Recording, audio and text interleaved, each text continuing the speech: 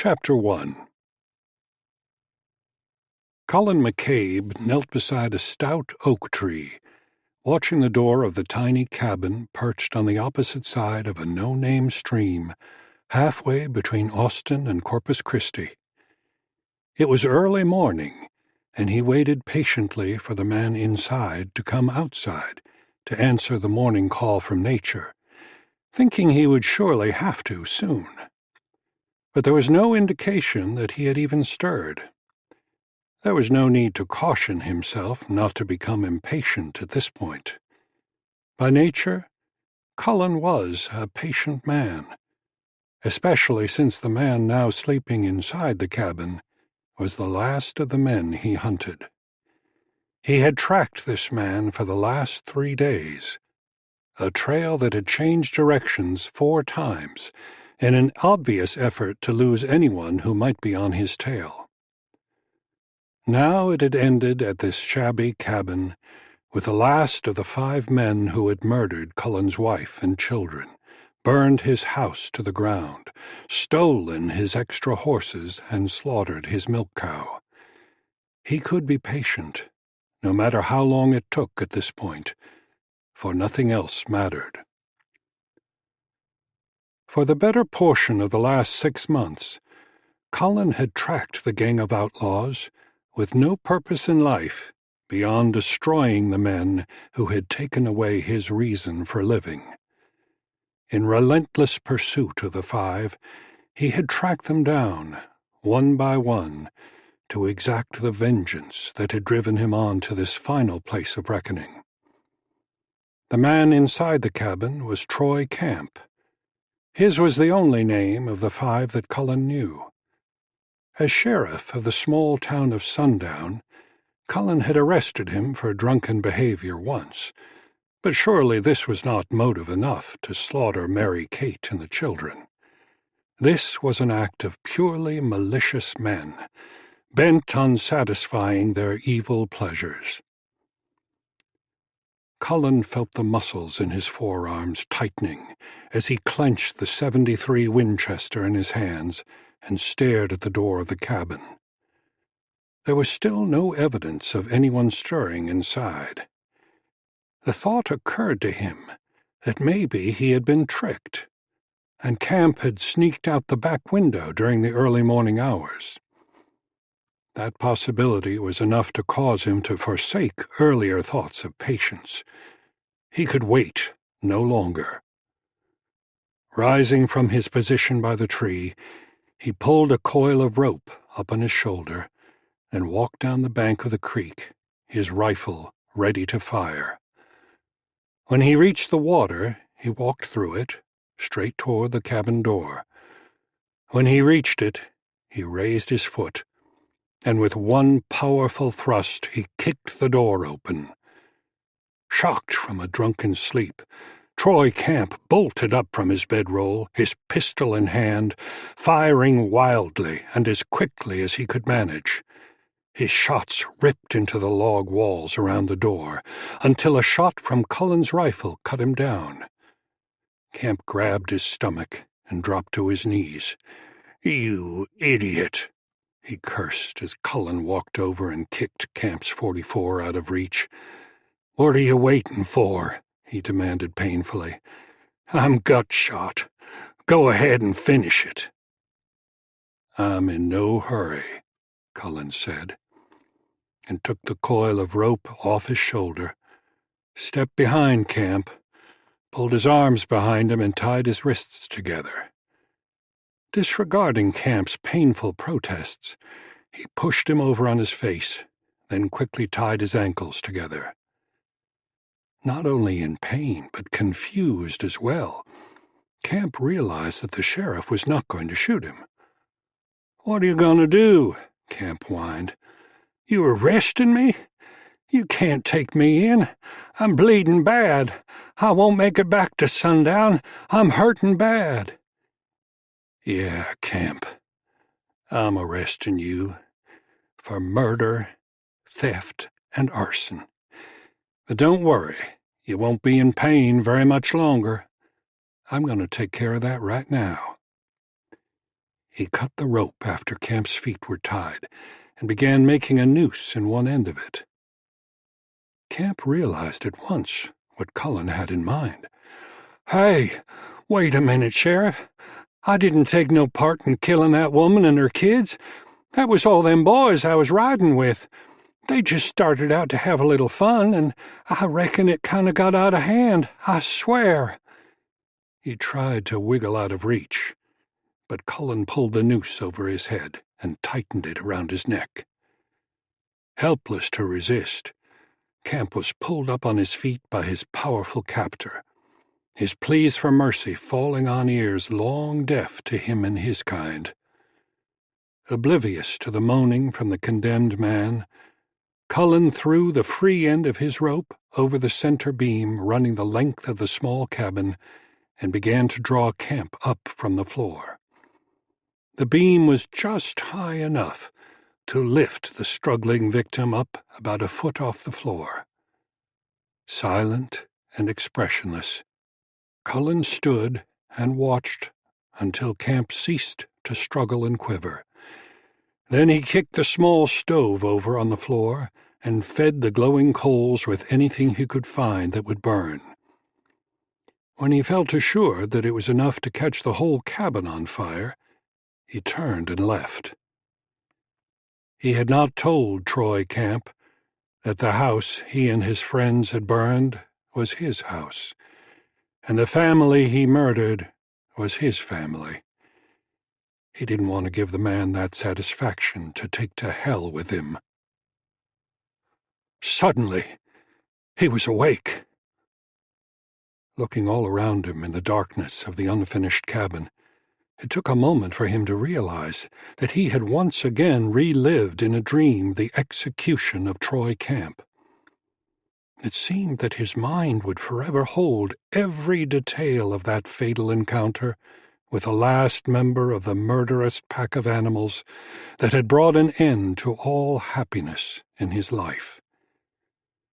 He released a weary sigh and lay back on his bedroll, reluctant to try to go back to sleep, fearing that he might be drawn back to that encounter yet again. As he lay there, he wondered if he should have remained the sheriff in Sundown. Jason Barrett, the mayor, had almost begged him to stay, but Cullen could not bear the thought of living there with his family gone. He stayed only until Tom Hawkins agreed to take the job. Then Cullen left, to find some place where he wouldn't see the people he knew in Sundown, to be constantly reminded of what he had lost. For want of anything better, he settled on this lonely bank of the Brazos, downstream from the little town of Two Forks, where no one knew him. He was aware of the fact that he would have to find some means of surviving, but at the moment he didn't care what happened to him. He also knew that he would eventually decide to do whatever it took to go on. "Jimmy!" Leon Armstrong, telegraph operator in Two Forks, Texas, called to his son. "Yonder he goes!" When Jimmy hurried into the telegraph office, his father pointed to a lone rider on a bay horse, leading a sorrel pack-horse. He handed a telegram to the boy. "Looks like he's fixin' to pull up at Thornton's. Hurry on over there and give him that wire. He don't come into town that often, and it's been settin' there since Monday." Leon was especially anxious to see the telegram delivered, because he was sure it had to be important. The telegram even said it was important. It read, "Governor Hubbard requests that you report to his office in Austin ASAP. Stop. Important that you meet with Governor and myself. Stop." And it was sent by Michael O'Brien, assistant to the governor. Leon couldn't recall anyone else in Two Forks ever receiving a telegram from the governor's office. He remained standing in the doorway, watching Jimmy as the boy ran across the muddy main street, hopping over the deep wagon ruts left by the recent rainy weather. When the message had arrived, Leon was not really sure who Cullen McCabe was. He had never received any telegrams addressed to him before. He would not know now, had he not asked Ronald Thornton if he knew who the somber-looking stranger was. Thornton's general store was the only place he had seen McCabe patronize, and Thornton wasn't able to tell him much about the man beyond his name.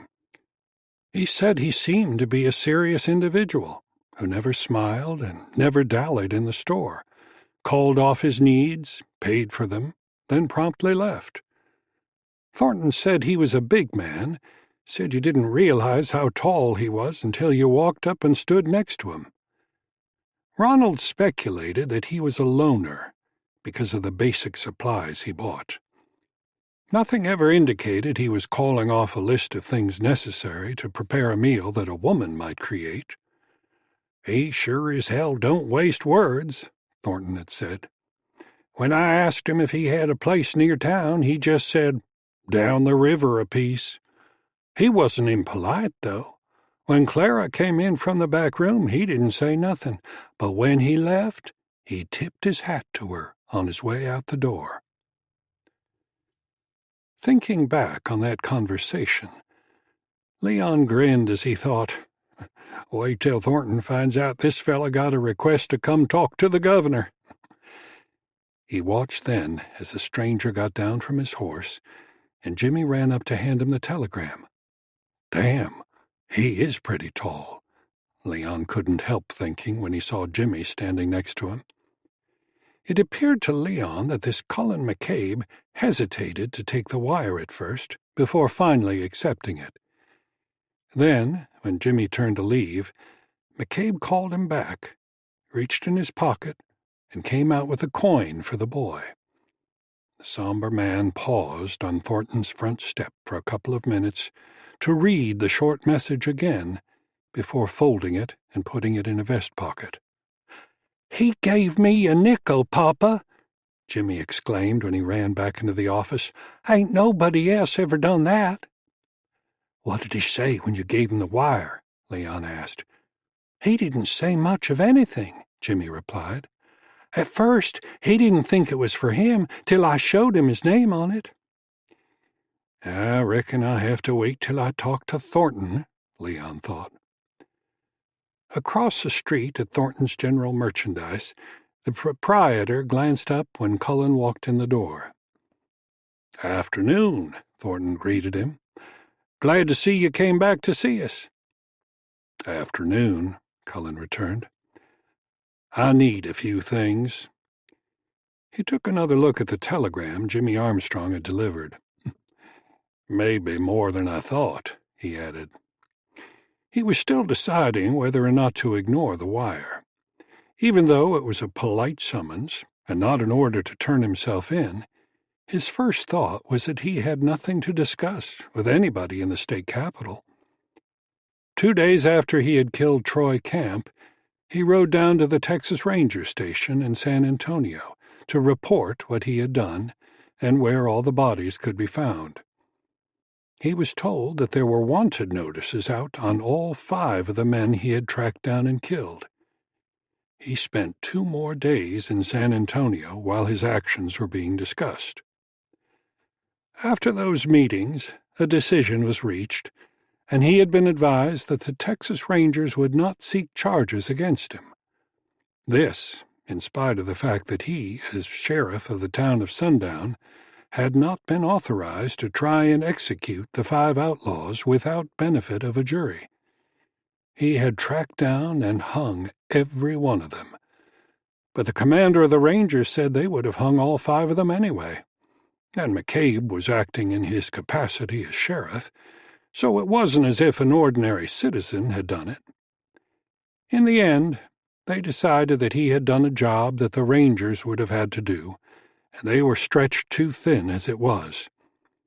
It was not officially noted, but the lenient decision was greatly influenced by the fact that it was Cullen's family that had been so savagely destroyed. When they asked where they might contact him in the event any more information was needed, he told them 2 Forks, since he had decided never to return to sundown. "You got a list or something?" Thornton asked when Cullen seemed to have his mind somewhere else. "No," Cullen replied. "No list." Then he called off some things he needed: bacon, salt, coffee, flour primarily. He considered sugar for a moment when Thornton suggested it, then declined. As in the case of his every visit to the store, the transaction was simple and quick, with no time spent on small talk. Within a few minutes' time, he took his purchases and was gone, leaving Thornton with a growing curiosity about the man.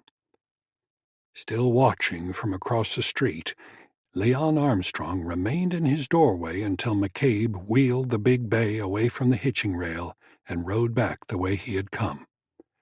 As soon as McCabe passed by the River House saloon at the end of the street and continued on out of town, Leon called to his son, "I'll be back in about 5 minutes. Just be across the street if anybody needs me." Without waiting for a reply from Jimmy, he hurried across the street to Thornton's store. Thornton looked up when Leon came in the door. "I figured it wouldn't be long before you showed up," he said. "But I don't know any more about him than what I told you before. I don't reckon he said more than 5 or 6 words the whole time he was in the store." Thornton's wife, Clara, walked in to join them. "You two are working up a lot of steam about that fellow," she said. "If you ask me, I think he's an outlaw, hiding out somewhere down the river." "Well, I don't know about that," Leon was quick to challenge. "I thought you might be interested to know.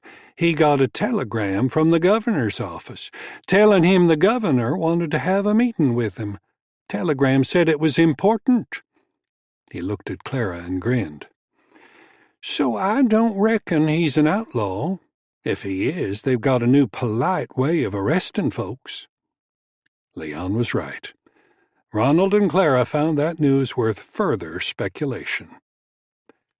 As for the mystery man they puzzled over, Cullen McCabe had nothing on his mind beyond taking care of his horses and completing a small log cabin he had been working on before winter set in over the Texas plains. He had built a 3-sided shed for Jake and his pack horse before starting the cabin, so his horses had shelter. Taking care of them was his major concern now that his family was gone. And with the men who had destroyed his family now having been dealt with, there was no longer any purpose to his life. So he had no thoughts on what he would do now that vengeance was done. He had found it impossible to think beyond each day that passed. That was before he received the telegram. As he rode back down the river on this late afternoon, he thought about the summons again. What could the governor possibly want to talk to him about? Maybe there was some problem with the Rangers over their decision not to prosecute him for the 5 hangings.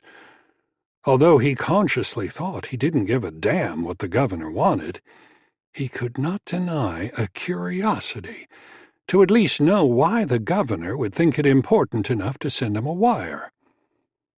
These were the thoughts that captured his mind as he guided Jake down through the stand of oaks that shielded his primitive homestead on the riverbank.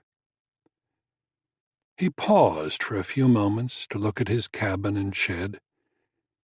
It was a far cry from the solid home he had built for Mary Kate and their 3 children, that was now no more than a pile of burnt timbers and ashes. It was a place he could not bring himself to return to, so he had carried the bodies of his loved ones over 8 miles away from there, until finding a little spot on a hillside that seemed appropriate. It had been since the first of spring that his world had been destroyed, but he came to realize that the burned images of what had been left of his wife and children would forever be in his conscious mind. He thought again of the telegram in his vest pocket. The fact that it made no sense that the governor of Texas sent for him was enough to spur his curiosity to find out why. Still puzzling over the unlikely circumstance that the governor even knew who he was, he decided to ignore the wire, figuring it had to have been a mistake. As soon as he made that decision, he immediately changed his mind, his curiosity having gotten the best of him. "What the hell?" he shrugged. "There ain't nothing keeping me here."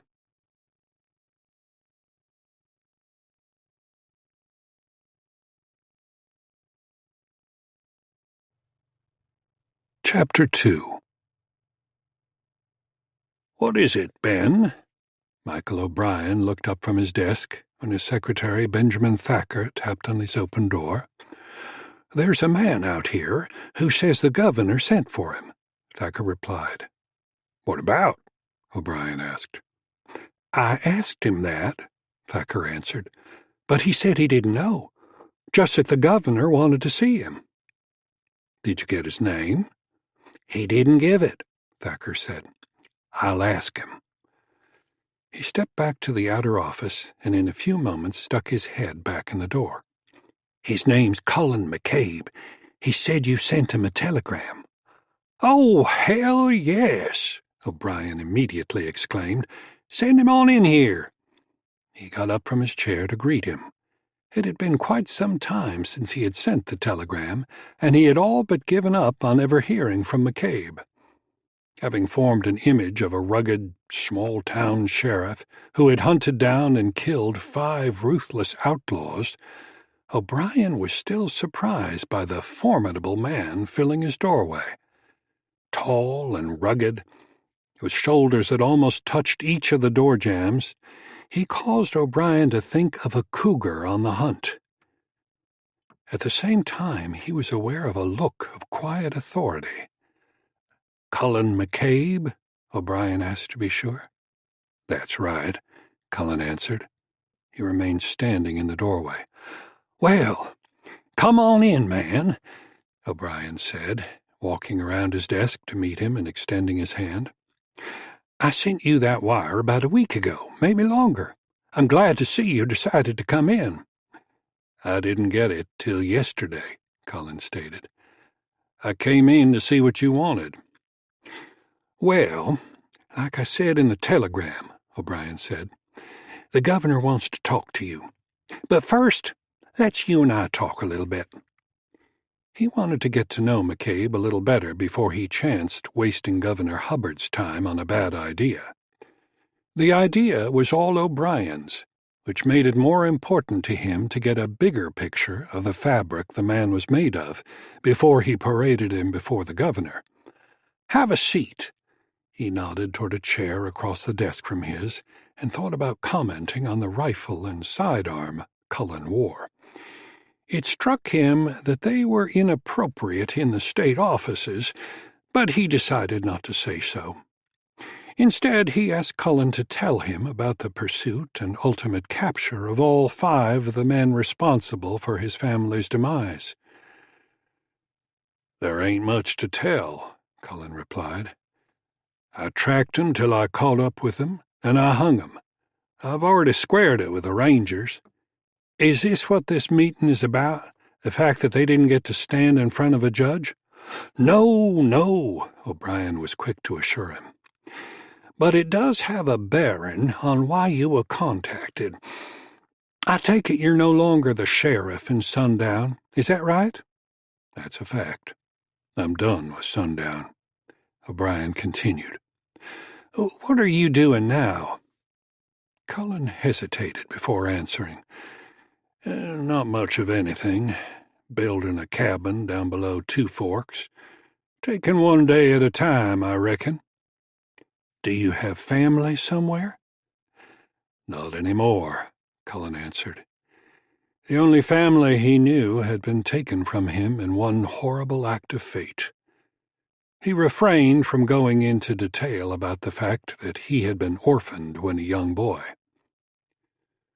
O'Brien began to believe McCabe could not be more qualified for the position he had in mind. It sounds to me like you don't really have any plans for what you're going to do now." When Cullen shrugged indifferently, thinking that was what he had just said, O'Brien continued, "You ever think about maybe doing something positive with your life? Something that might help the people of Texas?" "Like what?" Cullen asked, already thinking this a pointless meeting he had been summoned to. "I'll tell you what," O'Brien replied. "Why don't we go in and talk to the governor about that?" And Cullen's silent reaction seemed to indicate he wasn't particularly enthusiastic about it. O'Brien said, "If the governor thinks the same as I do, then he might offer you a job. Just bear with me, all right?" "A job? What kind of job?" Cullen couldn't think of a thing he could do to help the state of Texas. "Let's let the governor talk to you about that," O'Brien insisted. "From what you've just told me, you're pretty much adrift on what you're going to do. So you might as well listen to a possible job that would do some good, all right?" Cullen shrugged. "I reckon." He decided, since he had gone to the trouble to come this far, he would listen to what the governor had in mind. "Might be best to leave your weapons here," O'Brien said as he got up from his desk. "They'll be all right. We're just going up to the end of the hall to the governor's office. Sit here a minute while I go see if he's available right now. He's been in a meeting all morning, but he should be out of there by now." He hurried out the door, leaving Cullen to wonder what he had walked into, and whether or not it might be best to be gone when O'Brien returned. He hadn't decided before O'Brien came right back and beckoned him to follow. "Mr. McCabe!" Governor Hubbard got to his feet and greeted Cullen when he walked into his office. "Michael tells me you might be the man to fill a job we're considering." He reached out across his desk to shake Cullen's hand. "Right now, I'd have to say you sure as hell look capable." "Thank you, sir," Cullen replied respectfully. "Tell you the truth, I didn't have any idea I was coming up here to apply for a job." "I know we hit you kind of sudden-like," Hubbard said, "but I think you should consider the offer. Before we get into that, tell me why you didn't just shoot those outlaws when you caught up with them instead of going to the trouble of hanging them." "What they did was a hanging offense," Cullen replied. "There wasn't any doubt they were guilty, and I didn't have a courtroom handy, but I wanted them to experience the same fate they would have got from a judge." Hubbard nodded as he considered that, then said, "Michael says, from what he's been able to learn, that there was practically no lawlessness in the town of Sundown while you were the town marshal. Is that right?" Cullen shrugged. "Sundown's a peaceful town. A lot of good folks there." Hubbard nodded thoughtfully. He was impressed by the lack of boastful bravado on the part of the quiet man. Needing no further speculation, he made his decision on the spot. "I'm sorry to say I've got another meeting that I'm already late for, but I'm offering you the job. Michael will tell you all about it, and I hope you'll give it some serious consideration. He'll be your contact here if you decide to take the job." He grabbed his coat and was out the door in a moment, down the hall to his meeting. With Hubbard's hasty, although official, approval, O'Brien was ready to make the actual job offer. It was not what Cullen would have imagined, but he listened with no small amount of interest. As O'Brien explained, Cullen was to be appointed as a special agent, answering to the governor alone, or O'Brien on the governor's behalf. He would not be subservient to any law enforcement agency in the state, and would be sent on assignments where no other agency was close by. "In the great, wild expanse that is now the state of Texas," O'Brien went on, "there are more and more settlers moving into territory that used to be controlled by Indians.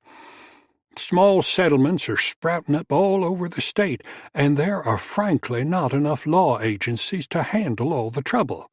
He shook his head thoughtfully. Unfortunately, there are plenty of outlaws making their way into Texas as well. O'Brien stressed that Cullen was to be, in effect, a troubleshooter, sent to help in any way he could, and authorized to make arrests if he deemed it necessary. O'Brien made it clear that there would be no restrictions on how he handled the assignments, as long as he put an end to the trouble he was sent to quell. "Let me make it perfectly clear to you," O'Brien emphasized, "the governor is not interested in hiring an assassin. You are to use your weapons only as a last resort. Is that clear?" Cullen said he understood, so O'Brien continued. "You would receive a salary of $75 a month, plus a certain amount for expenses." This caught Cullen's interest right away, for he had no foreseeable source of income since he had left his sheriff's job in Sundown, and the little amount of money he had saved was close to running out. $75 a month was a healthy salary. It was enough to make the decision for him. When he asked what part of the state he would be working in, O'Brien answered, "The whole state of Texas, wherever there's a problem and no law in place."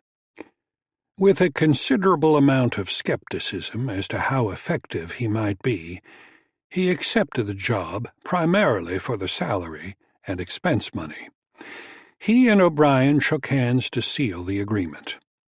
"I have to warn you, though," O'Brien said, "we're not signing any contract for any specific length of time, so if either party is dissatisfied with the performance, we'll call the whole thing off.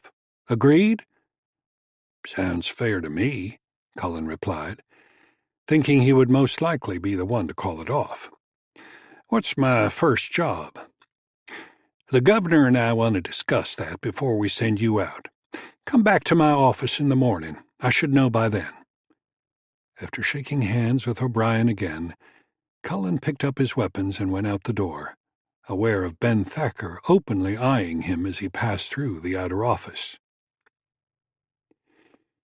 Since he was not sure what time O'Brien customarily started work each morning, Cullen left his horses overnight at a stable near the Capitol, with instructions to give them each a portion of grain and see that they were watered. The owner of the stable directed him to a small hotel where he could get a bed and bath for a reasonable price. After a night competing with a colony of bugs for possession of the straw mattress on the wooden bunk bed, he was more than happy to see morning light make its way through the dingy glass window. He made it a point to inspect his clothes thoroughly before he put them on, to make certain he departed the room alone. Satisfied that he had accomplished that, he headed for the Capitol, arriving outside O'Brien's office door at 6 o'clock. It was a little after 7 when O'Brien, carrying a briefcase, walked down the hall to his office. "You're here early," he greeted McCabe. "Have you been waiting long?" When Cullen replied that he had been there since 6, O'Brien looked surprised. "I should have told you what time to come," he said. "I just came by the office to drop some papers off, and then I was planning to go to breakfast. I usually get to work at 8. Seeing no reaction from his somber new agent, he asked, "Had your breakfast yet?" He didn't wait for Cullen's answer before suggesting, "Why don't you come with me and we'll talk over breakfast? Big fella like you could probably handle some breakfast, right?" "I reckon," Cullen answered, and gave up his weapons to be put inside the door when O'Brien unlocked it. Then he waited in the outer office while O'Brien went inside and left his briefcase on his desk.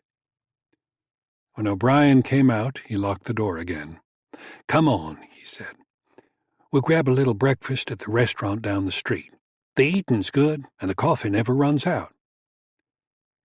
It was a short walk down a side street to a small building with 2 large windows in front. A sign over the door identified the business as the Capitol Diner. When they went inside, Cullen immediately felt a little out of place, because all the customers he saw at the 2 rows of small tables were dressed in suits and ties like O'Brien.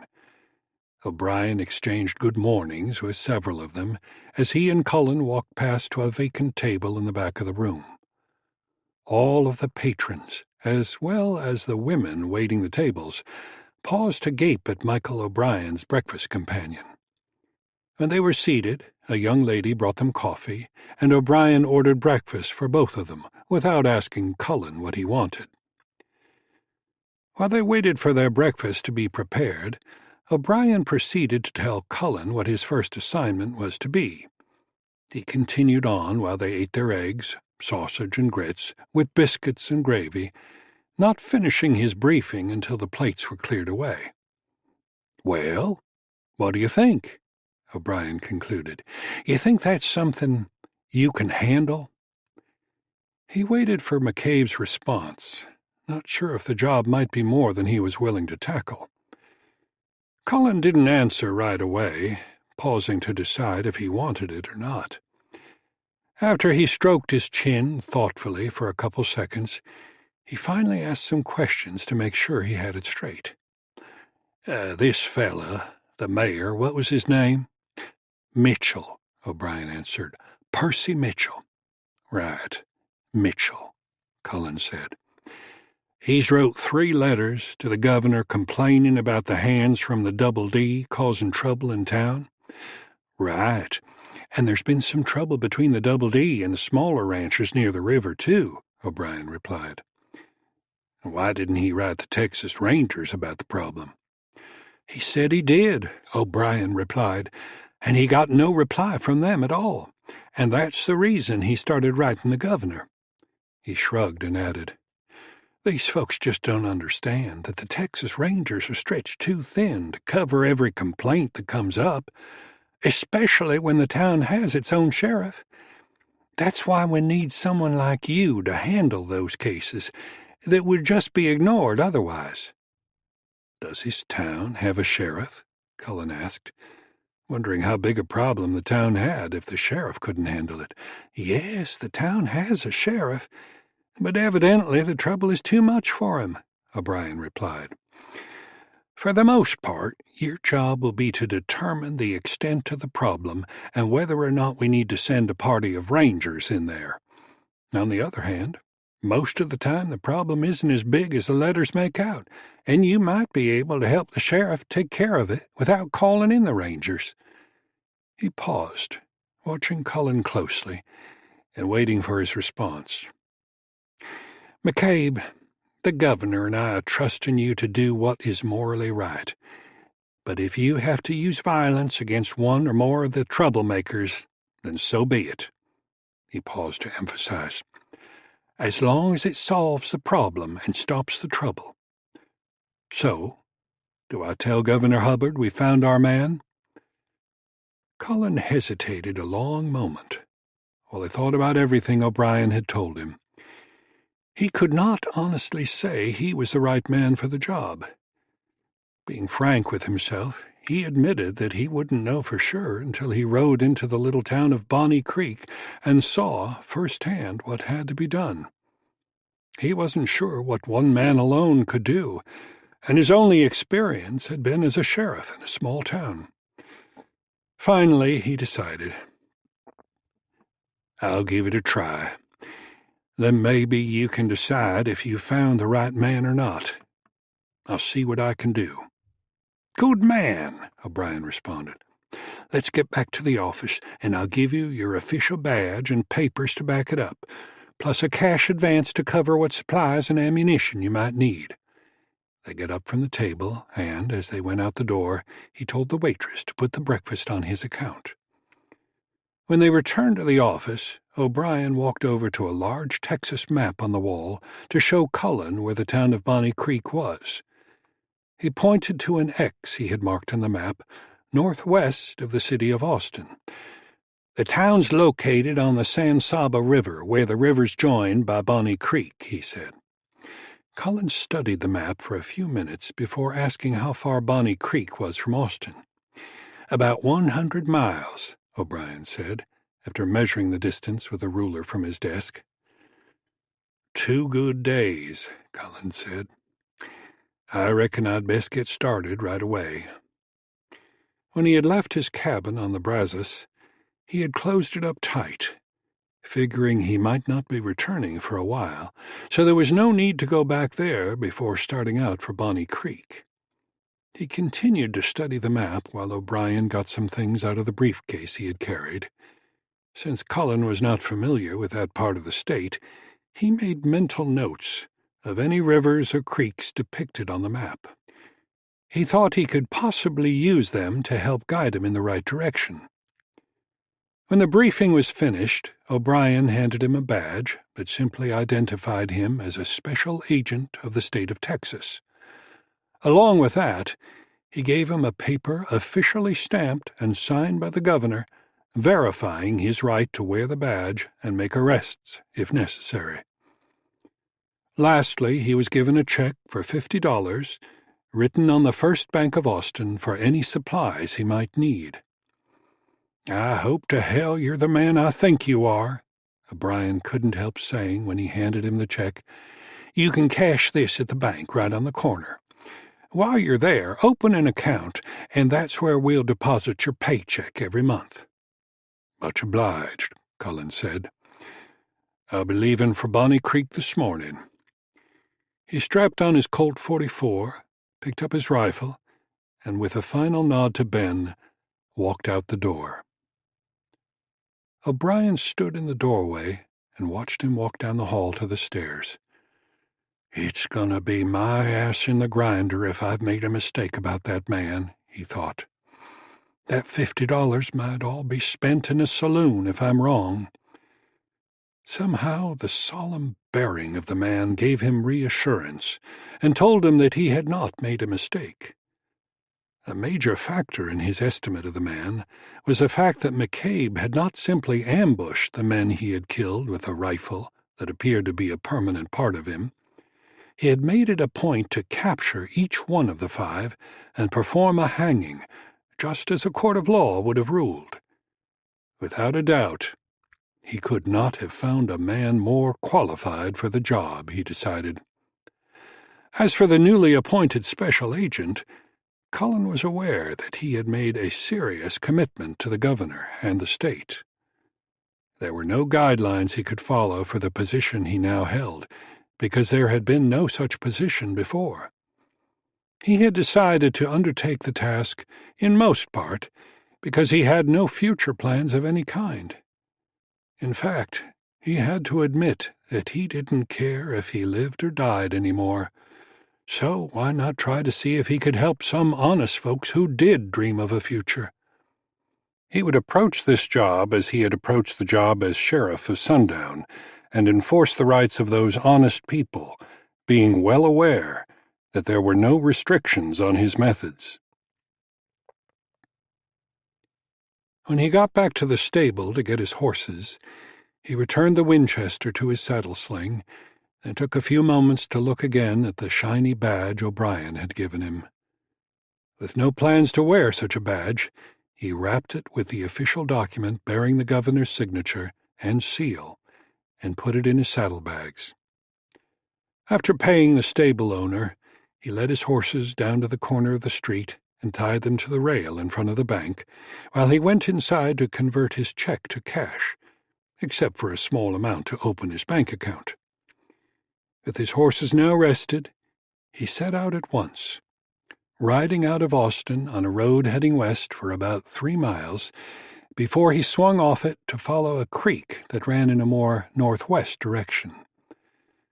Behind him, Michael O'Brien sat in the governor's office to discuss the meeting he had had with the newly appointed special agent. "Do you still feel confident that this McCabe fella has the integrity to know when not to go too far?" Governor Hubbard asked. "You know, the man just tracked down 5 outlaws and hanged them. I wonder about the chances he might turn rogue and kill without regard to guilt or innocence."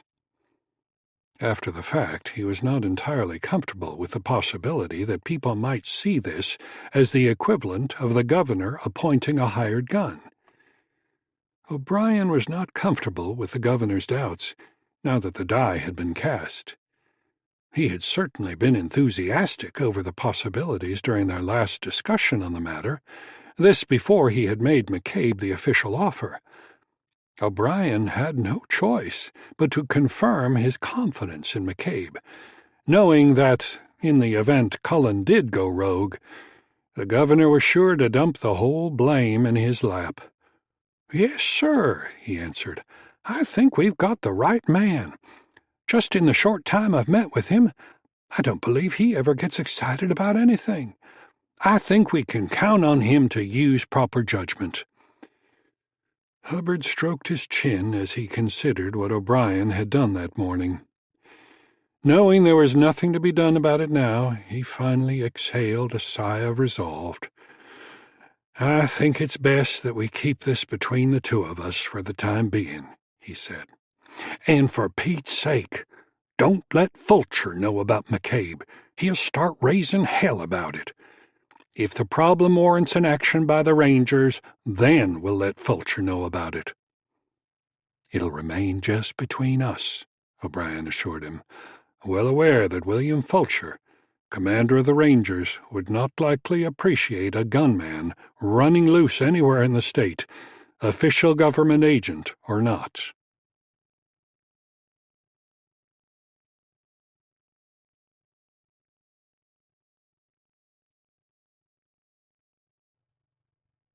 Chapter 3. After leaving Austin while the morning was still relatively fresh, Cullen hoped to reach Bonnie Creek in 2 days. If the distance was what O'Brien had estimated with his ruler, it was going to take 2 full days of hard riding for Jake and the pack-horse. Cullen knew the bay gelding was up to it, but it would be hardest on the sorrel pack-horse. 2 days gave him a long time to consider the job he had undertaken and how he was going to approach it. Since there was no road from Austin to Bonnie Creek, he had set his course in a general northwest direction, thinking he was bound to strike the San Saba River in 2 days. By the time he reached the river, he had decided not to inform anyone that he was a special agent, acting on the governor's behalf. He figured it would be best to get a feel for the town and the people running it before he decided what he might do to help them. He was fairly certain that there was a better-than-average possibility that the sheriff would not appreciate any interference with his job. As for the river, the question was in which direction the town of Bonnie Creek might lie, upstream or down, and how far was it? There was a wagon track running parallel to the river, with evidence of a fair amount of use, so he figured the town must not be too far from where he now was. Going on pure gut instinct, he decided to follow the river road north. If he was wrong, he'd just turn around and go the other way tomorrow. Whatever the direction, he was not willing to push his horses too much farther on this day. They had already worked hard enough, so he turned Jake downstream and started out parallel to the riverbank. After a ride of about half an hour, he was about to call it a day for the horses when he caught sight of the buildings of the town in the distance. "Just a little bit farther, Jake," he said, "and if there's a stable there, I'll see that you get some grain." He pulled Jake up to a stop before riding down the one short street that was the town of Bonnie Creek. He wanted to take a look at the town before he rode down to the stable he could see on the other end of the street. The first store was on his left and carried a sign that identified it as Mitchell General Merchandise. There was a wagon tied out front. He wondered if the owner was the same Mitchell who was the mayor. He decided it was a good bet they were one and the same, as small as Bonnie Creek was. There was an empty space between the general store and a small shop with a barber pole out front and what appeared to be a larger shop behind. Across the street, one of 2 buildings that were 2-story structures proclaimed itself to be a hotel, its back to the river, the other being the Bonnie Rose Saloon next to the stable. About the same size as 2 forks, he thought as he nudged Jake forward. Slow walking his horses down the middle of the street, he passed a blacksmith shop, where the blacksmith stopped his work to watch him pass. Next to the blacksmith, he saw the sheriff's office and the jail. He rode on, passing the saloon where a couple of horses were tied at the rail, and a man sitting on a stool fashioned out of a nail keg and a short board stared him past. When he reached the stable and dismounted, he was met with a cautious, "How do? Something I can do for you?" Cullen was aware that the man had been watching him from the time he had passed the blacksmith. "I need to put my horses up for the night," Cullen answered. "Depending how much you charge, I might want to keep 'em here for a while." "How long a while?" the stable owner asked, still cautious, almost as if he suspected mischief of some kind. "Well, I don't know for sure how long I'll be here," Cullen replied.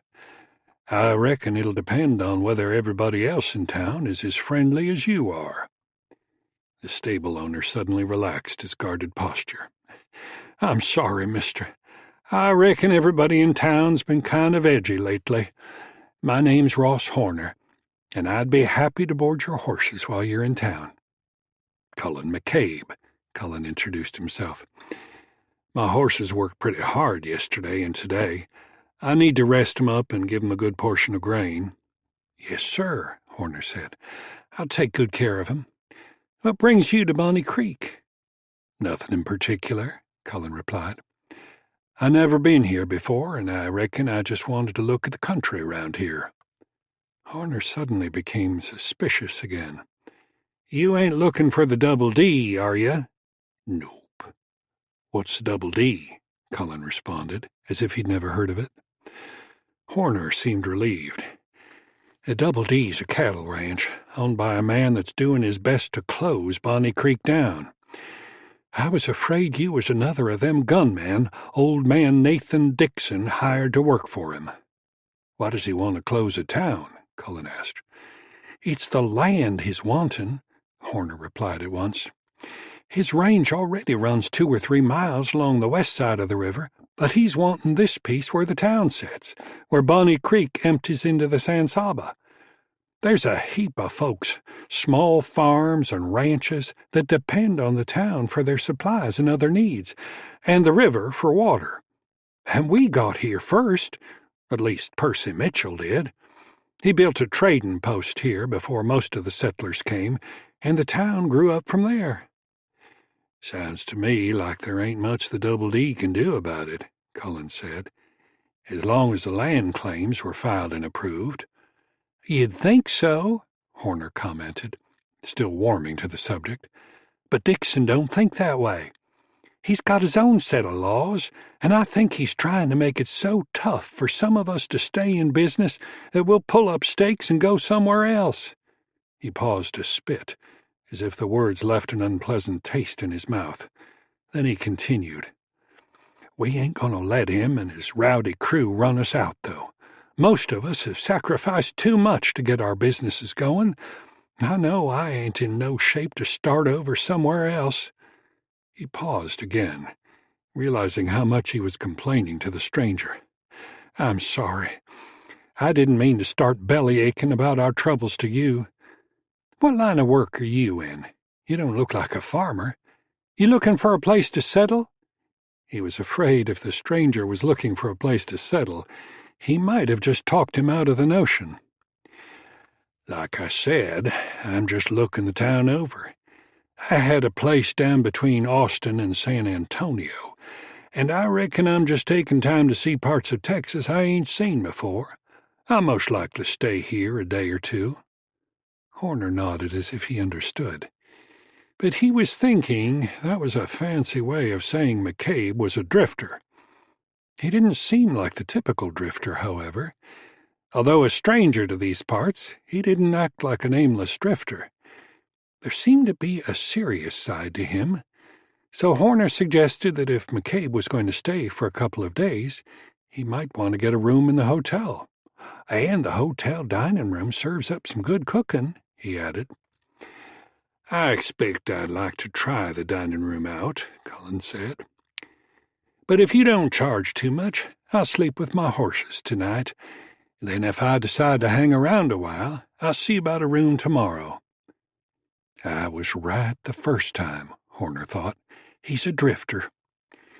In reply to Cullen, however, he said, "I won't charge you nothing to sleep in a stall if you're paying for 2 horses." "I appreciate it," Cullen said, and promptly paid him for his night's board. Horner led him into his stable and helped him unload his horses, then helped carry his saddle and other possessions into one of the stalls. When they were finished, Cullen pulled his rifle from the saddle and said, "I'll go try that diner out now. What time do you lock this place up?" "I won't leave here till about 7, Horner said. "Good. That ought to give me time to get some supper and maybe a drink after that," Cullen said after looking at his pocket watch. Horner pointed to a cabin behind the corral. "If you ain't too much later than that, you can knock on my door and I'll let you in the stable." He walked out the front door with Cullen and stood there a few moments, watching him walking up the street toward the hotel. "He's a strange cuss for a drifter," he thought. "Mighty damn serious, and he paid in advance for his horses." Daisy Lynch glanced up when she heard the door open and paused to take a longer look at the formidable individual standing in the doorway. He was a stranger in town. She was sure of that because she was certain she would have remembered if she had ever seen him before. "Come on in if you're gonna," she called out, "and close the door. You're letting a lot of cold air in." Not sure if she was naturally cross or merely joking with him, he closed the door and said, "Sorry." He paused to look the room over before starting toward a small table against the back wall. "Whoa, Cowboy," she said, stopping him. "If you're going to eat in my dining room, you'll have to leave those guns on the table beside the door." When he turned to look at her, she pointed to a table just inside the door. He saw no weapons on the table, so he glanced round the room to see if any men were wearing their guns. When he saw no weapons, he went back and placed his Colt on the table and propped his rifle against the back of it. Then, instead of heading for the table against the back wall, he took a seat at the table closest to his weapons. His change of mind brought the hint of a smile to Daisy's face, so she came over to his table and asked, "Double D?" He hesitated a moment to study the woman before responding. A strong-looking woman, it was hard to guess her age. She wasn't old, but she was not a girl. There was no sign of gray in her dark brown hair. It was obvious that she was a no-nonsense woman, and he felt sure she was capable of managing her dining room. "No," he answered her. "Why do you think I work for the Double D?" She chuckled and replied, "Because you look like the kind of man that rides for the Double D, instead of what most cowboys look like." She paused to see if he had any response to that. When he made none, she asked, "You want coffee?"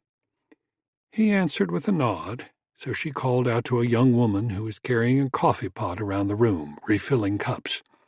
"Fanny, grab a cup and bring this fellow some coffee." She turned back to Cullen. "You just get in town?" Again he answered with a nod. "You're a talkative devil, aren't you?"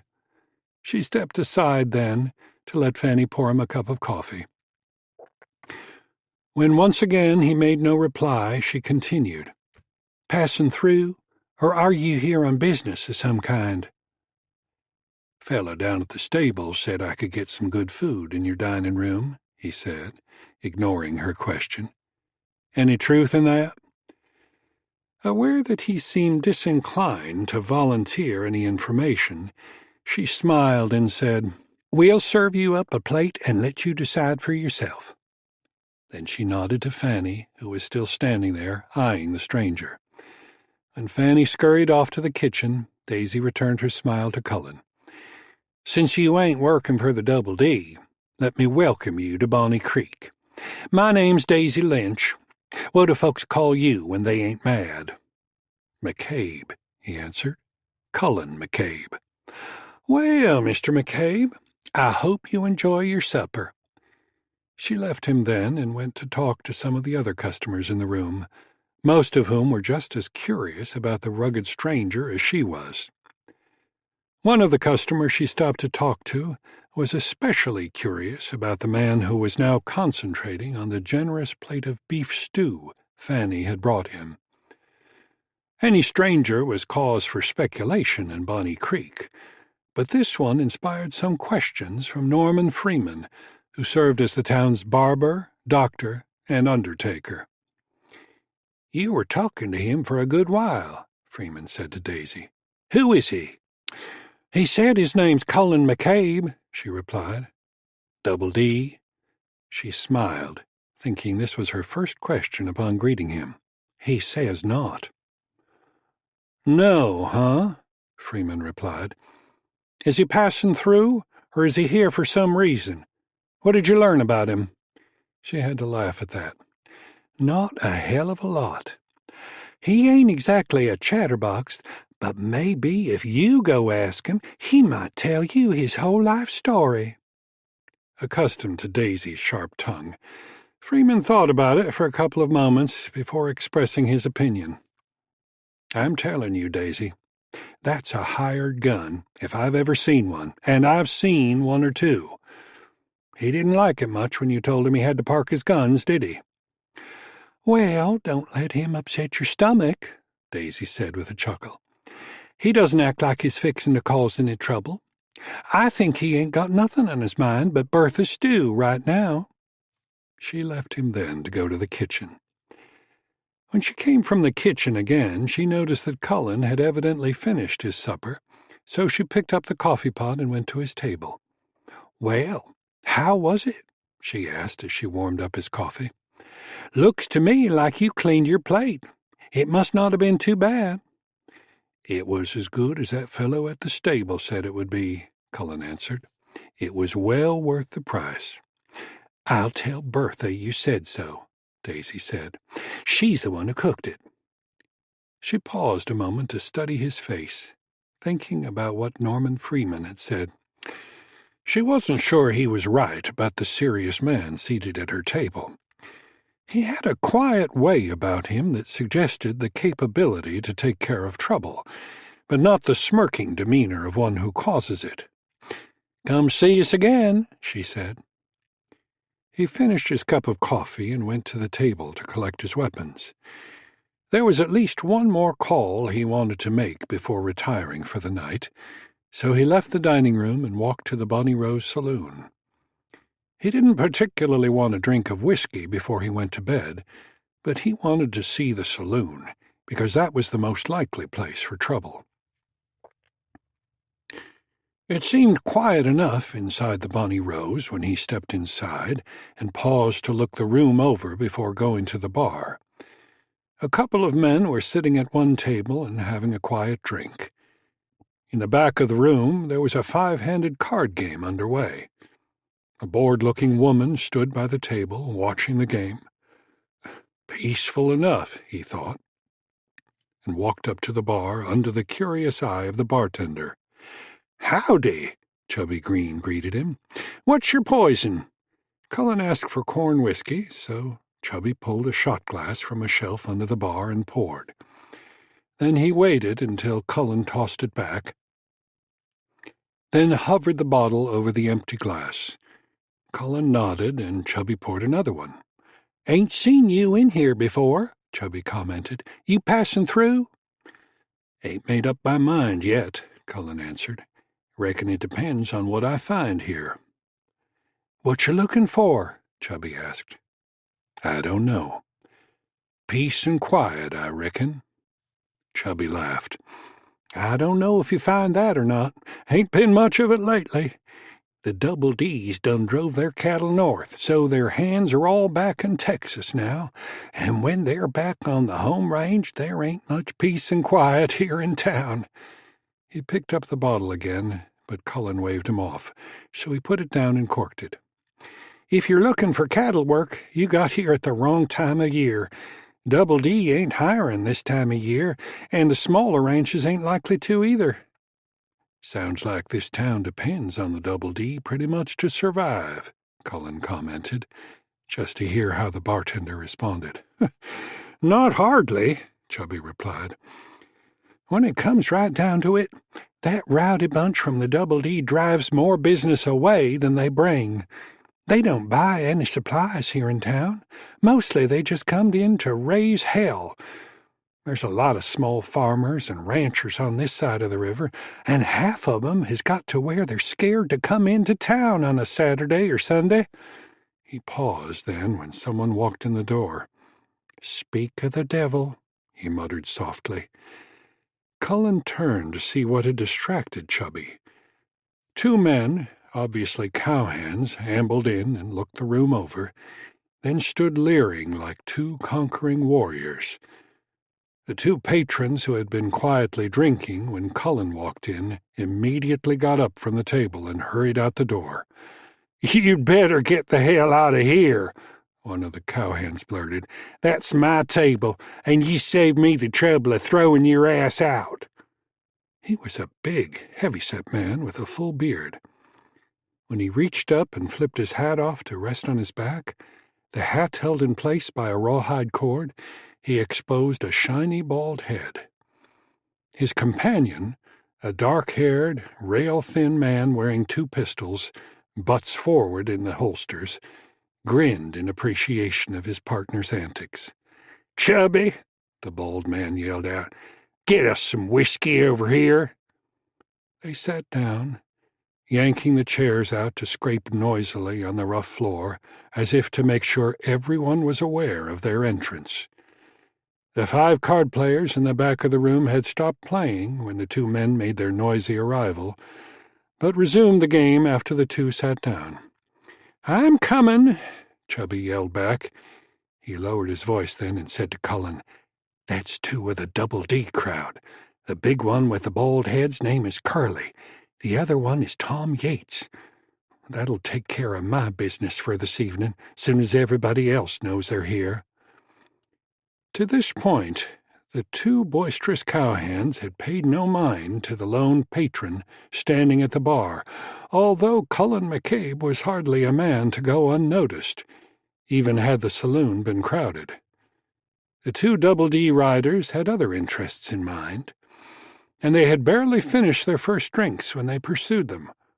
"Hey, Lily," Curly yelled, "come on over here and have a drink with us." Lily Bloodworth winced visibly when she heard him call, an obvious sign to Cullen that she must have had contact with the obnoxious brute before. She ignored his invitation and moved around a little farther behind the table to stand behind one of the card players. Her response did not go over well with Curly, so he yelled at her again. "Lily, damn it, get your ass over here!" Afraid not to respond again, but determined not to subject herself to his brutal behavior, having evidently been subject to it before, she walked towards his table, but stopped several feet short. "I can't right now, Curly. I got a customer."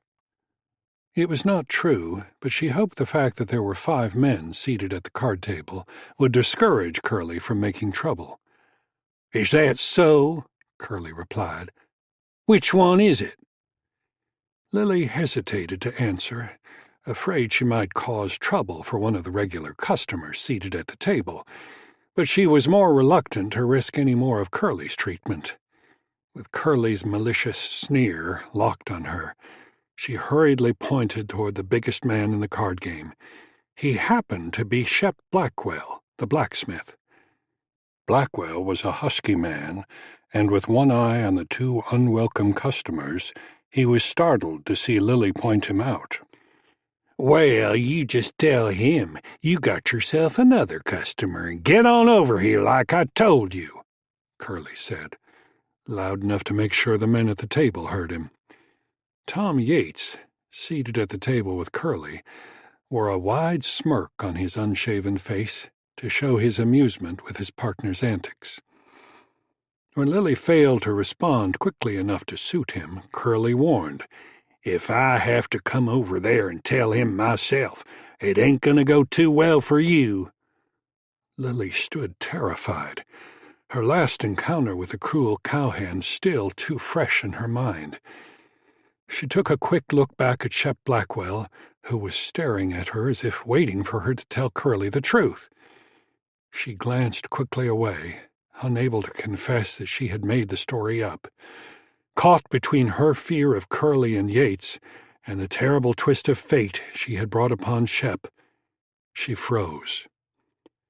Curly got to his feet, a smug smile of anticipation parting his full beard. He headed straight for the card game, pausing only to deliver a backhand to Lily's cheek as he passed her. "Get over there and sit down with Tom," he ordered. When he reached the card game, now brought to an abrupt halt, he pointed a finger at Shep Blackwell. "I reckon it's up to me and you to settle this little problem. What's it going to be? Knives, fists, or 6-guns? It don't matter to me. But if you don't get up out of that chair, I'm going to shoot you where you sit." The threat was enough to force Shep to his feet to stand behind his chair. "I'm not wearing a gun," he said. "Then it's fists or knives," Curly said, not giving Shep time to say more. "I'm partial to knives myself, but I get just as much fun with fists." "Why don't you just go on about your business?" Shep said. "I've got no reason to fight you." "Is that so? Well, I reckon I'll give you one," Curly taunted. "You ain't getting out of this whipping." He started to move toward him. An interested spectator standing at the bar, Cullen had made no motion to interfere, waiting to see what would be done to prohibit flagrant bullying like that he was witnessing. The bartender had made no sign of stopping the senseless confrontation. Surely he must have a shotgun handy under the bar, but he had stood as if turned to stone. Cullen suspected the cause to be the sneering Tom Yates and his 2 pearl-handled 6-guns. As for the other men in the card game, none showed the slightest inclination to rise to Blackwell's aid. Cullen decided it had gone far enough. He stepped away from the bar. "I expect that'll be about enough," he stated evenly. "What?" Curly demanded as both he and Yates jerked their heads around to see who dared to stick his nose in their fun. "Who the hell are you?" "I'm the man who's going to put a stop to the trouble you're trying to start in here," Cullen said calmly. "The man said he ain't got any reason to fight you, so I think it's best if you and your friend just pay your bill and get on out of here." Scarcely able to believe his ears, Curly looked the stranger over. He was taken aback by the challenge from the tall, somber man. Expressionless and confident, he was a big man, but Curly thought he was bigger, and he was damn sure he was meaner. With a confident grin, he started walking toward the bar. Cullen looked at Chubby, who was as frozen as Lily now. "Take that shotgun out from under the bar and hold it on the fella at the table. If he makes a move for those guns he's wearing, give him both barrels. Can you do that?" "Yes, sir," Chubby exclaimed, shaken out of his trance. "I sure can." He came up with the shotgun in a second and laid it on the bar, aimed at Yates. "All right, big man," Curly threatened. "I'm fixin' to carve you up real good." He drew a long skinning knife from a sheath on his gun belt and assumed a crouched position. Then he came toward Cullen, shifting his knife back and forth from hand to hand, a smile of anticipation on his ugly face, meant to intimidate. He hesitated for a moment when Cullen stood waiting for him, holding his rifle in both hands. "Put the damn rifle down and draw your knife," Curly demanded. "Rather not," Cullen replied, patiently. The big stranger's indifferent attitude tended to infuriate Curly. "Shoot yourself," he spat, confident he could move in fast enough to keep Cullen from raising the rifle to fire. With no further warning, he lunged forward, his knife in his right hand, with the intent to thrust it up under Cullen's ribs. Still holding his rifle in both hands, Cullen blocked the upward thrust with his rifle, then caught Curly under the chin with the butt of the weapon. The impact on Curly's chin produced a sound like that of a whip across a horse's rump. Curly slumped to the floor, knocked senseless. Anticipating the possibility that Chubby might hesitate, Cullen turned at once to level his rifle at Yates, who was slow to reach for his pistols, hampered by the fact that he was sitting at the table. "That'd be a mistake," Cullen warned, as he and Yates locked eyes. There was a standoff for a long moment. Then Cullen spoke again. "You're wondering if I cranked a live round in the chamber, right?" He pulled the hammer back with his hum. "You didn't see me crank a cartridge in the chamber. Maybe I didn't, but then maybe I did. Maybe you're a gambler. Are you willing to pay the price to find out?" He could tell Yates was thinking it over. Sitting in a chair, it would be a little easier to draw from a holster like his, which held the gun butt forward, than it would be with a typical holster. After another moment, a smile appeared on Yates's face. "You're right. I didn't see you crank a cartridge in that Winchester." The smile became wider. "But you was just standing at the bar, having a drink when we came in. You wouldn't hardly be walking around with that rifle ready to shoot. I think you're bluffing. I think if you pull that trigger, that hammer's going to fall on an empty chamber." He glanced at Curly on the floor, trying to get to his hands and knees. "Besides, you've still got two of us to worry about." Cullen shook his head slowly. "I'm warning you, don't do it." He barely got the last word out before Yates made his fatal move. He was fast, but he got only one gun halfway out of the holster before the .44 slug from Cullen's rifle slammed into his chest, knocking him hard against the back of his chair. With eyes open wide, he stared down at his chest in shocked disbelief. Knowing he was fatally wounded, he tried to get up, but sat back when he found he was unable to. "I warned you," Cullen reminded him. "Look out!" Chubby exclaimed, and pointed at Curly, struggling to get up off all fours. "He's fixing to get up." Cullen reached down and grabbed the hat on Curly's back.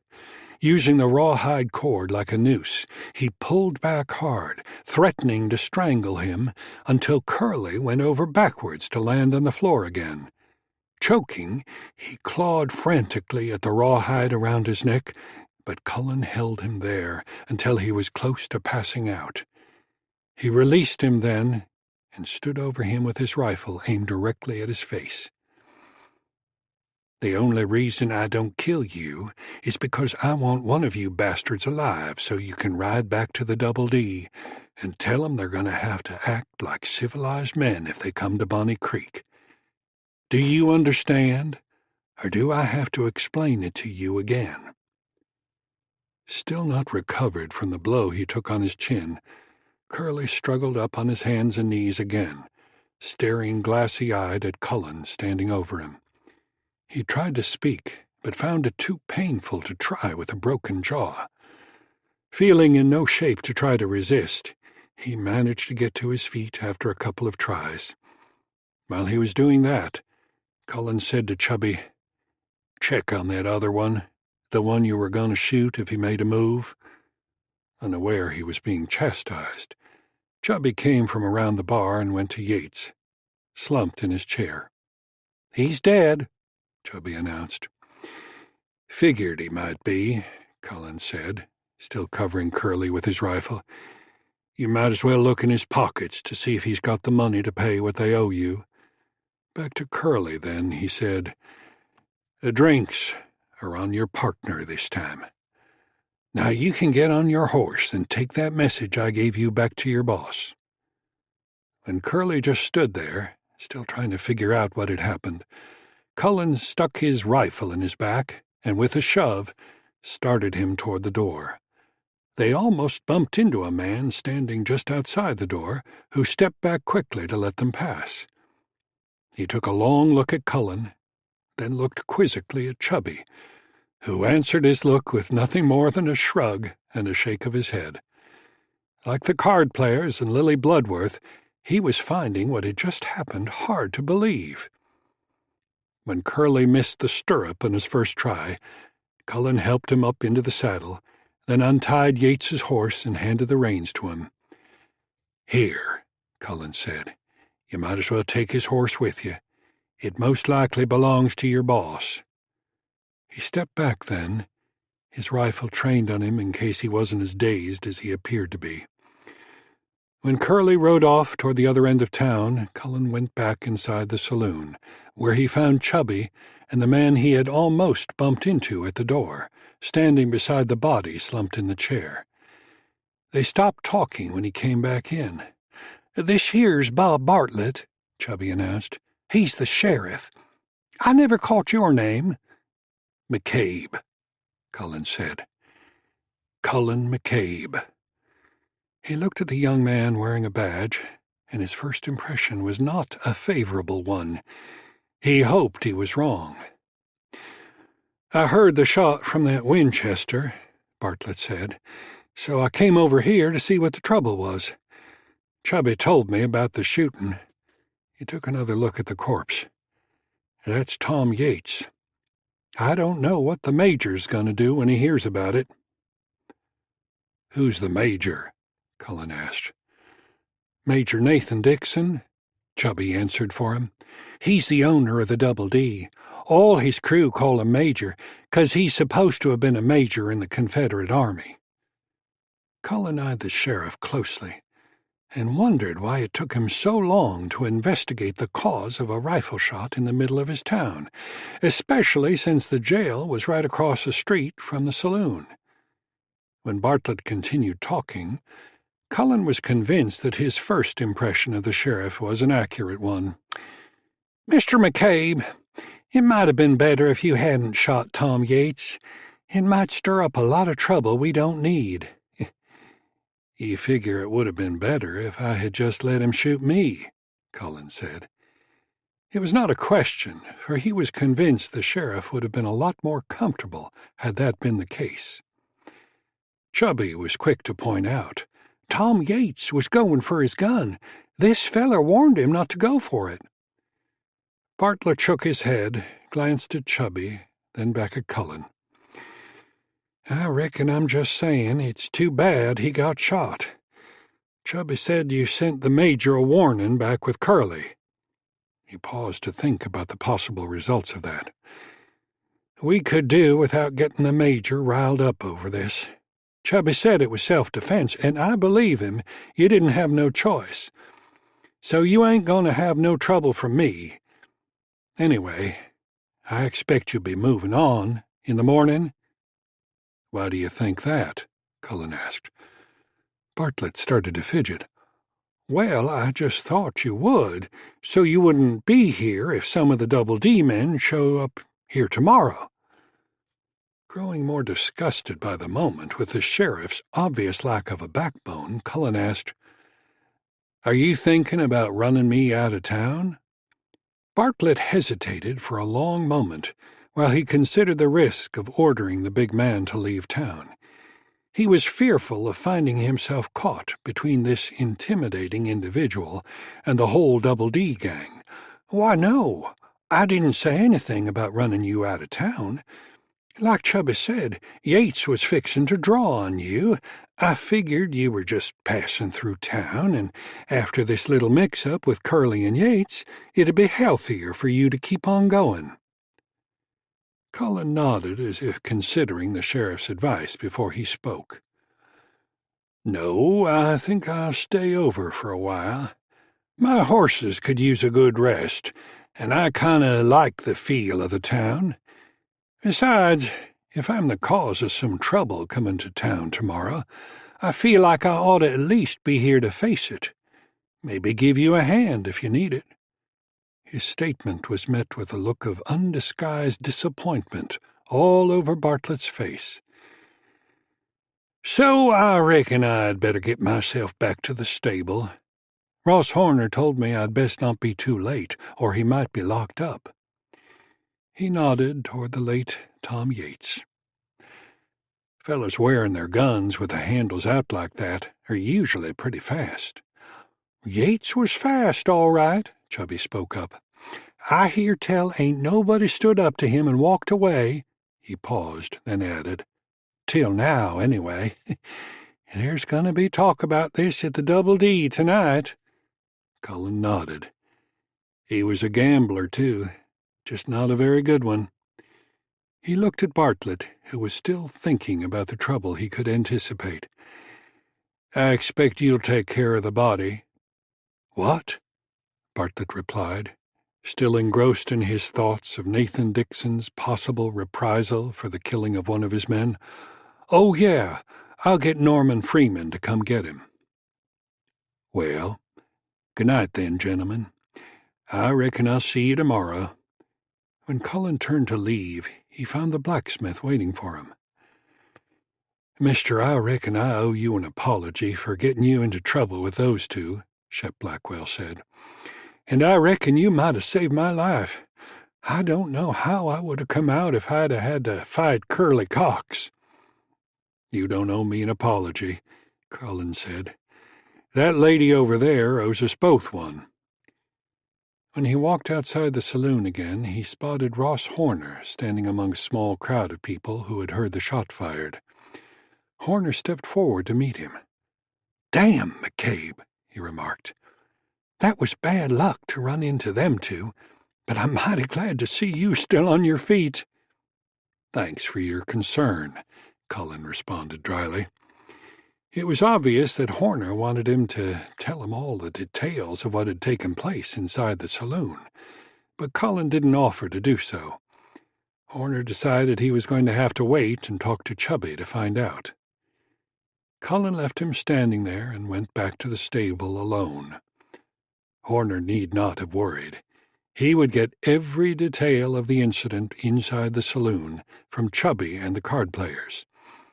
In a matter of minutes, it would be all over town about the mysterious stranger and the two Double D riders. Of special note was the way he handled the notorious bully, Curly. But the thing that spawned the most speculation was his duel with Tom Yates.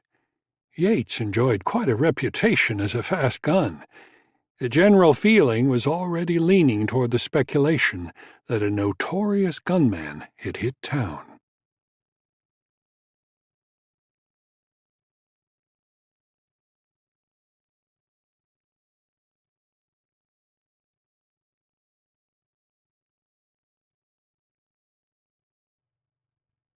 Chapter 4.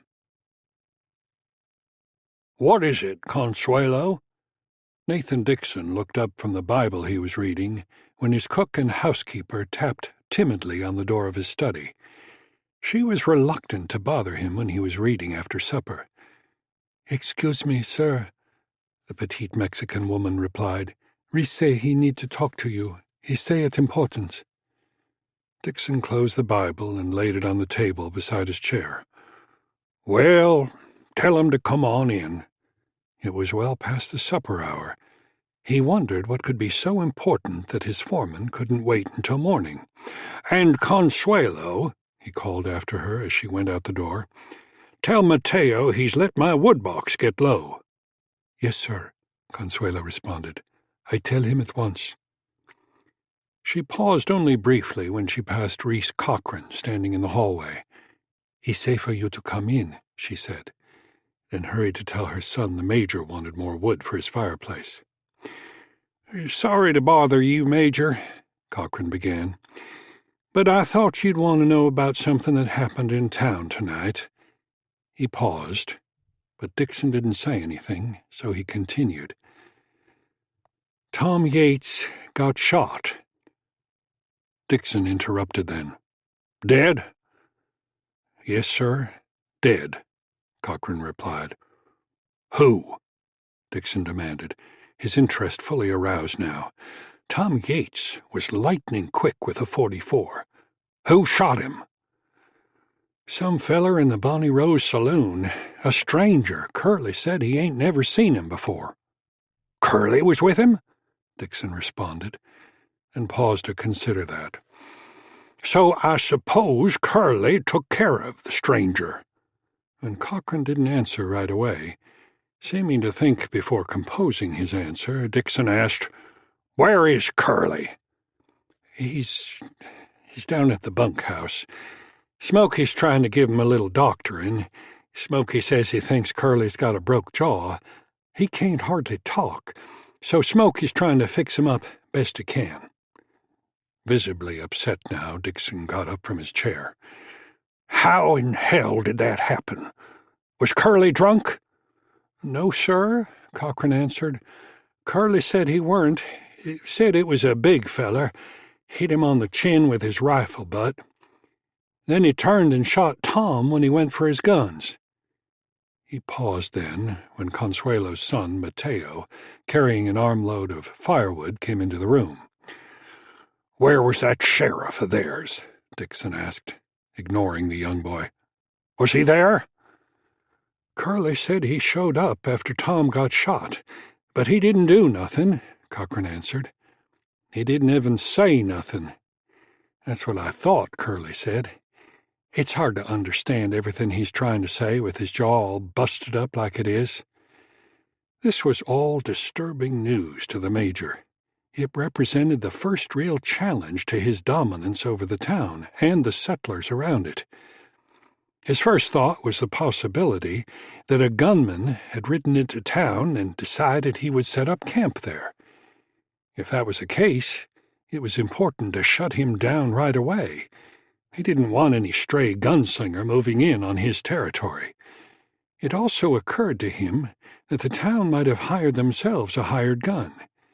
If he was raising hell in town, however, that was probably not the case. "I want to talk to Curly," he decided. He needed to know more about this stranger. "Yes, sir," Cochrane replied. "I'll go see if Smokey's got him patched up, and I'll bring him here." "No, I'll go down to the bunkhouse," the Major said, and started pulling on his boots. When they walked into the bunkhouse, they found Curly with a wide piece of a sheet wrapped under his chin and tied on top of his head. Already marks of bruising were developing, and there was considerable swelling around his mouth. "Can you talk?" Dixon asked. Smokey answered for the obviously miserable Curly. "He can talk a little bit. I told him he's got to keep his teeth clamped shut to try to keep them jawbones in place till they can get to healing. It ain't real plain, but you can make out what he's trying to say." Dixon nodded, but he really wasn't that concerned about Curly's discomfort. He was more interested in the stranger that put him in this condition. "How the hell did he get the jump on both you and Tom?" Curly tried to offer an excuse, but could not make the Major understand him. So after a few minutes of painful grunts and groans, Smokey took over for him again. "I got to where I can understand him a little bit," he offered. "I think he said the feller surprised him when they was having a drink in the saloon." Dixon figured that may or may not have been the case. "You say he was a big man?" Both Curly and Smokey nodded. "Was he wearing a badge?" They both shook their heads. "A damn hotshot gunslinger," Dixon thought. "Had to be fast to beat Tom Yates." He turned to Cochrane. "We'll take a little ride into town in the morning and see if this gunman is still hanging around. Maybe I might want to hire him, since it sounds like he was fast enough to beat Tom Yates. Or maybe we might just run him out of town. We'll take a couple of the men with us. Start right after breakfast."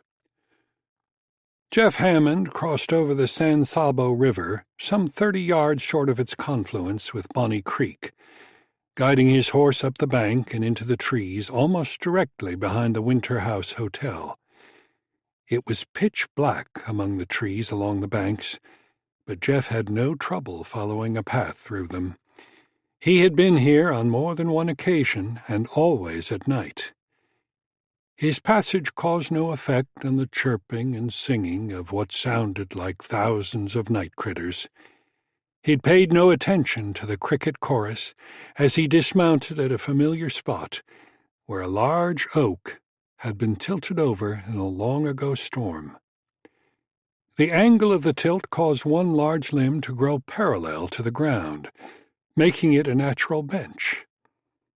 He looped the reins over a small branch of the oak and proceeded to the edge of the trees on foot, where he stopped to make sure all was quiet behind the hotel.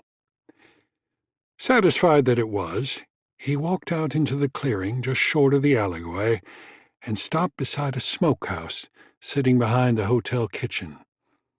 Taking another look around to make sure he was alone, he placed 2 fingers on his tongue and softly blew what sounded like the call of a bird. Inside her room behind the kitchen, Fanny Wright turned from her right side onto her left, not realizing why.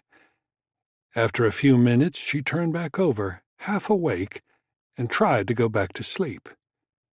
Another few moments brought her completely out of her sleep, and she realized that something had disturbed her, but she was not sure what.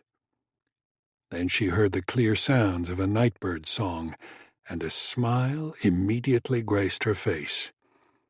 She hurriedly rolled out from under the quilt and slid her feet into her slippers.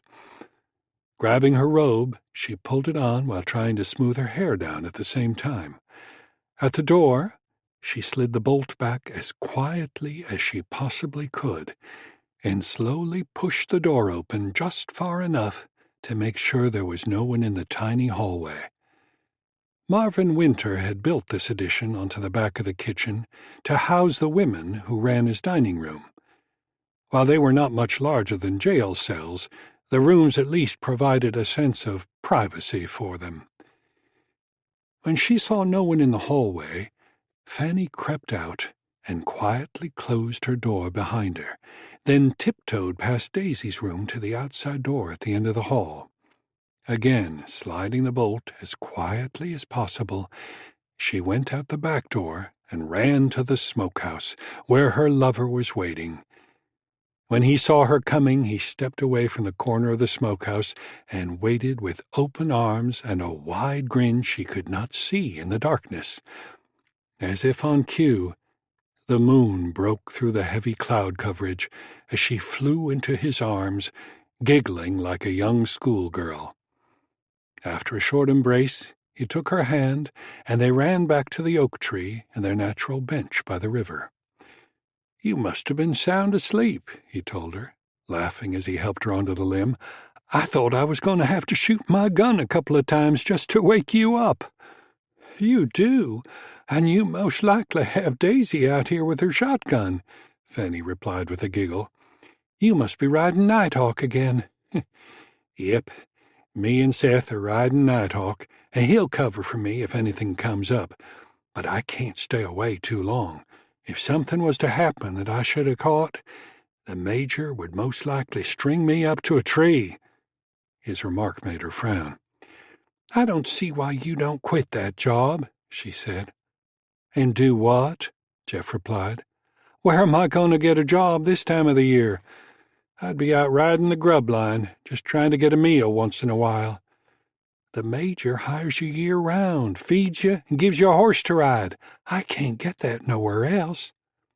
"Yes, but Jeff, the man you work for, is an outlaw, and he's made all his men outlaws, too." She frowned and took his hand. "You're not an outlaw. I know you're not." He shook his head slowly as he considered her words. "All the men were outlaws long before he hired 'em. That's the reason he hired him. I ain't no better. I got hired 'cause I was a friend of Seth's, and I helped drive a herd up from Mexico. And I reckon that makes me an outlaw, at least in Mexico. But I needed a job." "I know you're not an outlaw," she said to him again. "I wouldn't be out here holding your hand if you were." She had to laugh then. "Daisy would skin me alive if she knew I was sneaking off at night to meet a Double D cowhand. That man is trying his best to destroy this town and everybody in it." "I reckon I can't say you're wrong about that. He wants his cattle grazing right where we're sitting." He shook his head slowly when he thought about it. "And he'd nail my hide to the barn door if he knew I was trying to court a gal in Bonnie Creek." "Oh?" she said, pretending to be surprised. "Is that what you're doing? Courting me?" "You know blame well that's what I'm doing, and I'd ask you to be my wife right now if I had some way to support us without riding with a gang of outlaws." She knew there was a longing in his heart to share his life with her, and her heart ached for him, for what he said was true. He had nothing to start a family with. He didn't own much beyond his saddle and his weapons. They wouldn't make it 6 months. She snuggled up under his arm and thought about the circumstance that caused them to know each other. He came into the dining room with 3 other hands from the Double D to eat supper one night. The men he was with were typical of the rough cowhands the town of Bonnie Creek had come to despise. Their behavior was crude and loud, causing Daisy's other customers to eat quickly and leave. She remembered that he had not taken part in their coarse behavior, and sat quietly throughout their stay in the dining room. She had caught him stealing peeks at her, only to quickly look away if she looked in his direction. It struck her at the time that he was not like his companions. When they finally left, he returned alone to apologize for his friend's behavior. They talked for a short while, and it was obvious that at some point in his life he was taught to respect women. After that night, he would sometimes find a way to lose his friends long enough to come to the dining room for a meal whenever he was in town. It wasn't long before he asked if he could call on her sometime. Although it seemed their relationship was heading in that direction, still she was surprised when he actually asked her. She was very aware that she was not a beautiful woman, plain as a tabletop, in fact, but he seemed not to notice. So she said yes to his proposal, but she didn't want the town folk to know she was friendly with anyone that rode for Nathan Dixon, and that's what led them to this point of frustration in both their lives. "What?" she asked, suddenly aware that he had said something that broke into her reverie. "I said, as much as I don't want to, I reckon I'd best get myself back on the job," he said. "Seth might not be able to cover for me if I stay too long." "Just as I was getting comfortable sitting on this rough oak bench," she joked. He hesitated, thinking about what he was about to tell her. "Fanny, I need to tell you why I made it over here tonight. I need to warn you." When he said that, she immediately gave him her attention. "What I want to tell you is to be real careful tomorrow, and don't go out of the hotel if you can help it. The Major is planning to come into town in the morning, and he's taking Reese and Sam and Harvey with him. He's planning to kill that fella that shot Tom Yates, and anybody else that gets in the way, even if the sheriff's got him in jail. He don't want folks in Bonnie Creek thinking they can kill a Double D rider.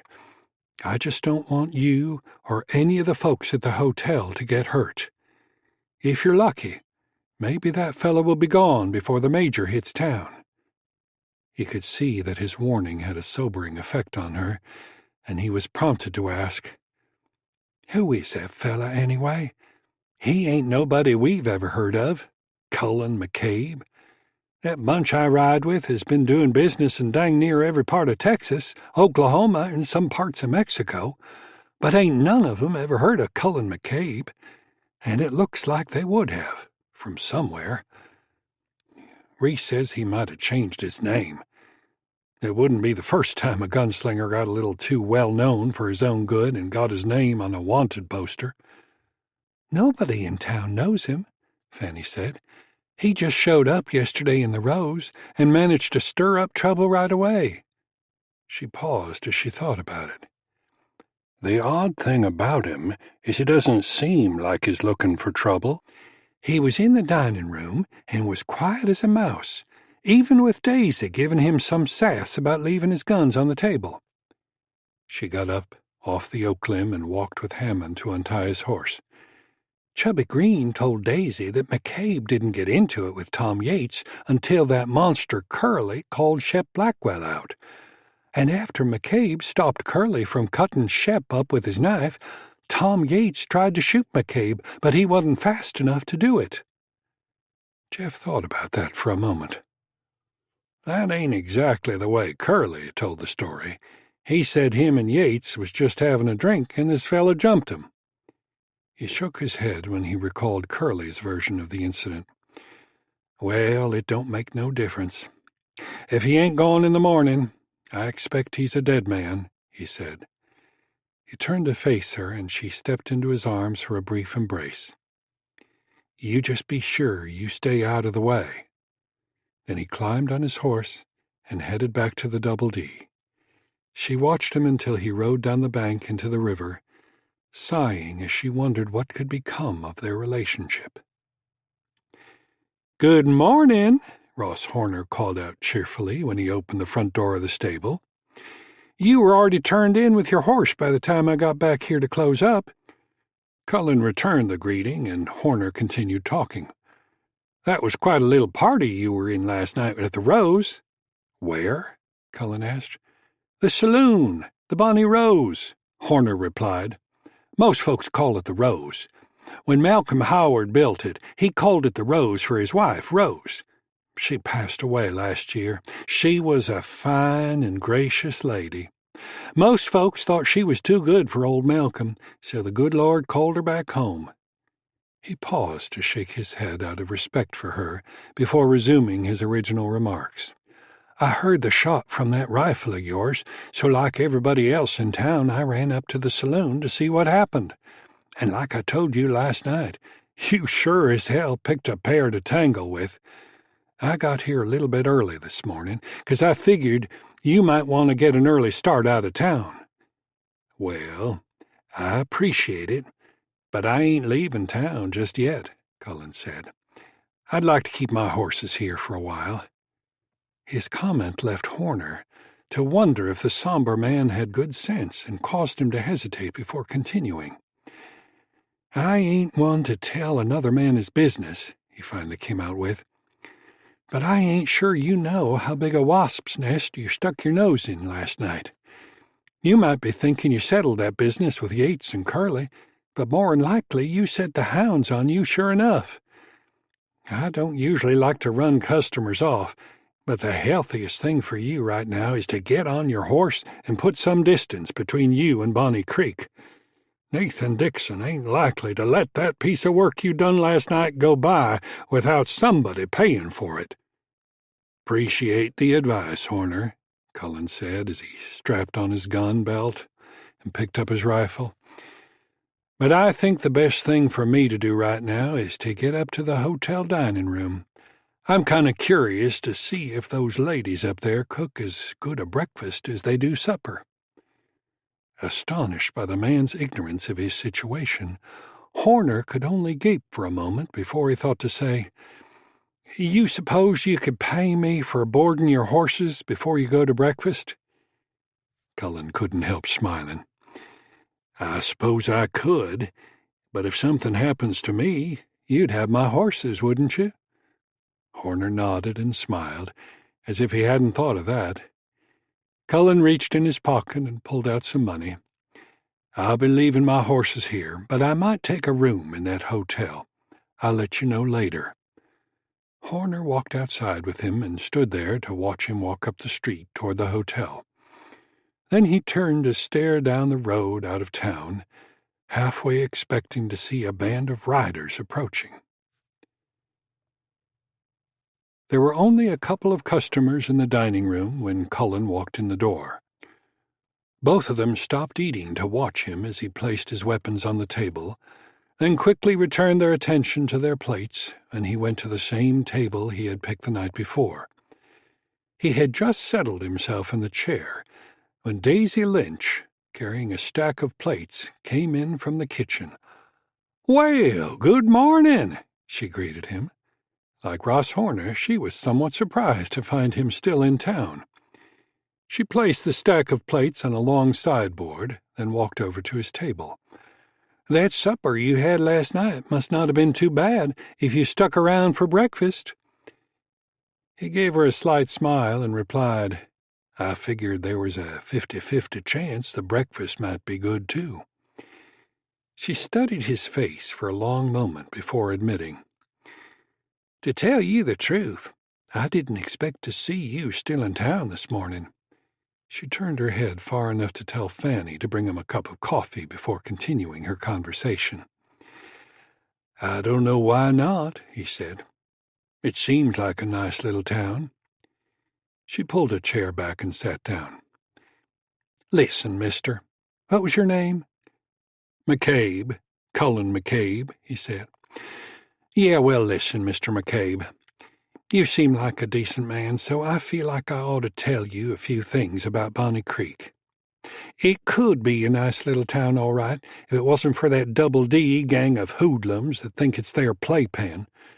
Everybody in town knows what you did last night in the Rose, and there's sure as hell going to be some riders from the Double D in town today looking to settle up for what happened to Tom Yates. Nathan Dixon ain't used to having his men come out on the losing end of a fight. Don't get me wrong. I appreciate what you're trying to tell me. It's mighty nice of you to care, but Tom Yates caused his own death last night, so I reckon I was within my rights to defend myself. The most important thing I've got on my mind right now is to try some of that hash those fellas are eating. Fanny," she instructed her waitress, who had paused to hear some of the conversation. Fanny turned and went immediately to the kitchen to fetch his breakfast.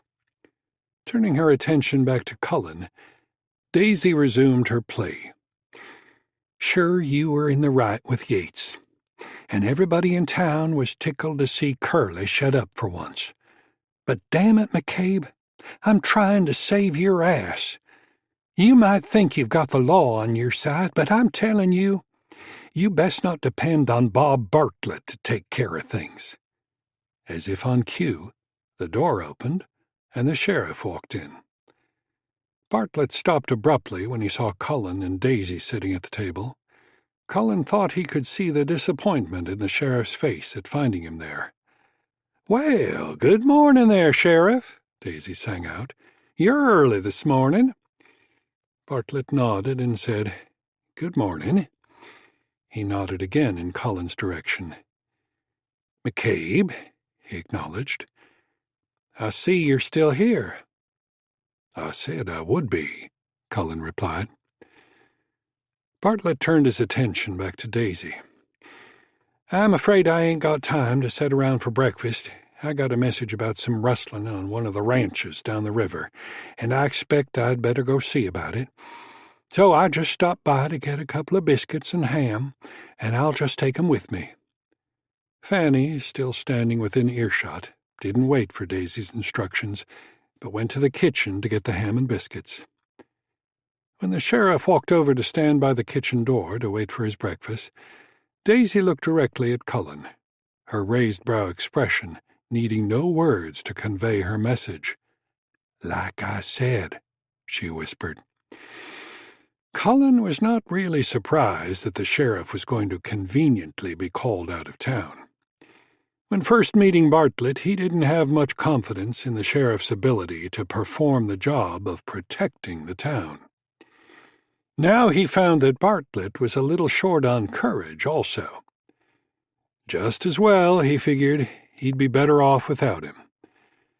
Well, there's no need to hurry my breakfast now, he thought, for he had planned to visit the sheriff's office next, in case Bartlett was inclined to enforce the peace.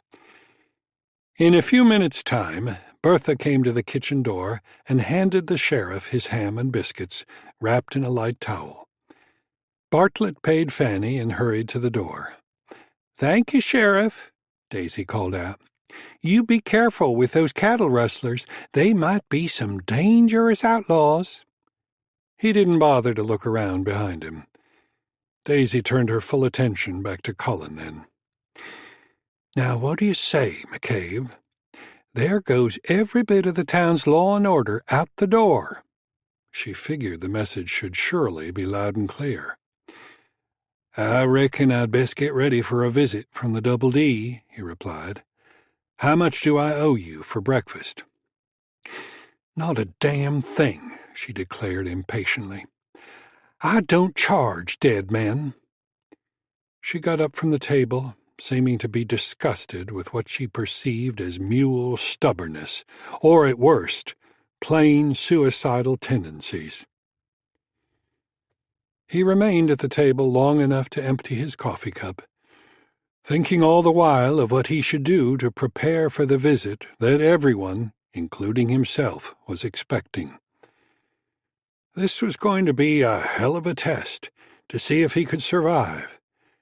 For a brief moment, his thoughts were shifted to think about his late wife and children. Maybe this will be the day we'll see each other again, he thought. But I'll damn sure make it expensive for the Double D. In spite of Daisy's offer of a free meal, he left some money on the table, deciding that he wasn't going to qualify for her charity. As he strapped on his Colt .44, he was aware of Fanny near the kitchen door, staring openly at him.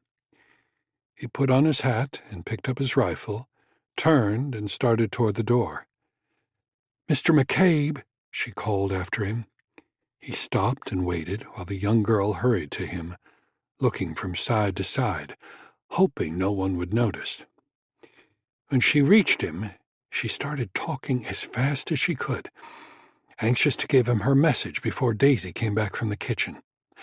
"They're coming to town this morning. I don't know what time, but Dixon and 3 men are coming in to find you and kill you." "How do you know that?" Cullen asked. She seemed so sincere that he didn't doubt her word. He just wondered her source. "I can't tell you that," she whispered, "and don't tell anybody I told you." She turned her head quickly when she heard Daisy yell something to Bertha in the kitchen. "You best run while you still have time," she urged, then turned and retreated to the other side of the room.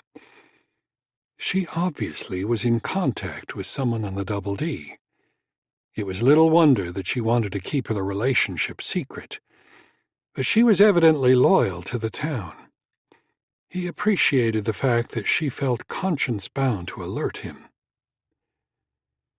Fanny Wright hadn't told him anything he hadn't already assumed, but he was confident now that there would be 4 of them. She was a surprising source for a tip-off. His guess was that she might have a romantic relationship with one of the Double D hands. He hoped that it wasn't someone he might be called upon to face. After leaving the hotel dining room, his first stop was the sheriff's office. He figured that it was the best place to make his defensive stand if there was to be one, and according to Fanny, there was. At this early hour there were few people on the street. Some of the merchants were getting ready to open their doors. All of them paused to stare at him as he walked down the middle of the street, enforcing the feeling that he was a stranger, and as such, he was very much on his own.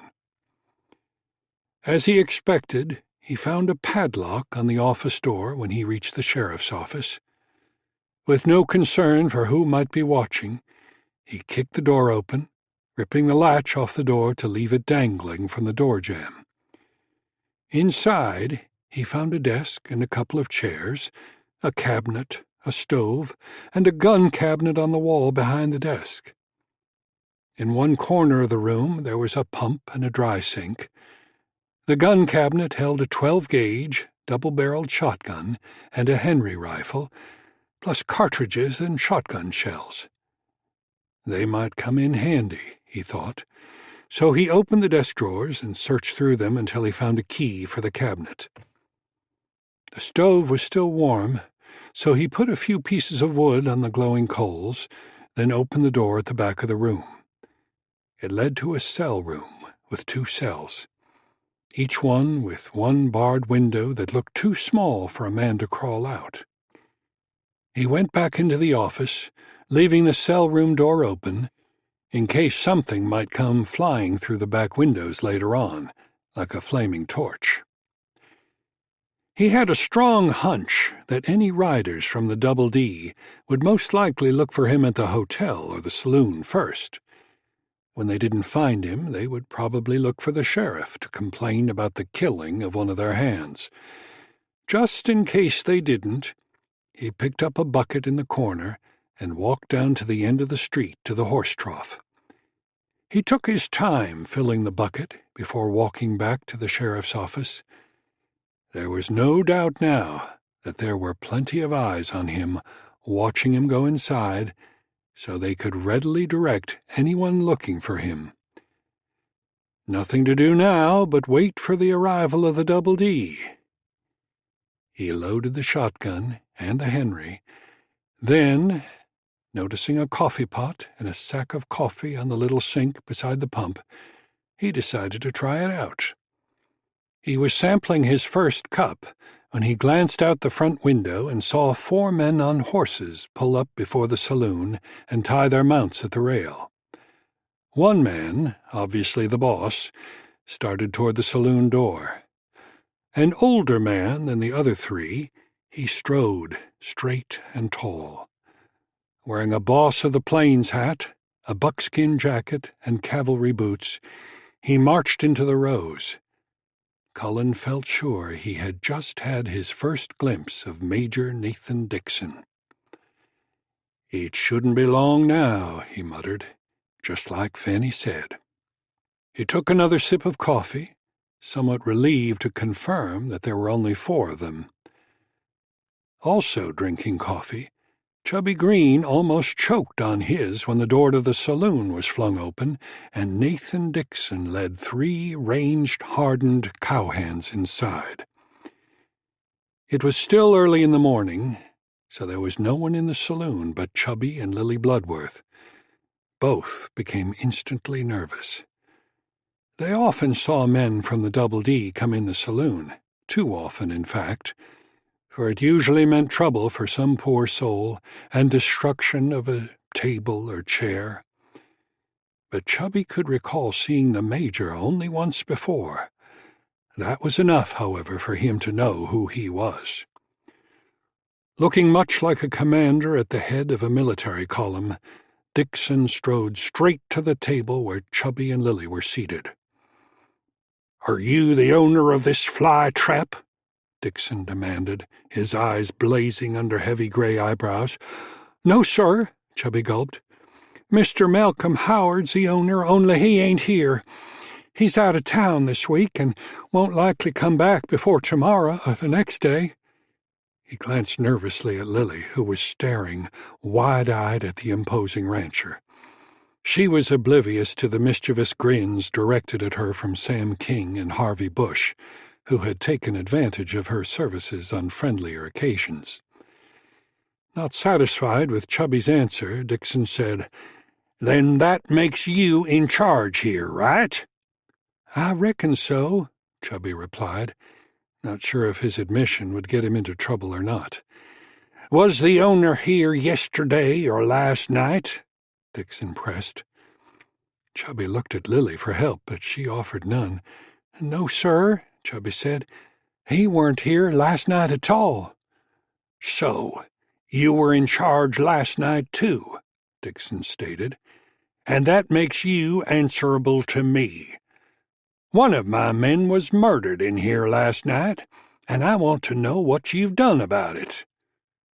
Chubby was struck dumb, but Lily spoke up. "It weren't murder.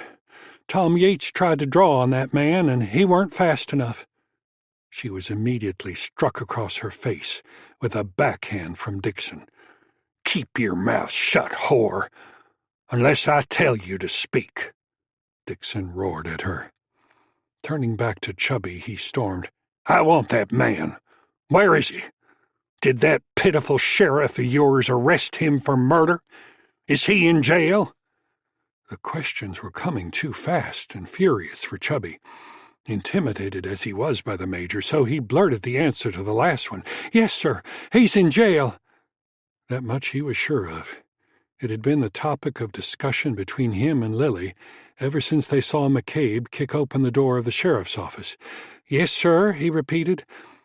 McCabe's in the jail. Dixon seemed surprised by that, knowing the sheriff's reputation.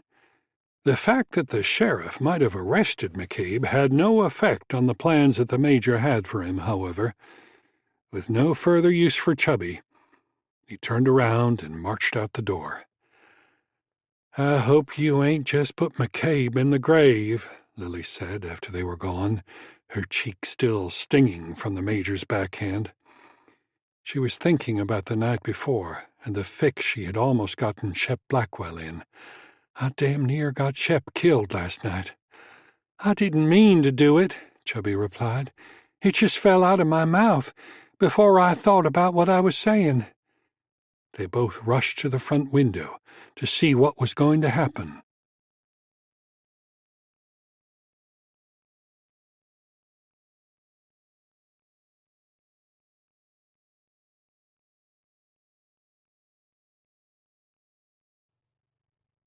Chapter 5. Well, that didn't take long, Cullen thought when he saw the 4 men storm out of the saloon and head straight for him. He didn't know what to expect, but in case they charged in with guns blazing, he prepared to receive them the same way. He went back to the desk and laid his Winchester and the sheriff's Henry on it, aimed at the door. In the event that wasn't enough firepower, he placed his Colt .44 in front of him on the desk. With all 3 weapons cocked, he sat down in the desk chair and waited. In a few short seconds, he heard the 4 men's boots when they struck the short boardwalk in front of the office. The men paused there for another few seconds, no doubt contemplating the door latch dangling from one end, the padlock still locked. He figured it must have puzzled them, but it wasn't enough to inspire them to be cautious. In the next instant, the door was flung open wide to reveal the imposing figure of Major Nathan Dixon. Stopped by the side of the powerful man seated at the desk, with each hand resting on the trigger guard of a rifle and the muzzles of those rifles pointed straight at him, Dixon stopped cold. It was not the reception he had expected. For after Chubby had told him that McCabe was in the jail, he expected to find him in a cell. Having heard many descriptions of Sheriff Bartlett, he was reasonably sure the man he was facing was not him. He now found himself standing in the doorway, alone, because when they saw what was waiting inside the room, the 3 men with him ducked to the sides of the door for cover. For a long few moments, there was a standoff, as each man sized up the other. "Something I can help you with?" Cullen broke the silence. "Where's the sheriff?" Dixon asked. "Out of town is what I heard," Cullen said. "Some kind of trouble with some cattle rustlers is what he told some of the folks here in town. I thought I'd give him a hand keeping the peace till he gets back." Dixon remained standing there, one full step inside the door, his 3 men outside hugging the wall. "You'd be McCabe," he finally said, a thin smile parting his lips now as he regained some of his confidence. "You're the fella who shot Tom Yates." "I am," Cullen answered. "If you come to get the body for burial, your business is with a fellow named Freeman. He's the undertaker." "No," Dixon replied. "My business is with you." He was still studying the man behind the desk. He was not at all what he had expected him to be. Calm, with no sign of fear or panic, this was no ordinary gunslinger. But in Dixon's mind he was nothing more than a gunslinger, and he had commanded many of his kind before. Tom was fairly handy with that pair of matched pistols he wore. Took a pretty fast man to outshoot him, that is, if he was facing him at the time. "There's fast and there's foolish," Cullen replied, his somber tone never wavering. "Your man Yates was foolish. I gave him fair warning that he'd be better off if he kept his hands away from his pistols. If you're wondering about the shot that killed him, it's in the middle of his chest. Freeman can let you take a look if you want to."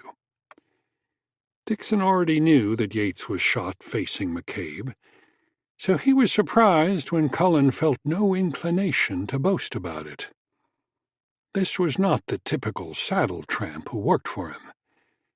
He made his decision.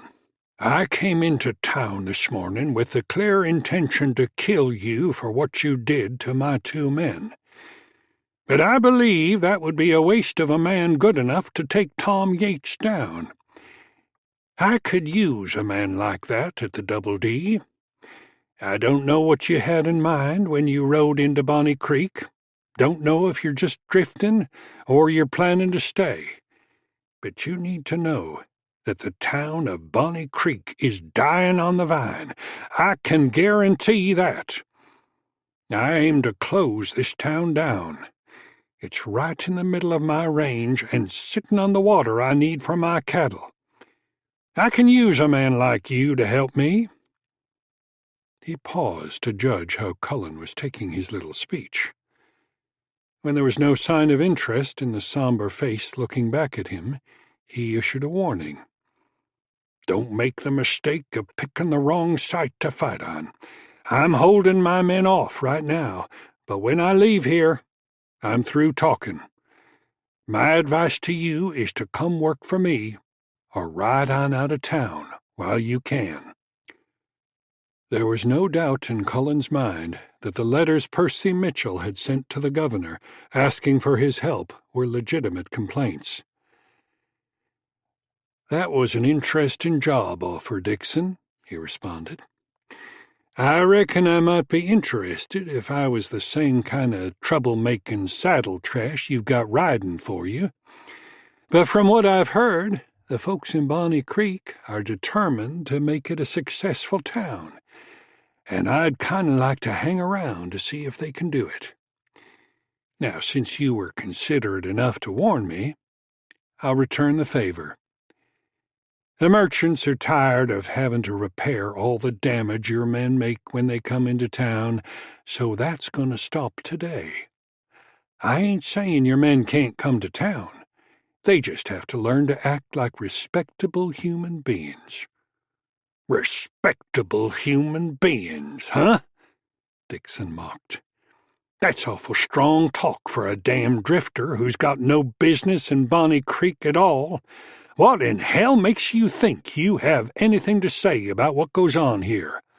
If I decide to bring my whole crew in here one day and wipe out this entire little nuisance of a town, there ain't very much anybody can do to stop me." "I ain't sure you could afford the losses you would take if you tried that," Cullen said. "Maybe the best thing I could do would be to shoot you down right now, since you've gone to the trouble to walk in here." He grasped the Winchester, raised it from the desk, and pointed it straight at Dixon's chest. "Whoa!" Dixon couldn't help exclaiming, caught totally by surprise. He had never even considered the possibility that the troublesome stranger could have the audacity to threaten him. Feeling completely powerless, with his men still outside, he was caught helplessly fumbling for words. "That would be your death warrant," he finally managed. "My men would string you up to a tree." He took one step backward, but was still not clear of the door, as he quickly glanced from side to side, looking for his men to come to his rescue. He still could not see them, however, because they were pressing close against the outside wall to avoid being shot. Dixon stared at the expressionless face, so calmly watching him, his rifle ready to fire, and he realized that his life was dependent upon the stranger's whims. "I'm going to back away now, and you can think about what we've said here today. I'll tell my men to holster their weapons." He took another tentative step backwards. "You just hold your fire, all right?" Cullen made no reply. Dixon took another step backward, clearing the doorway, and as soon as he did, he dived for cover. "Kill him!" he ordered frantically. Reacting immediately, Sam King charged in the door, only to catch a .44 slug in the throat from Cullen's rifle. Stopped cold, he nevertheless tried to shoot his pistol, succeeding in putting a slug into the heavy oak desk before another round from the sheriff's Henry stopped him for good. Cullen cranked another cartridge into the chamber of his Winchester, swung the rifle around to fire at Reese Cochran, who had moved to the front window, preparing to shoot. Cochran was spun around by a bullet in his shoulder and showered by broken glass from the window pane before he could take a shot. There was no need for Dixon to order a retreat. He ran for cover in the saloon, with Cochran holding his wounded shoulder and Harvey Bush running after him. Cullen came from behind the desk and moved quickly to the door, in time to see them disappear into the rows. He could not be sure what to expect now, but he decided he'd better be ready for their retaliation. Somehow, he didn't expect Dixon to retreat to his ranch. So to have a chance against the three of them, and he still counted Cochran even with a shoulder wound, he needed to be out of the jail, and there was no way out of the jail but the front door. They could hold him up in there until they shot the place to pieces or burned him out. He decided right away that he would rather be outside, free to move about. Wasting no more time, he grabbed a couple of boxes of the sheriff's .44 cartridges and came back to the door. There was no sign of Dixon or his men as yet, so he stepped over the body lying in front of the door and slipped around toward the back of the building.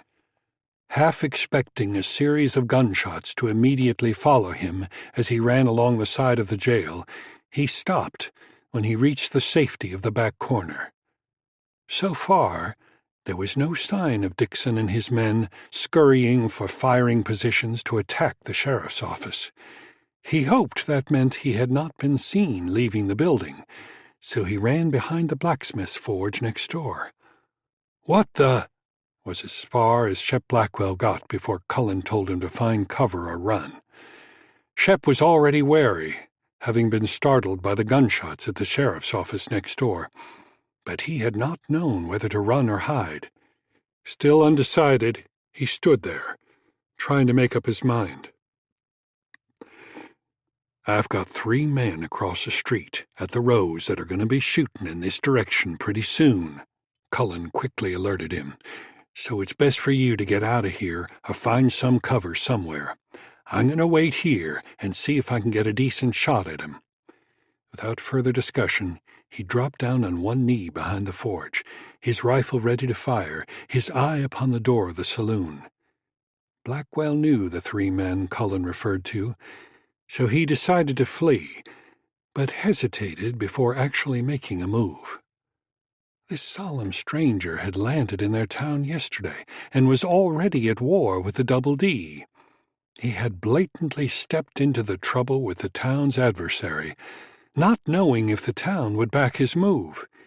He had asked for no help in what could be a battle with the entire Double D crew, and showed no signs of withdrawing and dropping his trouble in the town's lap. Blackwell thought about the night before, when the stranger interfered with Curly's plans to carve him up. Seemingly without reason, McCabe saw it as his responsibility to stand up to the Major's gang of horse thieves, robbers, and murderers, even if the men of the town wouldn't. Blackwell decided then that he would take a stand beside McCabe. It was high time somebody did, so he spoke up. "I'll lend you a hand." Cullen's attention was immediately captured. He had not anticipated help from anyone, since no one had defied Dixon before this time. "I've got my rifle," Blackwell went on as he knelt down behind the anvil. "Where are they coming from?" "They're in the saloon," Cullen said. "But I don't know if they'll come out the front or not.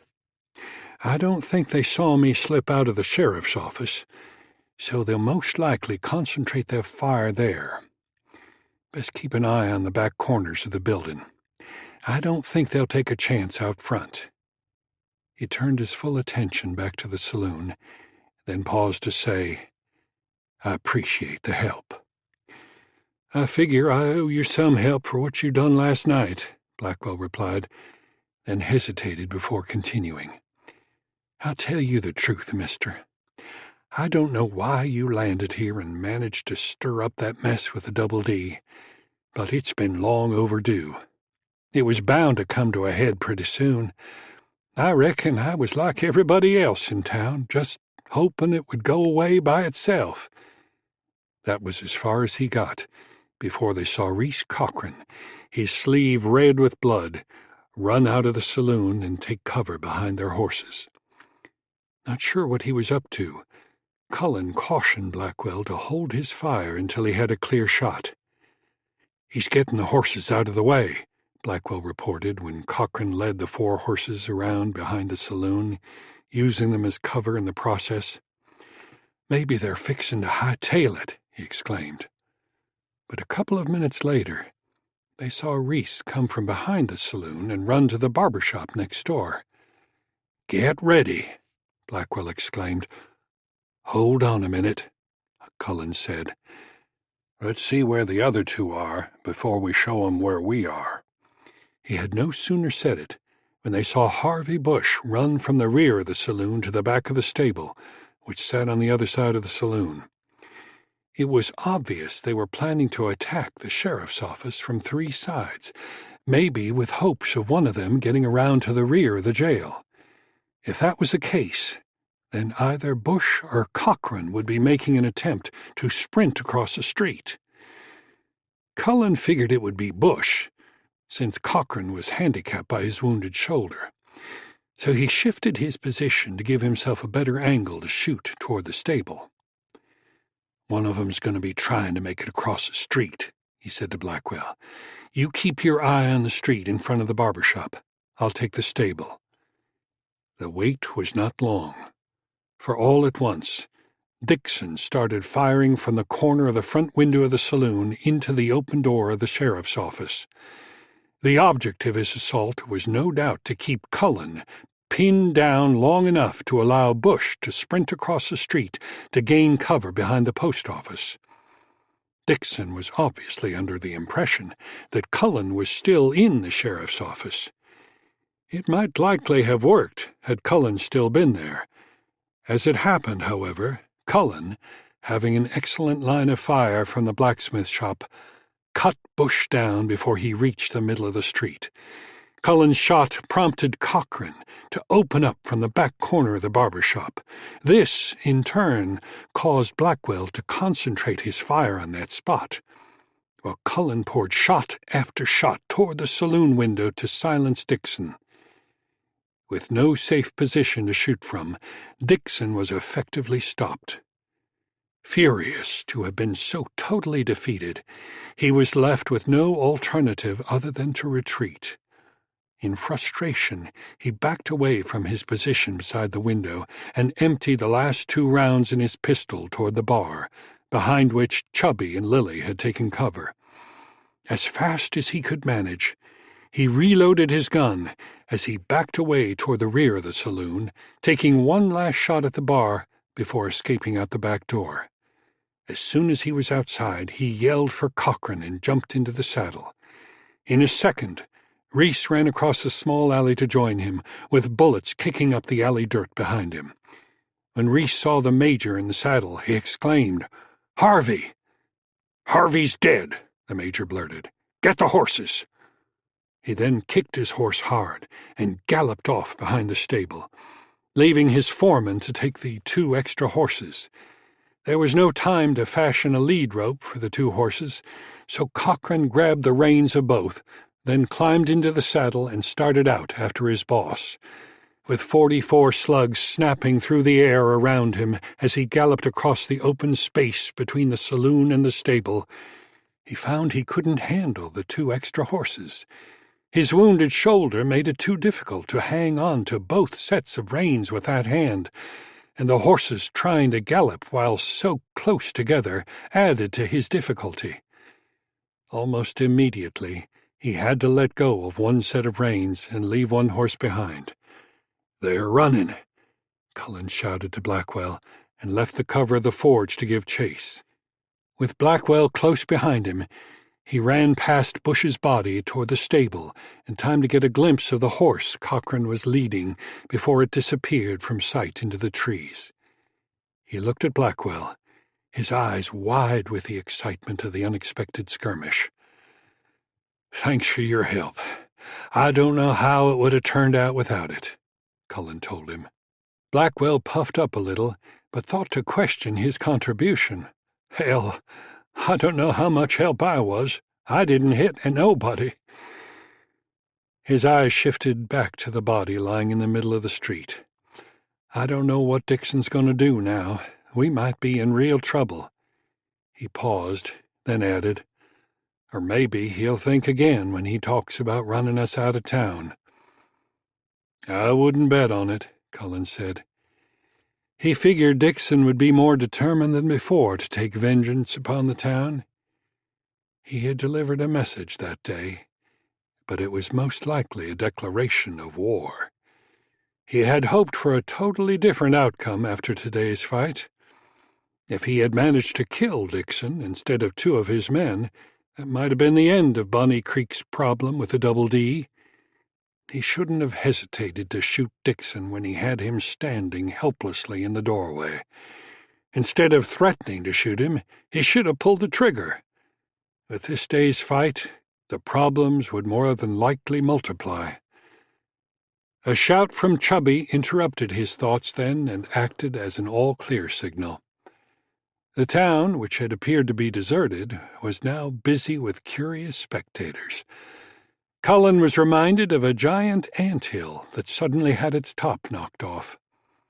Leaving Blackwell to tell the onlookers what had just happened, Cullen went inside the stable to check on his horses. Like most everyone else in town, Ross Horner had gone to join the small crowd of spectators in the street in front of the saloon. Cullen found both his horses in good shape and apparently well cared for. How long he would be staying in town would be hard to predict, so he figured he might as well get himself a room in the hotel. He picked up his saddlebags and went back up to the hotel, walking behind the buildings to avoid the people out front.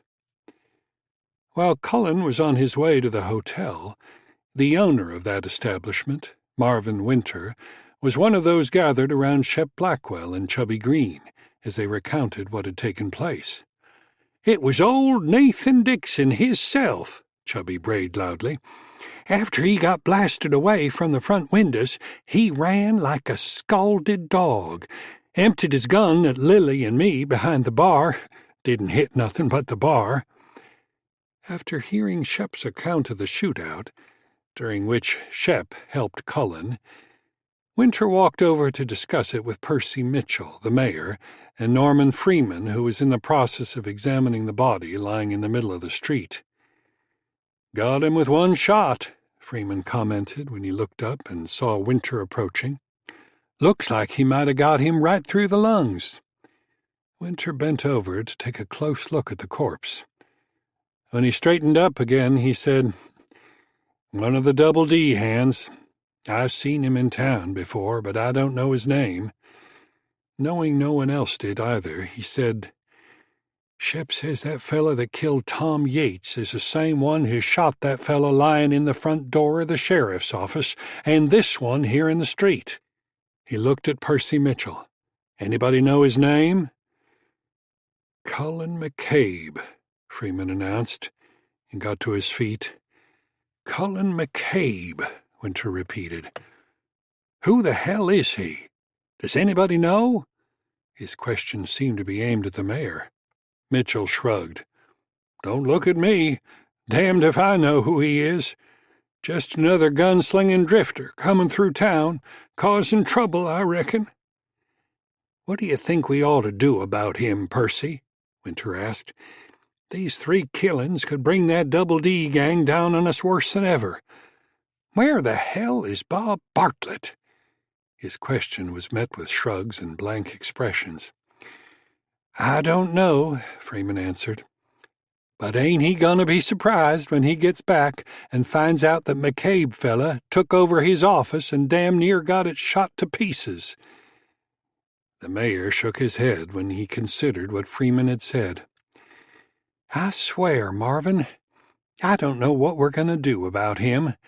The sheriff's the one we pay to arrest people." "How many of those Double D hoodlums has Bob Bartlett ever arrested?" Freeman couldn't help asking. No one answered his question, since it was pretty well known that Bartlett tended to be scarce whenever there was any altercation involving Dixon's men. The jail seemed to be no more than a place for non-violent drunks to sleep it off. Freeman looked up at the town's 2 leading citizens.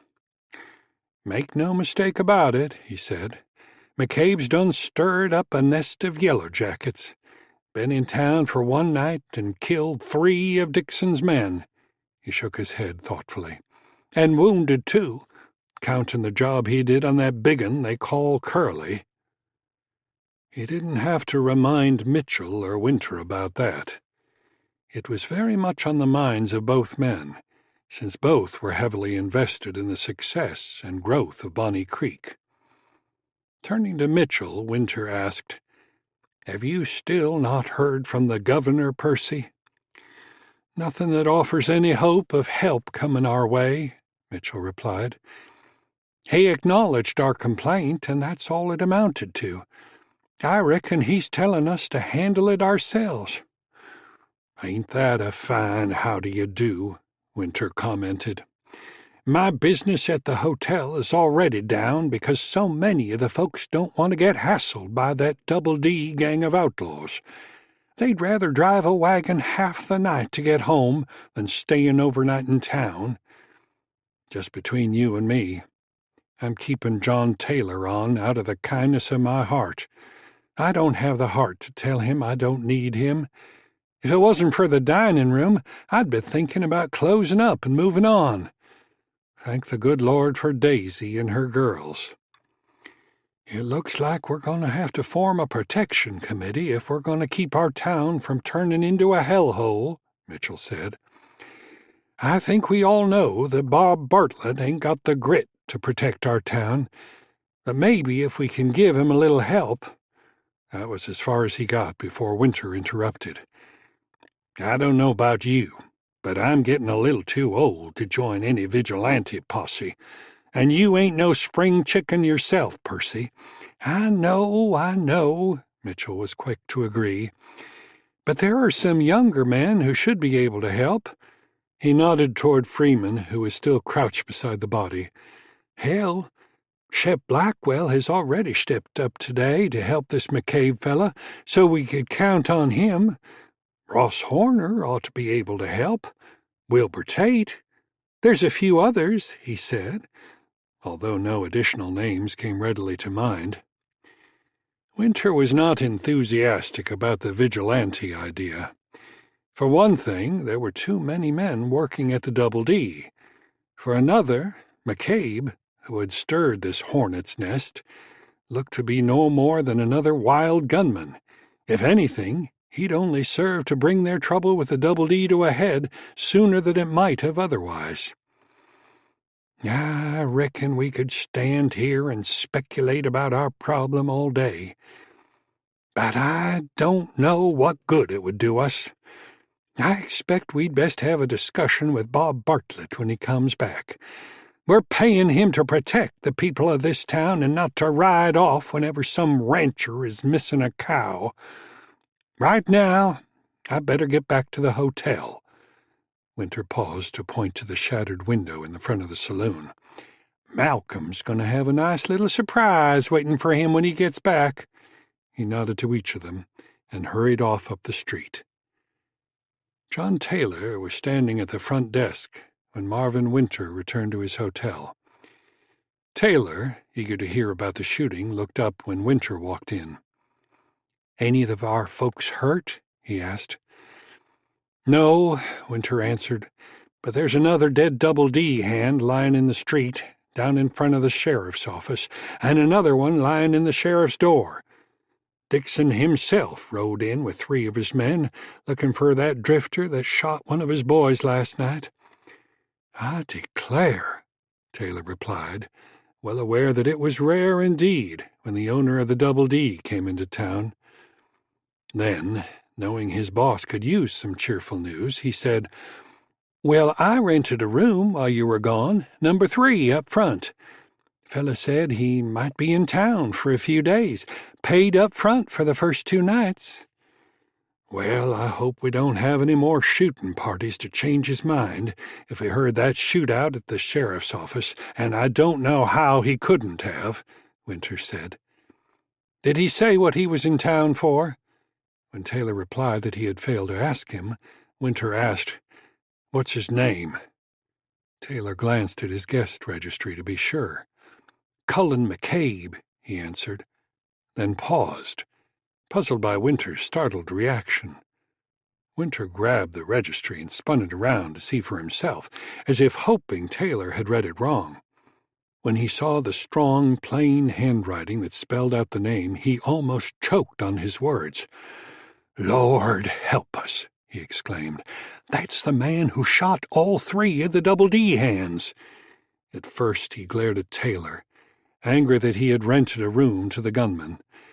Then he realized that he could not fault Taylor. There was no way he could have known who he was. Like Taylor, Winter himself had never seen Cullen McCabe. Seeing his boss's distress, Taylor tried to defend his actions. "He seemed all right to me. Kind of quiet-like, but he was a big fella." His next thought was that he hoped his boss wasn't going to tell him to inform McCabe that he was going to have to get out. He didn't care for the image of himself confronting the ominous man. "Is he in his room?" Winter asked, not really wanting to, but feeling that he should meet the man to try to get a clue if the hotel was in for any trouble. "I don't know," Taylor said. "I know he took his saddlebags upstairs, and he asked when the dining room would be open for dinner." "I'll look in the dining room first," Winter said, talking to himself. "Maybe get an idea why he's in Bonnie Creek and how long he intends to stay." It was still a little too early for Daisy to open for the noontime meal, but he decided to check there anyway, before going upstairs to find McCabe. He found Cullen seated at the same table close to the door and the table where firearms were deposited, drinking a cup of coffee. Cullen looked up when Winter stopped before the table and introduced himself. "Pardon me, Mr. McCabe. I'm Marvin Winter. I'm the owner of Winter House." Cullen greeted him with a cool, steady eye, as if entering him in his mind's depository. Then he nodded. "What can I do for you, Mr. Winter?" Like most folks, upon meeting McCabe for the first time, Winter found himself unprepared for the aura of quiet confidence that surrounded the somber man. Well," he stammered, not certain what to say. "I'd just like to meet strangers who check into the hotel," he finally managed. All thoughts of ordering him out of the hotel were immediately abandoned. "I was wondering if I could ask you what line of business you're in. You planning to settle in Bonnie Creek?" "I wasn't planning on it," Cullen said. "Just passing through, then," Winter continued. "I just wanted to thank you for your business and hope your room is satisfactory." As soon as he said it, he wished he hadn't, because he felt he was placating the solemn gunman.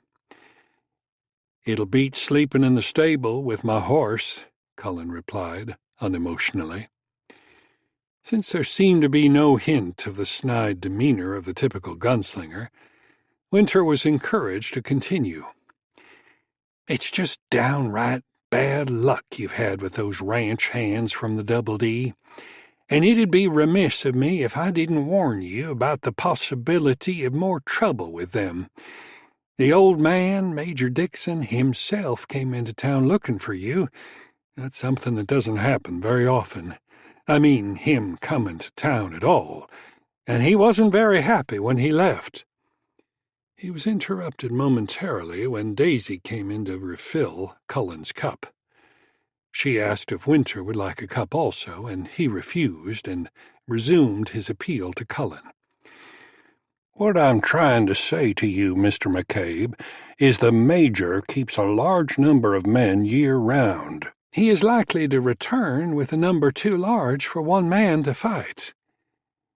"What you're saying is you think it'd be best if I got the hell out of town, or at least out of your hotel," Cullen said.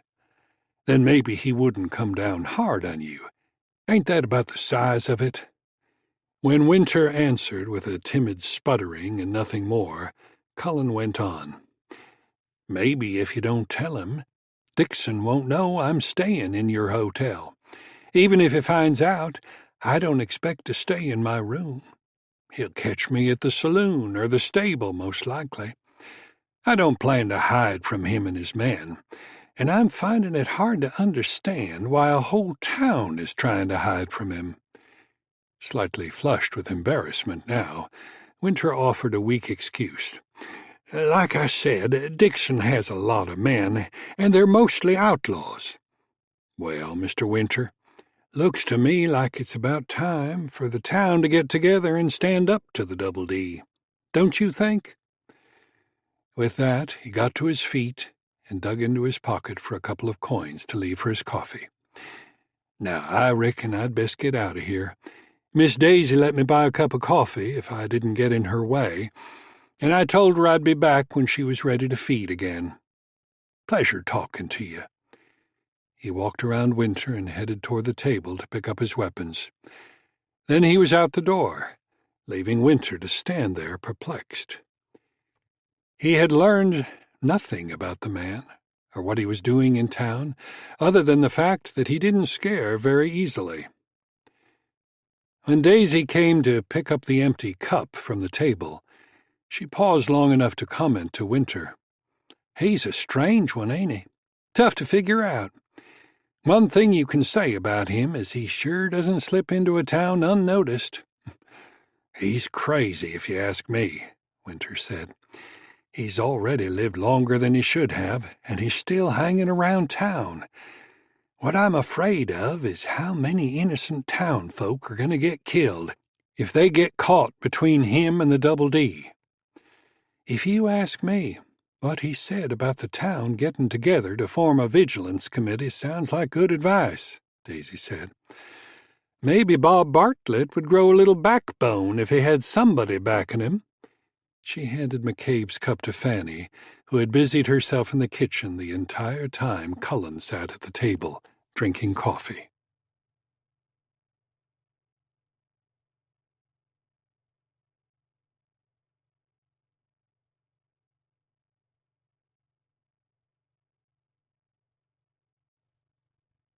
Chapter 6. Cullen stood outside the hotel dining room, watching Norman Freeman down the street as he collected the bodies of the two men killed that morning.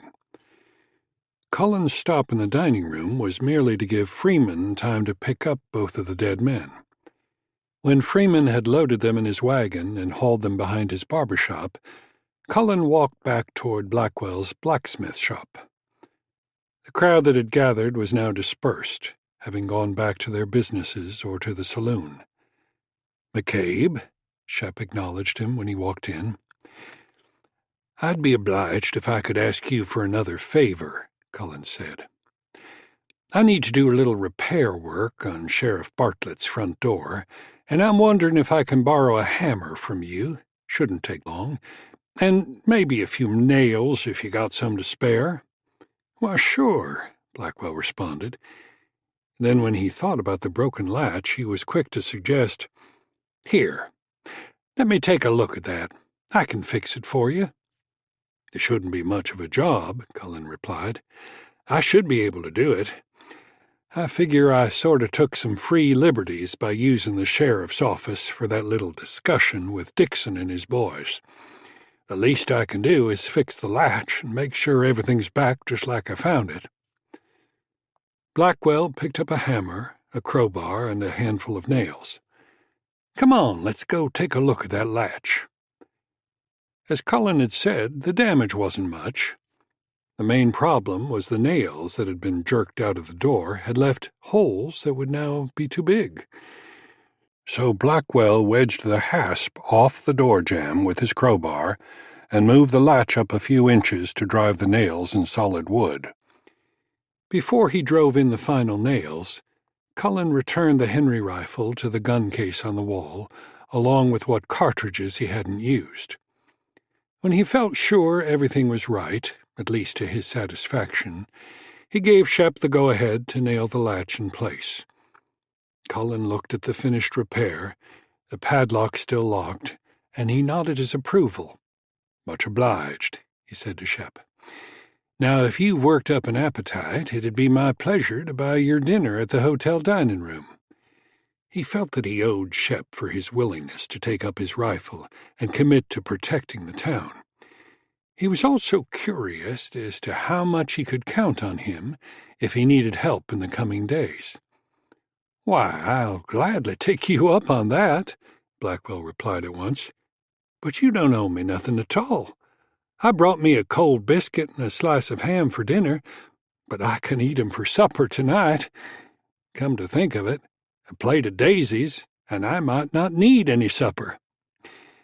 "I take it you ain't married," Cullen commented, since Shep had not hesitated to accept his invitation. "That's a fact," Shep replied. "I ain't ever come close. How about you?" Cullen replied that he had been at one time, but he wasn't now. He offered no details. "And that's my abode right there," Shep went on. He pointed to a neat little cabin at the back of his property close to the jail. "It ain't exactly a mansion to bring a woman home to, but it does just fine for me." "I reckon that's all that counts," Cullen said. He was thinking Shep might be counted on when more trouble started, especially since there was no little woman to worry about him. It was not fear of pursuit that had caused Major Nathan Dixon to push his horse mercilessly over the 4.5 miles between his ranch headquarters and the town of Bonnie Creek. He seriously doubted there were enough men in Bonnie Creek with sufficient nerve to form a posse. He drove his laboring horse out of sheer fury over the damage he had suffered at the hand of one troublesome drifter. Cullen McCabe. The very sound of the name caused Dixon to clench his teeth in anger. 3 of his men were dead, and he himself had been threatened by this man who had ridden into town evidently with the intention of taking it over. He even had the audacity to commandeer the office of the town sheriff when that cowardly individual fled rather than confront the wrath of the Double D. "Smoky!" Dixon roared when he charged into the barnyard and pulled the lathered Morgan gelding to a sliding stop in the door of the barn. He stepped down in time to hand Juan Hernandez his reins. "Where's Smoky?" Dixon demanded of the startled Mexican. "Reese has been shot." Juan blinked in confusion as he gaped at Reese Cochran when he pulled his horse up beside Dixon's exhausted Morgan, leading one horse with an empty saddle. "Smoky's in the cookhouse," Juan said. "I go get him." "Help me off of this damn horse first," Reese ordered, wincing with pain when he tried to dismount.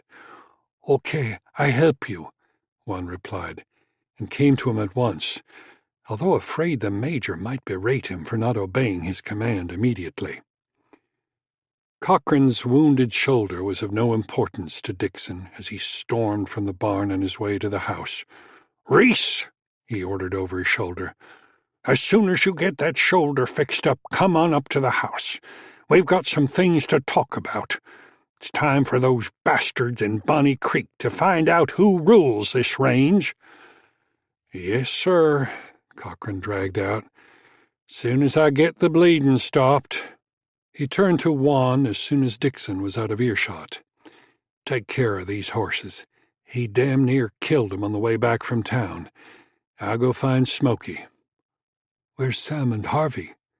Juan asked as he took the reins of the 3 horses. "They're dead," Reese replied. "Shot by the same devil that shot Tom Yates and winged me, and the Major's hotter'n I've ever seen him before." He knew Dixon had ridden into town with him and the other 2 men to show the people of Bonnie Creek what price they would pay for defying his will. The embarrassment of his exit from the confrontation was more painful to the Major than the death of any of his men. Shaking his head in frustration, Reese walked off toward the cookhouse to find Smokey, leaving a confused Mexican to take care of the horses. Like Reese, Juan Hernandez had never seen the Major when he didn't seem totally in control. He had a longer history with Dixon, having served as his valet when the Major was in the Army. Seeing him now, flustered and angry, was a sight unnerving to the faithful valet. 4.5 miles away, the cause of the Major's frustration had left Shep Blackwell after suggesting they meet at the hotel dining room at noon. Cullen figured it was time to meet the mayor of Bonnie Creek to see what kind of man had been judged the best to hold that office. He was still of a mind not to inform the mayor that he was in Bonnie Creek in response to the letters sent to the governor. Whether or not that was a wise decision, he couldn't say. But he preferred it that way, at least for a while yet. He had to admit to himself that he was still not sure he was comfortable as the governor's special agent. But, as Horner had said after he had killed Tom Yates, he had stirred up a real nest of Yellow Jackets, so he was bound to stand firm against whatever Dixon threw at him. Percy Mitchell was in the process of removing the top from a 20-pound container of dried apples when the formidable stranger entered Mitchell General Merchandise. He did not greet him right away, held speechless for the moment, because he and his wife had just been discussing the arrival of one Cullen McCabe in Bonnie Creek. Percy could not deny an eerie sensation that their discussion had somehow summoned the mysterious man to their door. It seemed to him that, of all the town's leading citizens, he and Malcolm Howard were the only ones never to have met the man. The man now standing in the door of his store was strikingly different from the man he had glimpsed at a distance before. Bigger up close than he had seemed at a distance, he moved with the deadly grace of a mountain lion. Percy cast a nervous glance toward his wife, standing at the end of the counter. She was seemingly as dumbstruck as he. It was Cullen who finally broke the silent impasse. "You open for business?" The question was enough to jolt Mitchell out of his sudden stupor.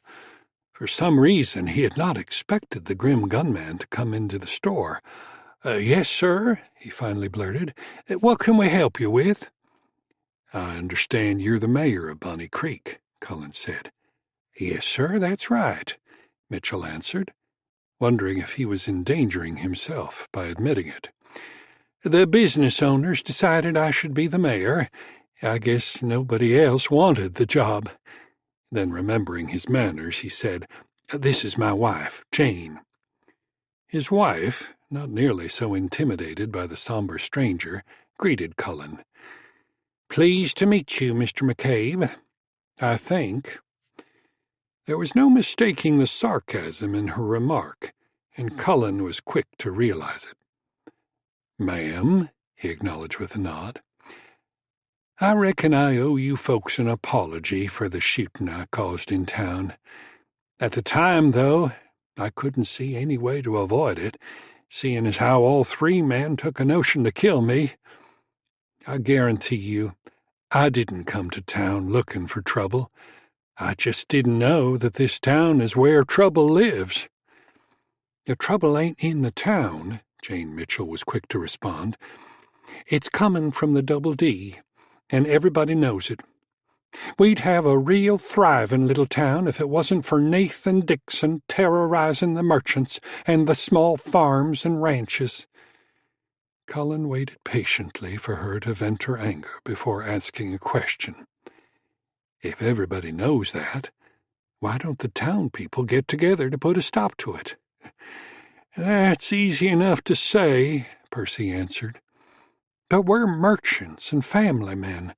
We're not vigilantes. And those men of Dixon's are hardened outlaws.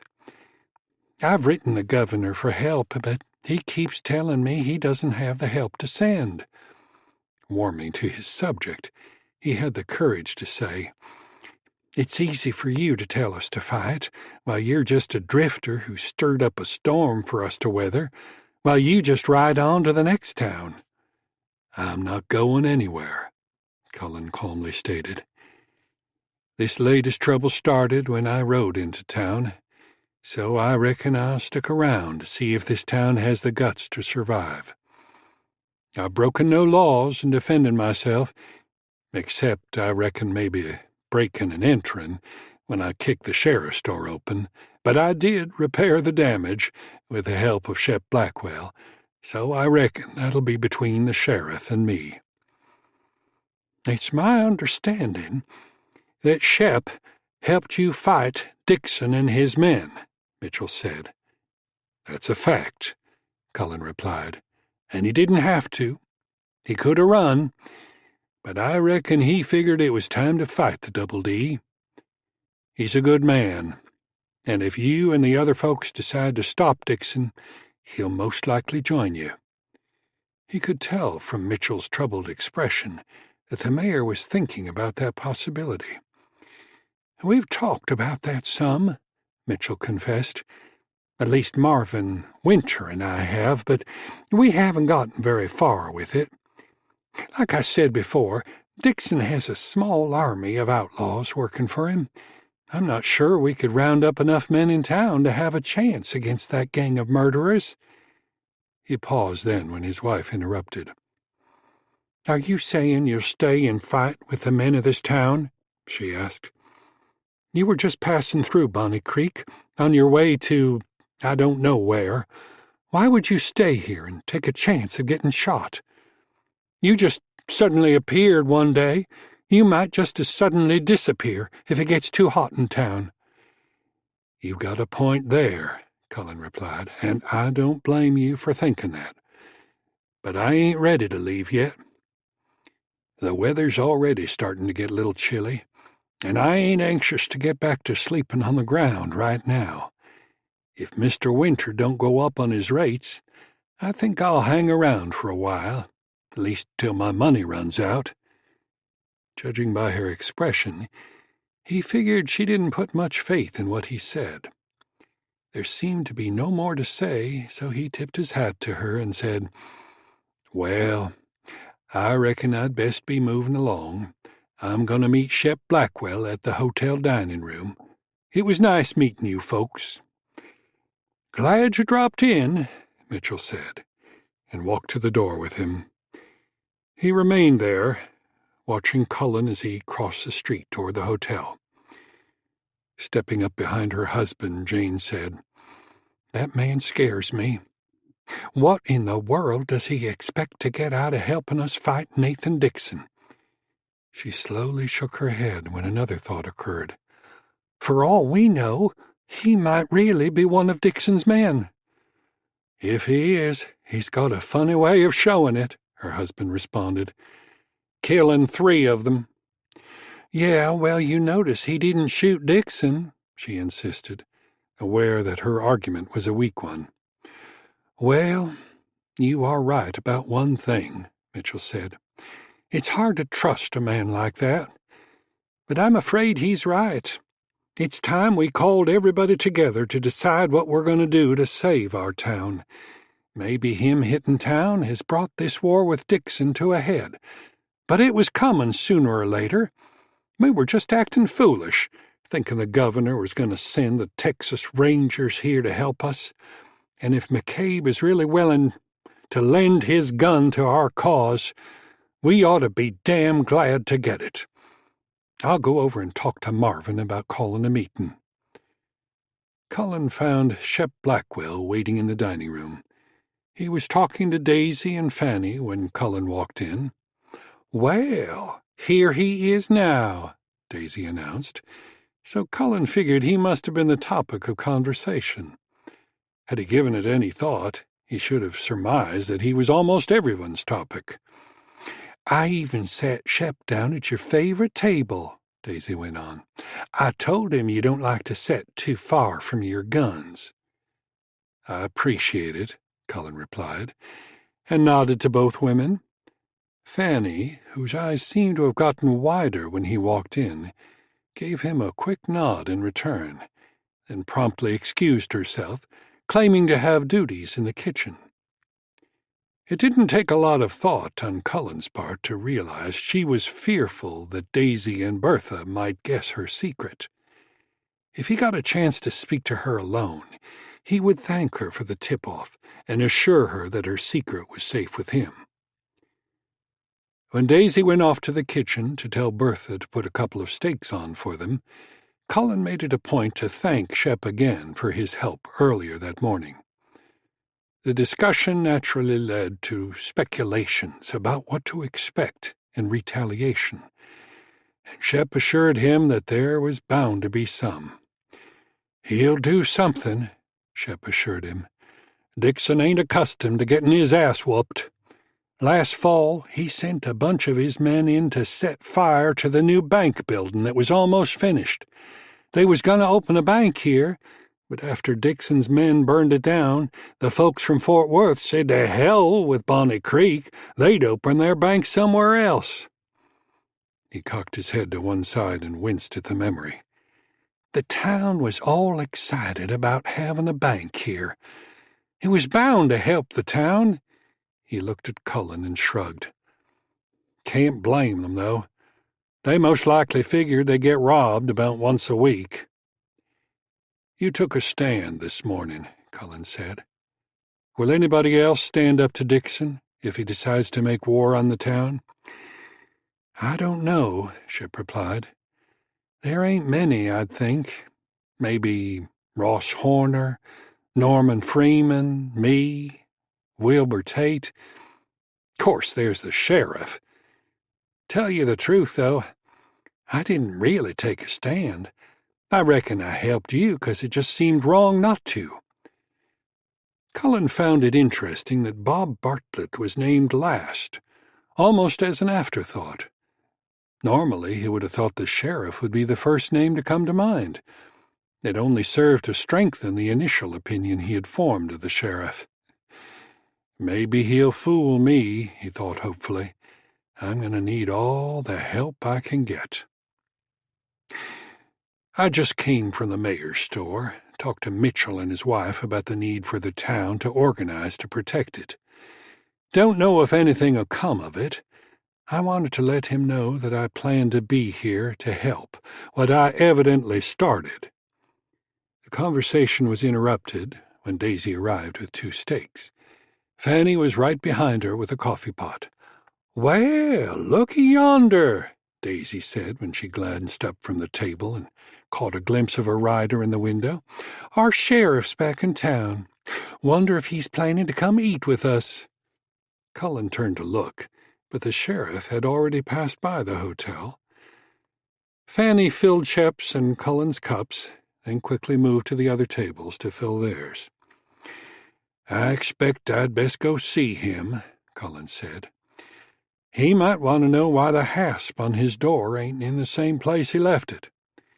He made no move toward hurrying his dinner, however, thinking there might be the possibility that Bartlett would come there to eat dinner too. When their meal was finished, and after a slice of apple pie and a final cup of coffee, Bartlett had not made an appearance. So Cullen and Shep walked back down to the blacksmith shop to find the sheriff standing out in front of his office, talking to Ross Horner. Their conversation was centered on the many bullet holes in the siding of the building, and Ross was relating the circumstances that caused them. "Here's Cullen and Shep now," Ross said when he saw them approaching. "I was just telling the sheriff how them bullet holes got in the wall behind his desk." He chuckled and added, "I told him he was lucky he weren't setting there at the time." "I reckon I owe you some explanation for breaking into your office," Cullen said to Bartlett. "I needed a place to hole up, and I figured Dixon and his men wouldn't come to the sheriff's office looking for me, but I figured wrong. Anyway, I think I put everything back like I found it." He was not prepared for Bartlett's reaction. He expected one hell of a forceful response, and probably an attempt to arrest him for kicking in his door.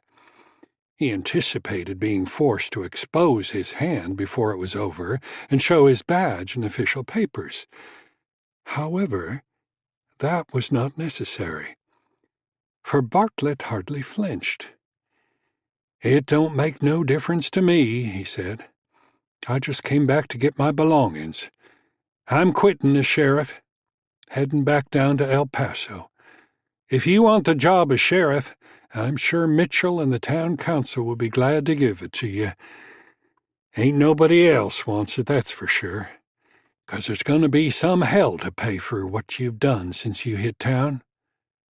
His statement caused Shep and Ross to blink in surprise, speechless at first until Ross pleaded, "You don't mean that, Bob?" He looked at Shep for support. "Why, hell, me and Shep will give you a hand. You don't want to run out on us and let that damn Double D crowd run over the town. Hell, even Cullen here says he'll stay till we get something settled." Cullen was not as surprised as the other two, but he had not expected Bartlett to surrender so shamefully. "I don't want your job," he said to Bartlett. "I'm just passing through Bonnie Creek. But I was willing to stick around long enough to give you and the other folks in town a hand." Showing a flicker of spark, Bartlett said, "I reckon that's only fair for you to offer, since it was you that started this trouble." "Now hold on, Bob," Shep objected. "It weren't Cullen that started this trouble. It was that Double D bunch. When Lily Bloodworth pointed me out in the saloon and that damn Curly was fixing to carve me up for fish bait, Cullen stepped in. He didn't have to." "It was just McCabe this time," Ross said. "Next time it'll be somebody else. They just look for any excuse to bust somebody up or shoot 'em down if they get a chance. We need to stop 'em for good, and then we'll start to build the kind of town we all want. You can be a part of that." And Bartlett simply shrugged in response. Ross asked, "When you thinking about leaving? I reckon you'll be wanting to tell Percy Mitchell you're getting ready to quit." "I ain't getting ready. I've quit. I'm leaving today just as soon as I pack up my possibles," Bartlett said. "I reckon Percy will know I quit when he don't see me around no more. I'll leave my badge in my desk drawer, with the keys to the cells and the gun cabinet. The padlock on the door belongs to me, so I'll be taking that with me." He turned to go inside the office, pausing long enough to say, "Good luck to you, boys." He left two astonished town citizens standing in the middle of the street. Bartlett had a reputation as a somewhat timid lawman, but no one thought he would simply cut and run when the first real showdown occurred. After a long moment's silence, Shep turned to Ross and said, "I reckon I'll be setting up in my cabin with my rifle ready tonight." Ross nodded. "I reckon I will, too. Ain't no telling what they're going to try to do." He looked at McCabe. "I wish you hadn't moved out of the stable and took a room in the hotel. I wouldn't mind having you in the barn tonight. I won't even charge you nothing." "I might end up there," Cullen said. "You just take good care of my horses." He planned to keep an eye on the town that night from the window of his room. It was upstairs at the front of the hotel, and he could get a good view of anybody riding up the street. "I think it'll be a good idea for all of us to stay awake tonight," Shep said. Ross agreed. They looked at each other, both with the same idea. It was Shep who voiced it. "I think I could use a drink right now." "Me too," Ross quickly seconded. "How about you, McCabe?" "Maybe just a short one," Cullen replied. They walked across the street to the Rose. Behind them, Bartlett came out of the office with the last sack to tie on his pack-horse. When it was tied on to his satisfaction, he stepped up into the saddle on the sorrel he rode and turned the horse's head toward the south end of the street. "Howdy, boys," Chubby Green called out cheerfully when the three men walked into the saloon. "What'll it be?" When Ross and Shep replied whiskey at the same time, Chubby reached for the glasses, pausing only a second to ask, "How about you, McCabe?" "I'll have the same," Cullen answered, but refused the second one when it was offered. He wasn't sure what kind of night he might have, but whatever happened, he intended to meet it with a clear head. While the three men stood at the bar, a middle-aged man with gray hair and mustache came from the back room and walked over to join them. "I thought it was about time I met the stranger who rode into town and killed 3 men before supper time the next day," he said, and offered his hand. "Don't get me wrong. That's perfectly all right as long as they're Double D hands." He flashed a wide smile. "My name's Malcolm Howard. I own this establishment, no matter what Chubby might have told you." Cullen shook his hand. "Cullen McCabe," he said. "You cost me a $10 gold piece," Howard went on. "I bet Buford Tate you'd be out of town before dinner time today, and here you are, still in town, and everybody thinking Nathan Dixon is going to rain hell down on us." He grinned good-naturedly. "Let me tell you, I'm proud to meet a gunslinger who doesn't run when the odds aren't in his favor." "That's what you are, ain't it, a gunslinger?"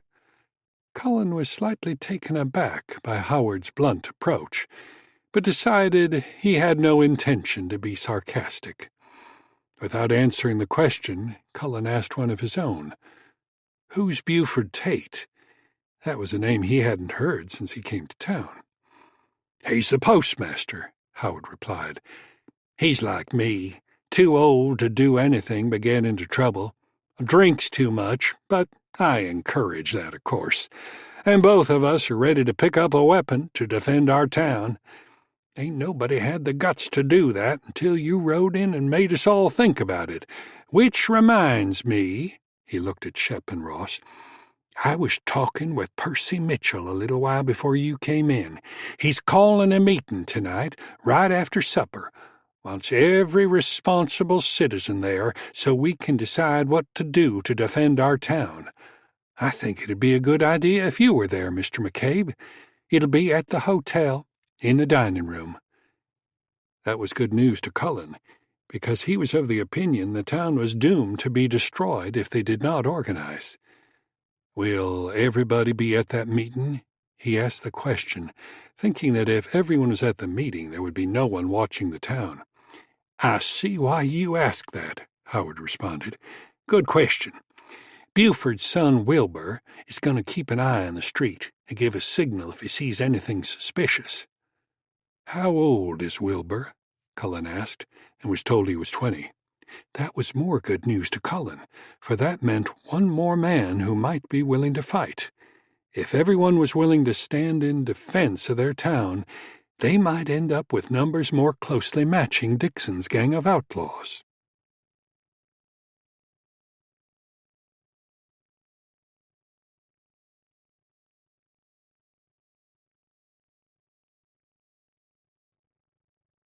Chapter 7. Once the tables were cleared, the three women, following Marvin Winter's instructions, moved several of the tables together to create one long one for the meeting. Since the meeting was of grave concern to all the residents of the town, it was already underway while Bertha and Fanny were still cleaning the supper dishes in the kitchen. Mayor Percy Mitchell sat at the head of the table, with Marvin Winter and Malcolm Howard on either side of him. The mayor opened the meeting with an introduction of Cullen for those few who had not met him close up. He wrapped it up by saying, "We're mighty glad you're willing to stand with the folks of Bonny Creek." He had no sooner finished when an elderly man with long gray hair and a mustache and beard to match sounded off. "It appears to me that Mr. Cullen McCabe dang sure ought to be willing to stand with us, 'cause from what I've heard, he started the trouble in the first place. We wouldn't be having no meeting if he hadn't gunned down 3 of Dixon's men. Ain't that right?" "Now, Poss," Mitchell replied, "that ain't exactly right. McCabe didn't have any choice in the matter. He had to defend himself. The way I heard it, he was arguing with one of 'em over that whore at the saloon. Then him and Tom Yates got into it," Poss insisted. "2 gunslingers fighting over a whore, and now the whole dang town has got to worry about what Dixon is going to do." As brash as only an old-timer can be, he aimed an accusing stare at Cullen, who remained solemn and expressionless. "I'm wondering what McCabe is going to gain from this. It's bound to be more'n just lending a helping hand." "Now, hold on, Poss." Shep Blackwell got to his feet. "Whoever told you about that shooting in the Rose must not have been there to see it. Cullen was standing at the bar, minding his own business, when Lily Bloodworth pointed me out to that crazy man Curly and told him she was with me. She weren't. But that's what started it, and if it hadn't been for Cullen, I'd most likely be dead right now. He stepped in when Curly was fixing to cut me up with a knife." "Oh," Poss responded. "That being the case, glad to have you with us, Mr. McCabe." Without a pause, he asked, "Where's the sheriff? He ought to be here." "He cut and run," Shep answered. "Got out while the getting was good." "Damn," Poss swore, and paused for a moment before declaring, "I reckon that's about what everybody expected of him." He shifted his gaze back toward Cullen. "What about you, stranger? You want a job as sheriff?" When Cullen made no reply, Mitchell said, "Meet Poss Rooks, McCabe. He owns the harness shop on the other side of the stable. He's been here longer than anybody but me, and he never did learn to keep his mouth shut when he didn't know what he was talking about. And I don't know why he thinks it's his place to offer the job of sheriff to anybody." "As long as he can pull a trigger, he can talk all he wants," Cullen said. "But I ain't looking for the job of sheriff." The meeting got underway at that point, with Mitchell predicting an uncertain future if things remained as they now were. "He has been sitting on our shoulders like a buzzard, waiting for the town to slowly die. We'd have a bank now if his men hadn't burned the damn thing down before it was finished. And that was when we had a sheriff. Now, when the town quit showing signs of dying and for the last 6 months has started to show a little growth, that old buzzard has started sinking his claws in a little deeper. As brazen as he was when we had a sheriff, you can imagine how he'll be now that we don't have one. This business yesterday and today would have happened sooner or later, and now I'm afraid we're going to see more trouble from Dixon sooner rather than later. And it ain't likely to be subtle. I expect his men will be provoking fights, just like Curly did when he tried to call Shep out. The question is, and the reason I called this meeting tonight is, what are we going to do about it?" "Hell, we've got no choice," Malcolm Howard said as he took the floor. "We've got to fight, and we've got to win, else we're all ruined. If he turns his crew loose to come in here and raise hell, pretty soon the word will get around that Bonnie Creek is a wild, lawless town. I don't know about the rest of you, but I've sunk everything I own into my business. I'm too damn old to start over somewhere else." "What if he just sends all his men in here and raids the town? Burns everybody out?" Ross Horner asked. "He might decide to shut us all down once and for all." Cullen had remained quiet, preferring to listen to the discussion between the business owners, but he felt he should answer Horner's question. "I don't see that happening," he said. "He might like to do that, but I think he's got sense enough to know if he did, it would bring the military into this fight. The governor would likely get some response from the army if a whole town was wiped out. I figure Dixon knows he would be destroyed if he does enough to attract the army's attention.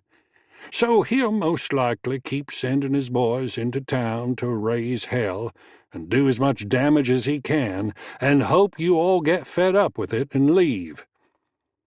"I think McCabe's right," Shep Blackwell said. "We're getting all riled up thinking we've got to fight the whole damn bunch of 'em at the same time. They ain't likely to hit us with more'n 4 or 5 at a time, just out to cause mischief. We can fight that many if we're ready for 'em." "Well, I ain't as young as some of you fellas," Marvin Winter spoke up.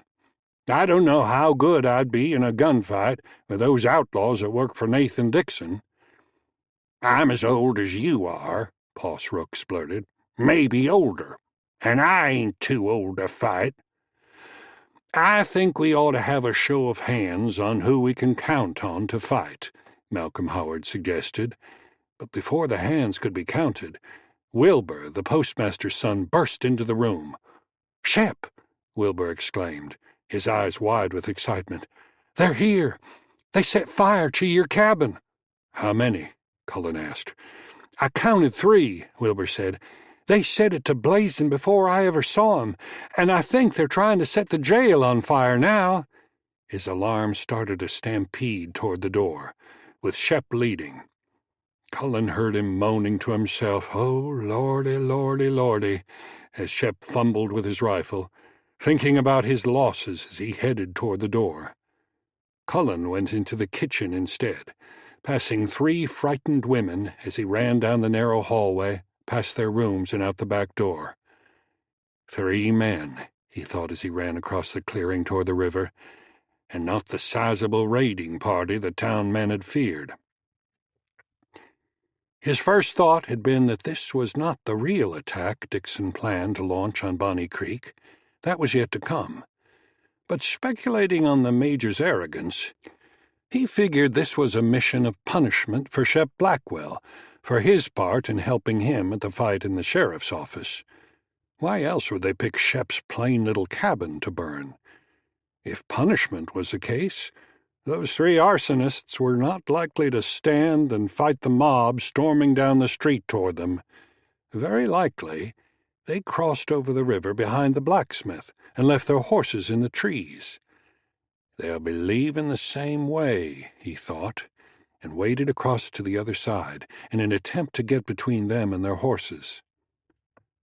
Running through the shadows of the oaks that lined the riverbank, he heard shots ring out, and they sounded like they may have come from the outlaws. There were no return shots from the street right away, but soon he heard answering gunshots. In his mind, he pictured the mob of citizens scattering for cover when the outlaws fired at them. The flames from Shep's cabin soon grew large, lighting the yard behind it. They also provided light enough for him to make out the dark forms of 3 horses, tied to the branches of a couple of small oaks in the center of a line of larger trees. with little time to look for the best place to ambush the 3 Double-D hands, he ran to the horses with the intention of using them for cover.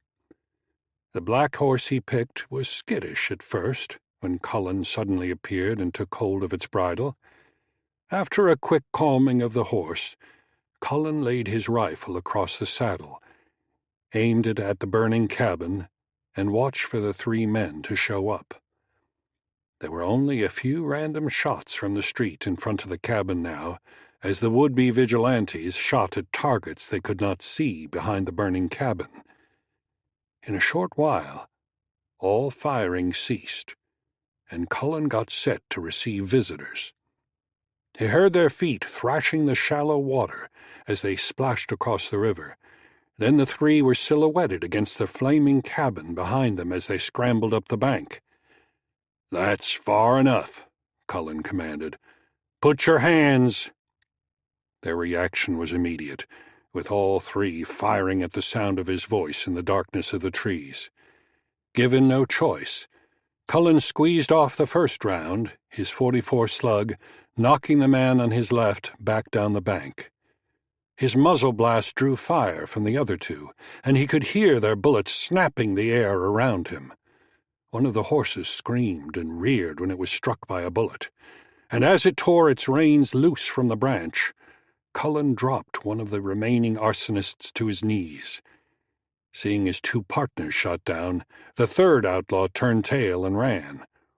"What the hell?" Poss Rooks blurted. "Them shots come from across the river."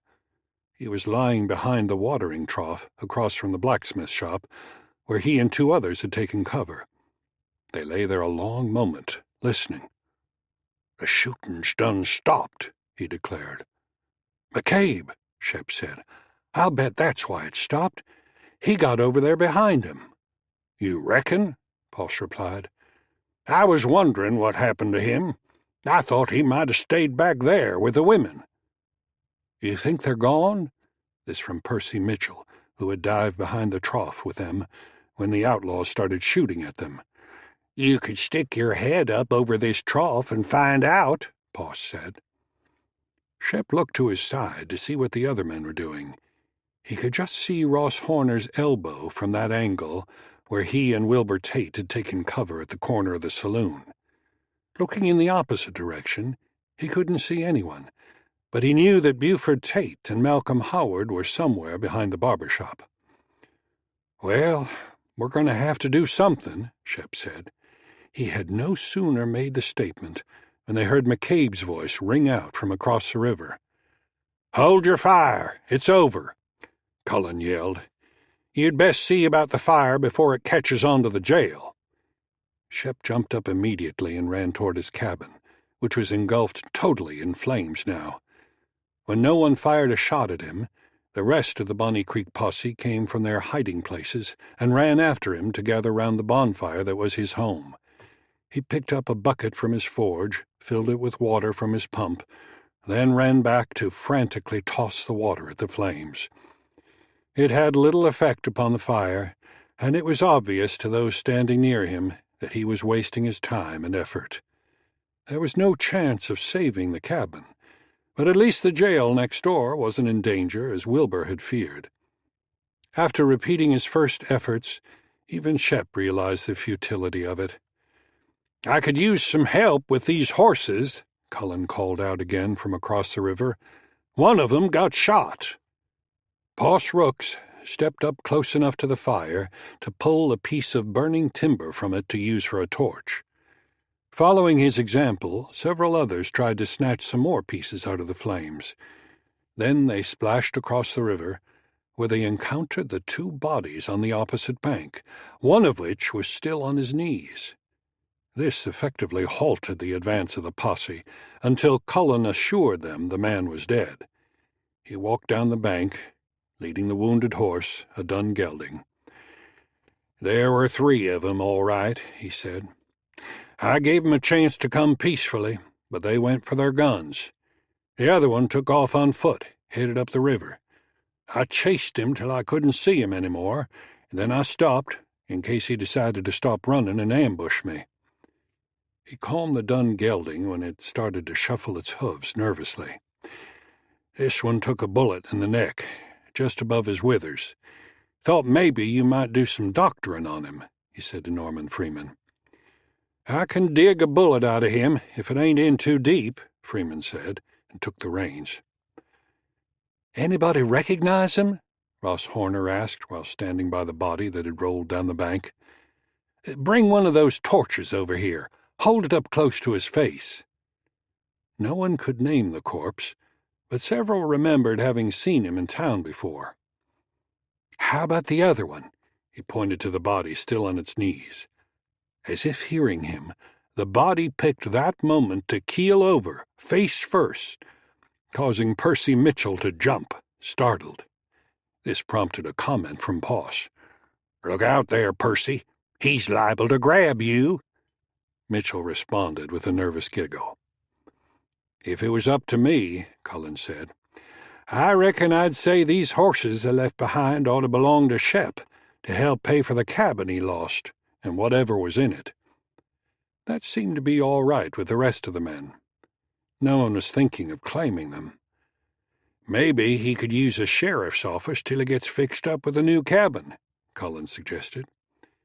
He didn't express it, but he was thinking that, of all the men he had met in town, Shep might be the closest one suited to take on the job of sheriff, so he might get comfortable living in the jail and decide to stay there permanently. They stood around the remains of Shep's cabin until certain the fire was no longer a threat to any of the other buildings. While watching the fire, the talk continued regarding the organization of a Citizens' Watch Committee. The general consensus was that everyone should keep their shotguns and rifles ready to use to defend their own property against any drunken hell-raisers. "Of course every man's going to defend his own property. We don't need a committee to decide that. We need a damn sheriff," Malcolm Howard charged. "Who the hell is going to lock up the drunks who ain't trying to kill us? At least Bob Bartlett could do that, even if it wasn't worth a damn when it came to anything else." "You're right, Malcolm," Mitchell answered him, "and we'll have to find us one. But that ain't going to do us any good right now. Right now we've got to fight against the Double D. He means to destroy the whole town, so we're at war. If this fire tonight ain't enough to warn us about what we have to expect, then I don't know what will. We've got to fight him until he gives up on his plans to run us out." He paused to emphasize his next statement. "And make no mistake, gentlemen, there isn't anyone to help us. As for the governor's office, there's no response." As sobering as it was, there was no question with anyone there that what the mayor said was the sad truth of their situation. "What do you think we ought to do, Percy?" Marvin Winter asked. "I think for the time being, until this thing with Dixon is settled, we need to make up a roster, with one of us taking the responsibility of watching the town at night to give the alarm when something else like tonight happens," Mitchell replied. "There's enough of us so we wouldn't have to be the night watchman more than once a week." "What about you, McCabe?" Poss wanted to know. "Are you going to take a turn watching the town?" "You can put me on the list," Cullen said. "I'll stick around till you folks get control of your town." His answer appeared to bring some relief to everyone, especially the older men. The solemn man's emotionless confidence in facing a dangerous situation had been witnessed by the citizens of the town on more than one occasion in the short time since he had suddenly appeared. While there was some speculation about his motives for involving himself in Bonnie Creek's fight to survive, most of the men didn't care at this point. Protecting their families and property was the concern now, and they would welcome the devil himself if he would stand with them against the Double D. Most of the men remained there at the blacksmith shop until the fire died out, to leave only small flickering flames, before moving to the rows to draw up their watchman duty roster. Cullen walked the captured horses down to the stable with Ross Horner, while Freeman went to his shop to get his surgical tools. All three would return to the saloon to see which night they were responsible for watching the town. As far as sleep for most of the men, this night was already destroyed, so there was still plenty of talk and speculation concerning the chance of another attack before morning. As for Cullen, he was of the strong opinion that the burning of Shep Blackwell's cabin was the extent of the violence for this night. He saw it as an immediate retaliation against the actions of one man, so he went to his room to get some sleep. As he prepared to leave, Percy Mitchell caught his arm. "How about meeting me for breakfast at the hotel in the morning? I'd like to talk over some things." Cullen agreed to be there early. While the men of Bonnie Creek were still filling out their duty roster, some 4.5 miles away, a weary man stumbled into the barnyard of the Double D Ranch. Reese Cochran, his arm in a sling, walked out of the barn in time to see Seth Wiley staggering from the pace he had tried to maintain to get home safely. "Seth! What the hell?" Reese exclaimed, and ran to meet him. "What happened? Where's Benny and Bill?" "Dead," Seth answered, and kept walking, heading for the watering trough by the pump. Reese followed him and waited impatiently by the trough until Seth finally lifted his head from the water. "Both of 'em dead?" he asked again. "How?" He gave that only a second's thought before asking, "McCabe?" Almost choking on the water he had gulped, Seth looked at him and replied, "Damn right, McCabe. Who the hell else? He was waiting for us on this side of the river. We never had a chance. He caught us coming up the bank, cut Bill and Benny down, and would have got me, too, if I hadn't took off through the trees." He gaped, wide-eyed at Reese, and demanded, "How the hell did he know to wait for us across the river? I'm telling you, Reese, that man's got me spooked." "The Major ain't gonna like this news," Reese said. "You were supposed to burn that blacksmith's cabin down, just to let him know we knew it was him helping McCabe. He didn't say nothing about getting in a gunfight with anybody."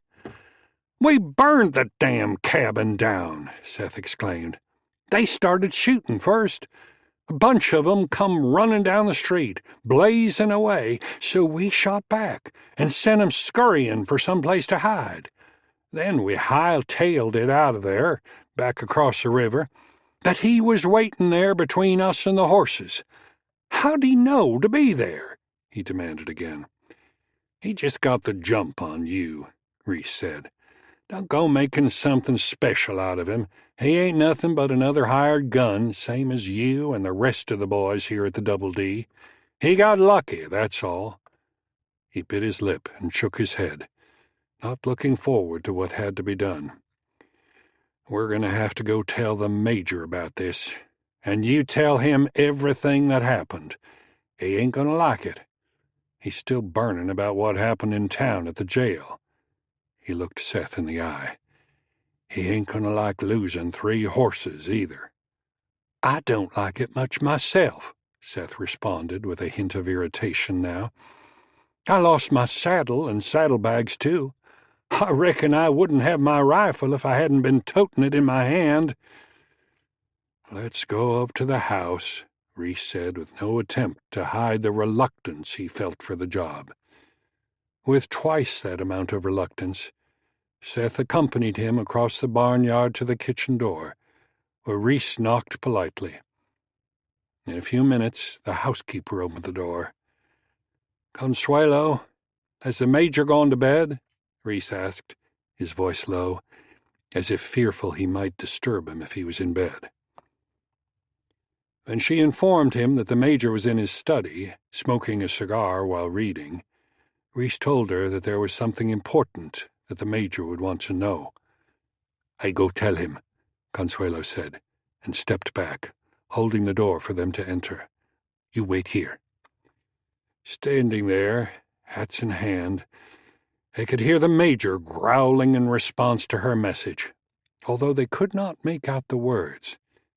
In a few seconds, she appeared in the kitchen door and motioned for them to come.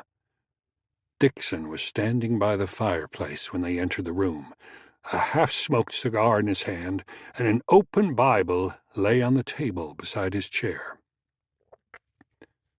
Knowing that Seth was one of the men sent to perform his act of immediate retaliation against anyone helping Cullen McCabe, he demanded, "Did you burn that place to the ground?" He at once saw the fear in his men's faces. Reese didn't wait for Seth to answer. "Yes, sir," he said. "They burned it to the ground. But they ran into some trouble while they was doing it." He could see Dixon's heavy brow wrinkling, and his dark eyes narrowing in anticipation of bad news. "Bill Pardee and Benny Doyle are dead," Reese pushed on. "Seth here was lucky to get away without getting shot." He paused then before adding, "And we lost the horses they was riding." "All three of them?" Dixon asked, his eyes almost closed in anger. Reese nodded in reply. "So you came back here on foot?" he asked Seth directly. "Yes, sir," Seth stuttered. "I had to walk back. You see, he was between us and the horses. There wasn't no way I could get to my horse." "So you just turned and ran," Dixon finished the sentence for him in disgust. When Seth couldn't find words to answer, Dixon asked, "McCabe?" "Yes, sir," Seth replied, his head bowed, afraid to look the Major in the eye. "It was that feller named McCabe." Dixon turned his anger on Reese. "What kind of gutless men am I paying good wages for? You send 3 men to start one fire, and they're stopped by 1 man. 2 of them killed, and the other one chased off like a cowardly dog." He returned his fury to Seth again. "When I was commanding a regiment of fighting men in the war, I would have a man shot for running away from a battle." Back to Reese again he roared, "Get him out of my sight! Out of this house!" "Yes, sir," Reese responded, and turned immediately to follow Seth, who was already on his way out the door. As they hurried through the kitchen, they went past Consuelo, who was shaking her head slowly. Having heard the uproar from the study, she knew that she could anticipate a night of constant profanity, and no hope of pleasing him with any chore he asked of her. She was afraid not to ask him if he needed anything, however, so she stuck her head inside the door. "Do you want anything from the kitchen?" "No, damn it! I don't need anything from the kitchen," he roared at her. "Get the hell out of here and leave me alone." She backed quickly away and hurried back to the kitchen. Outside and on their way to the bunkhouse, Reese and Seth could only speculate on what this latest defeat would cause the Major to do. "Dang it, Reese," Seth complained. "What did he jump on me for? He had us out in the open, and we couldn't even see where he was. I threw some shots at where I thought he was, but I ain't dumb enough to stand there on that open riverbank waiting for my turn to get shot. We should have throwed our hands up when he told us to, but we didn't. Hell, you and the Major done the same thing after McCabe shot Sam and Harvey. You came back without them, and from what Juan Hernandez said, he damn near rode that Morgan of his to death." "I'm glad you didn't remind him about that while we were in there," Reese said. "He ain't too happy about what's happening in Bonnie Creek ever since that McCabe feller came to town, and anything's liable to set him off. I don't know what he's going to do now, but you'd best pick out a new horse. We might be getting rousted out for another visit to Bonnie Creek. I don't know when we're going to get back to working cattle." When Seth reminded him that he had lost his saddle and saddlebags as well, Reese said, "You can use Harvey's rig. It's in the barn." "I wish you'd been able to bring Sam's horse back with you," Seth said. I always admired that chestnut of his, and he had a fairly new saddle, too." "Yeah, too bad we lost that one," Reese said. He and the Major had galloped away from Bonnie Creek, but he soon decided that he couldn't handle both of them, what with his wounded shoulder, so he just let go of one set of reins. When Seth asked why Dixon couldn't have led the other horse, Reese quickly told him he wasn't fool enough to tell the Major he needed help. When he thought back on the morning, he remembered the Major galloping away without looking back. "Doggone it, Reese," Seth blurted. "How much is it going to take before the Major realizes he can't run everybody out of that town? How many more of us are going to have to get killed by that damned hired gun before he gives up?" "Don't be talking that kind of talk," Reese replied at once, concerned that Juan or Consuelo might overhear it, and tell the Major. "We've had some bad luck, but the Major knows what he's doing." He was afraid to confess to Seth that he had worrisome concerns himself, and he was finding it harder and harder every day to retain his confidence in his judgment. "Dang!" Jeff Hammond exclaimed when Seth walked into the bunkhouse and sank down hard on his bunk. "What happened to you? You look like you're wore out. Where you been? Smokey said he saw you ride out with Benny and Bill, said the Major sent you into town." Seth gave his friend a limp smile and a shake of his head before he answered. "We went to town for a housewarming." When his remark was met with a questioning expression from Jeff, he spelled it out. "The Major sent us to burn the blacksmith's house to the ground, but we got ambushed by Cullen McCabe and I walked back alone." "You don't say," Jeff blurted. "Benny and Bill dead? This keeps up and there ain't going to be none of us left to run this ranch, much less ride down to Mexico to rustle more cattle." Then the second part of Seth's statement registered in his brain. "You walked back?" Seth replied that he certainly did, and proceeded to tell him all that had happened. "The Major told us to burn the cabin down, and we did. But a mob of town folks come running down the street, shooting at us, and ran us right into that McCabe feller. I'm telling you, they were all set up to chase us right where he was waiting for us." When he was done, Seth shook his head, as if to indicate he didn't know what was going to happen next. "And you walked back?" Jeff asked again. "Had to," Seth replied. "He was using our horses for cover." He locked eyes with his friend and spoke frankly. "I tell you what's the truth, Jeff. When that man said to stop, and we drew on him, he cut Bill and Benny down so quick, it was like he shot both of them at the same time. I was damn lucky to get away." "I didn't have no idea the Major was going to send you to town to burn that cabin. I was thinking about slipping off tonight for a little visit to town myself," Jeff confessed. "Well, it wouldn't have been a very good night for it," Seth said. "Those folks were pretty riled up when they saw that fire. We might have set the house on fire and got out of there before anybody caught us, but Benny wouldn't leave till he was sure it was going to catch up good. I lost my horse, saddle and saddlebags, damn near everything I own, and had to run all the way back." He thought about what he had just said, and couldn't help an additional remark. "That gives me and Reese something in common, don't it? I wonder which one of us ran that 4.5 miles fastest, me or his horse." He gave Jeff a wink. "That little gal you're so sweet on might have even took a shot at you if you had showed up there tonight." "Nah," Jeff replied.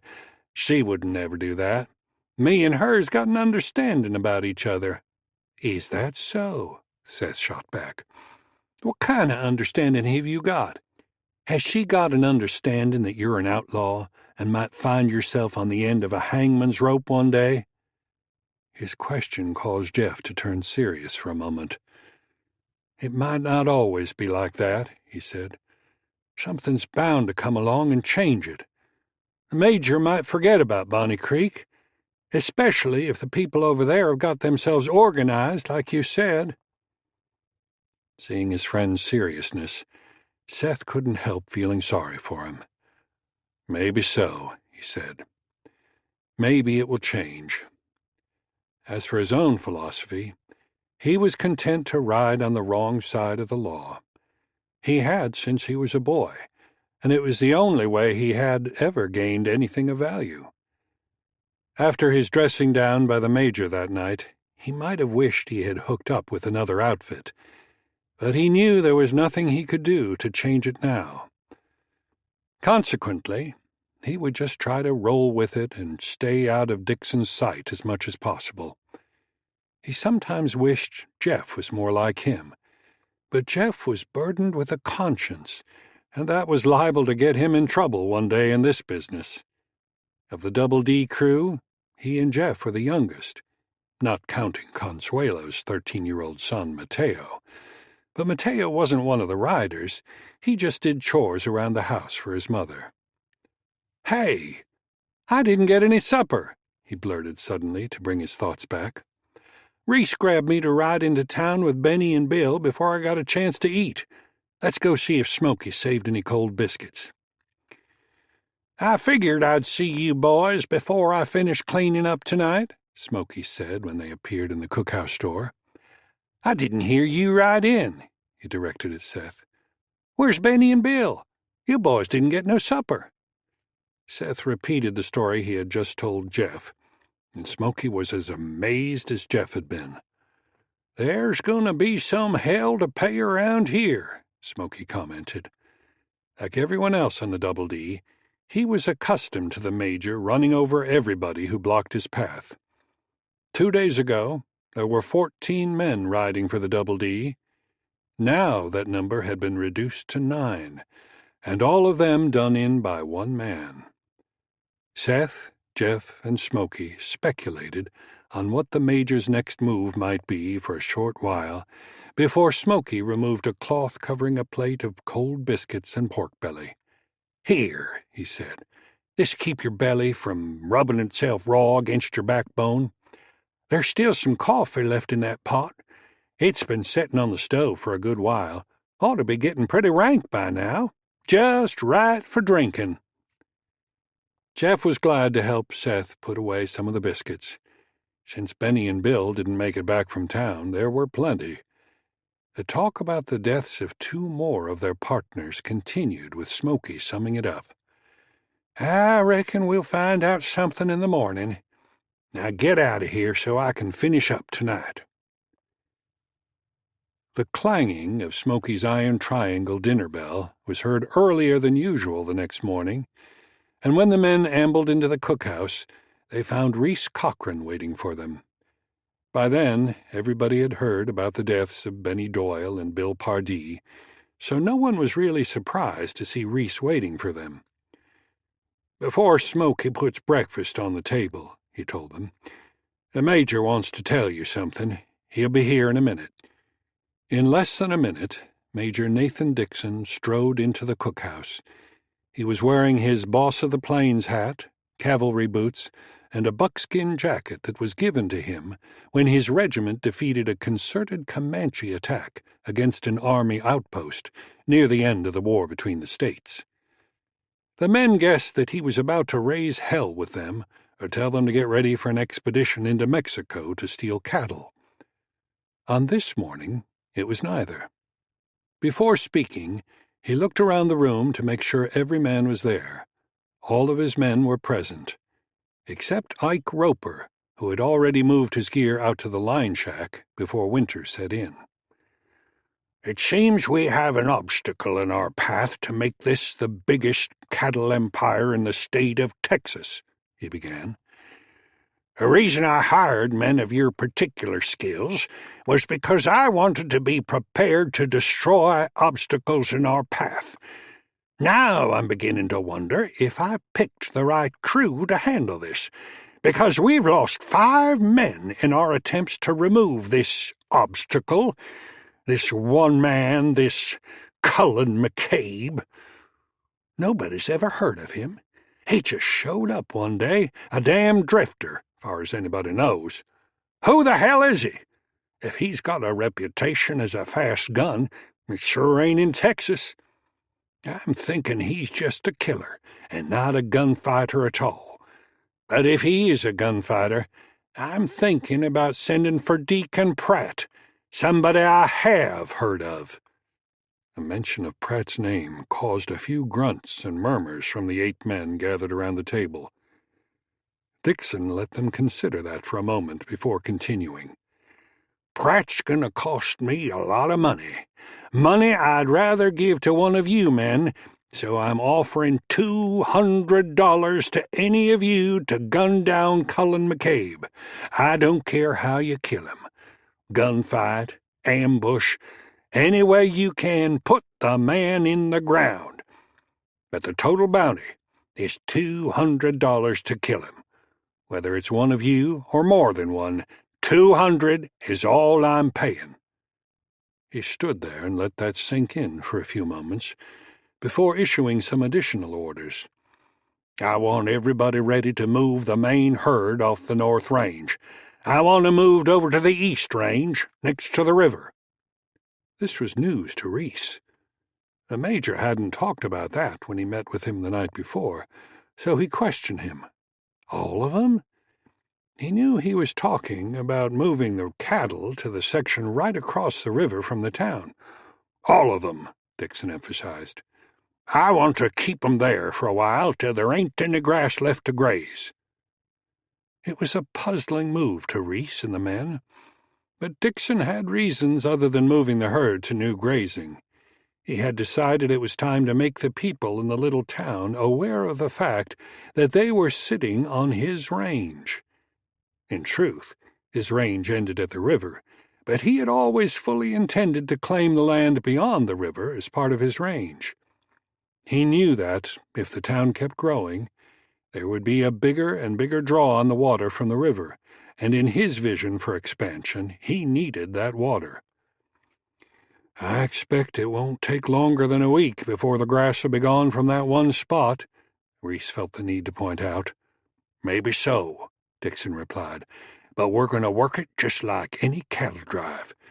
We'll be on the range with the cattle, and we're going to stay right there until it is all grazed out. Smoky, you get your chuck wagon packed up with everything you need for at least a week. It'll do you boys good to sleep on the ground for a little while, so get your gear together. I want those cows moving this morning." He promptly left the cookhouse then and returned to the house for his breakfast. "What the hell's the sense of that?" Curly was the first to question the move, his words still garbled due to his injured jaw. "This time of year? It's going to be pretty cold sleeping on the ground." Every man knew that, when they were on the home range, there was no need for the whole crew to watch the cattle. "I know it's going to be a hell of a short cattle drive to the river," Reese said, dutifully backing his boss. "But the Major's got his reasons. He don't do nothing unless he's got good reasons." Dave Crouch, one of 2 brothers who rode for the Double D, was still thinking about the Major's offer of a $200 bounty on Cullen McCabe's head. The brothers, nicknamed Big Crouch and Little Crouch, were normally tight-lipped when it came to any conversation, even when drinking with other members of the crew. They seldom spoke, except to each other, and that was usually too low to be overheard by anyone else. Jimmy, the younger brother, and about half the size of Dave, was usually the one to make important decisions for the 2 of them. When breakfast was finished and the crew went to the barn to get their saddles, Big Crouch confided to his little brother that he had been thinking about collecting that bounty. "I know you have," Jimmy said. "I have too. And I'll tell you something else. I know the Major says he's having us move the cattle over beside the river so the town will know they're in the way. Now here's the part that tickles me, and I know dang well that's what he's thinking.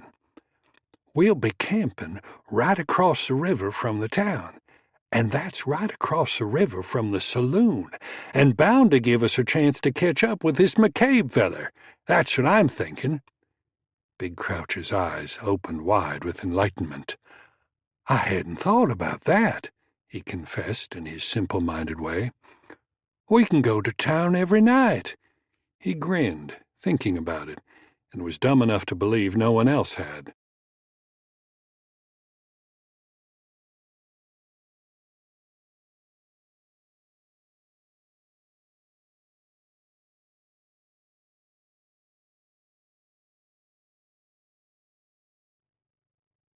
Chapter 8.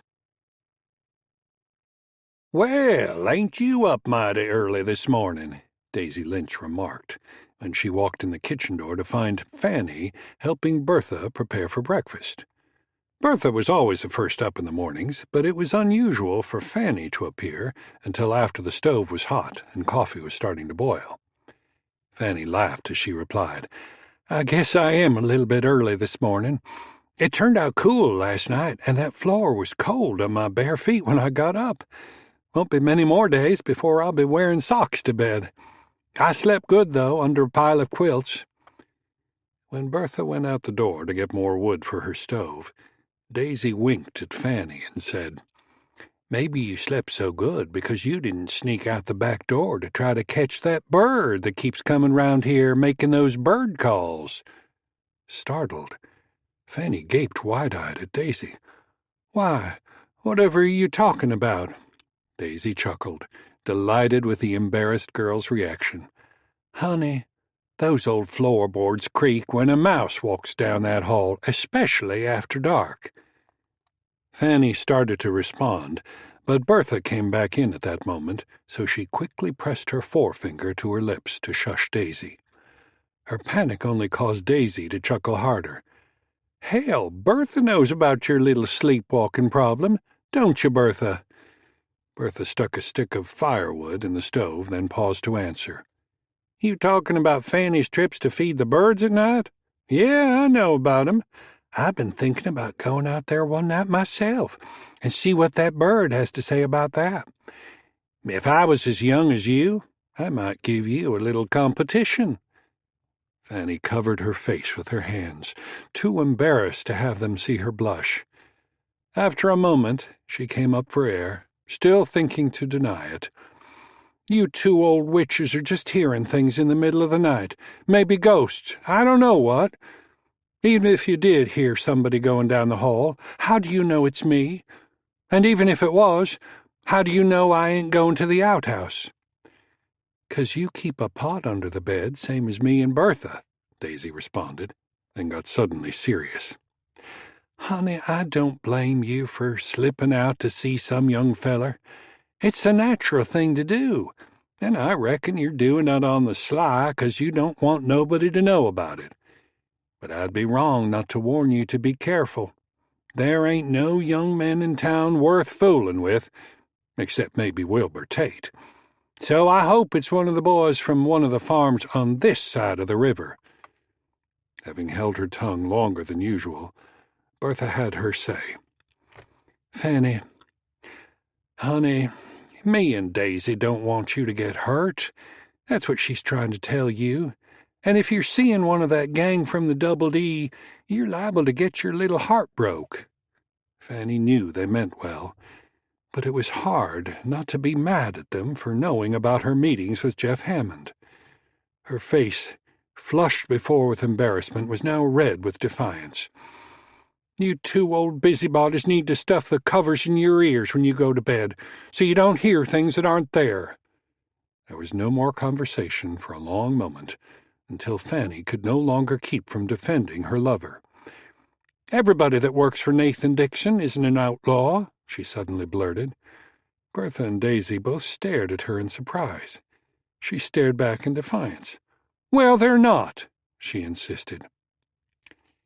"Jeff Hammond," Daisy pronounced calmly, one eyebrow raised in a smug expression.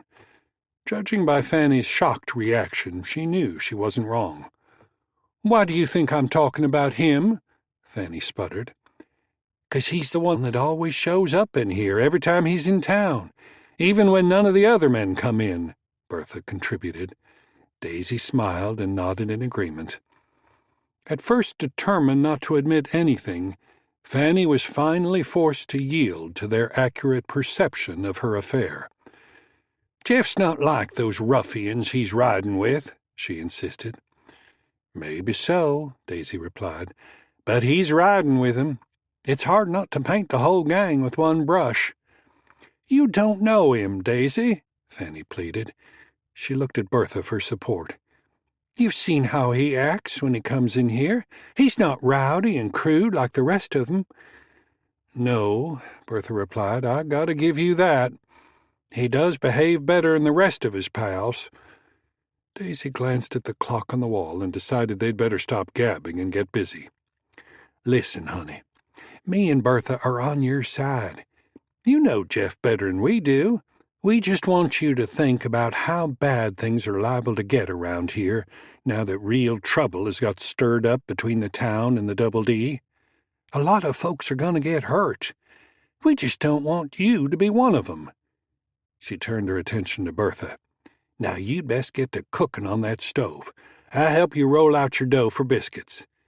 Satisfied that something had been said that needed to be said, she went back to her morning routine, glancing only once at Fanny to make sure the young girl was all right. The sign on the door proclaimed that the dining room was open for breakfast at 6 a.m., but Cullen walked in at about 5:45. He had arrived a little early the day before and had not been turned away, so he figured Daisy would serve him again. She was standing near the door when he entered. "Well, good morning, McCabe," she sang out upon seeing him. "I declare you fooled me again. I thought for sure you'd be gone this morning, after shooting those 2 men last night." He was never quite sure how to take Daisy. She had a naturally sharp tongue, and she was prone towards sarcasm, and it was hard to tell if she was being sarcastic or simply japing him.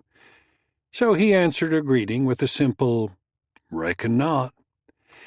"What do you want for breakfast? Same as yesterday?" And he answered with a nod.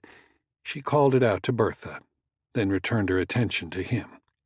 "I'll get you some coffee." A few minutes later, when she came back with his coffee, she said, "We'll get you fed as quick as we can. I know you've got places you need to be." "No hurry," he said. She gave him an impish grin. "To tell you the truth, I'd just as soon you didn't sit around in my dining room too long. I've noticed folks got a habit of getting shot when you're around." "Hate to disappoint you," Cullen said, "but I told Percy Mitchell I'd meet him here this morning." "Is that right?" Daisy replied. "His Honor the Mayor is fixin' to grace my humble establishment? He don't, as a rule. You want to wait for him?"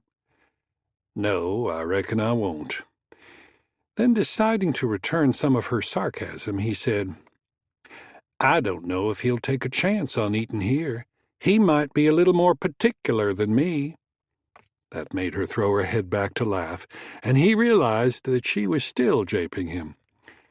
"We'll give him a cup of coffee when he gets here. That's all he ever has, anyway.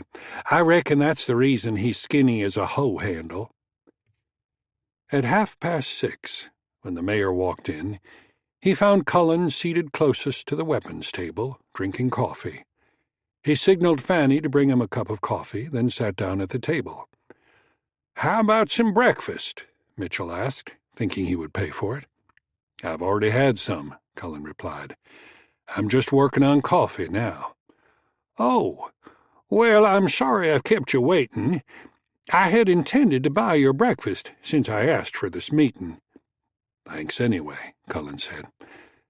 "What did you want to talk about?" "Well, you might tell me right off that it's none of my business, and that would be the end of it," Mitchell began, and then paused as if not sure he should continue. "Let me put it this way. As mayor of the town, I feel it my responsibility to put the town's interest ahead of everything else." After he got that out, he paused again to take a breath. "Why don't you just ask me what you want to know?" Cullen suggested. Mitchell paused again to wait while Fanny placed a cup of coffee on the table before him, her eyes averted to avoid Cullen's gaze. When she left, Mitchell blurted out, "We don't know anything about you, except you've killed 5 men since you rode into town." "Their choice, not mine," Cullen replied. I know," Mitchell quickly agreed. "I'm not saying it was your fault." He hesitated, thinking it might not be wise to continue the line of questioning he had in mind. He was not sure what might trigger the somber man's rage. He was already beginning to regret the conversation he had with Marvin Winter the night before, but Marvin had expressed something that troubled him about McCabe. It troubled Mitchell as well. What could they expect if the town, with McCabe's help, was successful in repelling Nathan Dixon's attempt to destroy them? Judging by McCabe's cold, sober reaction to threats from Dixon's men, and his obvious ability to eliminate them, who could say what his plans for Bonnie Creek might be after Dixon was driven back to his range? As Marvin had suggested, even though McCabe had said no to the job earlier, he might actually be thinking about setting himself up as sheriff and, in effect, taking over the town. It had happened before in Kansas and Colorado. This whole thing might simply be a battle between McCabe and Dixon for control of the town. Bonnie Creek could be on the verge of jumping out of the frying pan into the fire. Afraid that his hesitation was showing his reluctance to proceed with his questions, Mitchell steeled himself to continue. "What do you expect to gain from this conflict?" It was the same question Poss Rooks had asked. "Nothing more than a good supper and a peaceful night's sleep before I leave town," Cullen said. It was something along the lines the mayor would have hoped to hear, but he was still not sure he could believe him. "You don't think you'll stay if things come out the way we hope?" "Hadn't planned to," Cullen answered. "Is that what you wanted to find out?" "Yes. I mean, no," Mitchell stammered. "You're certainly welcome here. I don't want to give you the impression that you're not welcome. Right now, you're the only police force we've got." He hesitated again, thinking that might have encouraged his plan to become sheriff, but he decided to press on. "It's just that nobody can figure out why you'd want to involve yourself in Bonnie Creek's troubles." Realizing the mayor's and the rest of the town's consternation over his sudden appearance to join in their fight, when there was nothing of obvious gain for him, he was tempted to confess. Still, he was reluctant to inform them that he was there as a representative of the Texas government. Acting on his own, he would not be subject to questions and complaints about the state's failure to actively protect them with rangers or soldiers. Besides, wearing his official badge would have little or no effect on the outlaws riding for the Double D. "It ain't the first crazy thing I've ever done," he finally said, answering the mayor's question. "I reckon if we're done here, I'll go see to my horses."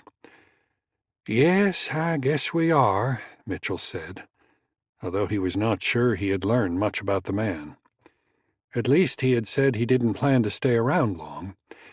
"I insist. Let me pay for your breakfast. I surely owe you that, for delaying you." Already digging in his pocket for his money, Cullen hesitated. "Obliged," he said, got to his feet.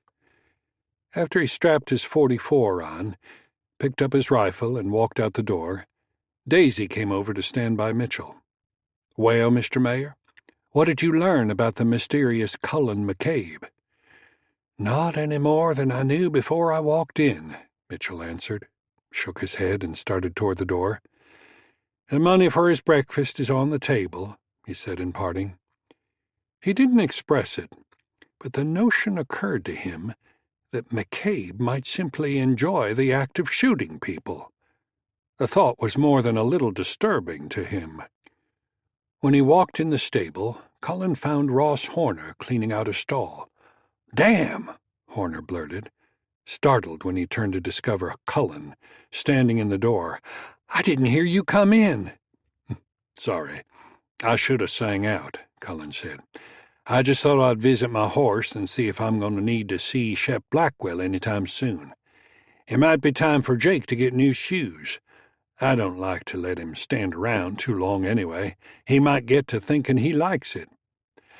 "I turned him out in the corral with your other horse this morning," Horner said. "You fixing to take him out?" "Maybe this afternoon," Cullen answered on his way toward the back door. "Right now, I'm just going to take a look at his hooves." The bay gelding plodded over to meet him when he opened the corral gate, as if expecting to be led out to be saddled. "How you doing, boy?" Cullen muttered softly and stroked the bay's neck. "We ain't going anywhere. I just want to take a look at your feet." After a couple of minutes petting the horse, Cullen started to check his hooves. "I believe you ain't quite ready for new shoes," he said after checking all four. About to drop the last hoof to the ground, he paused to listen. He dropped the hoof and looked toward the river, thinking the sound came from that direction. It was a sound of cattle in the distance, and in the few minutes he stood there listening, it became quite clear and seemed to be getting closer. "I thought I heard cattle bawling," Horner said as he walked out of the stable to join him. "I thought I did too," Cullen said, "from over yonder." He pointed toward the river. They both walked out to the front of the stable. Across the street, Buford Tate came out of the post office, having heard the same sounds, which were steadily becoming more distinct. "That sounds like a herd of cattle, instead of a few strays," Horner declared.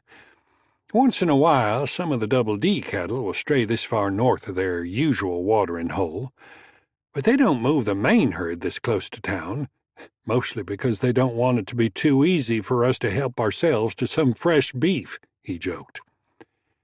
They were soon joined by others coming out of the stores and the saloon to stand in the street as the first of the cattle came into plain view across the river. Shep Blackwell ran over from his forge to join Cullen and Horner. At first, the growing crowd of spectators gawked in simple curiosity, thinking the Double D cowhands were going to have to round up a lot of strays.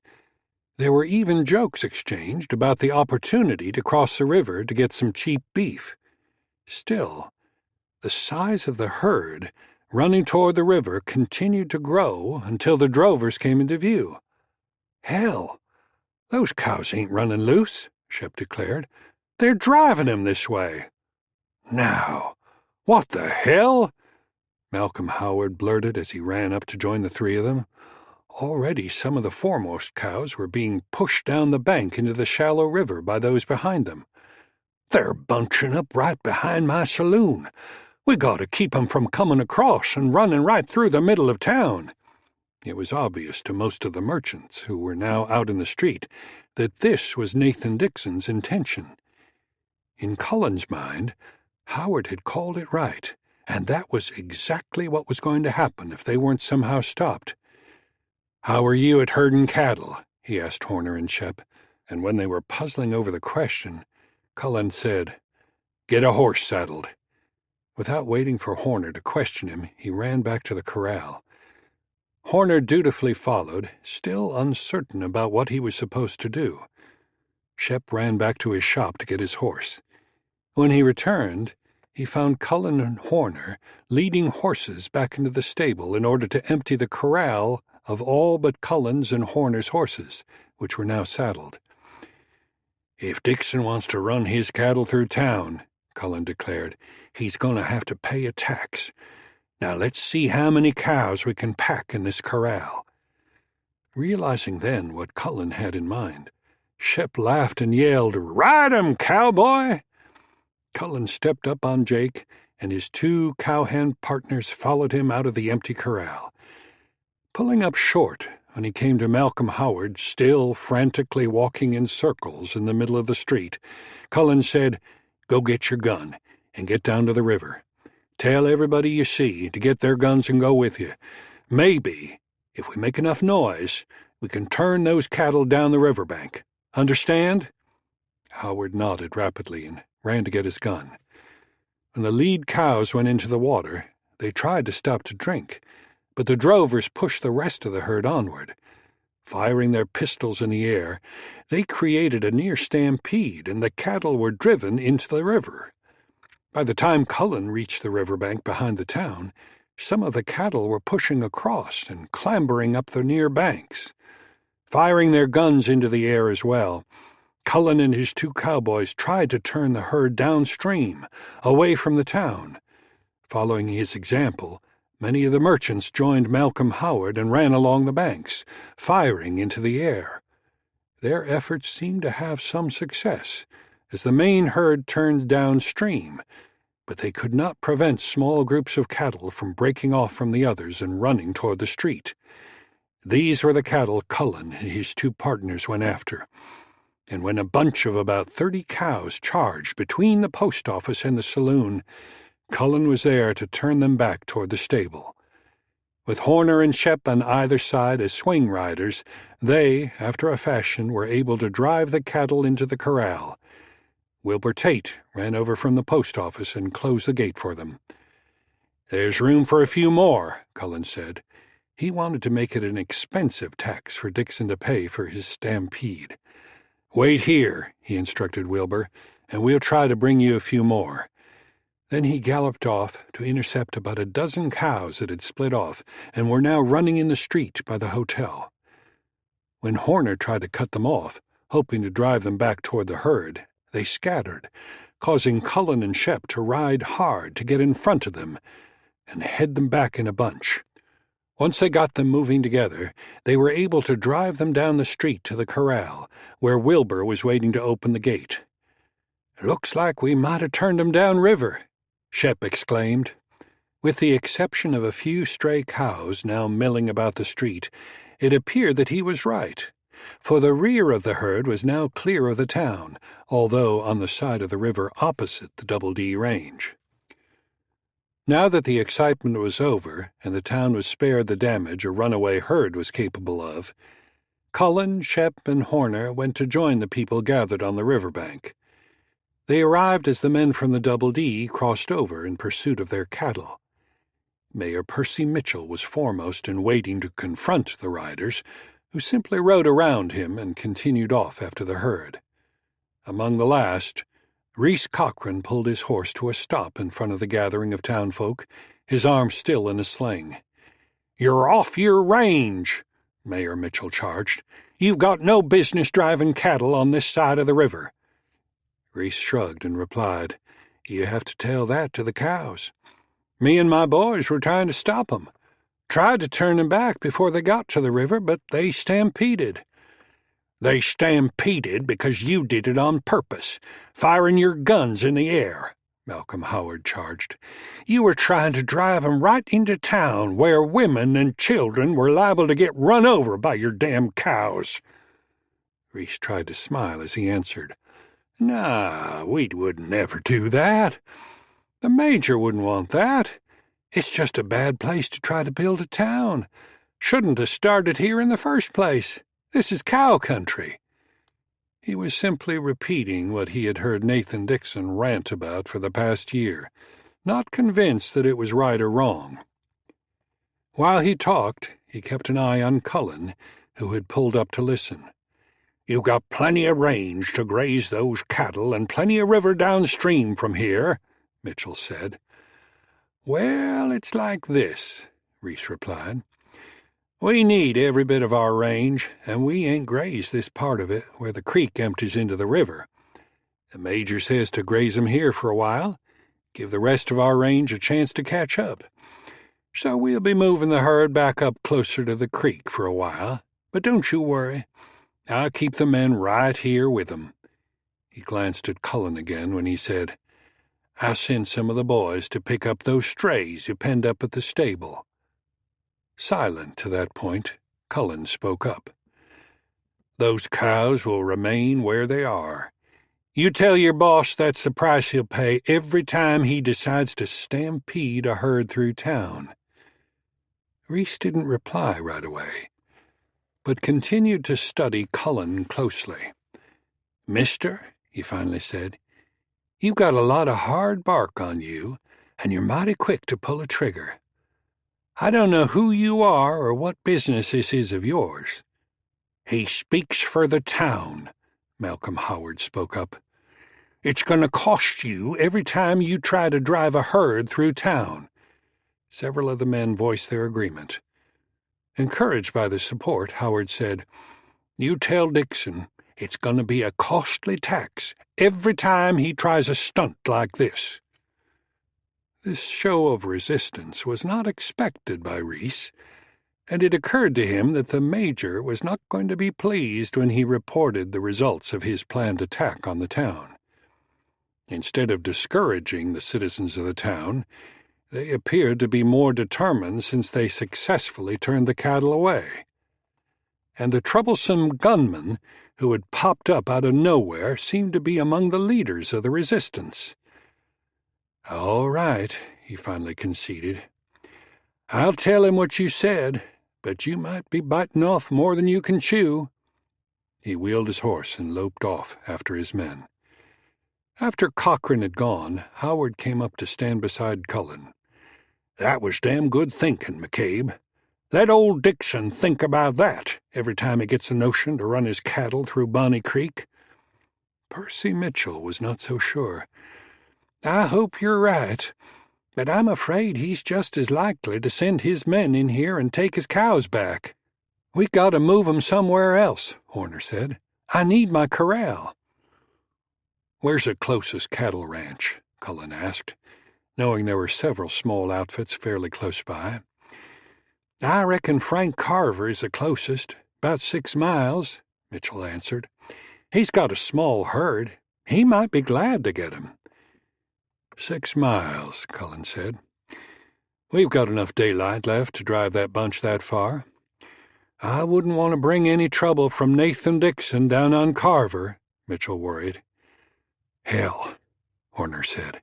"If we drive him on up to Frank's place right now, Dixon won't know where to look for him.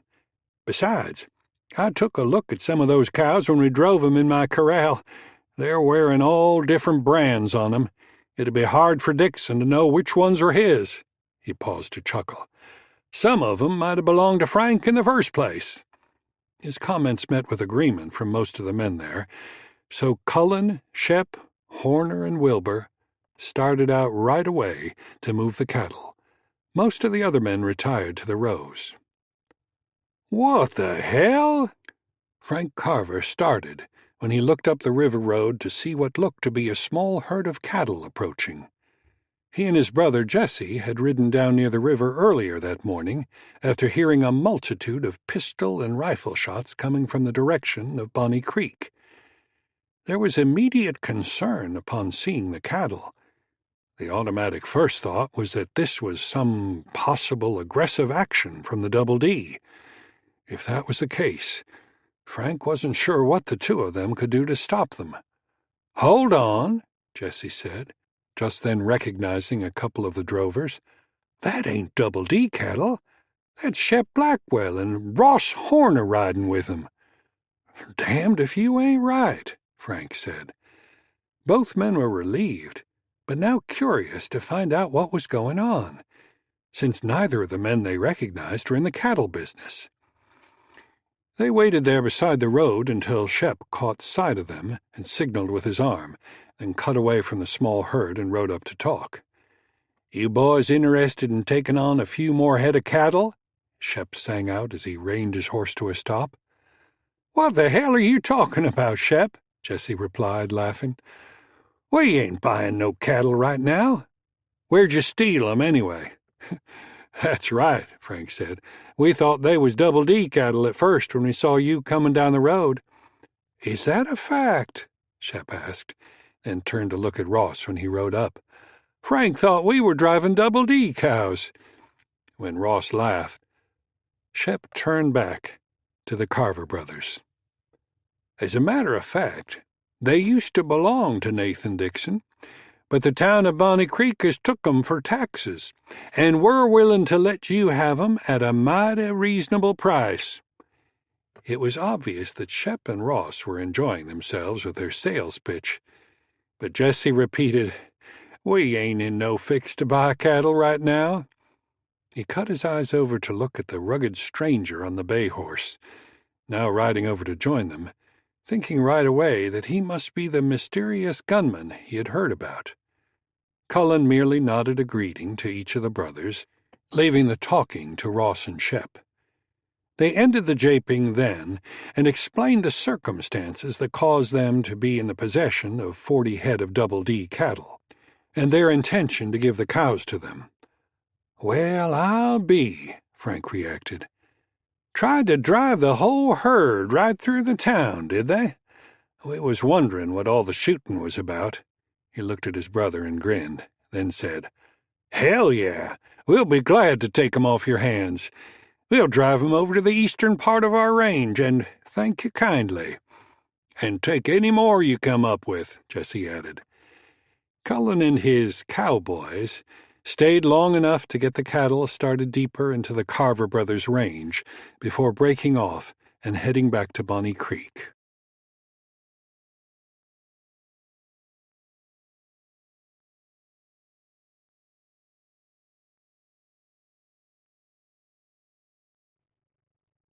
Chapter 9.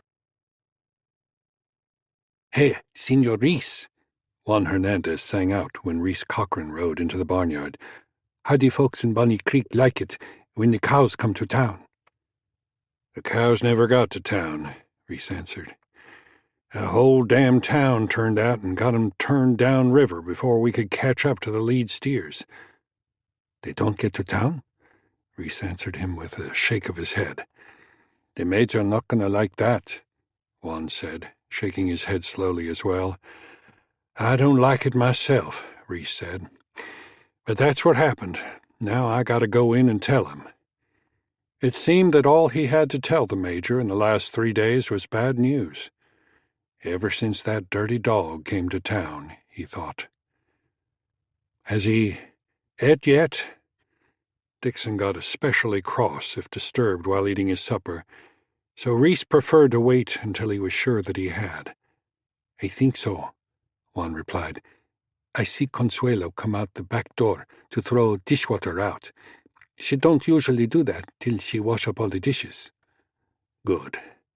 Then maybe he won't get his belly upset when I tell him what that prissy mayor said to tell him." He handed his reins to Juan. "Leave the saddle on him. I expect I'll be going back to bed down with the cattle." He wished he had eaten before he rode back to the ranch house, but he didn't want to delay his report to Dixon, and Smokey was just getting ready to cook when he left the crew at the river. Going to the kitchen door, as he usually did, Reese was met by Consuelo, who led him to the den, where Dixon was enjoying his after-supper cigar. Reese was greeted with a single-word greeting. "Well?" "Well, sir," Reese started, "things didn't go exactly like we wanted." That was as far as he got before Dixon's brow lowered, anticipating another report of failure. Reese hurried to continue. "We drove the cattle right on down into the river behind the town, but there was half the town waiting on the other bank, and they raised so much hell, shooting and hollering, till they turned the whole herd down the river. We tried to get up to the front of the herd, but couldn't get there before they was turned away from town." As he stared at his foreman, Dixon's eyes glowered from under heavy dark eyebrows, the veins in his temples swelling with his fury. "McCabe?" Again, a single word. "Yes, sir, he was right there with him." Reese hesitated again, reluctant to convey more bad news. "That's another thing. We lost 30 or 40 head that made it across the river and ran into town." "What do you mean, you lost them?" Dixon questioned. "Well, you see, when they made it across, that feller McCabe and a couple of other men rounded those cows up and drove 'em into the corral at the stables." Dixon's silence at this point was frightening, as he continued to glower at Reese. "I told 'em I was coming to get those cows, but McCabe said they was going to keep 'em, and to tell you that was the price you're going to pay every time you run cattle into town." Dixon smoldered visibly while he thought that over for a long moment, trying to keep the anger building up inside from overcoming him. Was anybody else talking, or was McCabe running the whole show? No, sir, it weren't just McCabe. Looked like everybody in town was there. That fella Howard that owns the Rose Saloon done some talking too. He said Double D territory stops at the river, and we got no business on their side of it. Dixon threw his half-smoked cigar into the fireplace in disgust, and stood there staring into the flames for what seemed several minutes, before muttering to himself, "They're standing in my way." He appeared to be so deep in his anger that Reese was afraid to ask him to repeat what he'd said, even though he had been unable to hear it. He would not think it possible for the Major to admit that he might be defeated, that maybe he could not fight the entire town and win. Dixon fretted over that same distasteful conclusion, however, before deciding what his next move would be. Since he could not storm into the town and shoot them all down, he decided to go back to his previous attacks on one merchant at a time. The more he thought about it, the more he was convinced that it was the only solution without attracting the attention of the Texas Rangers, or worse, the Army. As soon as he harassed one merchant to pack up and leave, it would be easier to press the others until they decided to leave too. It had worked well with the people from Fort Worth when they started to build a bank in Bonnie Creek. He told himself that he should have continued with that plan until he had burned enough of them to discourage the others. At the time, he had expected the other merchants to follow the bank out of town. Instead, they went out and hired a gunfighter. But they were going to sing a different tune when their hired gun was dead.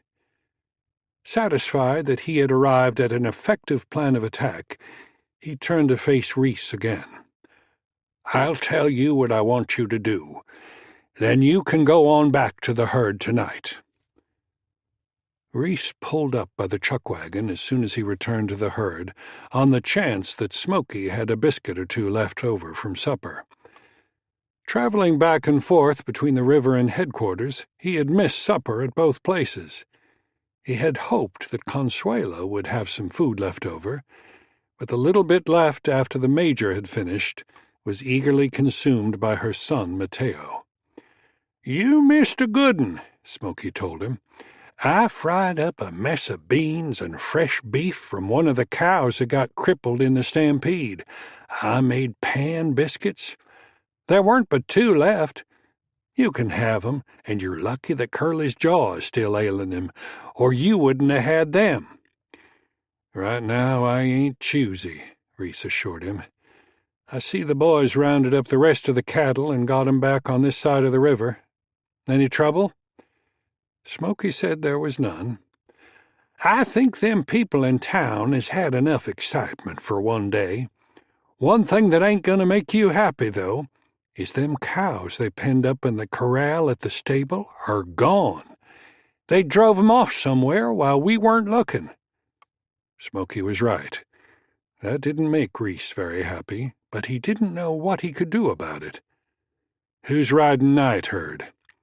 When told that Seth and Jeff were, Reese asked where Curly and the Crouch brothers were, since he didn't see them sitting round the fire. "Gone huntin'," Smoky said with a big grin. "Huntin'? Huntin' for what?" "A $200 bounty on Cullen McCabe," Smoky answered and chuckled. "They better go loaded for bear," Reese advised, "and they better shoot him in the back." He shook his head slowly when he thought about that day at the sheriff's office, and how quickly McCabe whipped that rifle round and shot him through the window. "I just hope we don't lose any more men because of that damn reward. We've got about 500 head of cattle now, and we've got barely enough hands left to drive them. The Major's going to have to hire more men if we're going to build up a herd to drive north next summer. I wish to hell he'd quit thinking about closing that town up and get back to raising cattle." He stopped talking suddenly when he realized he was criticizing the Major's leadership. It did not escape Smokey's awareness of a rare moment when Reese expressed his innermost thoughts. That was not typical of the foreman's usual backing of the Major's every decision. Reese took the 2 rock-hard biscuits Smokey handed him and asked, "Any coffee left in that pot?"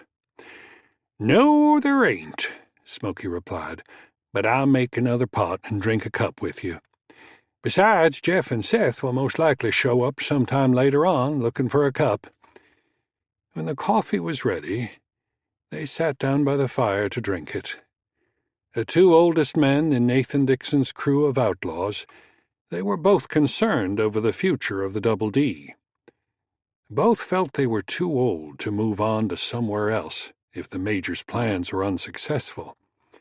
So they had no choice except to back Dixon's every decision, whether it made sense or not. When a much younger man, about the age of Seth Wiley and Jeff Hammond, Reese had ridden with a gang of stagecoach bandits, and he had rustled some cattle, but as the years mounted up, he sought to find a better way to spend his life. He soon found out there was little opportunity for honest endeavor for a man with his background. When, because of that background, he was approached by the Major in a saloon in Galveston, he eagerly accepted an invitation to help him build a cattle empire. "We'll walk over this valley like kings," Dixon had promised. After the Civil War, there were millions of cattle roaming wild in South Texas. They were there for the taking by anyone who wanted them. The Double D was not one of the first to take advantage of these free cattle, but they were able to round up 500 or so. That was only the start. The rest of the herd was to be built by rustling stock from other ranches, mostly in Mexico, which Reese felt was not really unlawful. Dixon told him that the rustling was only in order to build a core herd to start with, and after that there would be no need to steal cattle. They would raise their own. During the 3 years since then, however, that had never come to be.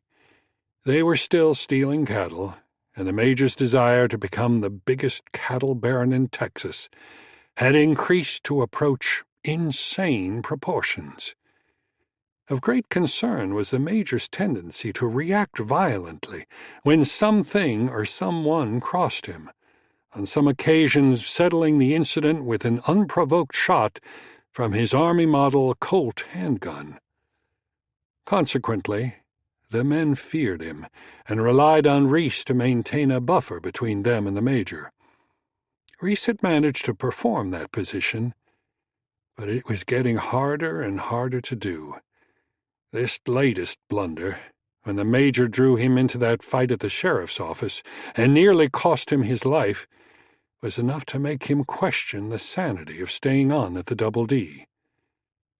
Smokey, simple soul that he was, could appreciate the strain put upon Reese, and could fairly well guess what was on Reese's mind during the long pauses in their conversation. "Reckon the Major's going to start giving the boys orders to pick as many fights as they can with those folks across the river?" Reese looked up from the coffee cup he had been concentrating on. "I'm damned if I know," he flatly stated. "We're liable to start up one hell of a range war," Smokey speculated. "No telling where we'll end up." "Looks like we're heading straight to hell anyway," Reese stated. "I reckon we might as well go at a gallop." He emptied his coffee cup with one long gulp and got to his feet. "I think I'll get some sleep, as soon as I get rid of all this coffee I drank." He paused to look back at Smokey, still seated by the fire. "At least that's one thing I know to do that makes sense." Smokey watched him as he walked away from the camp to answer nature's call. He wasn't happy to witness the lack of confidence he was seeing in Reese. It made him wonder if he should be thinking about moving on, But every time he did, he was prone to remind himself that he wasn't young anymore, and the money was good where he was. Chubby Green looked up from the bar when he heard someone come in the front door. There was no one in the saloon at the moment, and he was beginning to wonder where the usual customers were, unaware that the arrival of one of the Double D riders had discouraged them. "Uh-oh," he muttered softly to himself when he saw who had come in. Curly Cox barged into the saloon with the swagger of a pirate. After the recent trouble with the Double D and their cattle, Chubby didn't expect to see any of them in the saloon, if not forever, at least until that affair had a chance to cool down. Now here he was, a rag still tied around his jaw, with a knot under his hat, his face still swollen from his last visit to the Rose, yet still wearing the same insolent expression that characterized him. When he walked up to the bar, Chubby greeted him. "Curly," he said cautiously, "I hope you ain't come in here looking for trouble." "Why, hell no," Curly brayed. He had thought to find McCabe in the saloon, but since he didn't, he decided he would settle another score. "I'm a peaceable man, always was. I just came in to visit with Lily, since we kinda got interrupted last time I was here. Where the hell is she?" "She ain't feeling so good tonight," Chubby lied as he glanced beyond the rough brute facing him and spotted Lily at the top of the stairs. About to come down, she had stopped when she spotted Curly and was now slowly backing away from the stairs as quietly as she could manage, and hoping Curly didn't glance in her direction. "I think it's her time of the month, and sometimes that treats her pretty poorly. She'll be sorry she missed you. I'll tell her you came in to see her." The foolish grin remained on Curly's face, the expression somewhat crooked now because of the injury to his jaw, but the deep frown and the intense look in his eye told Chubby he didn't believe him. "Hell, she's too old to get the female sickness," Curly scoffed. "I just want to tell her I'm sorry about the misunderstanding we had in here the other day. Where is she, in her room? I'll just go up and tell her how sorry I am she's feeling so poorly." Without waiting for Chubby's response, Curly turned and started for the stairs. "Hold on a minute," Chubby exclaimed. "She ain't in her room. She's gone to stay with a friend till she gets to feeling better. She told me she ain't got no hard feelings about that trouble anyway." Curly turned back to face him again, the crooked smile still in place. "Stay with a friend," he blurted. "Lily ain't got no friends. Chubby, you ain't worth horse turds as a bartender, and you're worse than that as a liar." He turned his head back toward the steps and yelled, "Lily, get your ass down here. If you ain't down here in 2 minutes, I'm coming up there to get you, and it ain't gonna be to your liking." His attention back to Chubby then, he said, "When I'm through with her, I'll be wanting a little talk with you, you lying piece of dirt." With that threat, he waited for no more than a minute before turning toward the stairs again. "You make a move for that shotgun under the bar, and I'll shoot you down," he called back over his shoulder when Chubby was about to make just that move. The threat was enough to freeze Chubby right where he was. Halfway up the steps, Curly was surprised by the appearance of Lily standing at the top, a 2-shot derringer in her hand, pointed at the bull-like brute. "You can just stop right there," she stated. "I ain't got nothing to say to you, so turn right around and get out of here." He stopped and smirked. "Well, well, ain't that a nice way to greet a gentleman who's come to see you? I don't know how much you can do with that little pop gun before I get my hands on that scrawny neck of yours, but I guarantee you it ain't enough to keep me from choking the life out of you, so you'd best put it down." He waited for her to drop it, and when she didn't, he took another step toward her. Seeing her hand shaking and the derringer wavering from her fright, He sneered and said, "Where's your hero, McCabe, now?" His grin returned when he saw the tears form in the corner of her eyes, and he knew she was helpless to defend herself. He took another step up, stopping abruptly when she pulled the trigger. The bullet caught him in the shoulder, causing him to recoil with the impact, but failed to stop him. "Damn you!" He roared like a wounded mountain lion and started toward her again. She screamed, too terrified to run away as he reached for her. But he stumbled when the blast of the shotgun sent a tight pattern of buckshot into his back. Knocked face down, Curly landed hard on the steps, only a few steps below the terrified prostitute. He struggled briefly, managing to get to his hands and knees before tumbling backward, over and over, all the way to the floor below, like a tremendous boulder rolling down a mountainside. Chubby, at the foot of the stair, stepped aside to keep from being bowled over by the oversized bully. Shaking almost as much as Lily, he stood with his shotgun aimed at the body until he was absolutely certain Curly was dead.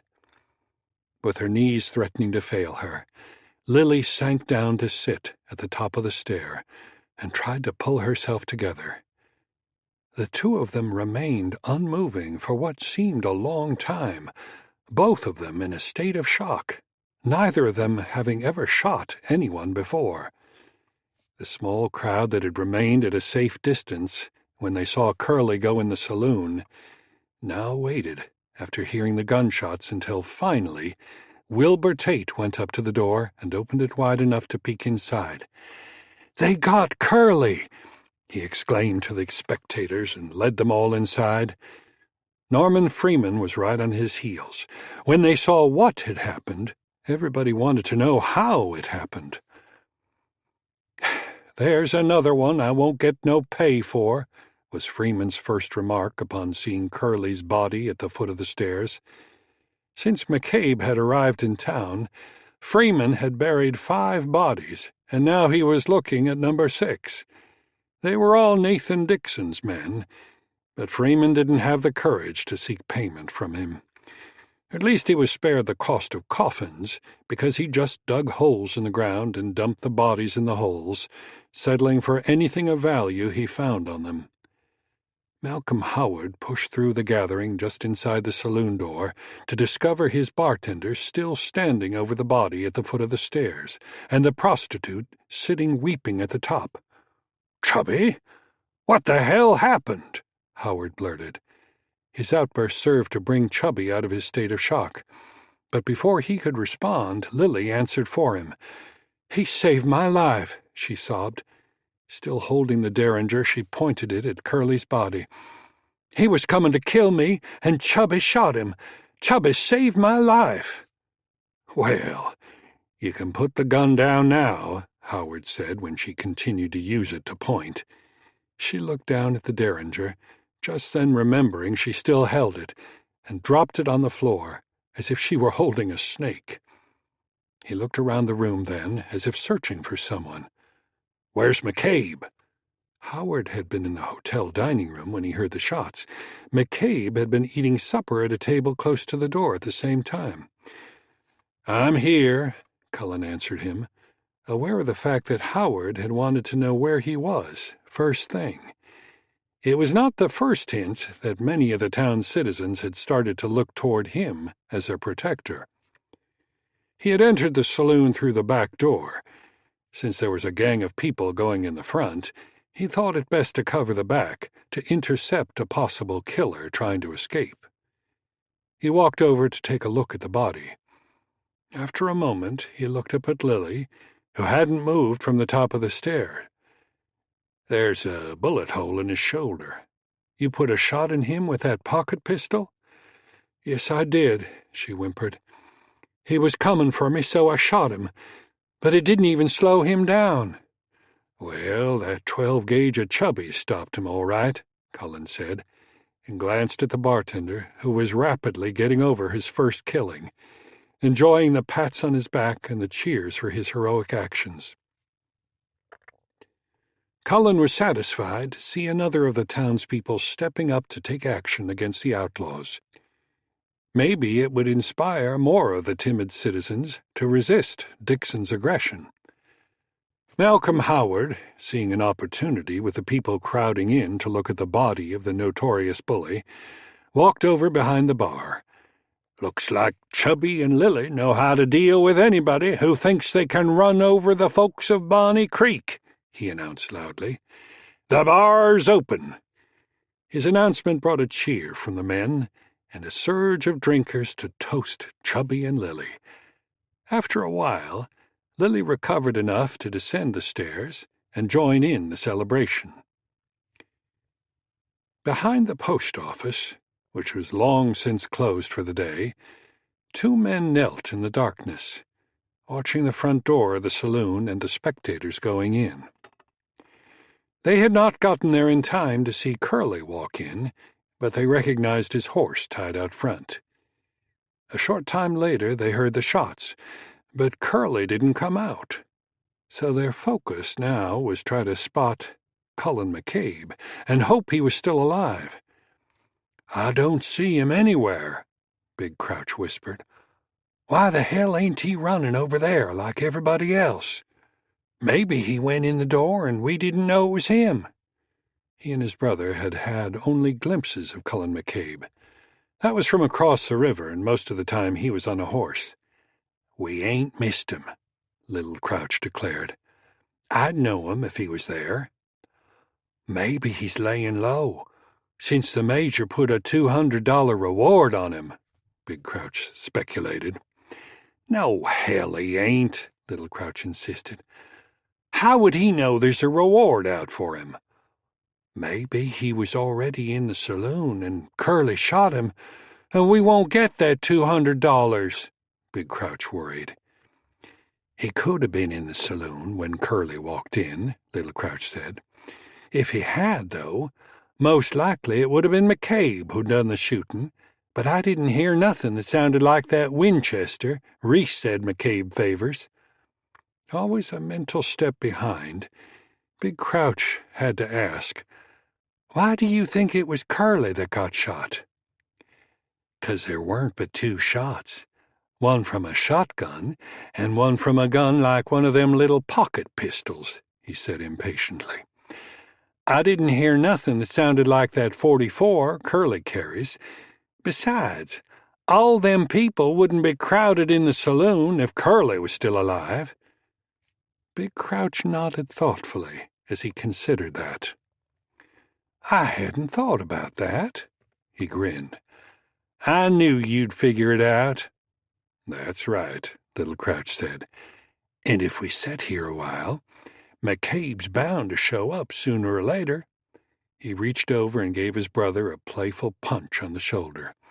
"When he does, one clean shot and we'll split that $200, 'cause ain't none of the boys come across the river tonight but Curly and us." Big Crouch beamed a wide grin at his younger brother, enjoying the fact that they had put one over on Curly Cox. Their plan had been the same as Curly's, to simply ride into town, find McCabe wherever he was, and shoot him down without warning.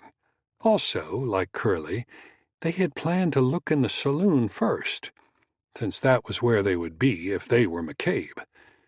But Curly got there ahead of them. He'd finished up his supper while Big Crouch was still eating, so he beat them across the river to town. Unlike the two brothers, Curly had ridden right up to the saloon and tied his horse at the rail. The Crouch brothers had taken a more cautious approach at Little Crouch's suggestion, and taken cover behind the post office to wait and see if Curly was successful. Now, after the shooting, it looked as if Curly had done them a favor, because McCabe was bound to show up at the saloon if he hadn't been there already. There would be no need to search the town to look for him. As it turned out, Little Crouch was right. He finally showed up, but not exactly from the direction they expected. "There he is," Big Crouch suddenly blurted. "That's him, ain't it?" He was not positive, The man walking out the door of the saloon looked like McCabe. Both brothers immediately readied their rifles to take aim. But their target was surrounded by some other spectators standing around the door. "It's him, all right," Little Crouch said, "but don't shoot till you get a clear shot. We got to make sure we hit him, then get the hell out of here before they come after us." "Right," Big Crouch replied, and promptly fired. Buford Tate, the postmaster, stepped up to talk to McCabe mere seconds before he was struck in the arm by the .44 slug meant for Cullen. The shot scattered the spectators gathered at the front door of the saloon as everyone ran for cover behind anything they could find. Tate was spun around by the shot and dropped to the steps. With no time to find better cover, Cullen grabbed the back of Tate's collar and dragged him roughly off the steps onto the ground behind the hitching rail where Curly's horse was tied. "Lie flat as you can," he said to Tate, who was partially in shock and confused, but hugged the ground for all he was worth. "He's over behind the post office," someone crouched behind the corner of the 2 steps up to the boardwalk yelled out, having seen the muzzle flash from Big Crouch's rifle. Flat on the ground beside Tate, Cullen brought his rifle up before him and aimed it at the little board shack that served as a post office. With nothing for protection but darkness and 4 legs of a horse, he was not in a very good position for a gun battle. He peered under Curly's horse toward the back corner of the post office, straining to pick out the shooter.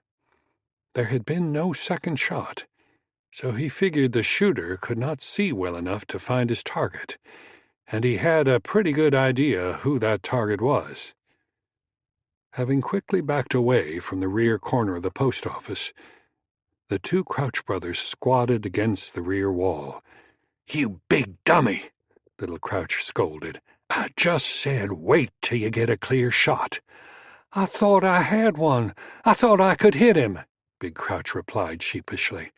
"Yeah, well, the last time I looked, he was moving pretty fast for a dead man.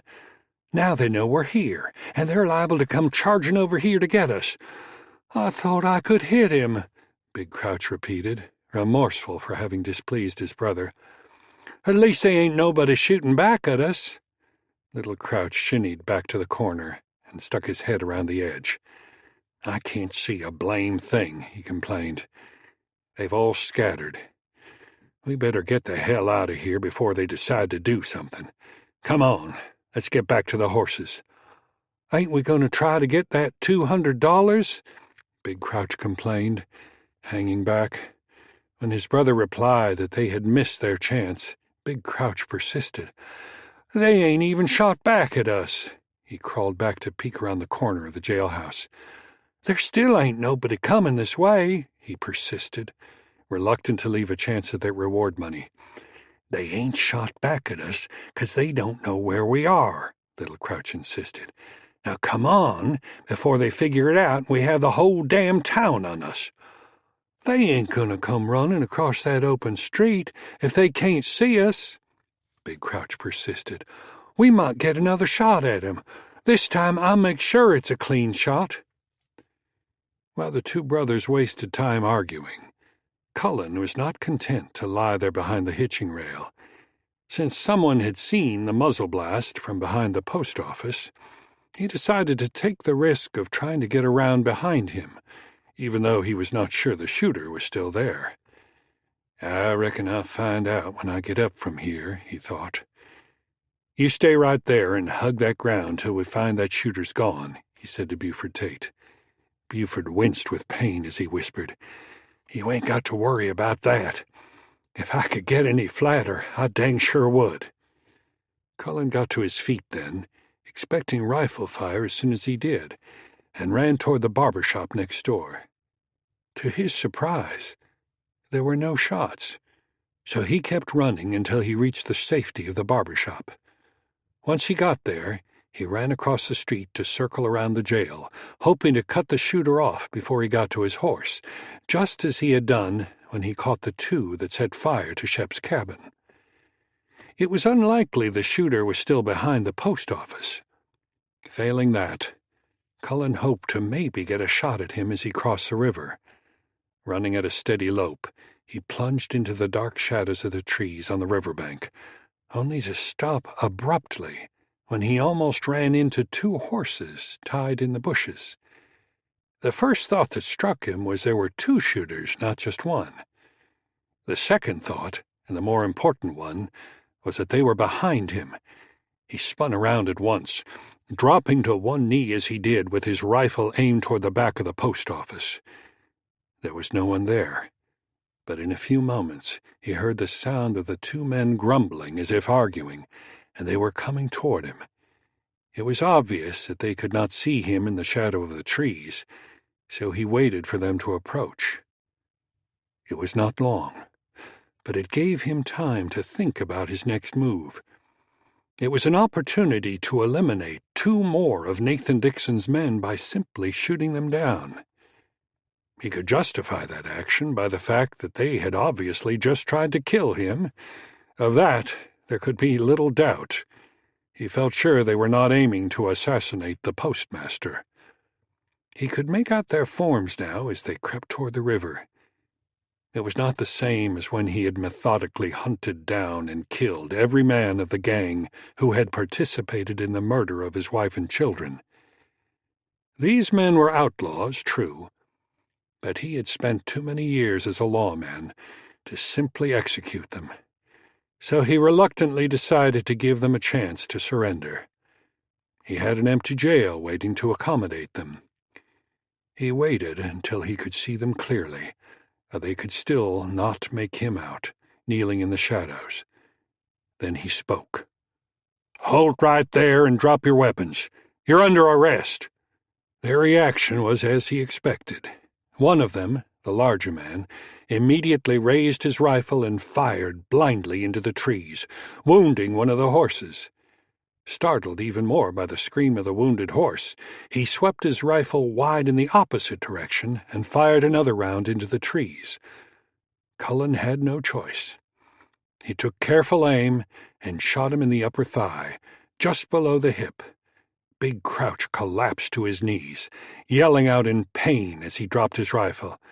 "Best not," Cullen warned, having already cranked in another round, ready to fire when Little Crouch raised his rifle to shoot at Cullen's muzzle flash. Hearing the warning voice, coming from a different spot in the darkness, Little Crouch realized then that Cullen had moved as soon as he fired the first shot. His brother had been shot when he had fired. Little Crouch feared the same would happen to him if he threw a wild shot into the darkness, so he dropped his weapon when Cullen told him to. "Help your partner get up on his feet," Cullen ordered. "I can't walk," Big Crouch wailed. "You crippled me." "You either walk, or I'll put the next shot where I won't have to worry about you anymore," Cullen threatened. "It's up to you." Big Crouch tried to get to his feet at once, when he was obviously feeling too much pain to stand on the wounded leg. Cullen again ordered Little Crouch to help his partner walk. "He ain't my partner," Little Crouch said. "He's my brother." "Help him anyway," Cullen said. The next 5 or 10 minutes saw Little Crouch struggling to get his brother up to limp on one foot, while he acted as his crutch, and Cullen herded them back toward the jail. By the time they reached the back wall of the jail, the folks taking cover across the street realized that whatever had happened seemed to be over. Shep Blackwell was the first to call out. "Cullen? Is that you back there?" When Cullen answered and assured them that the shooters were under control, there was soon a crowd there to help herd the prisoners. "What are you going to do with them?" Shep asked.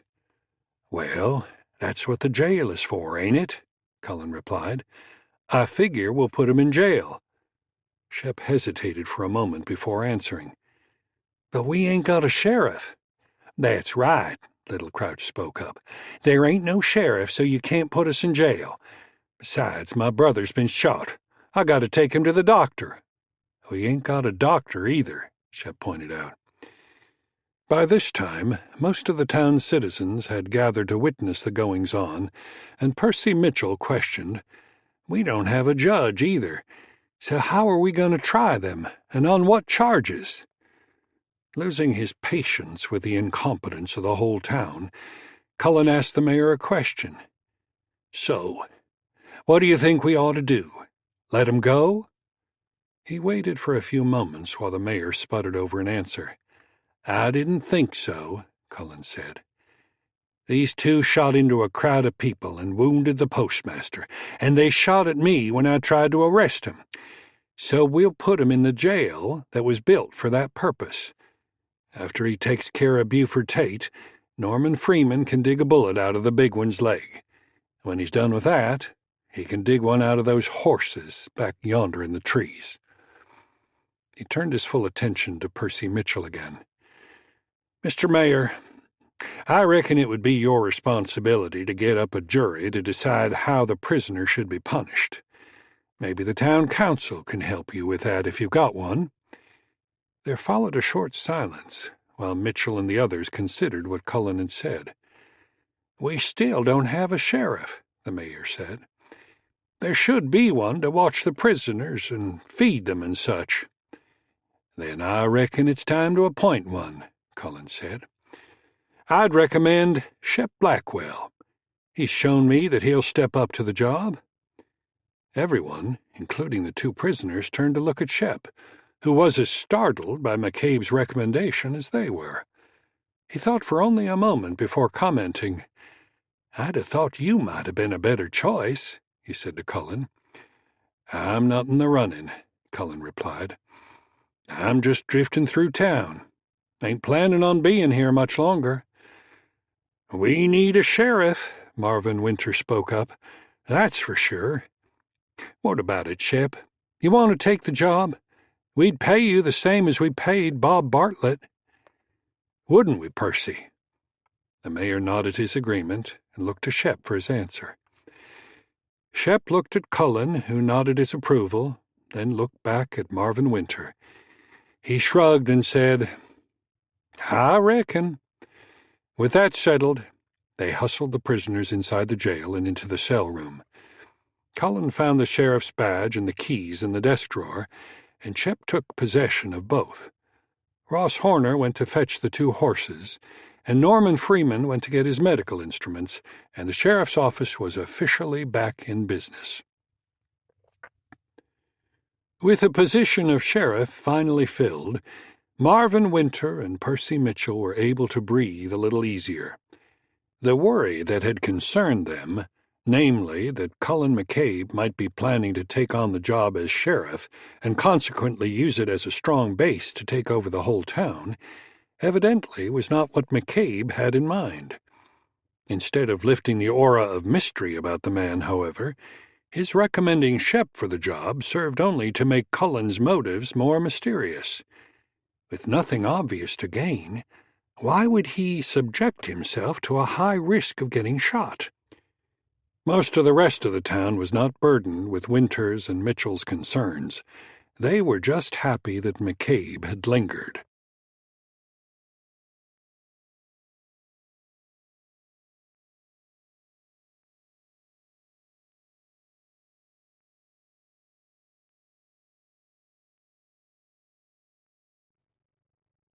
Chapter 10.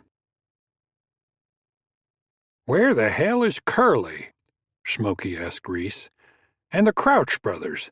They ain't here either," he added. "They didn't come back from town last night." He had heard the shots fired across the river in town, and was afraid the three had gotten into some trouble. "Don't look like it, does it?" Reese replied, not surprised since their camp was just across the river from the saloon. There was bound to be trouble, and he had thought it was a mistake when the major ordered him to bed the herd down so close to town. He was still not one to tell the major he was making the wrong call, however. "I'm going to throw most of this chuck out if they don't show up here in the next 5 minutes," Smokey threatened. "Any of you other fellers want some more?" He looked at Seth Wiley and Jeff Hammond, who were finishing up their breakfast after riding Nighthawk all night. "I'm going to throw it out," he threatened again. "They ought to miss breakfast," he grumbled. "Most likely still drunk." Jeff Hammond had held his tongue up to that point, Well, he tried to decide whether to say anything or just play dumb. When Reese stood up, peered out toward the river, and wondered aloud where the 3 missing men were, Jeff could keep his silence no longer. "Curly's dead, and the Crouch brothers are in jail," he announced. He had been reluctant to tell them, because he would have to confess that he had slipped off to town while he was supposed to be watching the herd. "How the hell do you know that?" Reese asked. "Fanny Wright told me," Jeff answered. "That little gal in the hotel dining room?" Reese demanded. "How the hell—" He started, but was too confused to finish. "You were supposed to be watching the herd. What the hell were you doing in town?" "Jeff weren't gone more'n half an hour," Seth spoke up quickly when it looked like Reese was beginning to get the picture. "Not much longer than it would be if he had to go take a dump." "Curly? Dead?" Reese exclaimed, more concerned by that news than he was with the way he found out. "What happened? Who done it? That damn McCabe? What do you mean the Crouch boys are in jail?" His questions came with the speed of a Gatling gun, with no space for answers. "Tell him what Fanny told you," Seth said, and Jeff repeated the story of Curly's demise at the hands of Chubby Green and Lily Bloodworth. "It wasn't McCabe that shot Curly," he said, "but he did put a bullet in Big Crouch's leg." He went on to tell Reese about Big Crouch and Little Crouch getting arrested when they tried to shoot McCabe. To Reese, it was the very thing he had feared might happen when the Major placed a reward on Cullen McCabe's head. Reese didn't say anything for a long moment while he ran it over in his mind. Then he looked around him at what was left of his crew. Himself, Seth, Jeff, and Smoky. They were all that was left to work the cattle. He would have to call Ike Roper in from the line shack and put Juan Hernandez to work with them. And the Major's gonna expect me to build another herd with half a crew, he thought. "Damn it to hell!" he cursed loudly, causing the others to come to attention.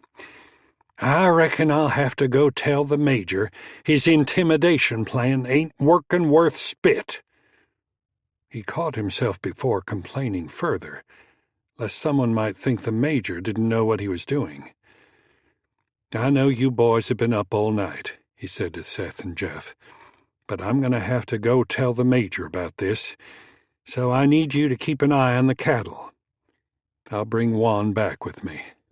Smoky, you might have to get your ass in a saddle and help out, and I'll be back just as soon as I can. And stay the hell away from that town." "Good morning, Mr. McCabe," Daisy Lynch sang out when Cullen walked into the dining room. "You're early, as usual, but I'm always happy to see you walking around every morning." She picked up the coffee pot and went to his usual table near the door. "Another exciting night in Bonnie Creek last night," she said as she filled his cup. "Every night's pretty much exciting, ever since you hit town." "Good morning," Cullen replied, ignoring her attempts at playful sarcasm. "You gonna have your usual breakfast?" Daisy asked. "Bertha's making sausage biscuits this morning. You ought to try some. Ain't nobody makes them like she does." "All right," he said, surprising her, as well as Fanny Wright, who was standing near the kitchen door, timidly watching him, as was her habit. "I'll tell Bertha to make 'em special for you," Daisy said, and went at once to the kitchen. "What you standing there like a scared doe for?" she asked Fanny as she passed by. "He ain't going to bite you. He always looks that way." In a couple of minutes, Daisy came back to visit. "Those sausage biscuits will be ready in a jiffy," she said, then lingered since he was the only one in the dining room at this early hour. "Understand we got us a new sheriff," she began. "I bet old Shep didn't have any notion about being the sheriff. He ought to make a good one, though. I hear he's already got a couple of guests in the jail, and we'll be feeding 'em." She looked around at the empty tables. It's kind of sad when the jail's got more guests than the hotel has." She laughed at her attempt at humor, then said, "You know, a conversation usually takes place between at least two people. You don't do a hell of a lot to hold up your end of it, do you?" "You didn't sound like you needed any help," he commented dryly. She placed her hands on her hips and gave him an appraising stare. "When was the last time you ever cracked a smile?"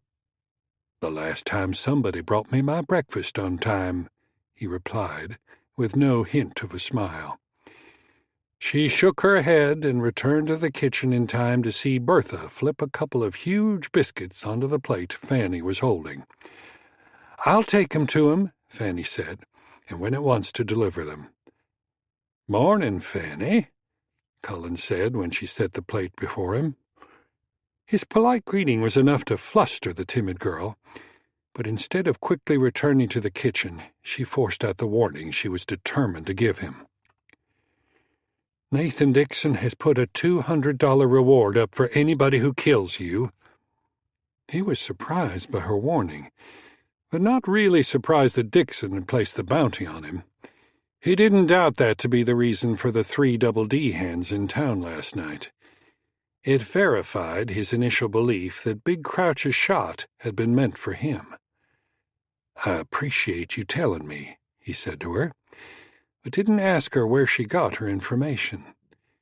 He thought he could see the appreciation in her eyes before she turned and fled to the kitchen. In a few minutes, Daisy came with a coffee pot. He pushed his cup over toward her so she wouldn't have to reach over with a large pot. She filled it, then asked, "What did you say to Fanny? She looked like she'd seen a ghost when she came back to the kitchen." "I said, 'Good morning,'" he answered solemnly. Then, without a change of expression, he said, "Tell Bertha, these are the best sausage biscuits I've ever had." Except for maybe some that Mary Kate used to make, he thought. He tried not to dwell on thoughts of his late wife. He found it too hard to accept her loss, and sometimes it was impossible not to recall. His wife often made biscuits like those he had just finished. Flapjacks were the breakfast treat every Saturday morning for him and the kids. The memory of that brought a mental picture of his little family gathered around the breakfast table. He was glad when Daisy had a comment in response. "Well, I know that'll just make Bertha's day for her," Daisy said. "I'm tickled we were able to please you this morning." As she walked away, it occurred to him that everything Daisy said sounded like sarcasm, and he wondered if she was the same with everyone, or was it just him? It made little difference, however, so he finished his coffee, put some money on the table, and left. Outside, he paused for only a second or two to consider what kind of day it was going to be, weather-wise. Then he started walking toward the jail. The first thing he noticed was a shiny new padlock on the front door. Inside, he found Shep rolling up his bedroll. The door to the cell room was closed, but Cullen could hear the grumbling of the 2 prisoners beyond, and they sounded unhappy. "Shep," Cullen responded when Shep said good morning.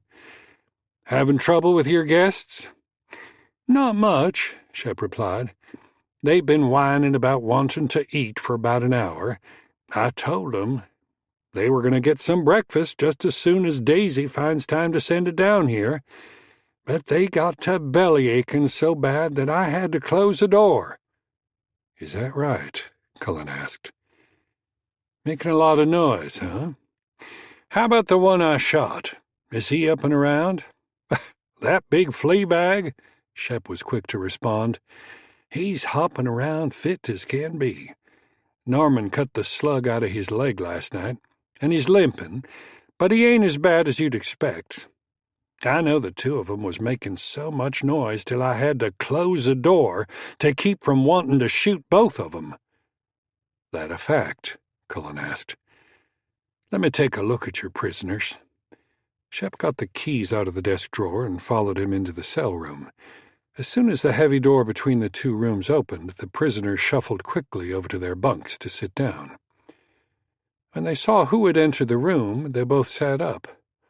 "Well, well, Dave," Little Crouch said to his brother, "if it ain't the stud horse himself, come to call on us." "How do you know it's him?" Big Crouch asked. Not sure, since this was the first chance he had to take a close look at the man in the shadows on the night just past. And that was only seconds before he went down with a shot in the leg. "It's him, all right," Little Crouch said, having had plenty of opportunity to identify Cullen. "Ain't that right, McCabe?" When Cullen didn't answer, Little Crouch sneered. "Maybe he's the boy they sent down here with our breakfast. How about it, McCabe? Is that why you're here?" Ignoring the taunting intended to rile him, Cullen didn't answer him. Instead, he asked Shep for the key to the cell door.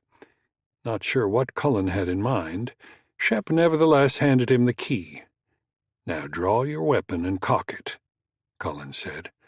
"Hold it on those two, and if one of 'em so much as twitches a finger, shoot him." "Right," Shep responded. He did as Cullen said and held his .44 aimed at the bunks while trying to watch Cullen at the same time. Cullen went to the small window in the back wall and found what he had expected.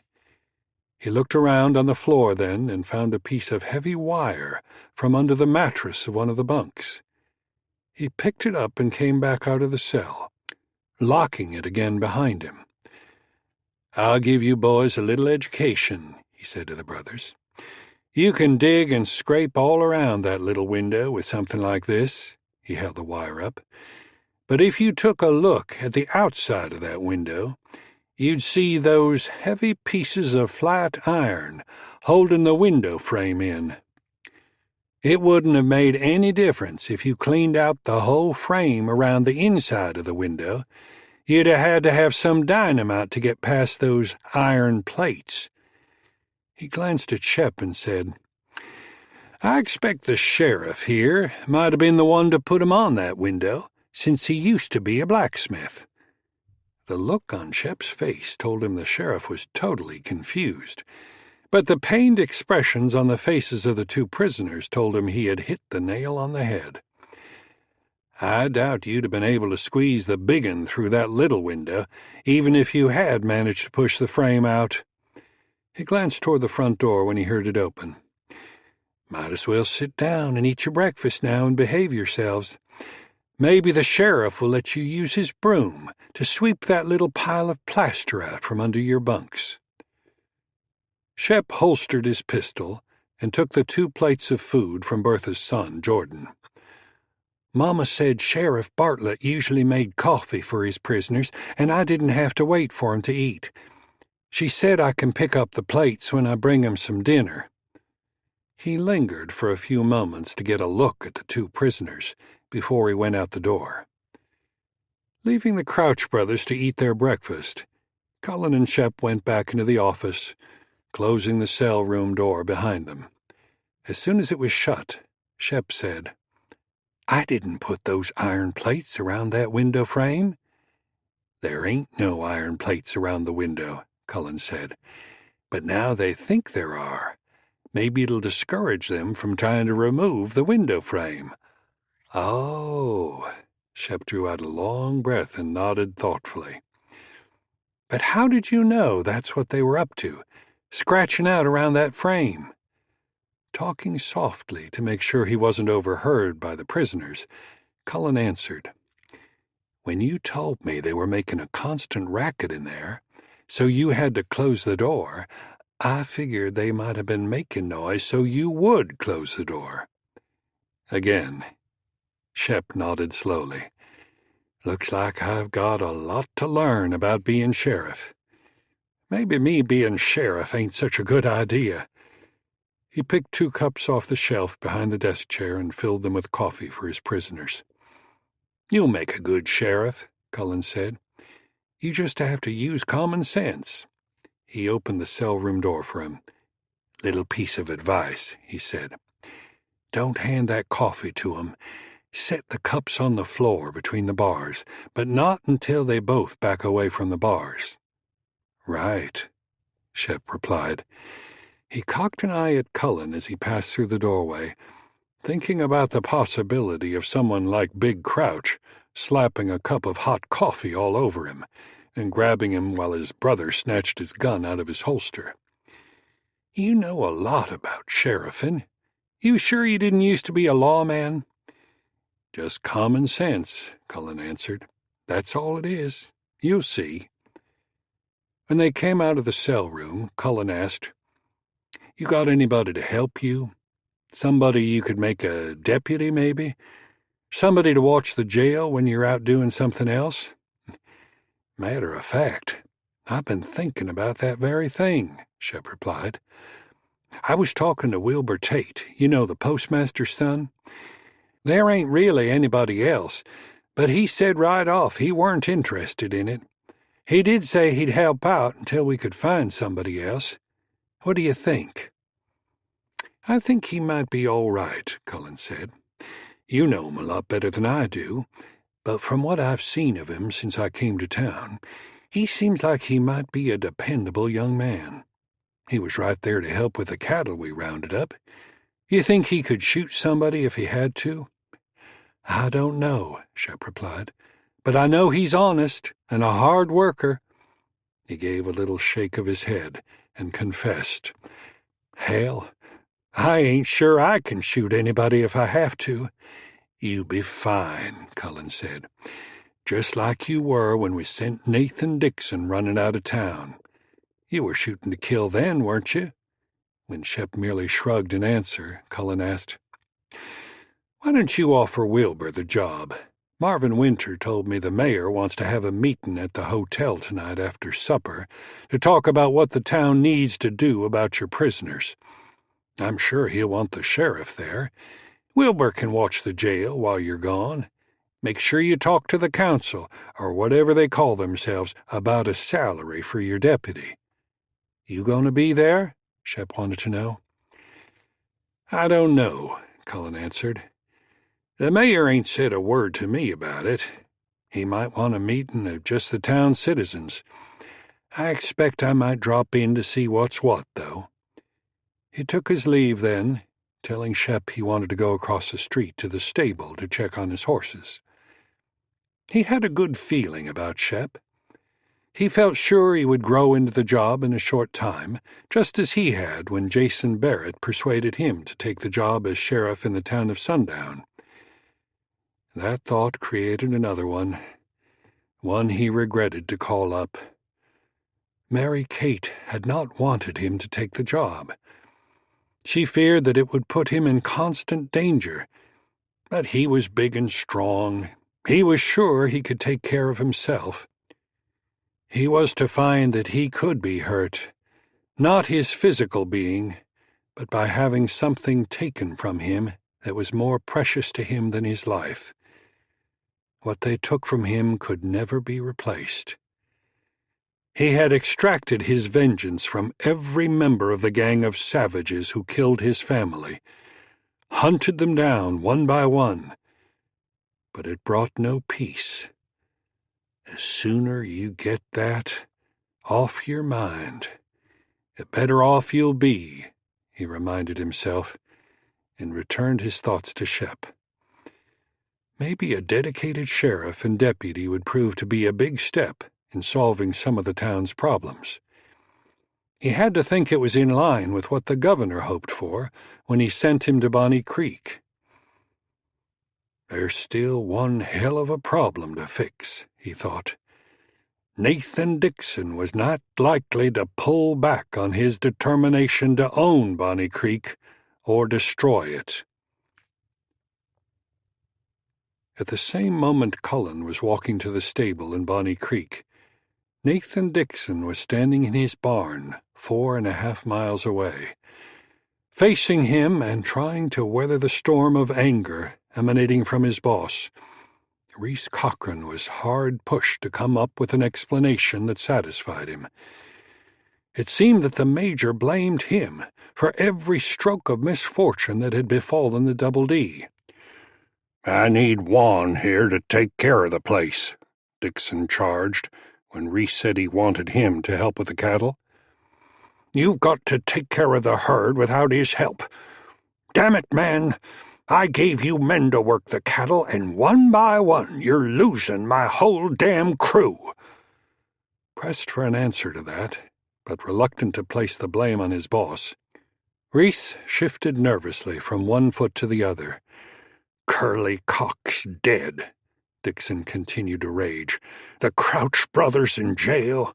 What the hell were you thinking, letting them go into town? I wasn't there till after supper, Reese replied. When I got back to the herd, they'd already gone. If you were doing your job, they would have known not to go into town, Dixon insisted. Well, sir, that $200 reward money was too tempting, I reckon, Reese offered lamely.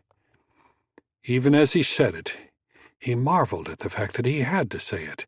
It seemed to him that anyone would expect that to be the case. I pay you to control your men, Dixon fumed, ignoring the reason the men were drawn to the town. When are the Crouch boys going to get out of jail?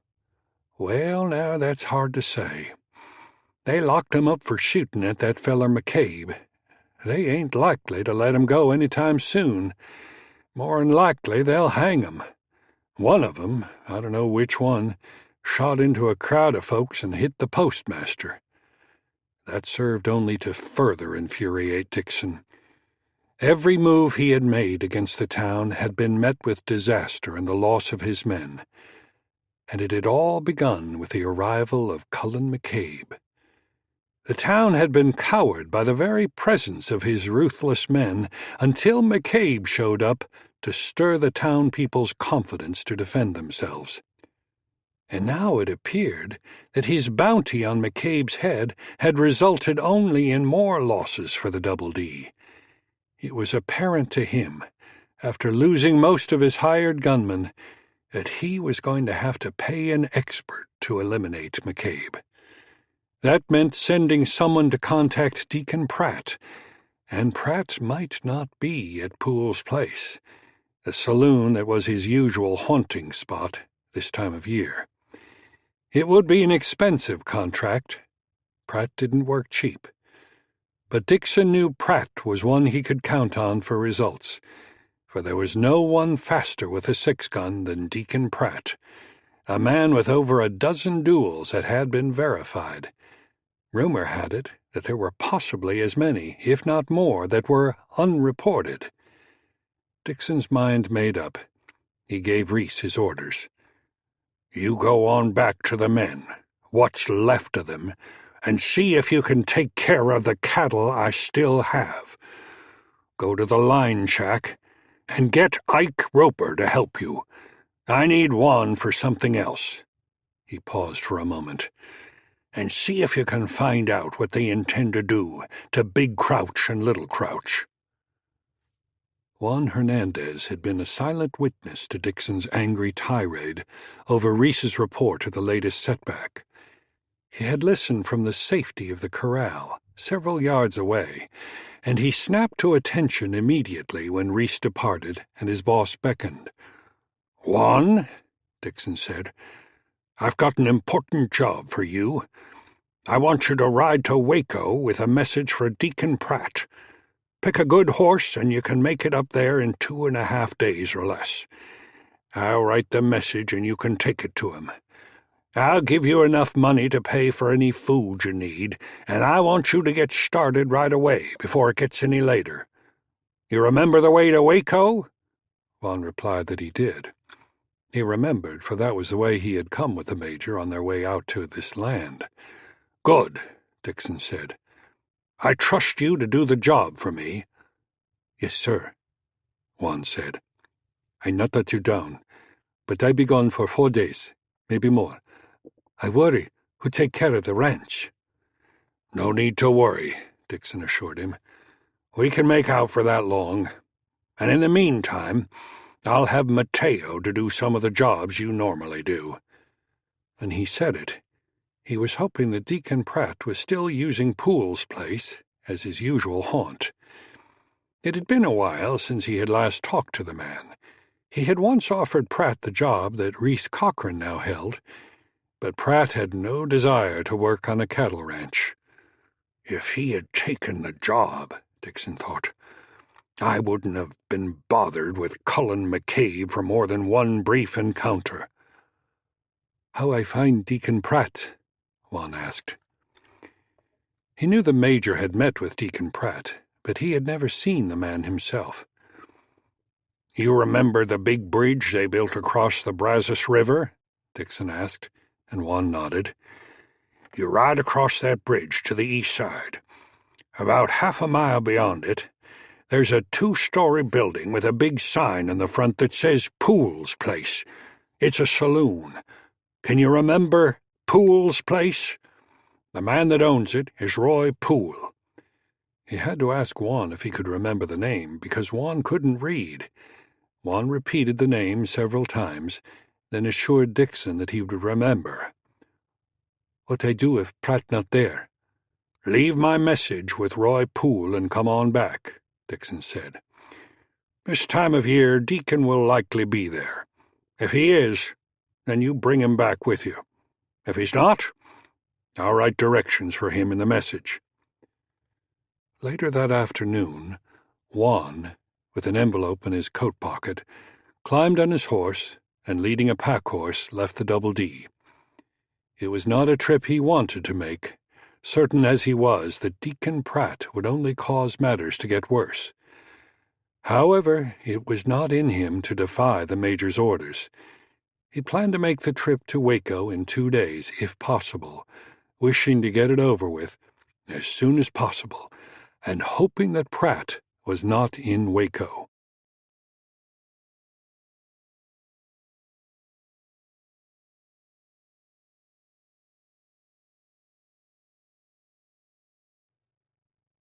Chapter 11. "We've got 2 prisoners in the jail for attempted murder," Malcolm Howard said. "What are we going to do about it?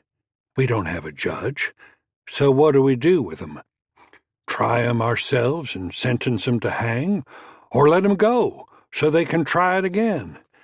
"We can't just let 'em go," Marvin Winter responded, taking Howard's remark seriously, "because they'll surely try something like that again, especially if they see they're not going to be punished for it." "Well, we sure aren't set up to keep 'em in our jail for any length of time," Percy Mitchell said. "The jail wasn't built with that in mind, and we can't afford to feed prisoners long-term. We'll just have to get word to the Texas Rangers to send somebody to pick 'em up." "Good luck with that," Paul Rooks interjected. "I say hang 'em, and we won't have to worry about 'em causing any more trouble. We get a chance like this to get rid of 2 more of that bunch of rattlesnakes. That's 2 more that won't be taking pot shots at us." There were a few voices in agreement with Poss among the small gathering of merchants. However, there were some in disagreement. "If we hang those 2, then we aren't any better than vigilantes," Winter commented. "Ain't nothing wrong with that," Poss came back. "Hell, ain't no doubt they're guilty. Might as well get on with the hanging." "There wasn't but 1 shot fired when Buford got hit," Mitchell reminded them. "So maybe the one doing the shooting is the only guilty one, and we should let the other one go." His comment caused some concern among them, since no one had considered that. "We're trying to build a respectable town here, so we ought to be fair in cases like this," he added. "I see what you're saying," Horner said. "But the other one ain't innocent of trying to commit murder, so you can't let one of 'em go free." "In most towns in this territory, those 2 would already be swinging from the limb of a tree," Poss insisted. "We ain't getting a hell of a lot done here," Ross Horner spoke up again. "Poss may be right, but Percy's right about being a civilized town. So why don't we appoint 3 of us to decide what to do with the prisoners, and whatever they decide, That's what we'll do." His suggestion was met with general approval from the rest of them, and the review board was quickly voted on. Percy Mitchell, Marvin Winter, and Malcolm Howard were easily elected to try the prisoners. With that issue tabled for the time being, there was another point of some concern for several at the meeting. It was Norman Freeman who brought it up. He got to his feet and, before speaking, looked around the room to make sure Cullen was not present. "Do we need to talk about this fella McCabe? Does anybody know who the hell he is? Don't get me wrong," he quickly injected. "He's cleaned up a lot of trouble since he blew into town. But why is he doing it? He says he's just passing through, but he don't ever say to where. He ain't got no family and no particular business, so what's in it for him to risk his neck if he ain't getting anything out of it?" He turned then to look at the sheriff. "How about it, Shep? He spent more time with you. Have you got any idea what he's thinking?" Shep scratched his chin whiskers to help himself think. "No, not no more than you do," he replied. "All I know is he's helped me settle into this sheriff's job. Without his help, I don't know what I would have done with those 2 prisoners. He might be another gunslinger, but I don't think he has any ideas about staying in Bonnie Creek." He paused, then added, "I don't know about the rest of you, but I'm damn glad Nathan Dixon has lost half of his gang of outlaws." His statement brought lots of nods and grunts of agreement. Malcolm Howard took the floor. "It's good to have all this talk about doing the right thing with these 2 no-account dogs. But I say to hell with what Cullen McCabe's reasons are for standing with us against Dixon. I'm just damn glad he is. It's hard to deny that he has damn near single-handedly brought Nathan Dixon to his knees, and we wouldn't be in the position of strength we are right now if he hadn't showed up when he did." He looked at Mitchell and said, "Hell, Percy, your store might have been the next one Dixon burned down, or my saloon. So I say thank the Lord, or the devil, whoever sent him." He sat down to a chorus of amens from half of those in attendance. With nothing more to add on that subject, the meeting moved on to the usual issue of Nathan Dixon's designs on the future of Bonnie Creek. The last item to be discussed was introduced by Shep Blackwell, and that was the matter of hiring a deputy sheriff. Shep said that he had discussed the job with Wilbur Tate, and Wilbur's reaction was not entirely positive, but he had agreed to help Shep for a while until they found someone else to fill the post permanently. The council agreed on a salary for Wilbur and hoped he would decide to keep the job. Thinking about the same thing, Cullen McCabe sat in the hotel dining room. Shep needed a deputy. Cullen remembered acting as a sheriff without the help of a deputy. It was a lonely job. Having finished a plate of steak and potatoes, he was taking his time drinking a second cup of coffee. The women were cleaning up the dishes after supper, happy to have him help empty the pot before they cleaned it. Like the men meeting in the hotel parlor, Cullen was wondering if Dixon was going to draw back a little, since he had lost so many of his men. He wondered if his job here was done, or was this merely a lull before Dixon added more men and resumed his harassment of Bonnie Creek. There was no way to predict what a man like Dixon would do. Cullen was already prone to call him insane for thinking he could destroy a whole town just to add more territory to his home range. "I guess I'll hang around a while longer," he thought, when Daisy, holding the coffee pot and an extra cup, strolled over to the table. "Want some company?" Daisy asked, then sat down without waiting for his answer. "You look like you were doing some serious thinking over here, but then you always look serious. Or maybe it was your supper that ain't settin' right in your stomach." She filled his half-empty cup, then poured a cup for herself. "That ought about do it for that pot. So if you're planning on sitting around here drinking more, you're going to have to pay me to build another one." When he managed a slight smile for her attempt to engage him, she jerked her head back in a mock show of amazement. "Thanks for the coffee," he said. "I'll get out of here and let you close up." "There's no hurry," she said. "I'm ready to sit down for a while and rest my bones." She chuckled then and added, "At least until Bertha and Fanny start yelling for me to get my behind in the kitchen to help them." Unlike the men in the parlor, she was not too shy to ask, "How long are you going to hang around Bonnie Creek?" He gave her a long, patient look. "Until it's done," he said. Then he downed the last few swallows of his coffee, got to his feet, and walked out the door. Fanny walked out of the kitchen just as the door was closing behind Cullen. "Did you find out anything about him?" she asked, because Daisy had said she was going to make him open up, or at least tell her if he had changed his mind about leaving. "No," Daisy replied.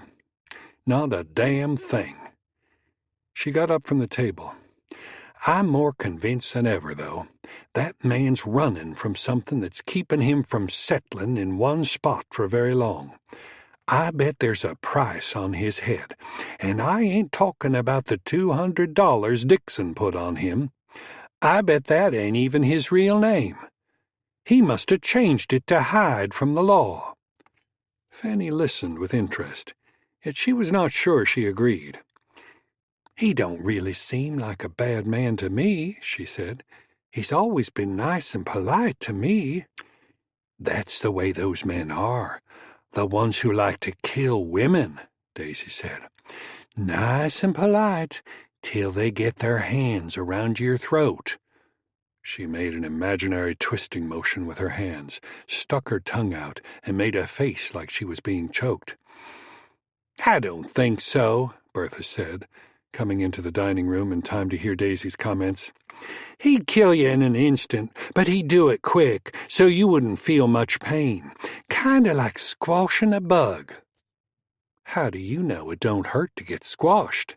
Daisy asked, always ready for a harmless debate. "I bet if you asked a bug, he'd say it hurt like hell." "I think you're both wrong about him," Fanny interrupted before they got started. "I think he's a good man." Daisy laughed and remarked, "This is coming from the gal who thinks Jeff Hammond ain't an outlaw like the rest of that Double D crowd." "Well, he's not," Fanny replied, heating up a little. "You shouldn't judge people when you don't really know them." Realizing she had hit a nerve with her teasing, Daisy eased off a little. "You're right, honey. I don't know Jeff well enough to judge him." She glanced over and locked eyes with Bertha. They had been concerned about Fanny's infatuation with the young Double D rider, fearing that she was in for some heartache. "I reckon he'll show his true colors before this mess with Dixon is settled." Jeff Hammond was very much on Fanny's mind because he had told her, when they last met, that he was going to try to slip over to see her on that night. As it turned out, however, his plans had been changed and their planned rendezvous was not to be. The Major had instructed Reese to try to find out what was going to happen to the Crouch brothers. And since Reese was too well known in Bonnie Creek, he decided to first send someone in after dark to try to make contact with the brothers. The men he picked were Ike Roper and Jeff Hammond. Ike, a half-breed Comanche, he picked because he was a loner who never went into town, so the townfolk would not be sure who he was. To go along with him, Reese picked Jeff because he had never caused trouble in town, so if they happened to be seen, there was a good chance nothing would come of it. In addition to that, Reese figured Jeff could talk to the prisoners better than Ike, who was not good at communicating with anyone. Jeff was not especially friendly with Ike, but then nobody else was either. Since Ike was a loner, He was the obvious choice to camp in the line shack all winter. The rest of the crew wholeheartedly supported that decision, happy to have him out of the bunkhouse. As Benny Doyle had once commented, Ike Roper gave off a scent like a wolf with rabies, and not just because he never took more than 2 baths a year. Jeff shared that opinion, so he was not happy with the assignment, although it was a simple mission that Reese had charged them with. After dark, they were to sneak up to the small windows in the back of the jail to see if they could talk to Big Crouch and Little Crouch without anyone else knowing. Reese figured they might have been told what was to be done with them, and then he would know if there was a chance to plan an escape for them. To Jeff, the mission seemed to be a waste of time, as far as the possibility of springing them. He had learned from Fanny that the town had a new sheriff and deputy, and there was still the problem of dealing with Cullen McCabe. On the positive side of this mission was the fact that it shouldn't take too long just to talk to the Crouch brothers, then he and Ike would head back. He would tell Ike to go on back alone, and he would still have time to see Fanny. These were the thoughts that occupied his mind as he and Ike crossed the river. "Yonder's the jailhouse," Jeff whispered as he pulled his horse up beside the half-breeds. They dismounted and tied their horses in the branches of the trees, then jogged across the open space behind the buildings. Before approaching the back windows, Ike wanted to slip around the side to see if there was anyone in the sheriff's office. Jeff waited, and in a few seconds, Ike returned. "There's a man in the office," he said. "Maybe we kill him, get him out of there."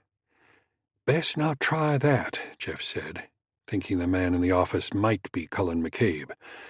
"Reese was pretty plain about it," Jeff told the half-breed. "Just find out how they're doing, and if anybody's told them what they're going to do with them." The half-breed shrugged, but made no objection, so Jeff started to move up under the window, only to be stopped by a warning from Ike. "Be still," Ike whispered. "Somebody coming." They both lay flat on the ground to keep from being seen by the man walking down the street. He looked to have come from the hotel, possibly heading to the saloon across the street from the jail. When he was almost in front of the jail, Jeff recognized him. "It's McCabe," he whispered, not expecting what followed immediately. Without hesitating, Ike got up on one knee, raised his rifle to his shoulder, ready to fire. Jeff saw at once that the half-breed was not just being cautious. He was preparing to shoot McCabe in the back. "Hold on," Jeff blurted. "Don't shoot." Ike turned his head toward Jeff and said, "I shoot. If that's McCabe, I get $200. He had heard about the reward. He looked back toward the unsuspecting target and cocked the rifle. From that moment, and during those that followed immediately after, time seemed to stand still for Jeff. Afterward, he could not remember what had happened during the few seconds that followed the cocking of the rifle. He only remembered thinking it was wrong for the half-breed to shoot McCabe. Snippets of memory flooded his brain. Ike recoiling, trying to get to his feet and stumbling a few steps before falling to the ground. The recoil of the 6-gun in his own hand. Then the chain lightning reaction by Cullen McCabe, his rifle aimed at him. "Drop it," Cullen demanded, "or I'll cut you down." Jeff immediately dropped his weapon, and Cullen walked toward the body on the ground, his rifle ready in case he was still alive. One look was enough to verify the death, even in the poor light, so he turned his attention to Jeff. He could see that the young man was shaken by what he had just done. "Why'd you shoot him?" "I don't know," Jeff at first replied, still confused. "Because he was fixing to shoot you, I reckon." "Well, I appreciate that," Cullen said. "What's your name?" Before he could answer, Wilbur Tate came from the front of the sheriff's office and answered for him. "He's one of the Double D hands." His pistol already in hand, he immediately aimed it at Jeff. "Put it away," Cullen told him. He just saved my life." He turned to Jeff and asked again, "What's your name?" Jeff told him, then Cullen asked, "Who is he?" He motioned toward the body. When Jeff said it was Ike Roper, Cullen asked, "He work for the Double D, too?" "Yes, sir," Jeff replied. "Only I don't reckon neither one of us work for the Double D no more."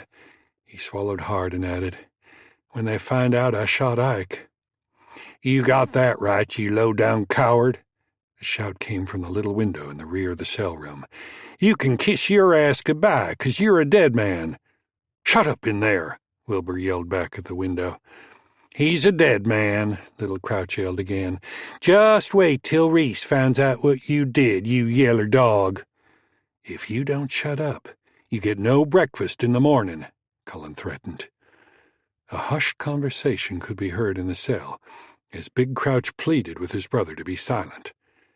Cullen waited a few moments to see if the threat worked, and when it obviously did, he turned his attention back to the completely confused young man standing rigidly by the back corner of the jail. "Now tell me, exactly why did you shoot one of your partners from the Double D?" "I told you, he was fixing to shoot you." Jeff hesitated, trying to figure it out himself. "He didn't even know who you were a couple of days ago. It didn't seem right for him to shoot you.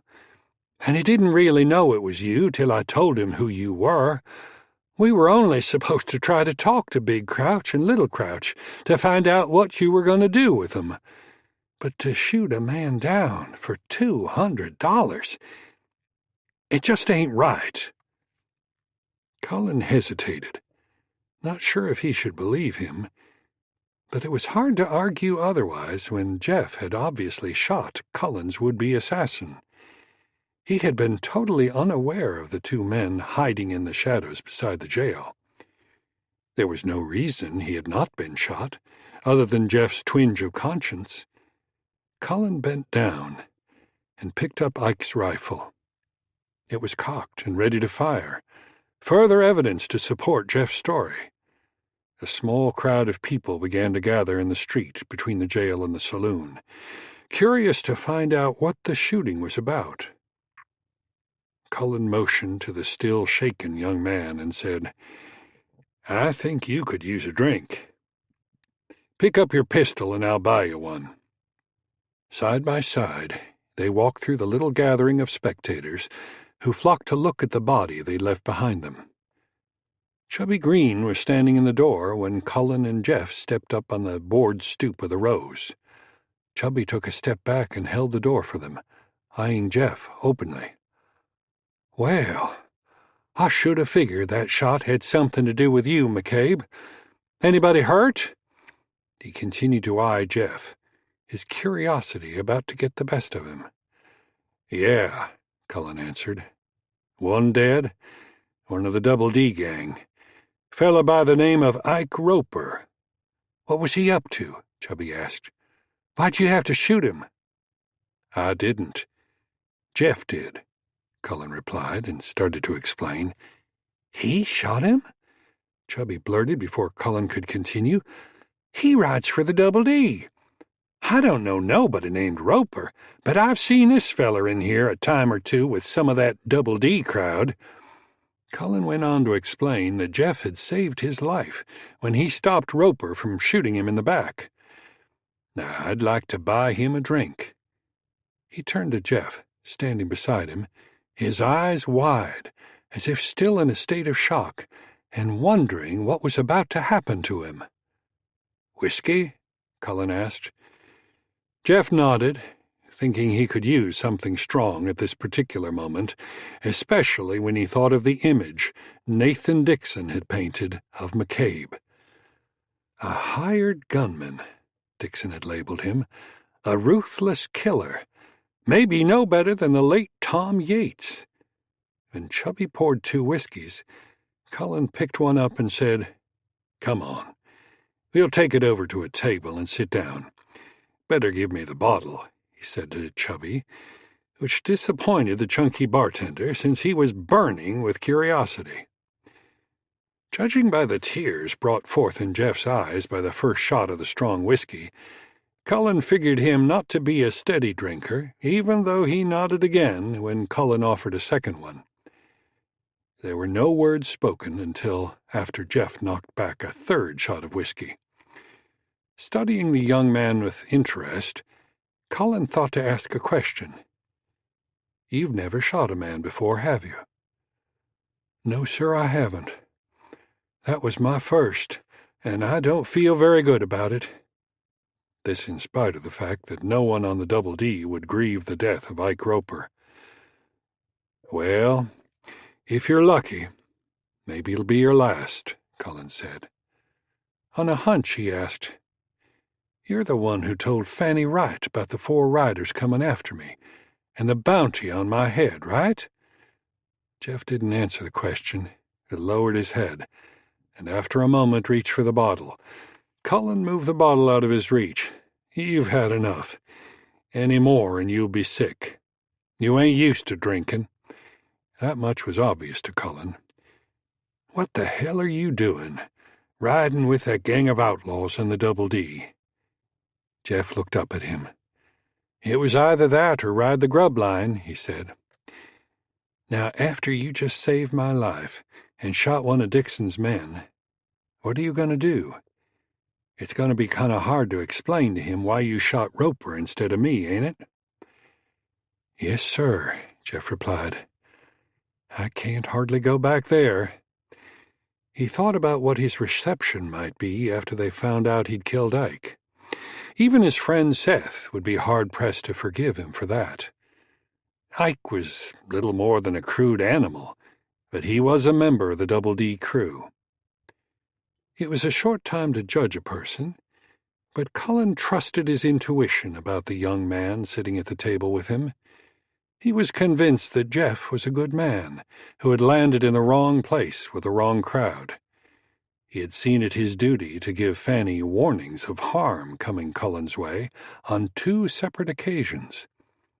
Now Jeff had shot Ike Roper because it was the right thing to do, and especially at this particular time, Bonnie Creek could use all the right-thinking men they could find. So Cullen made a suggestion. "Well, seems to me you've got to make a decision. You can get on your horse and ride as far from here as fast as you can, or you can stay right here and help the good people of Bonnie Creek save their town from Nathan Dixon." Jeff looked up at him in surprise. It was obvious that he had never considered the possibility of staying in Bonnie Creek. To add further enticement, Cullen said, "And Fanny Wright is looking to build her life right here." Jeff's eyes opened wide, amazed by what he was hearing from the man who had driven Nathan Dixon to such desperate measures. A man who was supposedly a conscienceless killer, who had coldly cut Tom Yates down and was responsible for the loss of half of the Major's men. "I can't find a way to make a living in Bonnie Creek," he finally said. "Besides, the folks here ain't going to want me here, knowing I worked for the Major. They're more likely going to want to hang me." "There's that possibility," Cullen admitted. "But after they get to know you want to do the right thing, they might change their minds." He knew it was a hell of a gamble, but he felt he could trust his thoughts about the young man. He didn't tell Jeff, because he wanted to make sure before he proposed it, but he knew that Wilbur Tate was definitely not interested in filling the job of deputy permanently. He might have to do one hell of a job selling the town council on the idea of hiring Jeff as deputy sheriff. If he could do that, it might be a big step in establishing law and order in Bonnie Creek. There sure as hell shouldn't be any question about any loyalty he might feel toward the Double D. Jeff had pulled the trigger when the time came. That told Cullen he would do it again if called upon. His mind made up, he finally said, "Go on back and get your horse, and Roper's horse, and meet me down at the stable. We'll put 'em up there, then we'll get you a room in the hotel where I'm staying, till you get something permanent." "Whoa," Jeff blurted. "I ain't got money to spend on stables and hotels. I ain't got but $40 to my name, and it took me a year to save up that much." It occurred to him then that he would be spending some of that money right away. "I'm going to have to buy some more stuff, too, to replace some stuff I left in the bunkhouse." "I'll stand good for you for a little while, till you get yourself squared away with what you want to do for the rest of your life. Maybe we'll even have breakfast in the hotel dining room in the morning."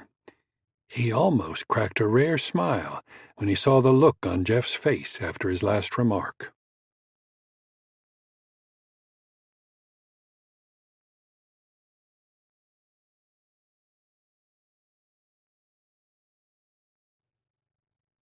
Chapter 12. There had been little trouble in boarding Jeff's horses with Ross Horner. He took Cullen's word as bond for the two horses. Cullen's first challenge in Jeff's swapping of sides in the battle for Bonnie Creek came when they went to the hotel. Marvin Winter's clerk, John Taylor, was not sure what to do when he recognized Jeff as the Double D man who liked to eat in the hotel dining room. Having already been called on the carpet when he rented a room to Cullen, he went to get the owner. Winter's reaction was predictable, as he was reluctant to turn any of the hotel's rooms over to the lawless vandals who rode for the Double D. It took Cullen's guarantee that he would stand good for any damage caused by Jeff, in addition to paying the room rent. Even that might not have been enough, save for the fact that the hotel was nearly empty of guests. This even after Cullen explained that Jeff had taken a stance against the evil of the Double D when he saved Cullen's life by shooting down a would-be assassin. It promised to be a hard sell to convince the rest of the merchants that Jeff had come to fight for their cause. It was a different story, however, the next morning, when Jeff walked into the dining room, causing two of the three women who worked there to pause, frozen in mid-step. They were even more amazed when he nodded politely to Fanny, then walked over to take a seat at the table where Cullen was sitting, drinking a cup of coffee. Daisy was the first to find her voice. "Well, I'll be double-damned and hog-tied," she muttered. "I reckon you can wait on him," she said to Fanny. "I'm going to tell Bertha. She's got to see this." As she had expected, Bertha had to come to the door to see for herself, and she was still not sure she wasn't seeing things. "Good morning," Fanny said rather faintly when she came to the table, then stood speechless. "Good morning," Jeff returned, his voice almost quaking. He wanted to explain why he had not come to see her the night before, since he was not sure if word had gotten around town about the shooting of Ike Roper. It was impossible to convey his thoughts with his eyes when she was too shy to meet his gaze, so he was forced to sit there with no chance to explain. There followed an awkward moment of silence, and Cullen looked from one of them to the other, then finally spoke. "Good morning, Fanny. I reckon you know Jeff Hammond. He's likely wanting breakfast, same as me." That seemed to shake her out of her trance. "Of course," she quickly replied. "I'll get you some coffee." She spun on her heel and hurried to fetch the coffee pot. Then, holding the heavy pot, she returned to stare dumbfounded at the table. "He could most likely use a cup," Cullen advised her. "I ain't through with mine, else he could use it." She flushed visibly and ran to get one, leaving the big coffee pot on the table. Cullen casually picked it up and filled his almost empty cup. After Fanny returned with a cup for Jeff, she retreated to the kitchen, where Daisy and Bertha were already in a huddle, speculating on the surprising occurrence. "They want breakfast," Fanny exclaimed as if it was a phenomenal thing. "Do you think he has Jeff under arrest?" she asked them. "Well, I doubt he'd bring a prisoner to breakfast," Daisy said. "Besides, he ain't the sheriff. Jeff came in by himself. McCabe was already here." Far too curious to remain silent and wait for Fanny to tell her the story, she grabbed the plates when Bertha filled them and delivered them to the table herself. Placing them down before the two men, she couldn't help commenting, "I swear, I didn't know you two knew each other." Her remark was met with a shy nod from Jeff and nothing from Cullen, which seemed to agitate her into further comments. "You do know that Jeff here rides for the Double D, don't you, McCabe?" Cullen thrust a fork loaded with potatoes into his mouth before answering. "He used to, but he quit after he shot Ike Roper when he was fixin' to shoot me. Anybody who saves my life is a friend of mine." "Well, I'll be—" Daisy started, then paused to think about it. "That was the shot we heard last night." Cullen nodded without looking up from his plate, more intent upon consuming the slice of salty ham occupying half of it. Daisy, still finding it hard to believe, turned to Fanny, who was standing a few feet away.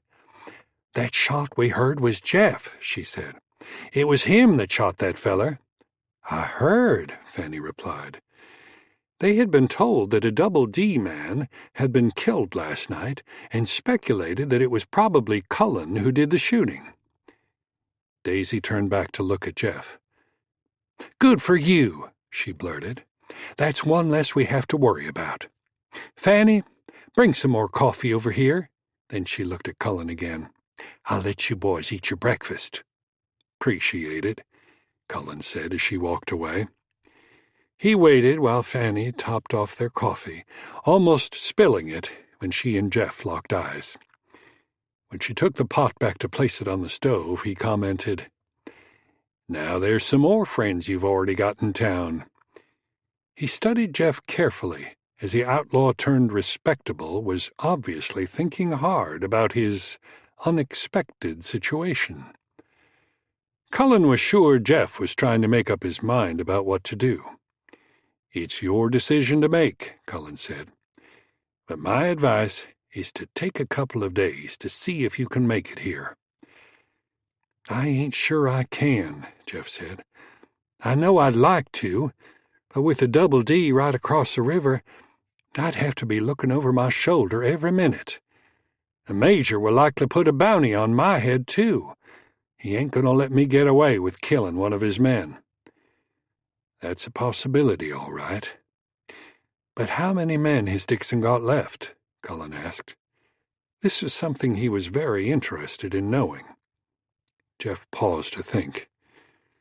"With the Crouch brothers in jail, that only leaves Reese Cochran, Seth Wiley, Smokey Jones, and Juan Hernandez," he said. "That's not enough men to work that ranch, but the Major will most likely hire more men. He'll have to, with winter coming on."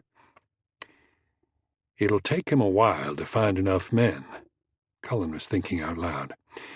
"There are always out-of-work cowhands riding the grub line this time of year, looking for work. But finding the kind of men he's looking for, outlaws and cutthroats, will make it a little harder. In the meantime, we've got just 4 men to contend with, and they've still got to take care of his cattle." "That's right," Jeff said. "But right now he ain't got but about 500 head of cattle, so they could handle that many. He usually builds his herd up to a couple of thousand, most of 'em rustled in Mexico." "Maybe they can handle that many," Cullen suggested. "But they likely can't handle the cattle and make war on the town, too." The discussion continued on through breakfast, and by the time they were finished, Cullen had gathered a great deal of information about the running of the ranch and the likely nature of each man still there. From Jeff's rundown on each man, he concluded that the teeth of Dixon's ruthless gang of outlaws had been pulled, leaving a foreman who was the conveyor of Dixon's orders. Then there was Smokey, who was really a cook, and Seth, who was the closest to a friend that Jeff knew, and more a thief than a killer. That left Hernandez, who was little more than a valet for Dixon and hardly a gunman. The evil behind the Double D Ranch was Dixon himself, a man who would sacrifice all those who worked for him, as he had already demonstrated. Based on the information he had just gathered, Cullen decided it was time to make a scouting visit to the Double D camp across the river. With Dixon's men down to a skeleton crew, now was the best opportunity he was likely to get. The first step was to fully recruit Jeff Hammond, and he was already halfway there. With the expense money the governor's aide had advanced him, he could afford to pay for Jeff's room and board for a few days until he persuaded the town council to give him the job as deputy. First addressing Jeff's concern about Dixon placing a bounty on him, he said, "I'm thinking right now neither one of us has to worry too much about a shot in the back. Who would Dixon send to shoot you now? The cook doesn't sound like he'd come after you, nor the Mexican either. That leaves Reese Cochran, who's already come out on the short end when he came in with Dixon before, and Seth, what did you say his name was?" When Jeff told him, Cullen continued, "From what you've told me, he was the only friend you had. Do you think he would come after you?" He waited while Jeff pondered that thought. "I don't know," Jeff finally answered. "I'd hate to think so." "I think there's a good chance he won't, but that's just a guess. If you're willing to take a gamble on Seth and hang around for a few more days, I'm willing to pay for your room and a couple of meals a day. In the meantime, it'll take you to talk to some of the folks who run this town, so they'll know you're on their side." He paused to judge Jeff's reaction to the proposal before continuing. "How do you feel about taking the job of deputy sheriff?" "What?" Jeff responded, stunned by the question. Cullen continued before Jeff could say more. "The job is open. You got the makings of a good lawman, and that would give you a paying job. It ain't a very high-paying job, but it might be enough to ask Fanny Wright to marry you, if that's what you've got on your mind. What do you say?" Jeff couldn't speak for a few moments, still astonished by Cullen's proposal. "You've already got a deputy sheriff," he replied. "That fella in the jail last night."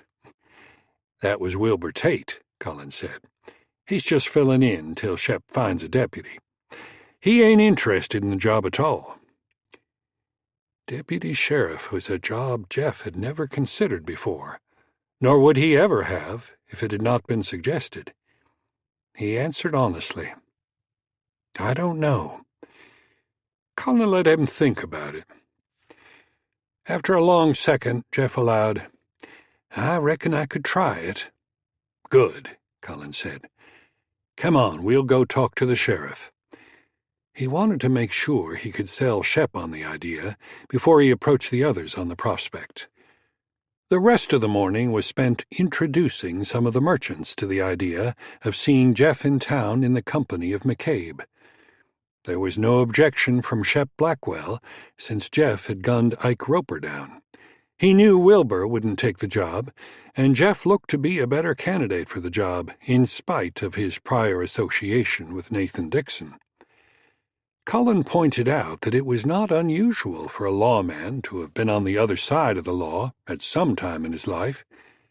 He was reminded of several successful town marshals who had stepped over the line prior to beginning a career protecting the people. Percy Mitchell was a little more difficult to persuade, but the more he thought about it, the more he was willing to accept the notion that Jeff could not, in good conscience, work for Dixon. Malcolm Howard thought it was a hell of a good idea and welcomed another gun to fight Dixon. It was early afternoon when Cullen suggested that Jeff should go back to his room to think about everything they had covered that morning. "Go to the dining room if you're hungry. Tell Daisy I'll pay her next time I'm in." "You don't eat no dinner?" Jeff asked. "Not today. I'll be there for supper," Cullen said. "I've got something I need to take care of." They parted company then, with Cullen heading for the stable. He didn't tell Jeff, but he thought it was time that he take a look at the Double D camp, if only to let them know they were vulnerable to attack. Jake needed to get a little exercise anyway. The big bay gelding hadn't been ridden in a couple of days. Cullen thought it a good idea to give Jeff some time to think about the decision he was about to make. It was a hell of a jump the young man was considering, swapping sides in a range war. The wild card in this game was Fanny Wright. The path many men took was for no other reason than to follow a woman. Smoky mumbled to himself as he set a pot of beans to soak in the back of the chuck wagon. He was thinking of the difference between the number of men he had to feed now compared to the meals he had to fix before McCabe came riding into the middle of the Major's plans to build an empire. "Hell of a note," he mumbled when he thought about the steady reduction in the number of Double D hands. Dixon ran into a tornado when Cullen McCabe came to town, he couldn't help thinking. It was the middle of the afternoon, and still no sign of Ike Roper and Jeff Hammond. Reese sent them into town the night before to see if they could talk to Big Crouch and Little Crouch. Smoky didn't give a damn about Ike, but Jeff was a decent young man, and he hated to think he might have been gunned down by that devil McCabe. "They left us in a hell of a fix," he thought. "Nobody but Reese and Seth to try to keep the herd together. Why the hell didn't Hernandez show up to help? I reckon the Major has to have somebody to do for him," he mumbled to himself, a trait that had become a habit whenever he was alone. He was unaware that Dixon had sent Juan to Waco to deliver a message. "We're every one of us going to wind up in hell before this is over." Shooing a large horsefly away from his pot of beans, he prepared to fetch some more wood for his fire. "Jumpin' Jehoshaphat!" he suddenly blurted when he turned to encounter a grim figure mounted on a bay horse no more than 10 yards away. A big man, he sat silently watching the startled cook and his idle babbling. Terrified, Smoky reached for his gun, only to discover he wasn't wearing it. In a panic, for he was certain he was facing the man called McCabe, he backed away to collide with the corner of the tailgate of his chuck wagon, sending him stumbling to the ground. On his hands and knees, then, he started crawling as fast as he could toward the front of the wagon and his gun in holster on the seat. Cullen nudged Jake with his heels, and the big bay walked slowly after the crawling man. When Smoky reached the front of the wagon, Cullen warned him, "Reach for it, and you're a dead man." Thinking all was lost, Smoky rolled over and sat on the ground, his back against the wagon wheel, waiting for the bullet he knew was coming. When Cullen just continued to watch him, his Winchester rifle resting across his thighs, the frightened man blurted, "What are you waiting for? Get it over with." "What makes you think I'm going to shoot you?" "'Cause that's what you do, ain't it? Sooner or later, one by one, you're going to kill every one of us."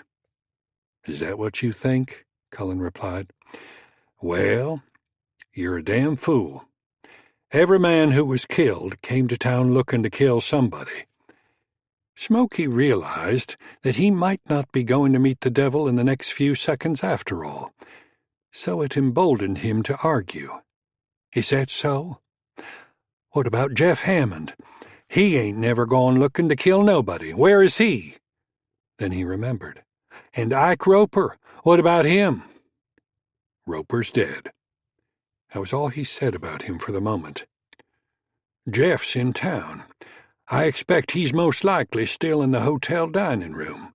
At least that's where he said he was going. He decided he ain't coming back to the Double D. He's got sense enough to know that Nathan Dixon is the man responsible for the deaths of every man he's lost. Too bad you ain't got that much sense." Smokey didn't answer right away. What Cullen said was enough to make him realize he was speaking the truth. Smokey had known it for some time. He had just been too stupid, or maybe too afraid, to admit it, even to himself.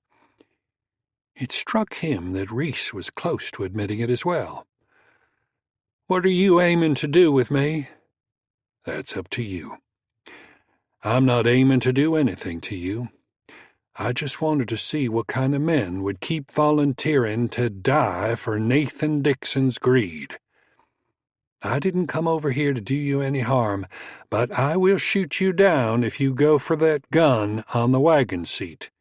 Do you understand?" "Yes, sir, I sure do," Smokey replied immediately, feeling as if he had been given his life back. "And I ain't going nowhere near that gun." "Not even for a shot at $200? Cullen couldn't resist asking. "No, sir, not even for that. There ain't no place in hell to spend $200. He was truly convinced that he would be killed if he tried anything with the grim horseman. At this point, he just wanted him to leave before Reese returned. He was afraid Reese might try something foolish and get them both killed. Convinced by now that McCabe meant it when he said he didn't come to do harm, he was emboldened to ask a question. "Is that the truth? What you said about Jeff joining up with the town people?" "Yep," Cullen answered. "It didn't take Jeff long to see who was going to come out on top of this big mistake your boss, Dixon, is making. He ain't got the message that the people of Bonnie Creek are tired of his harassment. They ain't scared no more, and they're ready to fight back. The only difference is they're aiming to fight by the rule of law and order. Those two boys of yours, the Crouch brothers, are going to get a fair trial, and then I reckon they'll hang 'em. If Dixon sends anybody else over to town looking for trouble, I expect they'll end up just like the Crouch brothers, if they ain't shot down first. The thing of it is," he concluded, "Bonnie Creek's got more fighting men now than the Double D has. That's something you ought to think about." Judging by the apprehensive look on Smokey's face, he figured he had triggered some questions in the simple cook's mind. Hopefully, they would be enough to spark thoughts of desertion. With that thought, he decided he had done what he came to do. Whether it was worthwhile or not would remain to be seen. "Well, I reckon I'll be seeing you again pretty soon," Cullen said. "Where's your rifle?" And told it was behind the wagon seat, Cullen guided Jake over beside the wagon and reached in and picked up the rifle. He picked up the gun and holster from the seat and threw them over into the wagon. Then he replaced his Winchester in the saddle sling and held Smokey's rifle up for him to see. "I think we have an understanding, but just in case we don't, I'll leave your rifle by that tree yonder." He pointed to an oak tree about 40 yards away. He wheeled Jake and loped off toward the tree, leaving a relieved cook to stand staring after him, his shirt wet with sweat in the chilly air. After a minute or two, Smokey slowly recovered his senses, although still confused by the fact that he was still breathing. From all he had heard about the sinister gunman, he had come to expect that any man opposing him faced instant death. "Lord a mercy," he uttered, thankful to still be alive, and started walking toward the oak tree to retrieve his rifle. As he walked, he thought about Jeff Hammond and wondered if what McCabe had said about him was true. If it was, then he would have to conclude that Jeff had gone over to the other side. Normally, that would have placed a bounty on Jeff's head and a definite attempt by Dixon's men to claim it. But in Smokey's mind, there was no one left to go after it. Not himself, probably not Seth, and he couldn't see Reese inclined to risk going into Bonnie Creek to challenge him. Reese would not likely get out of town alive, with McCabe on the scene. That left Juan Hernandez, and the non-aggressive Mexican had never been a violent man. I reckon if the Major wants Jeff dead, he decided, he's going to have to do the job himself, and that ain't likely to happen. A couple 100 yards away, Cullen rode along the edge of the trees that lined the river. He had nothing in mind beyond his curiosity to see how far down the river Dixon's cattle had been driven. Within a mile or so, he came upon the first pockets of strays that had lagged behind the main herd. The farther he rode, the more strays he discovered, until he decided he had seen enough to substantiate what Jeff had told him. Dixon was short of help to tend his cattle, almost to the point of desperation. It was Cullen's opinion that Dixon would now be forced to draw back and try to concentrate on saving his cattle business. The next few days should tell for sure.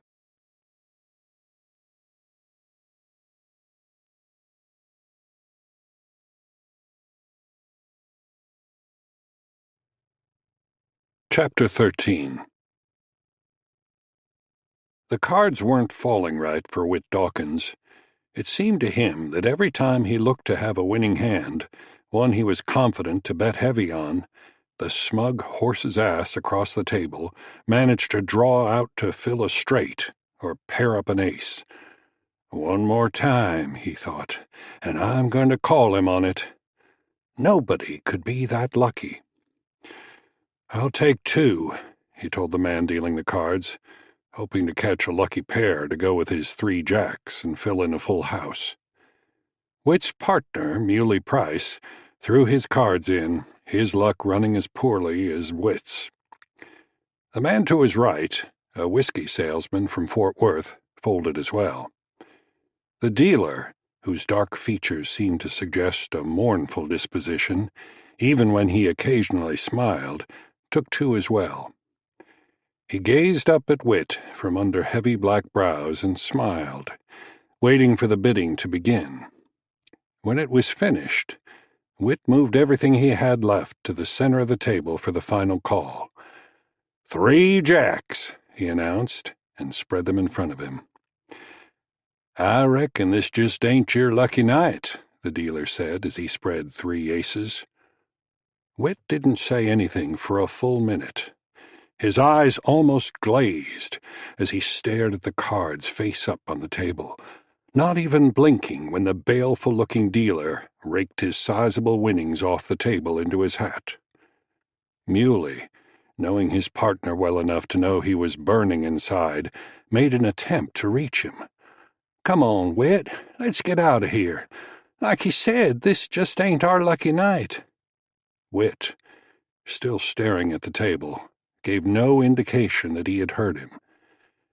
The stranger, his somber gaze fixed on Whit, spoke after a moment. That's hard luck, friend. Tell you what, let me buy you a drink. That last ace came off the bottom of the deck, Whit stated solemnly. Suddenly the room went totally silent. What was that you said? The stranger asked, his voice low, his words distinct. Muley grabbed Whit's arm in an attempt to pull him out of his chair, but Whit refused to be moved. I said that last ace came off the bottom, he repeated. The whiskey salesman pushed his chair back, stood up, and quickly moved away from the table.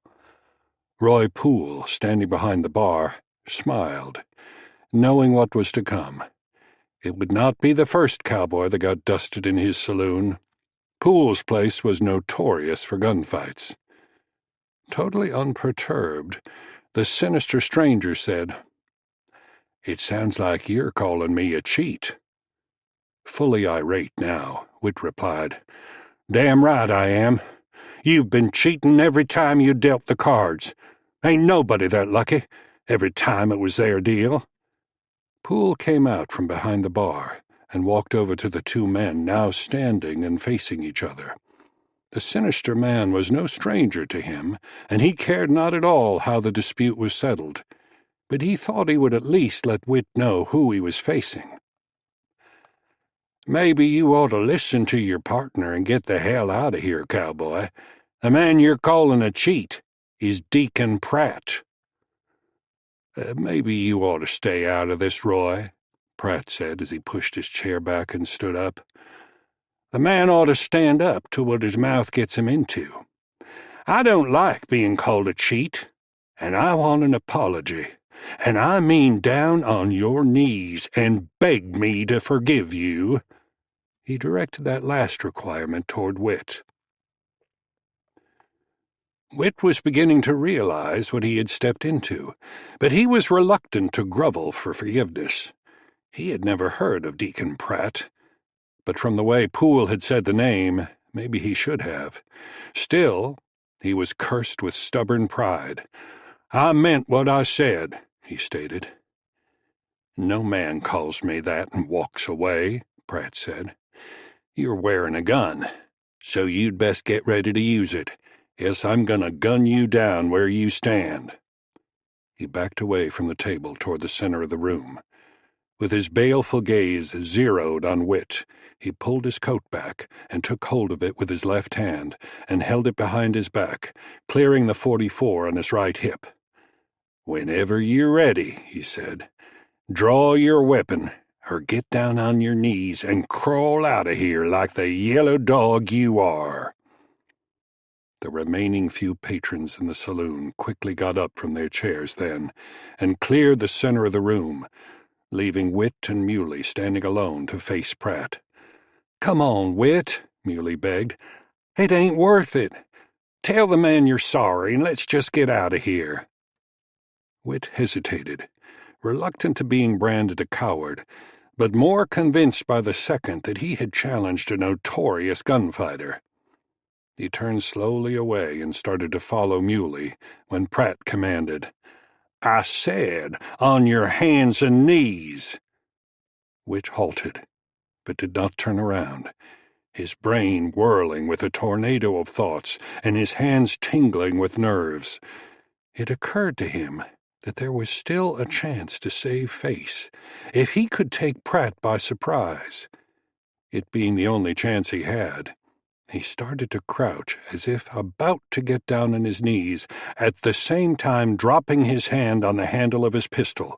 Then he suddenly spun around, pulling the weapon as he turned, just in time to catch a .44 slug in his chest before he could pull the trigger. Without pause, Pratt fanned the hammer back and sent the next shot to strike Muley in the chest as well. Whit dropped to his knees before falling over on his side, shot through the heart. Muley staggered a couple of steps before falling face down. An eerie silence fell upon the saloon, a silence that was more deafening than the sound of the two shots just fired, and was not broken until Pratt spoke. "You all saw it," he said. "The other one was going for his gun. I've seen that trick before. They thought I couldn't watch both of 'em. They weren't fast enough to pull it off." "I reckon that's the way it happened, all right," Roy Poole spoke up. He looked around at the few customers who had witnessed the murder and nodded in agreement. "They were definitely trying to double up on you." Not one of the other witnesses offered any different version of the face-off, in spite of the fact that no one had seen Muley Price make any attempt to draw his weapon.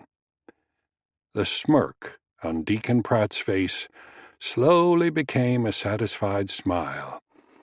He replaced the two spent cartridges and holstered his .44. "Too bad about those sore losers. But seeing as how I came out pretty good in the poker game, set up a round of drinks on me, Roy." The usual noise of the saloon resumed immediately, with most of the conversation about the lightning-like speed of Deacon Pratt's draw. Having seen all he needed to see, The whiskey salesman gathered up what little cash he had left and scurried out the door, causing Roy to chuckle.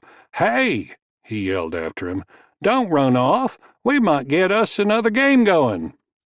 He laughed heartily when the salesman picked up his pace. A couple of Roy's regular customers gave him a hand in dragging the two unfortunate cowboys out of the saloon, to be left for Roy's son to dig a hole for them. Deacon Pratt was in no hurry to leave the scene, confident that the spectators of the face-off would say that Whit Dawkins went for his 6-gun first. Pratt was smug also in the knowledge that there was no law in this little pocket across the river from town. The closest law was in Waco, across the river, and the marshal there had no interest in what happened on the east side of the river. It was the reason Pratt kept a room upstairs over the saloon when he was in Texas for the winter. Feeling in a good mood now, he joked with Roy as he enjoyed a drink of whiskey at the end of the bar. "That damn cowboy was lying. He didn't see that ace come off the bottom." Roy laughed. "Hell, I saw it from over here at the bar," he japed, and they both laughed. They were still laughing when Juan Hernandez walked in the front door and paused to look the room over. Still wary, after seeing the two bodies parked by the front porch, he eyed the two men talking at the end of the bar. The one behind the bar was most likely Roy Poole, so he pulled the envelope from his coat pocket and went straight to the bar. "I got a message for Deacon Pratt," Juan announced, speaking directly to Poole. "It's from Major Nathan Dixon." Both Poole and Pratt eyed Juan up and down, with some skepticism before Poole responded. "Well, what are you telling me for? Why don't you give it to him?" "You are Deacon Pratt?" Juan asked, turning to the smirking Pratt. "Yeah, I'm Pratt," he said, and took the envelope. He knew who Nathan Dixon was. He had talked to him before in Waco. "Pour him a drink, Roy," he said, after he looked at the message inside. It was a lengthy one, with instructions on how to find the Double D, and a rich reward for doing a job. Bonnie Creek, he thought. Never heard of it, but I know where the San Saba River is. Looking up at Roy, he said, "Looks like I'm going to take a little trip. I expect I'll be gone for a spell." "That a fact," Roy replied. "Well, you know you've always got a room here when you get back." "I'll be leaving in the morning," Pratt said. Then he reached in his hat, which was sitting upside down on the bar beside him. Taking out some of the money from his poker winnings, he handed it to Roy to pay for the drinks he had bought the house. Looking back at Juan, he said, "According to what's written here, you know the way to the Double D, so I don't need all these written directions, right?" "I take you back," Juan confirmed. "Good. You take me back," Pratt said, mocking the Mexican's broken English. "How far is this place?" When Juan told him it was 2 hard days, or 2.5 easy days, Pratt said, "I reckon we'll make it in 2 days, then, but I ain't leaving till the morning. I'm going to have to go into Waco to buy some supplies." "He didn't give you any money to pay for them, did he?"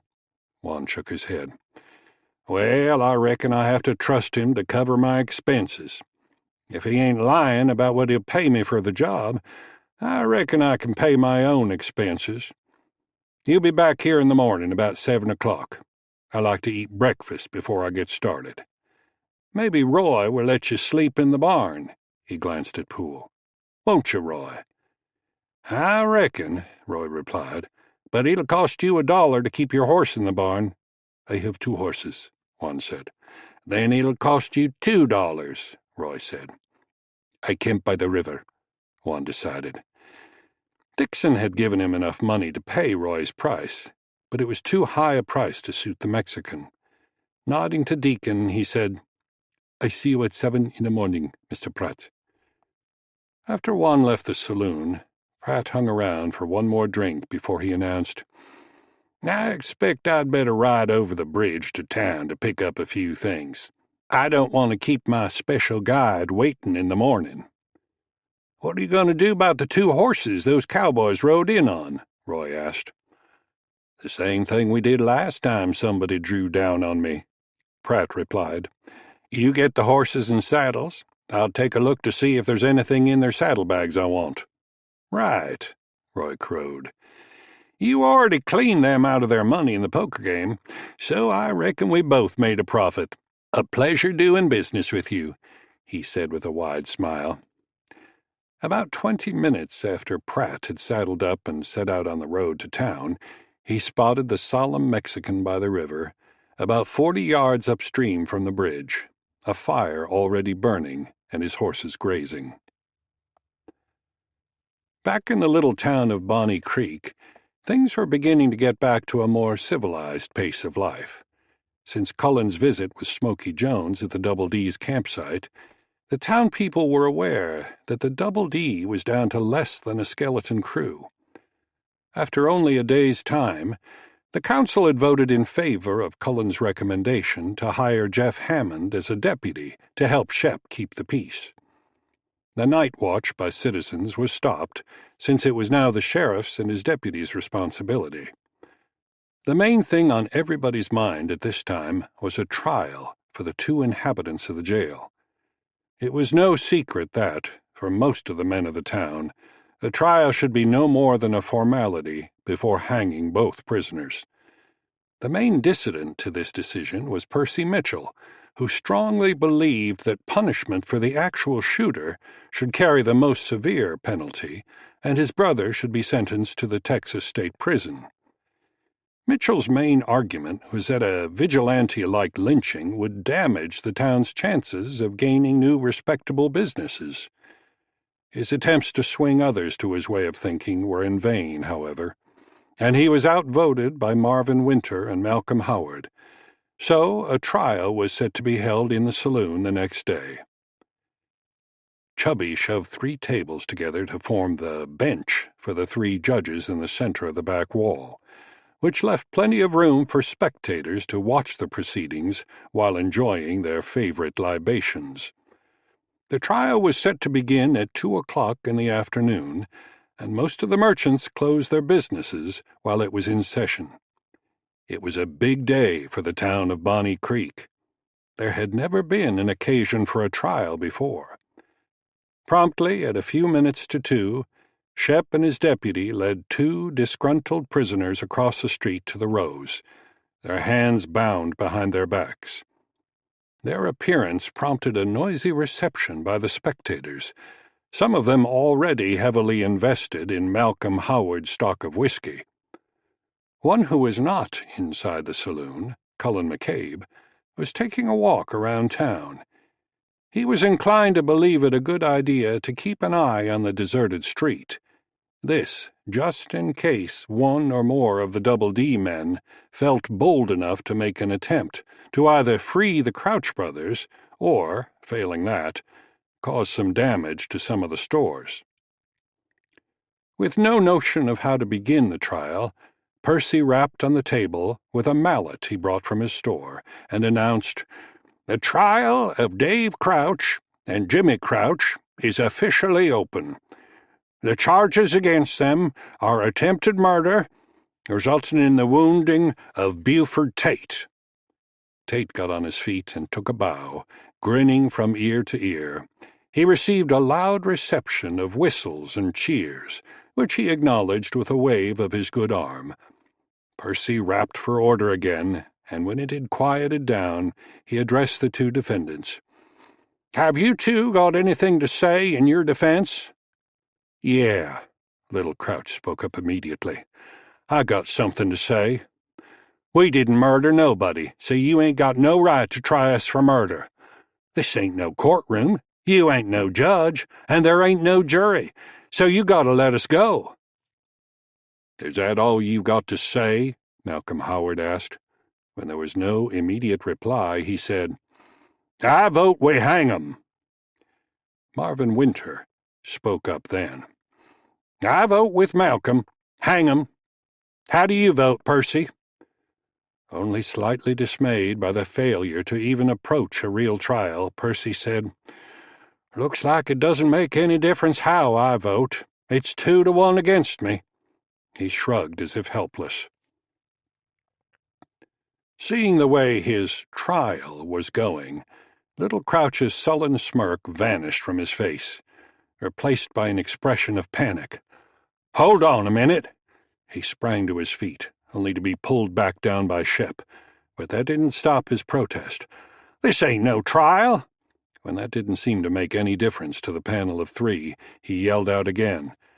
"I never tried to shoot nobody. Never fired my gun at all. You can't hang me for something I didn't do. My brother's the one that shot that feller, not me." "You was with him," Boss Rooks accused loudly from a table closest to the bench. "You came to do some killing, same as him. We're just wasting time, Percy." He was backed by a low chorus of remarks in agreement from the spectators, some getting to their feet, anxious to get on with the hanging. Through it all, Jimmy's brother, Big Crouch, sat stunned by Little Crouch's plea to save himself. With the trial rapidly getting out of hand, he suddenly exploded. "Damn your soul!" he roared at his brother. "You was going to shoot too! You said we would split the money!" With one mighty lunge, he dived for his brother, pulling Jeff Hammond off his feet in the process. Unable to hold the powerful brute back, Jeff went down on the floor as Big Crouch drove his huge body into his brother's, straining with the rope that tied his wrists until he snapped it in two. In the chaos that followed, Big Crouch managed to get his brother by the neck and began to squeeze the life out of him. Not quite sure what to do with that moment, Shep pulled his 6-gun and shot Big Crouch in his side. And that only seemed to increase his anger, and he released his brother's throat to turn on Shep. Jeff fired from the floor, putting a bullet in the big man's chest. Feeling as if he had just been saved from the charge of an angry grizzly, Shep stood, staring at the huge body until someone remarked that there wouldn't be a hanging for the big one. He shook himself out of his mental lapse and quickly helped Jeff subdue Little Crouch. At the end of the street, Cullen was checking by the hotel when he heard the 2 shots. His first thought was that someone from the Double D had managed to slip by him, so he hustled down the street to the saloon, his rifle ready to fire. As he approached the rows, he was somewhat relieved to find no one running out the door to escape a shooter. Still, he was a bit cautious when he pushed the door open and went inside to find the chaotic results of Bonnie Creek's first attempted murder trial. With his brother lying dead on the floor, Little Crouch was trying to convince the panel of 3 that they had already executed the guilty one, so they should let him go. His pleas fell on deaf ears, however, for the town was past due to show an act of retaliation against the Double D. They were finally at a point where they no longer feared Nathan Dixon and his band of outlaws.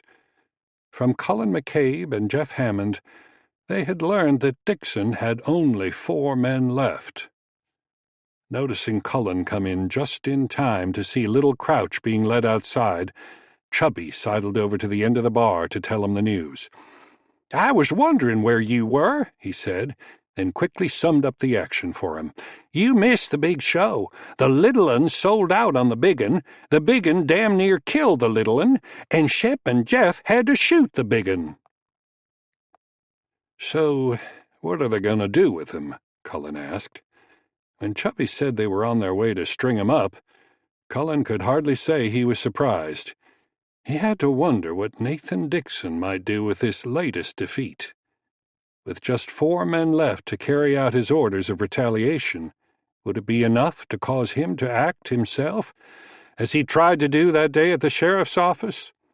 It was doubtful. According to what Jeff had told him, of the men Dixon had left, none were likely real gunmen, and Cullen had seen Smoky Jones. He was inclined to believe his job here in Bonnie Creek was finished.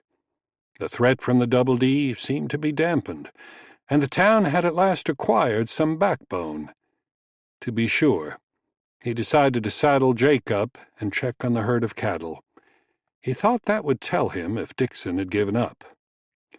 "Well, there you are," Shep Blackwell called out when Cullen walked into the dining room. He was sitting at a table with Jeff Hammond. "Come sit down with us." Cullen parked his weapons on the table by the door, aware that Shep and Jeff were still wearing their handguns. "I guess Daisy's rule doesn't apply to lawmen," he thought. "Maybe I should start wearing my badge." "Where you been?" Shep went on. "I didn't see you at the hanging. I thought for a minute you decided to move on, but John Taylor said you still had some things in your room." "I took a little ride across the river to see what the Double D boys were up to," Cullen said. "I don't know for sure if they've decided to back off or not. They've moved that herd of cattle on down the river.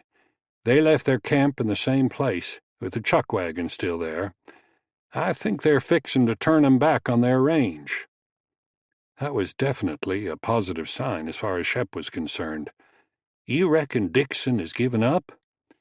Before Cullen could answer, he was interrupted by the arrival of Daisy at the table.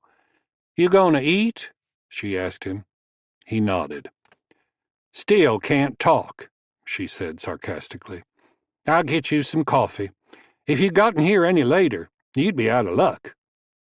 "Appreciate it," he said, just then realizing the other tables were already being cleared by Fanny and Bertha. "I'll get it," Daisy said, when Bertha started to go back to the kitchen to fix a plate of food.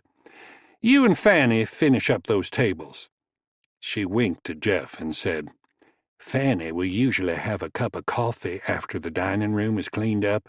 You might want to have a cup with her." She gave him a big smile, satisfied with the obvious embarrassment her remark caused him. Then she went to the kitchen, chuckling to herself all the way. Cullen glanced at Jeff, whose face was flushed almost scarlet. "Funny how things work out sometimes," he thought.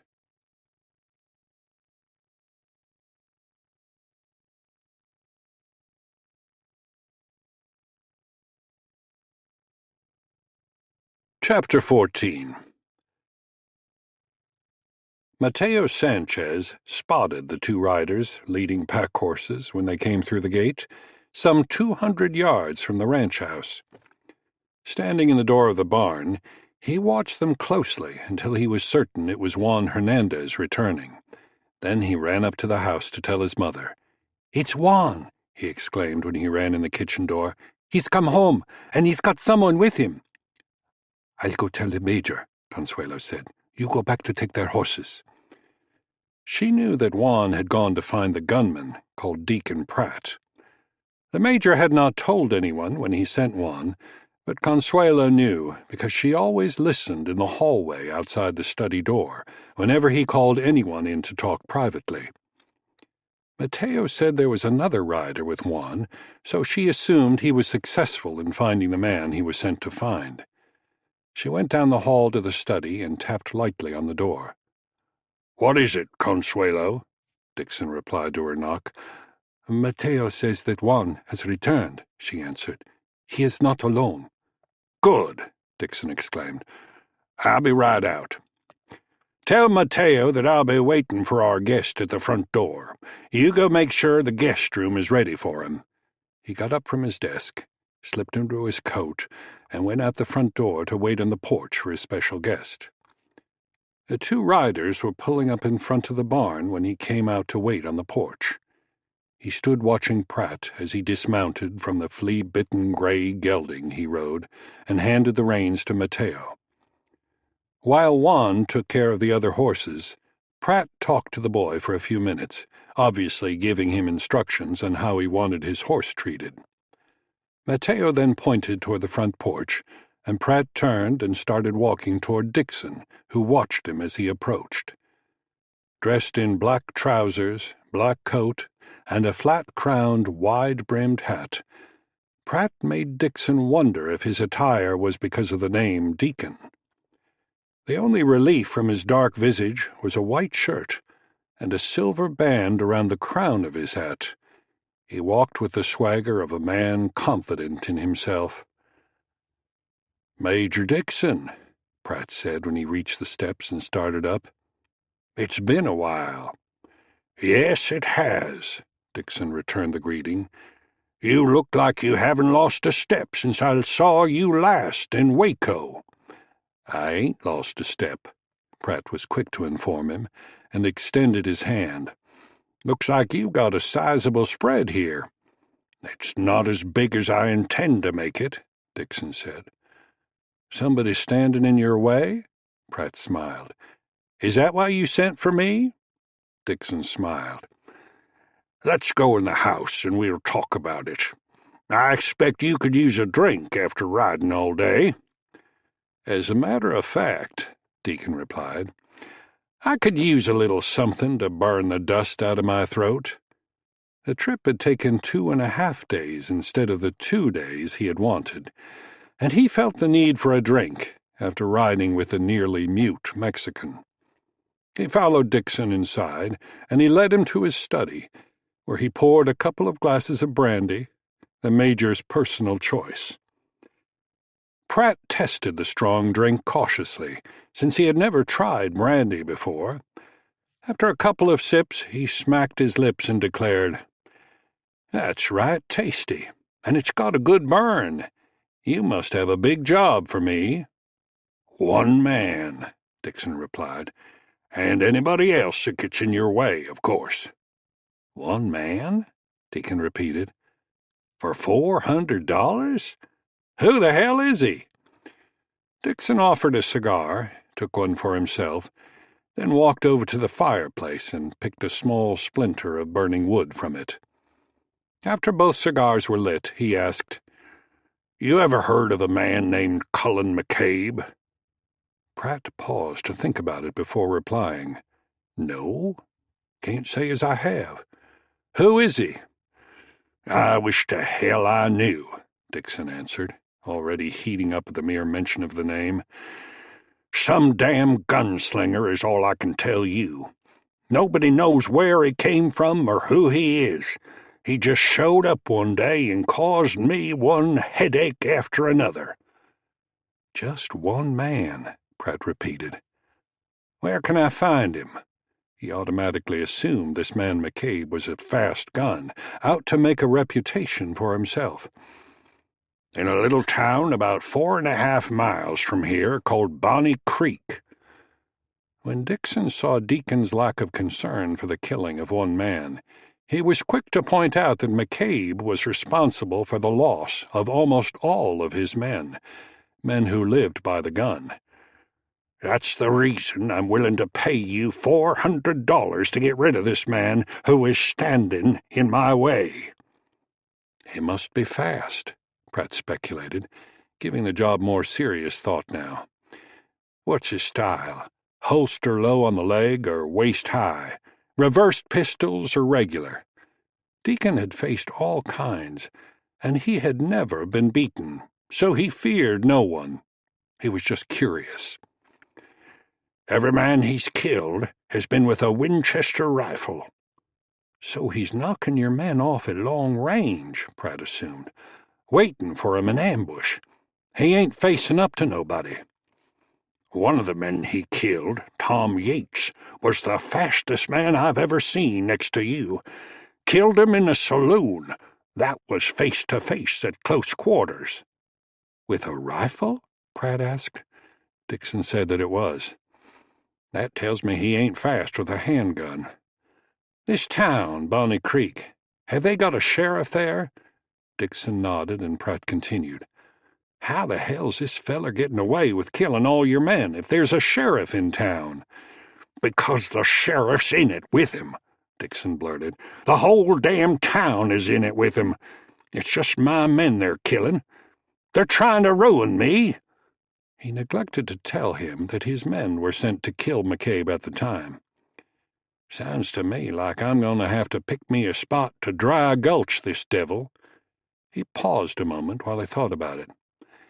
"Any of your men could lay up an ambush somewhere and shoot him, unless there's something you ain't told me about this Jasper. Dry gulching ain't my style," he shrugged and admitted. "I ain't saying I ain't never done it. But I'd rather call him out to face me, man to man. That way you don't have to worry about the law trying to call it murder. I don't care if he wants to face me close up with a rifle, as long as we lay the rules down that nobody starts with a cocked weapon. I know damn well I can pull and fire before a man can raise a rifle and crank a cartridge into the chamber." In Pratt's mind, there were other factors to consider. To lie in wait, to ambush McCabe at a distance, would be a lot easier, but it wouldn't do as much for his reputation as a fast gun as a duel would. In addition to that, McCabe was in town, and Deacon would have no opportunity to lie in wait for him without a great risk of being seen. In that case, he could be cited for murder, which would be a hell of a lot different from a face-off. "I expect I need to take a little trip into town and find Mr. Cullen McCabe." "He won't be hard to find," Dixon assured him. "He hasn't left town ever since he first rode in." "I'll ride in tonight for a drink at the saloon. Maybe find a card game," Pratt decided, eager to get a look at the man he had come to kill. "I'll borrow a horse from you. Mine's been rode pretty hard today." "Fine," Dixon responded. "Whatever you need. Consuelo should have supper ready in a few minutes. You might want to eat before you go." Pratt thought that was a good idea.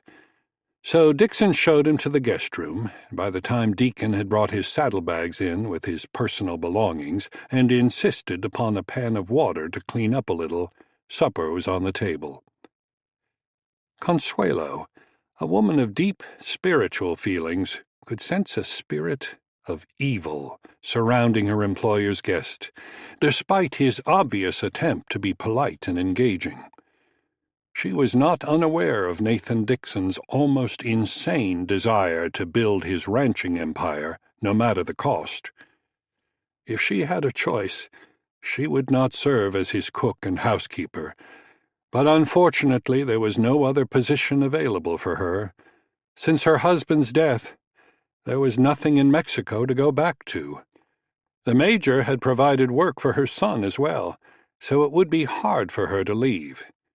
She had resigned herself to the fact that Dixon was ruthless, but it was only since the arrival of McCabe that he had ordered outright murder. She continued to stand by attentively while the two men ate supper, until Pratt asked a question. "How do I find this town of Bonnie Creek?" "I'll have someone show you the trail to town," Dixon replied, and looked to Consuelo. "Send Mateo in here." She went at once into the kitchen where her son was seated at the kitchen table, eating his supper with Juan. Since Smokey was with the cattle, Juan and Mateo ate in the kitchen instead of the cookhouse with the rest of the men.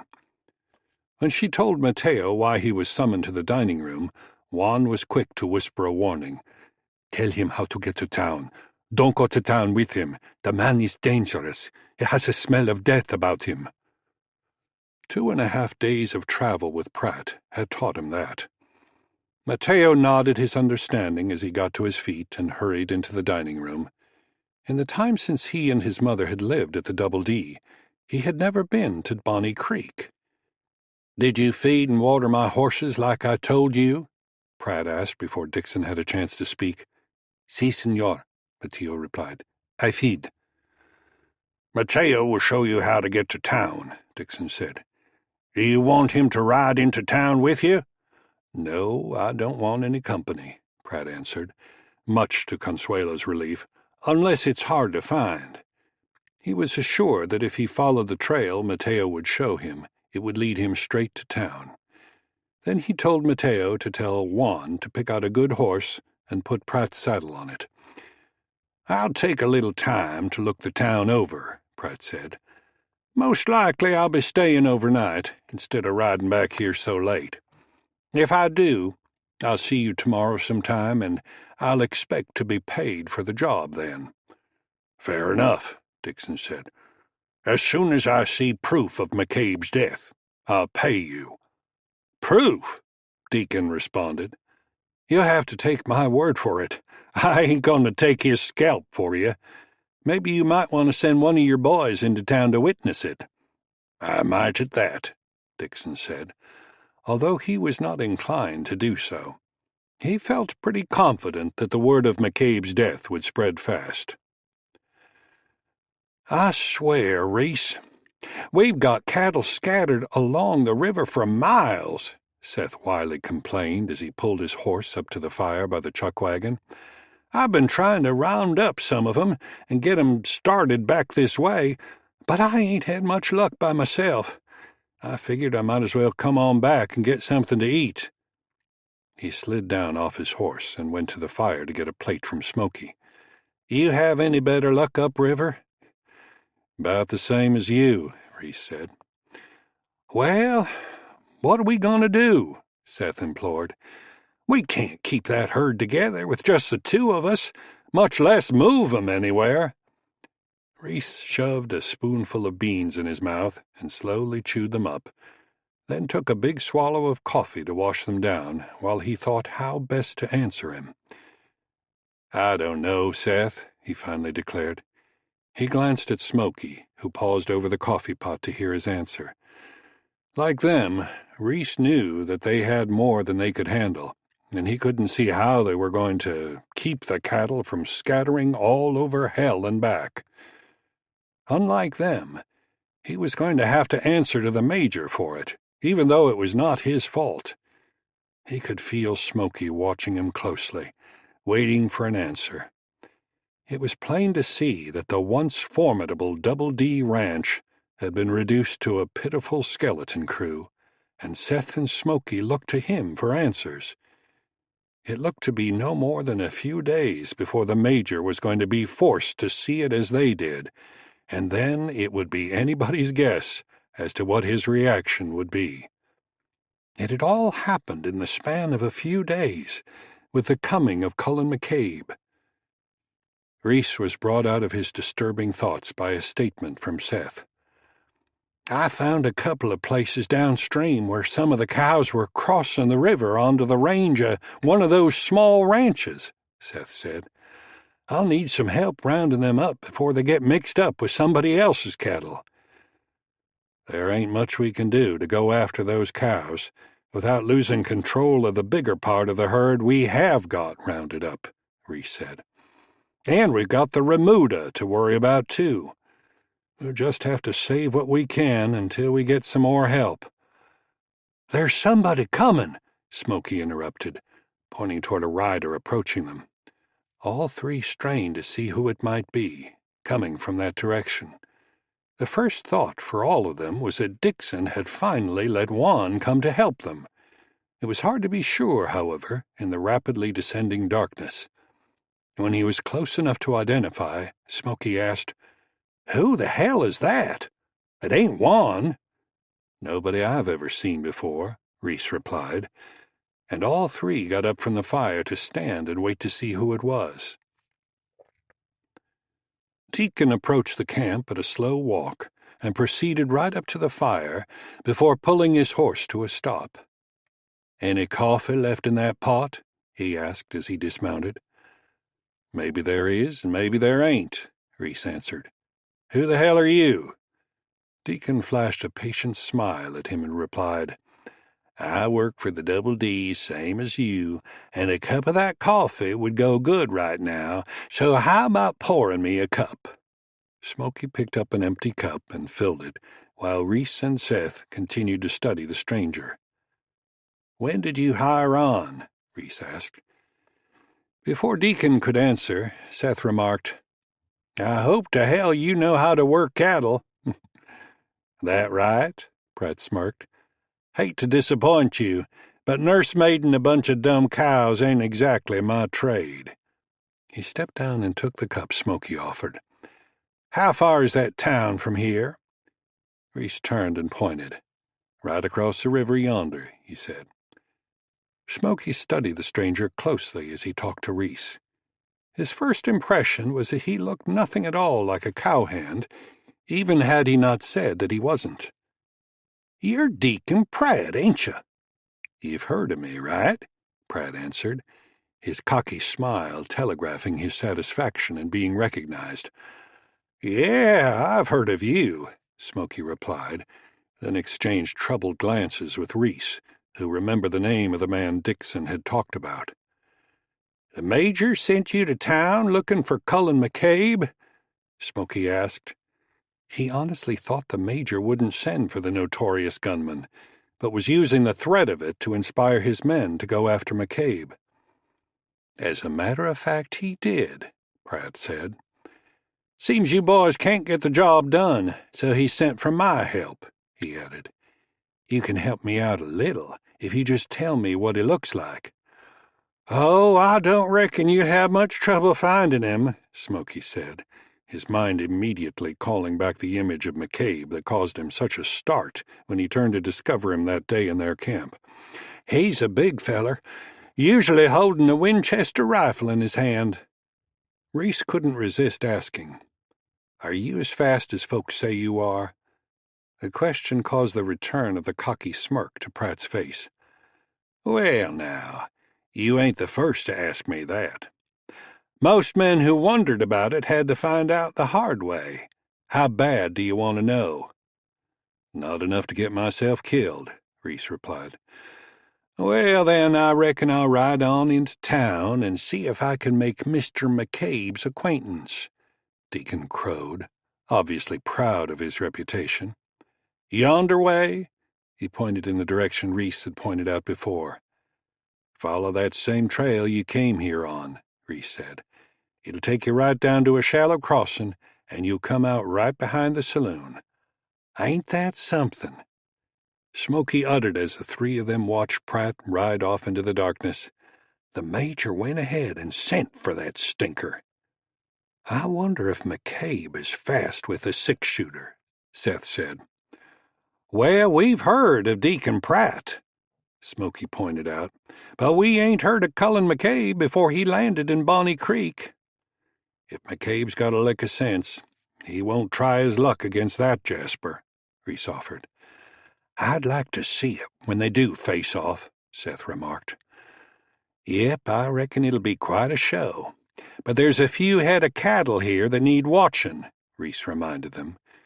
He was already thinking over the possible results of a showdown between McCabe and Pratt, and he had to wonder if it was too late to restore the fear factor the Double D had once held over the people in Bonnie Creek.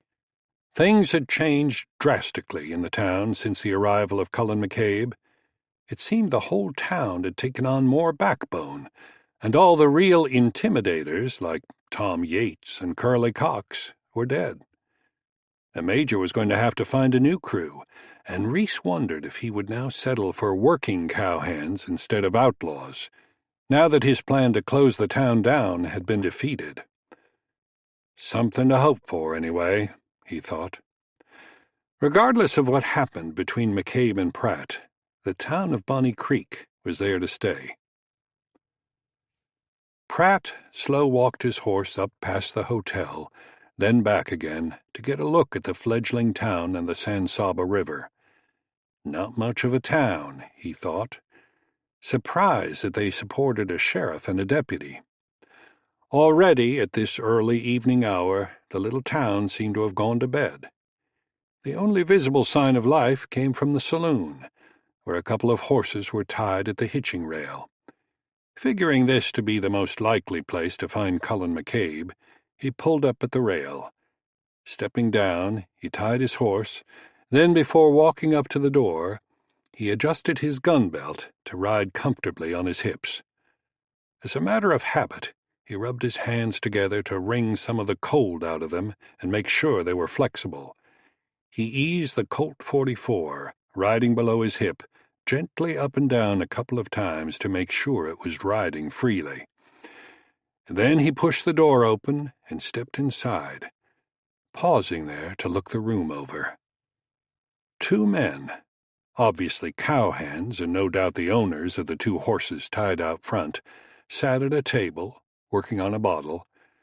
A woman sat with them, helping empty the bottle.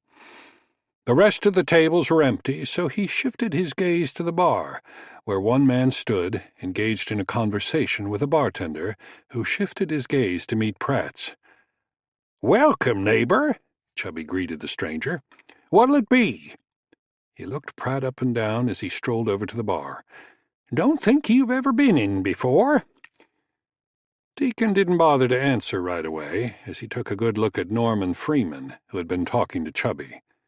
Deacon decided at once that he was not Cullen McCabe, so he turned his attention back to Chubby. "You got any decent whiskey?" "I've got rye, and I've got corn," Chubby told him. "Will one of them do?" Pratt chose the corn, and while Chubby poured, he asked the usual questions. "Ain't seen you in town before. What brings you to Bonnie Creek?" When Pratt said he was just passing through, Chubby asked, "Are you heading for the Double D?" The question came naturally, since Deacon's appearance is more akin to a gambler's or a gunman's. "What makes you ask that?" Pratt replied. "Do I look like a cowhand?" There was no effort to hide the sarcasm in the stranger's tone, so Chubby was quick to respond, "No, I reckon not. I just naturally asked 'cause the Double D's the biggest spread around here. No offense." Pratt's usual smirk relaxed to form a smile. "None taken. I just stopped to warm up a little with a drink of whiskey. Kind of chilly night out there."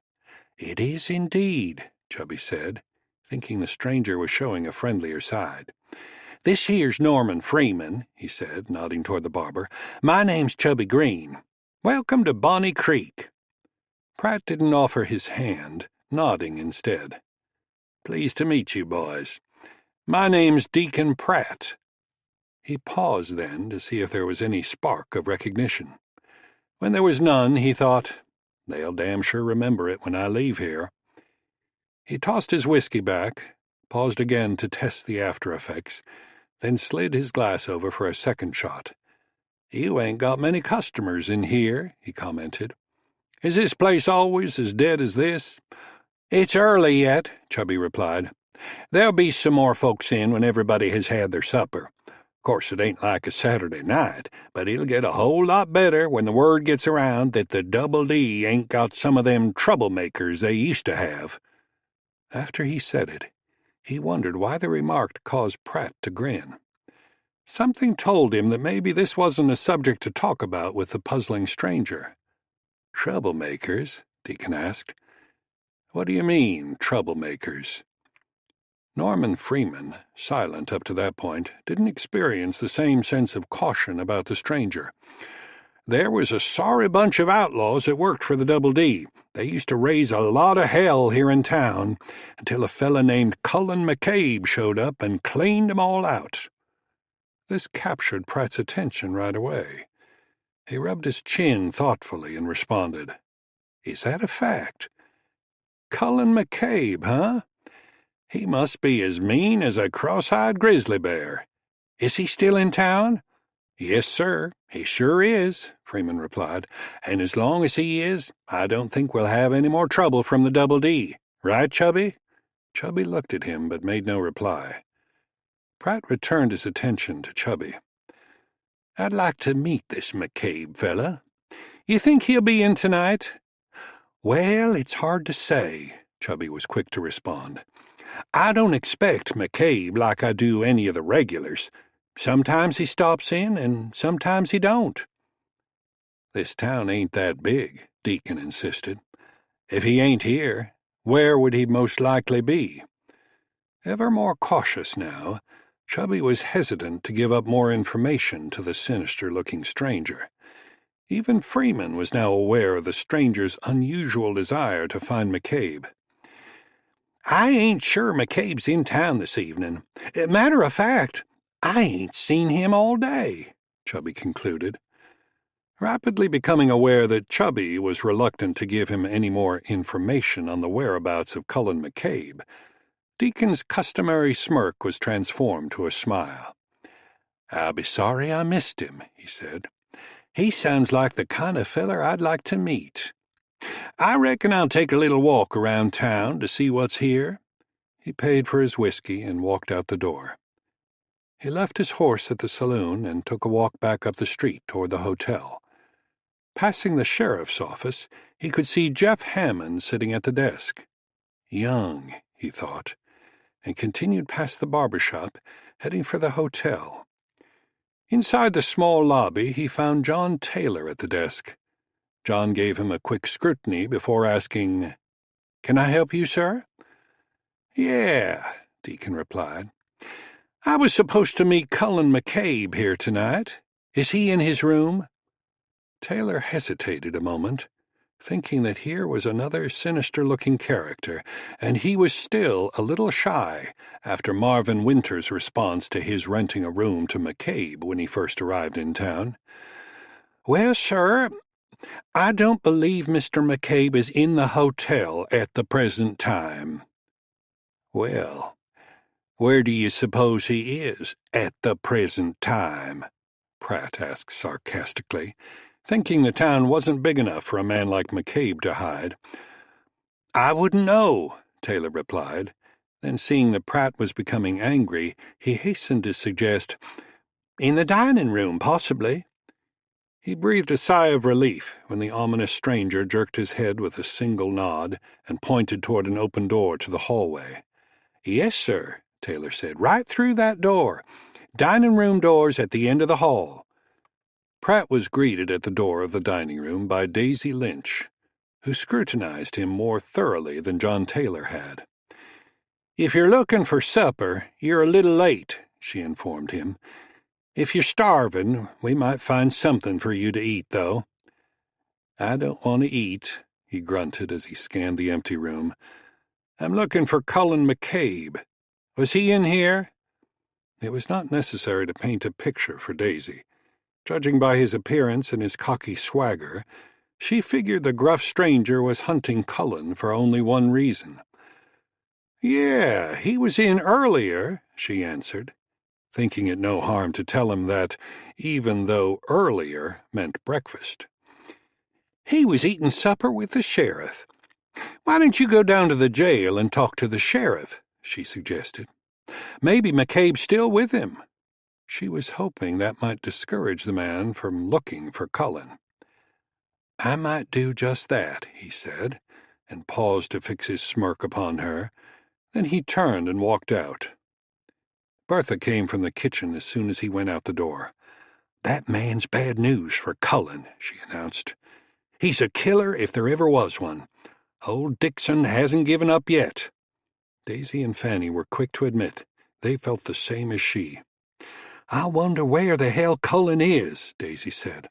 "He sure didn't show up here for supper. Come to think of it, we ain't seen him since breakfast. I wonder if he knows this fella's looking for him. I sure wish we could warn him if he doesn't already know. You know, it wouldn't surprise me none if he's just pulled up stakes and moved on to wherever he was going when he landed here in the first place," Bertha said. "Right from the first day, he said he was just going to hang around till the town got done with the Double D trouble, and it sure looks like we've got the upper hand now, and Nathan Dixon has run out of outlaws." "I remember you being so sure McCabe was running from something," Fanny said to Daisy. "You think that might be the man he's been running from? 'Cause if it is, it looks like he left just in time." "Why, hell, don't you think he would have said something about it if he was fixing to leave?" Daisy asked. "Not to my way of thinking," Bertha replied. "If anything, I'd say when he thought it was time he'd just pack up and go. That's just his way, if you ask me." "Maybe one of us better go tell Shep and Jeff about that fella," Fanny said. "At least warn them that he's running all over town looking for Cullen." She didn't express it, but she was mainly worried that Jeff might find himself in the middle of a gunfight. "That's a good idea, Fanny," Daisy said. "Why don't you do that?" Fanny didn't have to be asked twice. She was out the door in a few seconds' time. As she approached the sheriff's office, Fanny saw Pratt go in the stable. She hurried a step as she opened the door to the office, surprising Jeff Hammond, who was seated at the desk. "Fanny!" he exclaimed joyfully upon seeing her, and immediately got to his feet. "What's wrong?" he asked a moment later upon seeing the concern in her face. "I think McCabe's in danger," she replied. We haven't seen him ever since breakfast, and there's a man looking for him, and I don't think it's for anything good." When he asked her why she thought that, she went on to relate Pratt's visit to the dining room, looking for Cullen, and she was pretty sure he was a gunfighter by his attitude and his appearance. "Where is he now?" Jeff asked. "Is he still in the dining room?" "No. I just saw him going into the stable, and I know he's fixing to turn the town upside down looking for Cullen." She glanced toward the cell-room door. "Where's Shep?" She didn't like the idea of Jeff checking on the stranger by himself. "He's at the forge shoeing a horse," Jeff answered. "He still has his blacksmithing to do, even though he's the sheriff." "In the dark?" Fanny asked. "Well, go tell him what I just told you," she ordered. "Don't you go down there to talk to that man by yourself." Taking slight offense to what her remark implied, he at once replied, "That's what the town is paying me to do, to take care of things like this. If I was afraid to face every gun hand that drifted through town, I wouldn't have taken the job in the first place." "You go tell Shep," she repeated sternly. "I don't aim to be a widow before I even get married." As soon as the words fell out of her mouth, she realized she shouldn't have exposed her deepest wishes. It was too late, however. He didn't reply for a few seconds, not sure he was hearing right. "Does that mean you'd marry me?" For the moment, thoughts of a sinister stranger in town were forgotten. "I don't know," she quickly replied. "Maybe I would, maybe I wouldn't. You ain't even asked me anyway." "I'm asking you now," he immediately responded. "Not now," she insisted, thoroughly disgusted with herself for losing any leverage she might have held in their relationship. "Right now there's a dangerous-looking man prowling around town, and you need to make sure you don't get yourself shot. You go get Shep, and the two of you can go look for him. Then we can talk about whether or not I'll marry you." He took her by the shoulders and planted a kiss on her before she had time to see it was coming. "You go on back to the dining room. I'll come see you later." He walked her out the door, a foolish grin still implanted upon his face, and headed her back up the street toward the hotel. "You be careful," she cautioned again.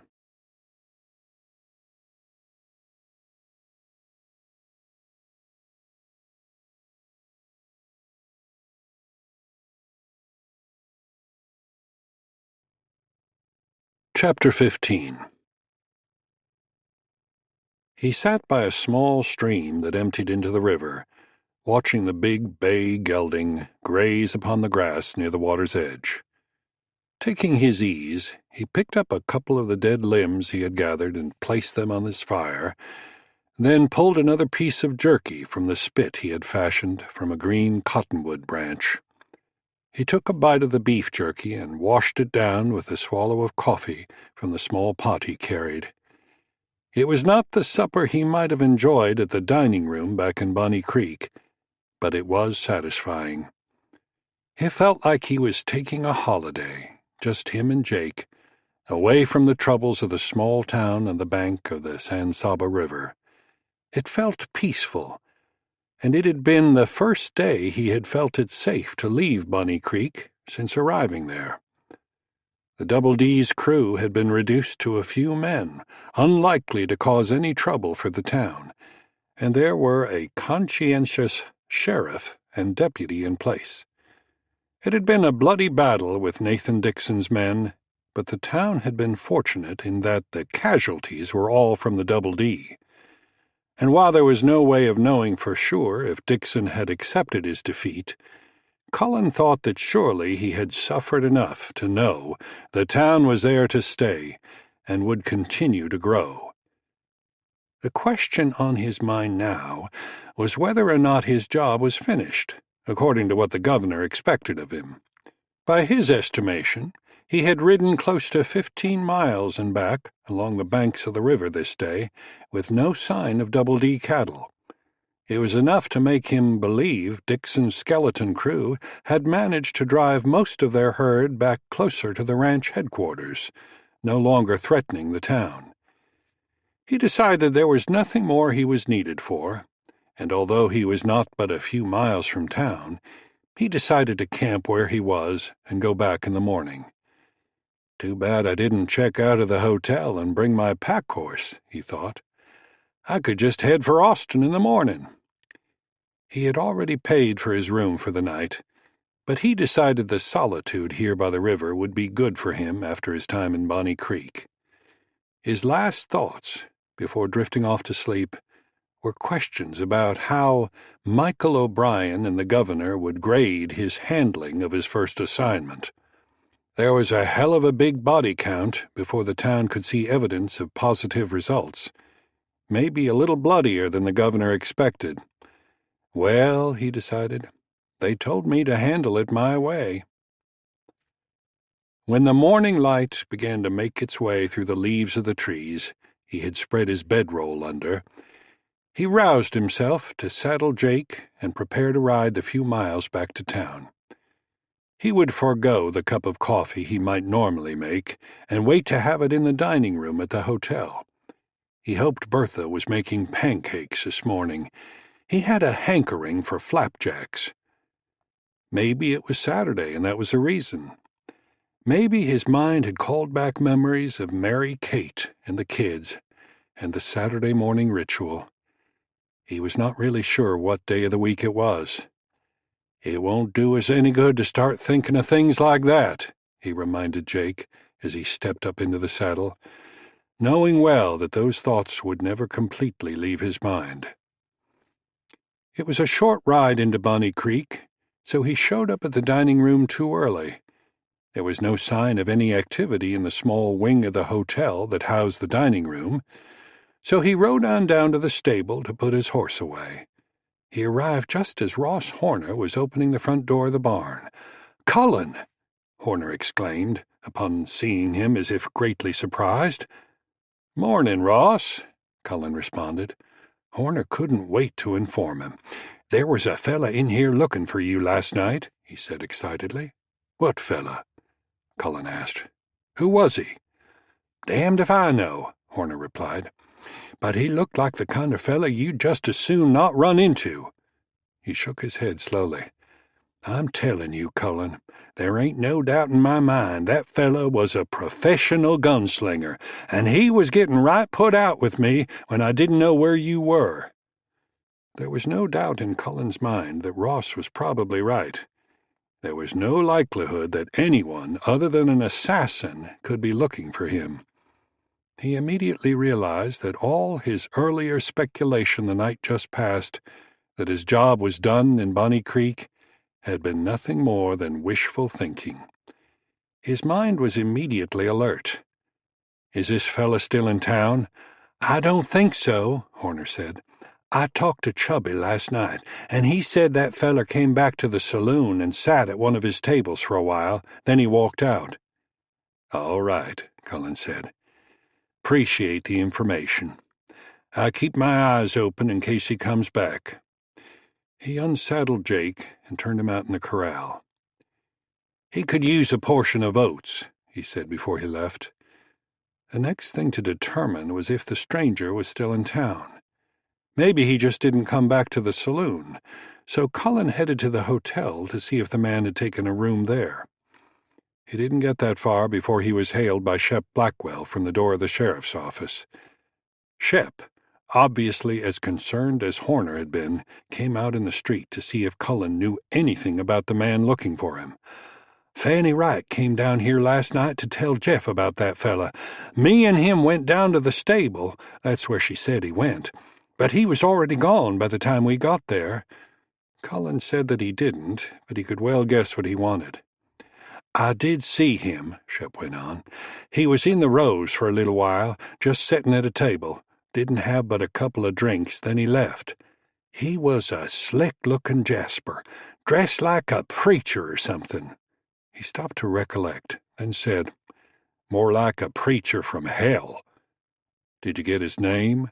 Cullen asked. "No, I reckon I should have done that," he said. "But Chubby did.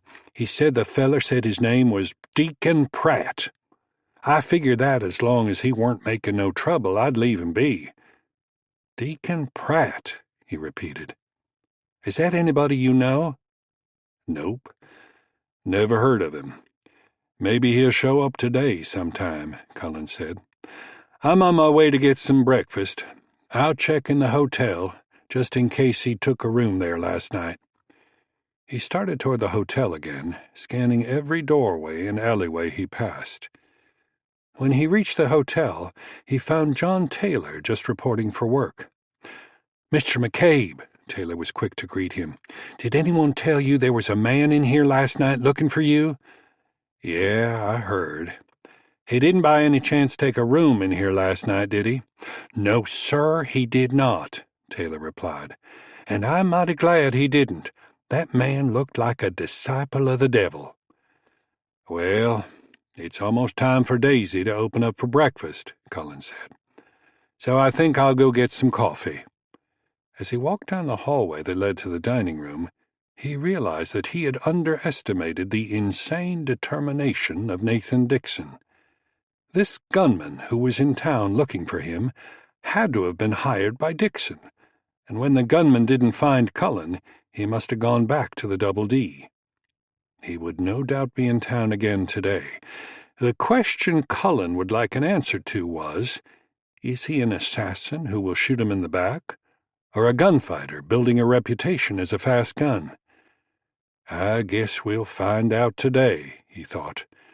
"Ought to be able to recognize him. Either looks like a preacher from hell or the devil's disciple. But right now I need a cup of coffee." At the end of the hall, he found the dining room door locked, so he rapped politely once, then rapped again when no one came to open the door. After another few seconds, the door opened to present Daisy Lynch's frowning face. "I should have known it was you," she scolded. "We don't open for 15 minutes yet. What are you coming in the back door for anyway?" Answering her own question, she said, "'Cause I would have seen it was you through the glass and wouldn't have opened the door." "Good morning to you, too," he said. "I figured you'd let me have a cup of coffee one more time before you flipped your sign over." She stood back, holding the door open wide for him. "I thought maybe you'd said goodbye to Bonnie Creek, since I didn't see hide nor hair of you after breakfast yesterday. Might be it would have been better if you had. I reckon somebody's told you there was some gunman looking for you." "Yeah, I heard," Cullen replied. "What makes you think he's a gunman?" She stood with her hands on her hips, looking at him like a mother might look at a problem child, wondering just what it would take to cause some concern in the man. "'Cause I know one when I see one," she replied, then stood a few moments more, giving him her problem child look. "Well, set yourself down and we'll get you fed quick as we can. If that fella comes back to town, I'd rather he didn't catch up with you in here." "I appreciate your concern," he said, accustomed by now to her sarcasm, but convinced she was not as ornery as she liked to convey.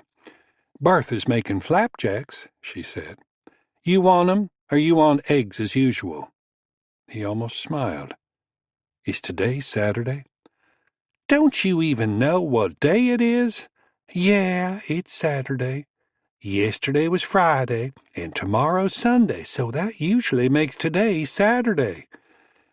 "I'll take the flapjacks, then," he said. She went to the kitchen to give Bertha the order, passing Fanny on her way to his table with a coffee pot. "Did that man catch up with you yesterday?" Fanny wanted to know right away. He said that he did not, that he was out of town all day. "You be careful today," she cautioned. "That man's dangerous, and he might come back to look for you again." "I will. I'll keep my eyes open," he said, surprised by her seemingly genuine concern. He was surprised again when Bertha brought his pancakes out to him instead of Fanny or Daisy, and proceeded to encourage him to be alert as well. When he had finished his breakfast and left the dining room, he was beginning to think that maybe the town had finally accepted him and stopped wondering when his evil side was going to emerge.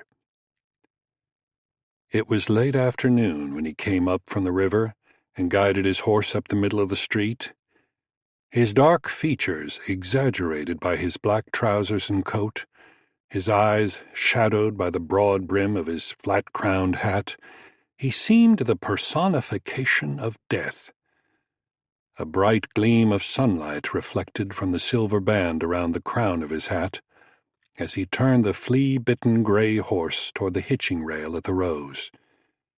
He dismounted and stood there for a long moment, looking up and down the street, before he looped the reins around the rail and stepped up to the saloon door. "I hope to hell you ain't out of town again today," he thought. It would be nice to find this so-called hired gun right away, so he could get his money quickly and head back to Waco. Across the street, Shep Blackwell got up from his desk when he caught a glimpse of the dark stranger and went to the door to peer out. He's back. The thought was not a confident one. It was not unexpected, for he had felt that Deacon Pratt would return, even though he hoped he wouldn't.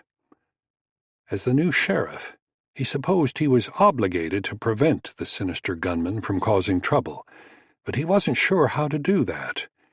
He considered waiting for his deputy to return from the stable, but when he left the office, Jeff said he might be a while. "I'll go over there to let Pratt know we have law in this town," Shep muttered aloud, then picked up his hat and headed for the Rose, hoping Cullen would show up. "You'd best leave that old man alone," Chubby said to Lily Bloodworth when she came to the bar to fetch another drink for Poss Rooks. "Even if you did get him upstairs, he's liable to have a heart attack." They both chuckled at the mental picture that created. "I just tease him a little bit," Lily said. "That's about as much as he can handle, but he seems to enjoy it." They laughed at the thought of the old man even thinking about a tussle with her. "I ain't sure I've got the stomach for it myself." Then suddenly, Lily stopped laughing and her eyes seemed to get bigger. Chubby turned to see what she was staring at. "Uh-oh," was all Chubby could gasp when he saw Deacon Pratt standing in the doorway. "Here comes trouble again," he muttered when he regained his speech. "I kind of hoped he wouldn't be back when he didn't find Cullen yesterday." Pratt remained in the doorway while he scanned the room, looking for someone who might look like the man he sought. There were no likely candidates in the sparse crowd of drinkers. He was disappointed, but he figured this was still the most likely place to run into Cullen McCabe, so he decided to wait him out a while. He shifted his gaze to a table near the back of the room where Poss Rooks and two cowhands were playing a game of three-handed poker. "Might as well make a little money while I wait," he thought, and ambled on back to the table. "You fellas look like you need another player, so you can have a real game," Pratt said when he walked up to the table. Engrossed in their game, none of the three had noticed him when he walked in. Poss looked up and, never having seen him before, said, "Hell, my luck can't get no worse, whether it's three-hand or four." He nodded toward the other two players. "I don't care if they don't." His playing companions, two cowhands from one of the smaller ranches on the east side of the river, although somewhat concerned when they got a look at Deacon, reluctantly nodded.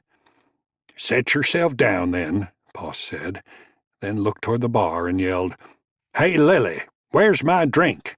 Better bring another glass, too. We got us another player." "That damned old fool," Chubby said. "He don't know who that is." He poured a drink and gave it to Lily. "Why didn't he buy a bottle in the first place?"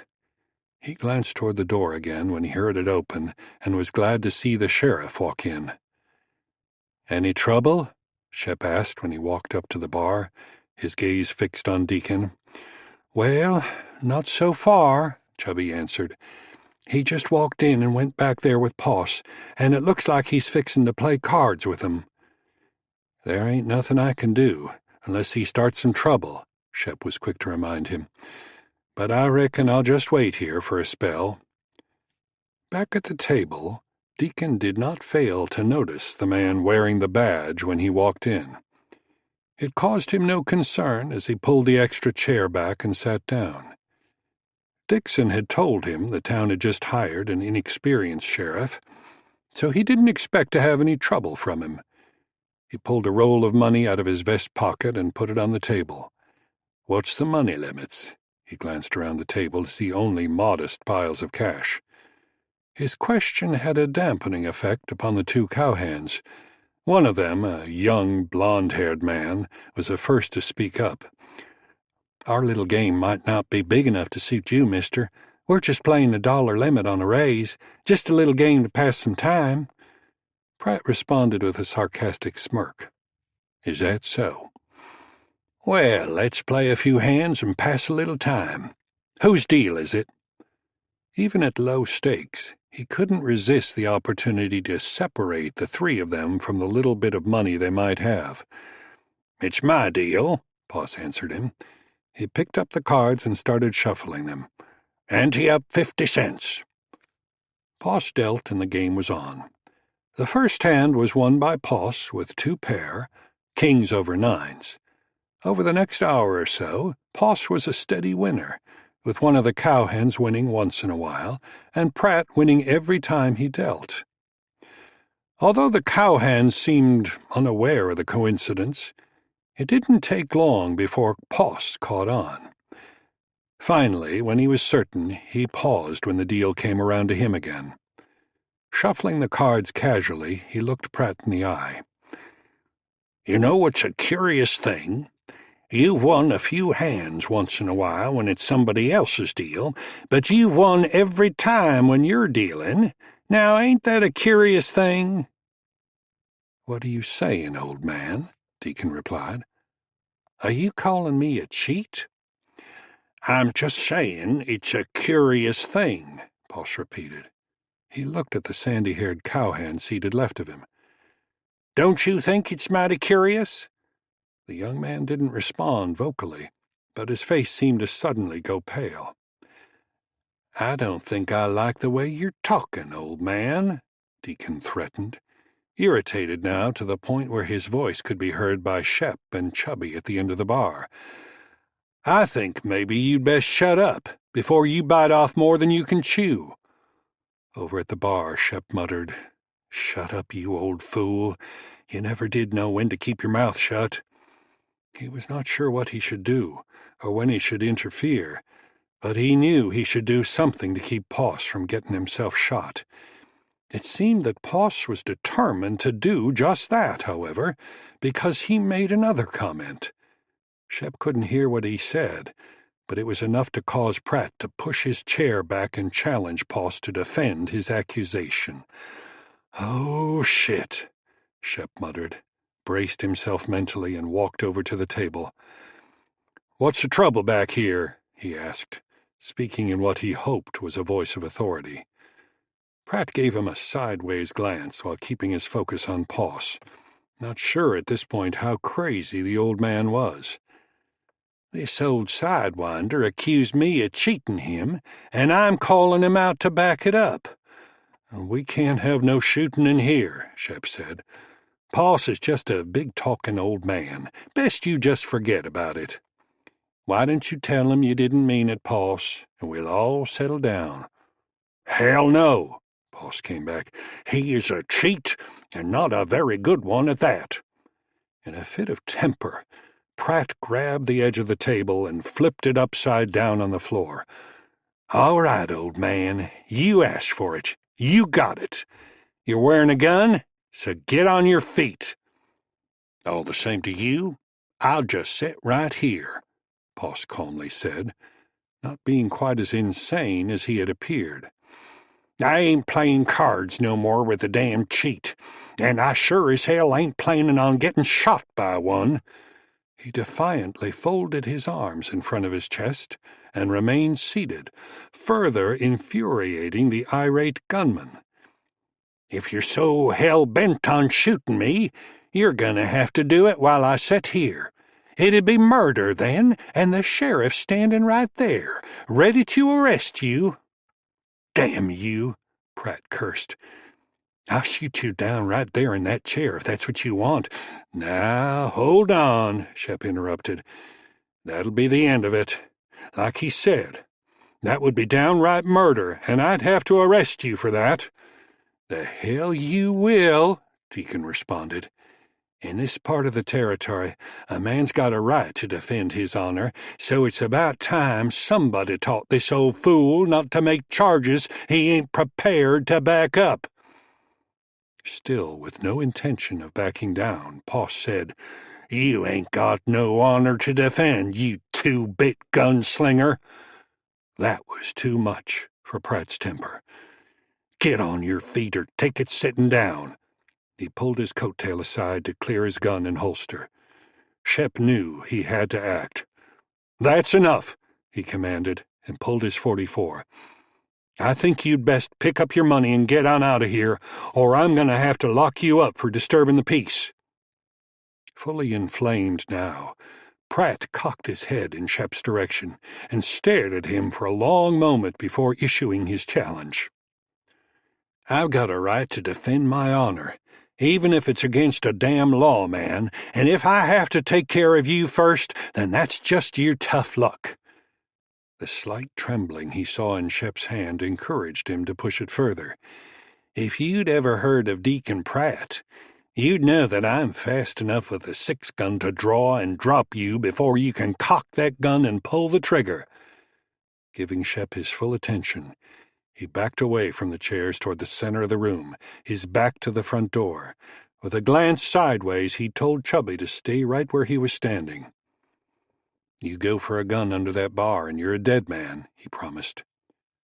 Chubby believed him and stood frozen beside Lily, who was afraid to move as well. Back to Shep then, he taunted. Any time you're ready, Sheriff. Shep could not seem to hold the weapon steady in his hand, knowing now he should have cocked it as soon as he drew it from his holster. Pratt was obviously confident in his speed with the .44 he wore, enough so that Shep was not sure he could cock his and shoot before Pratt could. The longer he hesitated, the heavier the gun seemed in his hand, and the harder it became to make a decision. He couldn't back down and still hold the position as sheriff. He was moments before making his move when he heard the voice behind Pratt. Put your hands up and turn around. Pratt acted without thinking. Somehow he knew the voice belonged to the man he searched for. He spun around, his hand whipping his .44 out of the holster as he turned, in time to feel the slug from the Winchester rifle when it tore into his chest. He stood, motionless for a few seconds, staring dull-eyed at the grim figure holding the rifle, ready to shoot again, before he dropped to his knees, then keeled over to land on his side. Cullen walked over and took the pistol from Deacon's hand. He looked up at Shep, still standing there, his pistol in his hand. You all right? As if awaking from a violent dream, Shep gradually came to. He holstered his weapon, fully realizing he had just faced certain death, and yet he was still standing. I don't know, he finally answered, unsure of himself. I mean, I ain't sure. He stared at the body lying on the floor, still sinister, even as Chubby and the others crowded around to look at it. Damn, Cullen. I don't know what I'd have done if you hadn't come in when you did. Cullen fully understood. You would have done the right thing, Shep. It's hard the first time you face a man with that kind of reputation. It ain't ever a good idea to stand and shoot it out with a man who makes a living drawing faster than most men can. You didn't back down when a lot of men would have. Next time, you'll be more prepared for it. I ain't so sure I'll ever be ready to face somebody like that again, Shep confessed.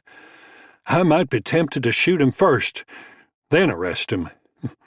That'll work too, Cullen said. Shep wasn't sure if he was serious or japing, since it seemed he was always serious. The room, which had gone dead silent a short time before, was now buzzing with conversation, as Chubby, Lily and the few other patrons stood gaping at the corpse. They were joined in a short time by other curious spectators from outside, who decided it safe to enter the saloon now. Cullen noticed that Shep still looked a little shaken, so he hauled Chubby away from the body and led Shep back to the bar with him. "I think Shep could use a good stiff drink," he said to Chubby. "I sure as hell could," Shep said, so Chubby poured 3 shots, and they all tossed them down. After a few minutes, Chubby said, "Well, I reckon I'd best send somebody to get Norman. He's got another grave to dig." "Not this time," Cullen said. "I'm claiming this one and the horse he rode in on." Not sure if he was joking or not. Shep and Chubby exchanged puzzled glances. "I reckon there ain't no doubt he's your kill, all right, same as a deer or a buffalo," Chubby said. After another drink of Chubby's whiskey, Cullen looked at Shep and said, "You look like you're getting the color back in your face. Come on and give me a hand with that body." Shep set his glass back on the bar and followed Cullen over to the corpse, still the center of attraction for the spectators. "Show's over, folks," Cullen announced, and rolled Deacon over onto his back. Then he took hold of him under his shoulders and motioned for Shep to grab his feet. When Shep asked where he was taking the body, Cullen simply said, "Out the door." So they picked the body up and carried it out the front door, held open by Lily. Outside, they carried the late Deacon Pratt to the flea-bitten gray gelding waiting at the rail, and hefted him up to lie across the saddle. Using a length of rope he found attached to the saddle, Cullen tied Deacon's hands and feet under the horse's belly. "Appreciate the help," he said. "McCabe," Shep said, stopping him when he started to untie the gray's reins from the rail, "back there, I don't know if I was too scared to pull the trigger or not." He felt he had to confess. "It was your first time," Cullen said. "If you're in that situation again, you've learned not to pull your weapon unless you're ready to fire it. That means it's cocked as soon as you pull it. You'll remember, but it's never a good idea to face up to a gunslinger if there's any way around it. You'll make a good sheriff."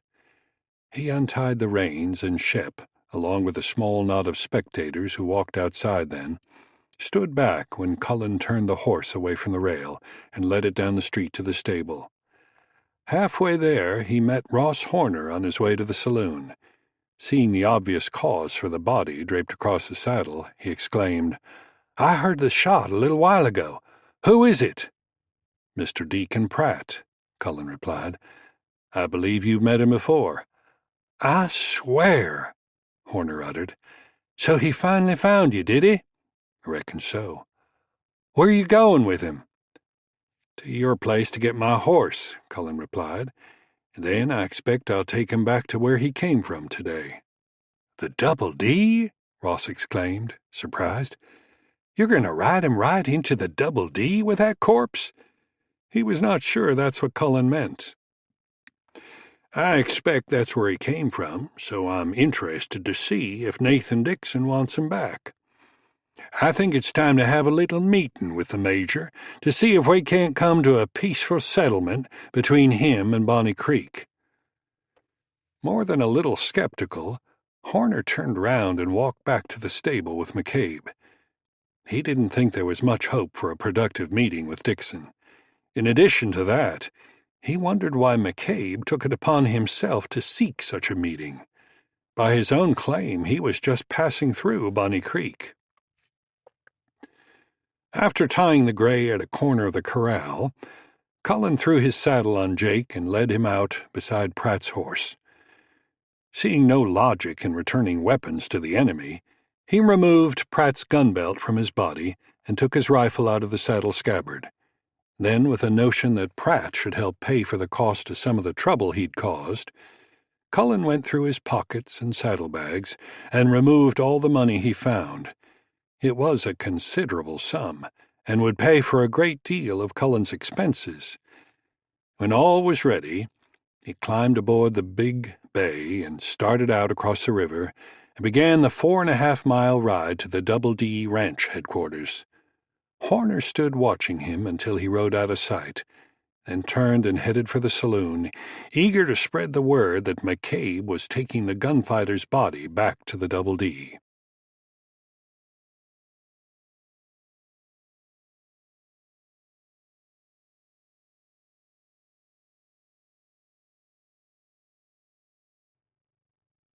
Chapter 16.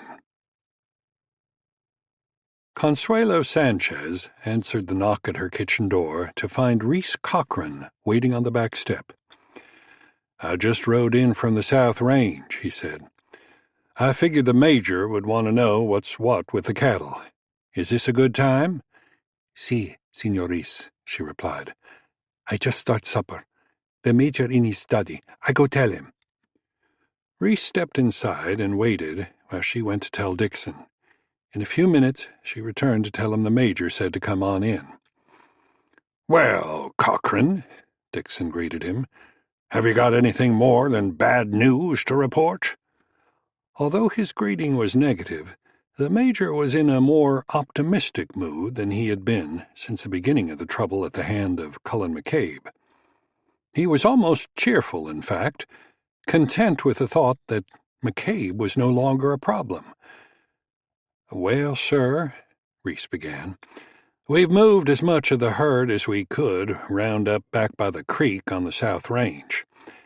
They'll be a sight easier to keep together with the few men we got to work 'em." He paused and shook his head slowly. "But we've still got cattle, scattered between there and the river, so that's what I left Seth Wiley and Juan Hernandez doing while I came to report to you. What I'm afraid of is we might still have quite a few head strayed across the river to one of them small ranches. Smoky was helping in the roundup yesterday, but he'll be on his way back here tomorrow." Reese would have preferred to keep using Smoky to help with the cattle, but the Major was adamant about having a separate cook for his cowhands instead of using Consuelo to cook for the few men he had left. Dixon frowned heavily upon hearing of a possible loss of more cattle, but took heart in the belief that things were soon to take a positive upswing. "All right," he said. "Just do the best you can. The battle isn't over yet, and I expect we'll be back in control after today. That sorry little settlement will pay the consequences for trying to block the Double D's expansion. Once Deacon Pratt finishes his work, so we don't have Cullen McCabe to deal with, I'll hire on more men to build this empire we started." "Yes, sir," Reese said. "I'll get on back now to help Seth and Juan." He took his leave, still worried about the fate of the Double D. The Major, for some reason, still could not realize he was beaten. Instead of weakening the spirit of the town, the people had rallied around McCabe and were now stronger than in the beginning. The Major put too much faith in the notorious gunslinger he had hired. At this point, the damage was already done. Pratt might kill McCabe, but the town would still resist Dixon's attempts to close it down. These were troubling thoughts for Reese Cochran, and he was past wondering if he wanted to continue with Dixon and his lawless ways. Unable to see any other options for himself at the moment, he had no choice but to return to the cattle. "Smoky come back?" Consuelo asked when Reese walked back through the kitchen. He told her that Smoky would be coming back in the morning. "I can cook for you and the others," she said. "Smoky can help you." "I know you can," Reese said, "but the Major don't want you cooking for nobody but him." He shook his head patiently, and she nodded her understanding. She remained at the door to watch him climb on his horse and ride off behind the barn toward the South Range before returning to her preparation of supper. "Reese is a good man," she thought. "He doesn't belong here." Reese nudged his horse up to a fast walk when he passed behind the barn and struck out on a trail to the South Range. He immediately reined the horse back when he spotted something moving in the distance, then pulled to a stop while he squinted in an effort to identify what appeared to be a couple of riders. After a few moments, he was able to see it was a rider leading another horse. Juan, he thought. Maybe Seth? He pulled his horse into a stand of young oaks beside the barn and waited to see who it was. The rider was following the trail from town, and he appeared to be carrying something on the back of the horse he was leading. A little closer, and Reese recognized the flea-bitten gray Deacon Pratt rode. In the next instant, it struck him. The rider was Cullen McCabe, and the load on the back of the gray horse was the body of Deacon Pratt. Unaware that he had been spotted approaching the ranch headquarters, Cullen watched the house and the barn for any chance of a reception. His rifle was cocked and ready for instant use. He was counting heavily on the notion that the few men Dixon had left would be taking care of the cattle.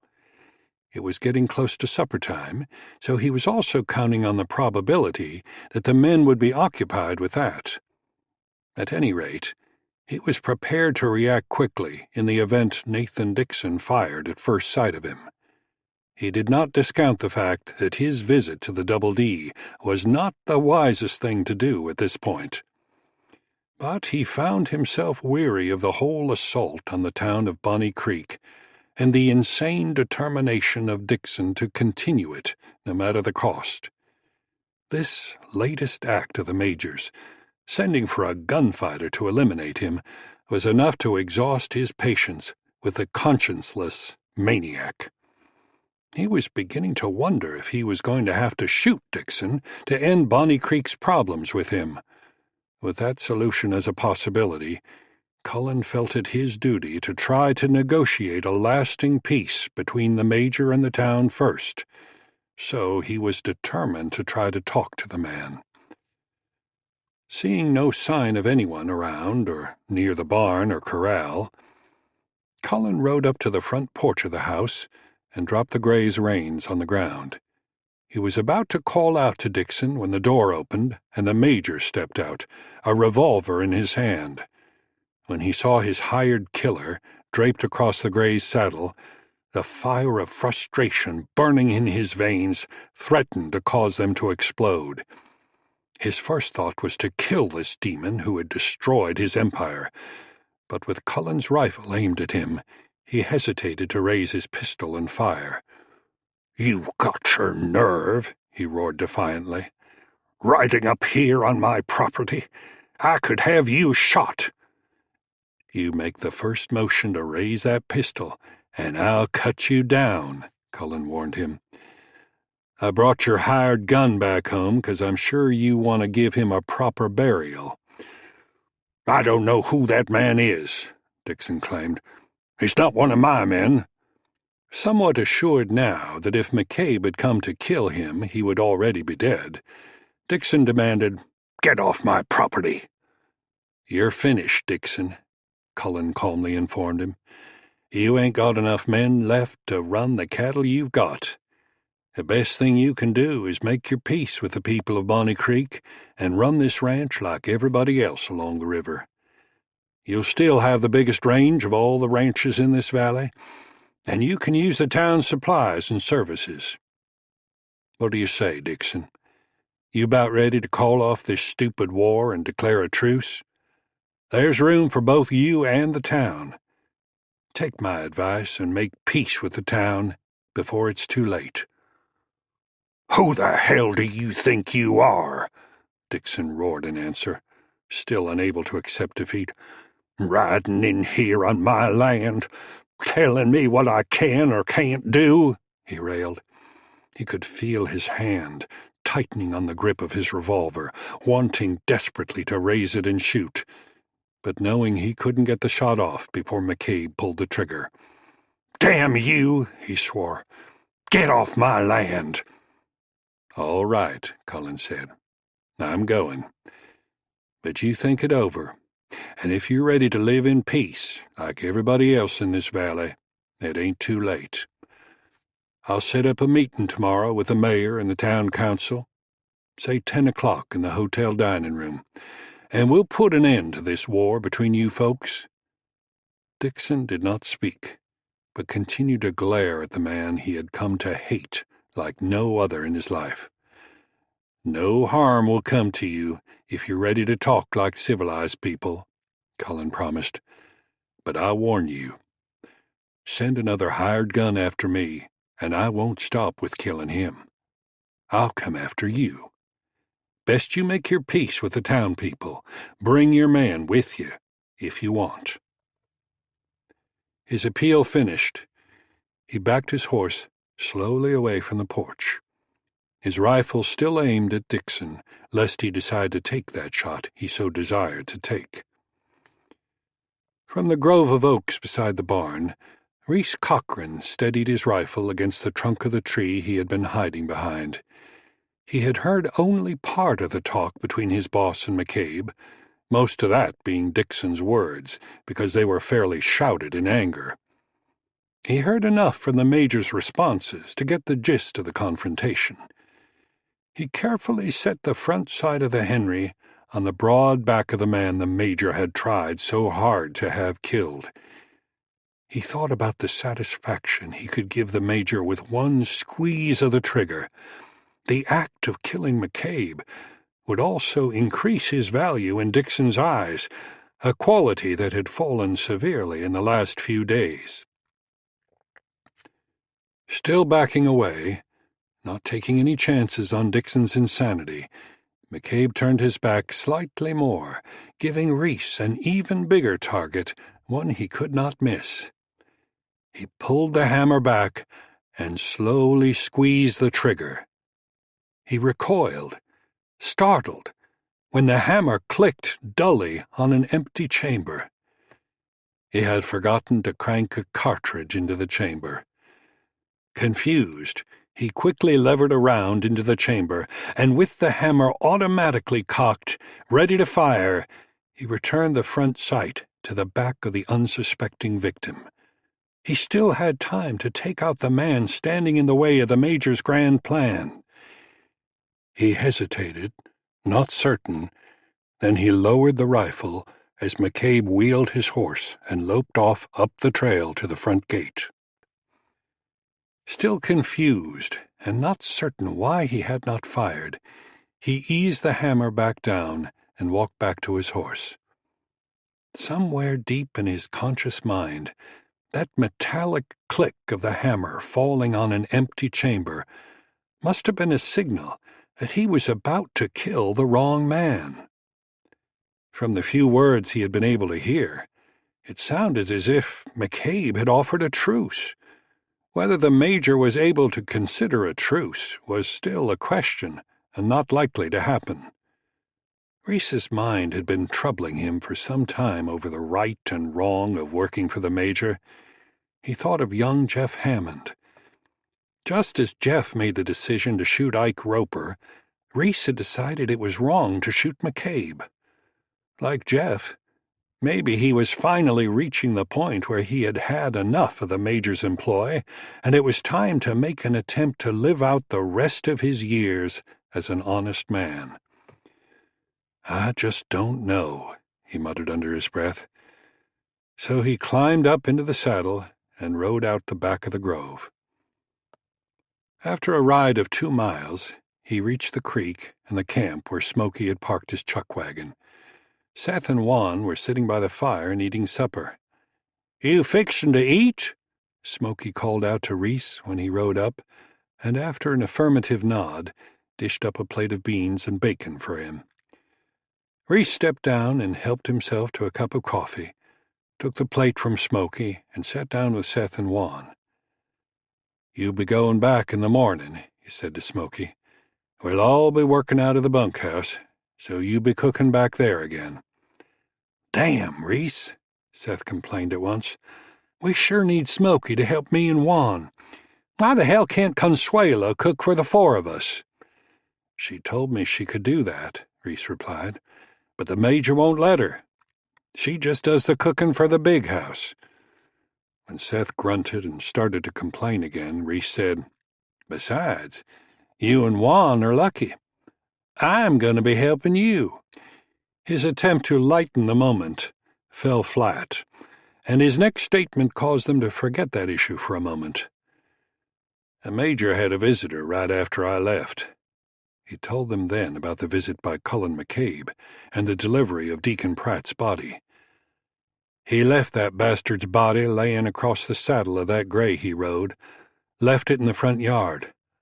"I swear!" Smoky exclaimed. "Did he come after you and the Major?" "I didn't have nothing to do with it," Reese answered. "I had done left to come back here, but I stopped in that bunch of oaks by the barn and watched what happened." They were eager to hear what had taken place between the Major and McCabe, so Reese painted the picture for them. When he finished, they all had questions. "I can't believe the Major didn't take a shot at him soon as he showed up," Seth remarked. "Too bad you didn't take a shot at him. It would have been worth $200 for you." "I thought about it," Reese said, "but I never got a clear shot." He didn't confess to having had second thoughts about killing McCabe. "I swear," Smoky drawled, "I can't figure that feller out. He didn't hesitate to shoot Tom Yates or any of the other boys, but he didn't shoot the Major? He's a hired killer, ain't no doubt about that. But you think he was talking about a truce?" "That's what I think," Reese said. "And he was sitting on his horse right in front of the Major, with his rifle on him the whole time. He could have killed him any time he took a notion to." "Damn," Seth swore. "I bet the Major wasn't too tickled about that." He raked the last of the beans off his plate and washed them down with a gulp of coffee, obviously in deep thought. "Wouldn't it be something if the Major quit thinking about running everybody out of this valley and we could do some honest-to-God cattle ranching?" All three of the others immediately stared at him as if he had spoken blasphemy. "Don't go looking at me like that," he responded. "You know damn well you've all thought it some time or other." "Might have thought it," Smoky said, "but I had better sense than to say it out loud." He looked at Reese, expecting some reaction from him. "Every man's got a right to think what he wants," Reese said. "We all hired on, knowing what kind of work we were hired for. We've all rode on the wrong side of the law." Juan Hernandez, silent to that point as he listened to the discussion, was especially uncomfortable with thoughts that had recently troubled him. He had served the Major longer than any of the Double D crew, having acted as Dixon's valet when he was in the Army. Was the Major's increased disregard for human life and wanton elimination of anyone standing in his way actually a sign of an ailing brain? If the Major was actually losing his sense of right and wrong, how long would it be before he would lose everything he had built up since leaving the Army? What would become of Consuelo and her son? Juan was not sure what he should do. He had taken orders from the Major for too long, and his sense of loyalty weighed heavy on his mind. His thoughts were interrupted when Reese gave the order to go back to work. "We'll work 'em a little farther up the creek in the morning. That'll keep 'em in a little closer to headquarters, and we won't have to worry about 'em straying off our range. I've got to go back to the house tonight to see what the Major wants to do." He hadn't mentioned that McCabe had invited Dixon to come into town in the morning to talk peace, and he was anxious to see if the Major would consider doing that. It would be one hell of a surrender for the old man, and Reese found it near impossible to believe that could happen. When Reese returned to headquarters, he was surprised to find Dixon in the barn. "Where the hell is Juan?" the Major demanded when Reese rode in to unsaddle his horse. When Reese reminded him that Juan was helping Seth and Smoky with the cattle, Dixon responded with, "I pay Juan to take care of this house and barn. I don't pay him to work cattle. I have other men to do that." "Yes, sir," Reese said. "I'll tell him you need him here." He hesitated to remind his boss that he had only 3 other men to work the cattle, including himself. He could see the Major seemed to be out of touch with what was going on. He was trying to decide whether or not to ask him if he was planning on going into town in the morning to talk with the town council, when Mateo came out of the barn. Relieved to see Reese, the boy said, "I took care of the grey horse, but I don't bury the man's body yet." He looked at Dixon nervously as he spoke. "The Major said to dig a hole back of the barn." "That's right," the Major barked. "Bury him where I can't see him. I can't abide a man who can't do his job. Damned if I'll pay him for it." Reese and Mateo exchanged glances, both thinking the old man was definitely out of his mind. "I don't reckon you're thinking about riding into town in the morning to talk to those folks," Reese said, hoping to bring Dixon back to reality. "What would I want to do that for?" Dixon asked. "I have no business with any of those people in that town. They're squatting on my range, and I intend to get rid of them like the lice they are." Reese knew then that the Major was out of his mind. He hadn't even asked how Reese knew about the proposed meeting. The question to think about now was, what to do about it. "Yes, sir. I'll help Mateo dig a hole for Deacon Pratt, and we'll make sure all the other chores are took care of, too." "Right," Dixon replied. "Carry on." He did an about-face and headed back toward the house, leaving Reese to think about some serious decisions to be made. "You think maybe the Major acting funny?" Mateo asked as they watched Dixon march back to the house. "He's been talking crazy things ever since that man brought the body back." "I don't know, Mateo," Reese answered. "He might be a little off his rocker. Maybe he'll be right again in the morning. It might just be a temporary thing. I guess we'll see." "I worry for my mother," Mateo said. "I think maybe he hurt her if she make a mistake." "I wouldn't think he'd do anything to hurt your mama. It's just all this killing that's got him acting a little loco, and that feller McCabe has got into his head. Maybe he'll come out of it, but right now, let's grab a couple of shovels and dig a hole for that big-time gunslinger." In spite of what he had just told the boy, Reese was not at all convinced that Dixon's insanity was a temporary thing. It might be time to step up and take the responsibility for his own future. He had obviously made a mistake when he put his fate in Dixon's hands.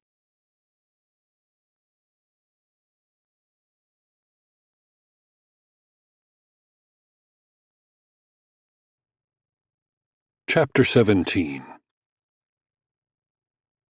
Mayor Mitchell and the two men who made up the town council, Marvin Winter and Malcolm Howard, were more than a little skeptical when Cullen informed them of the meeting he had proposed to Nathan Dixon. "Talk about a leopard changing his spots," Howard had responded. "There's no way in hell that old busybody's going to come in here to talk about peace."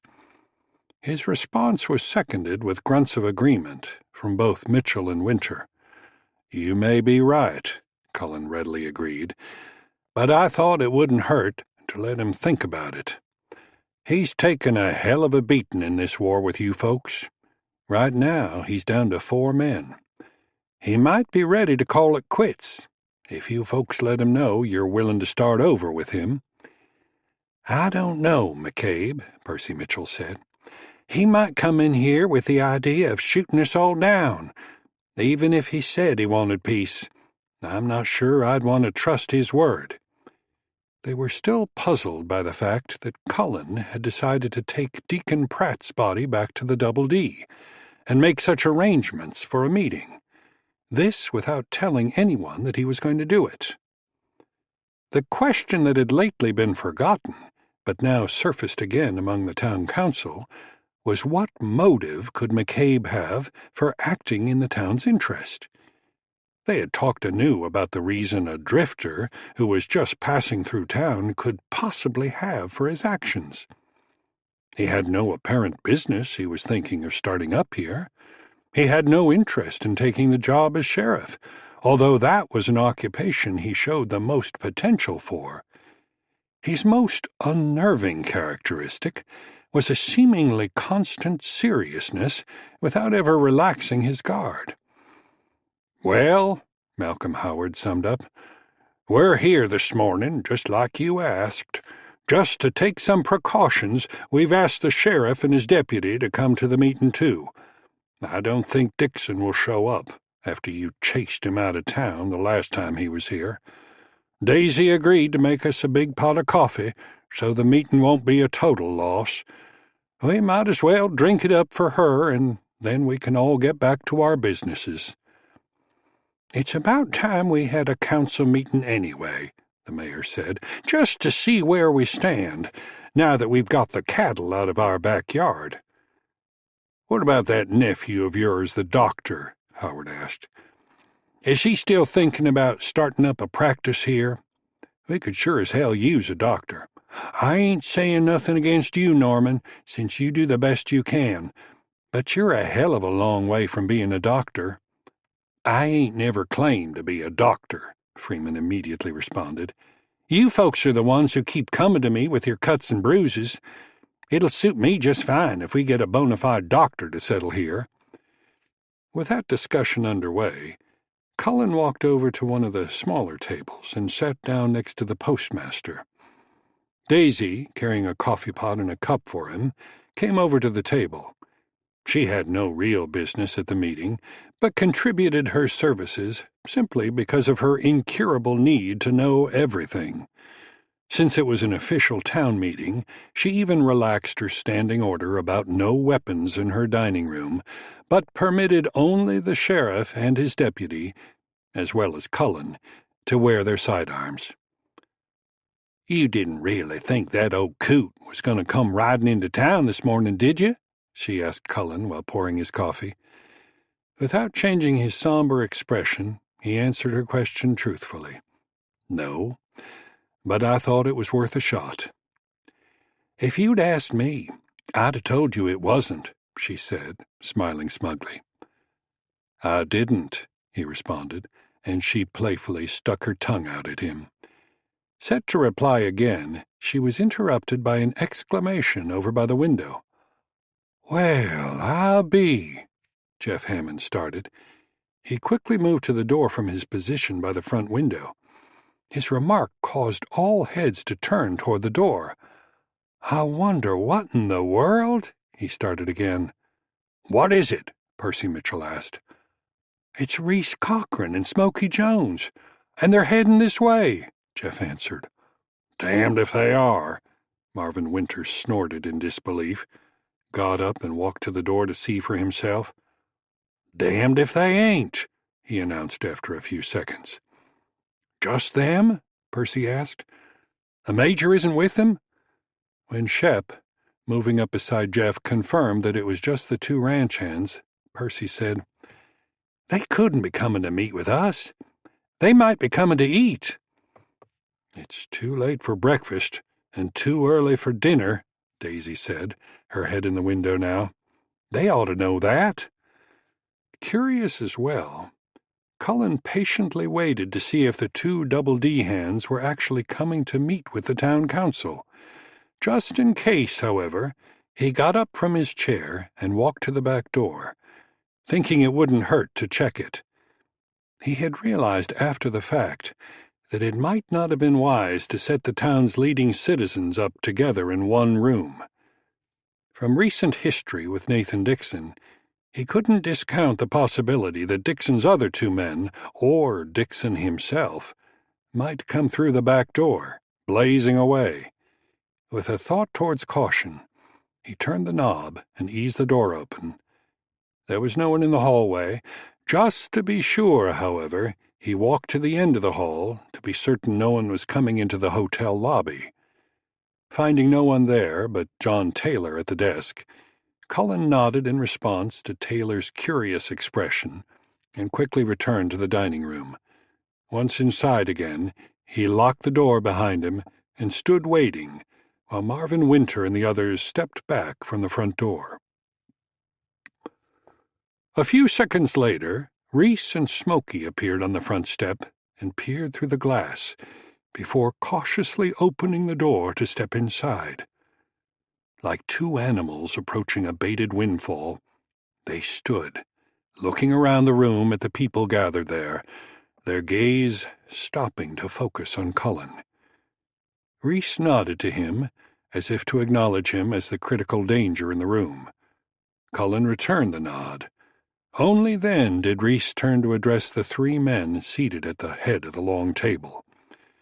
Cullen imagined it must appear to the two much as a courtroom might.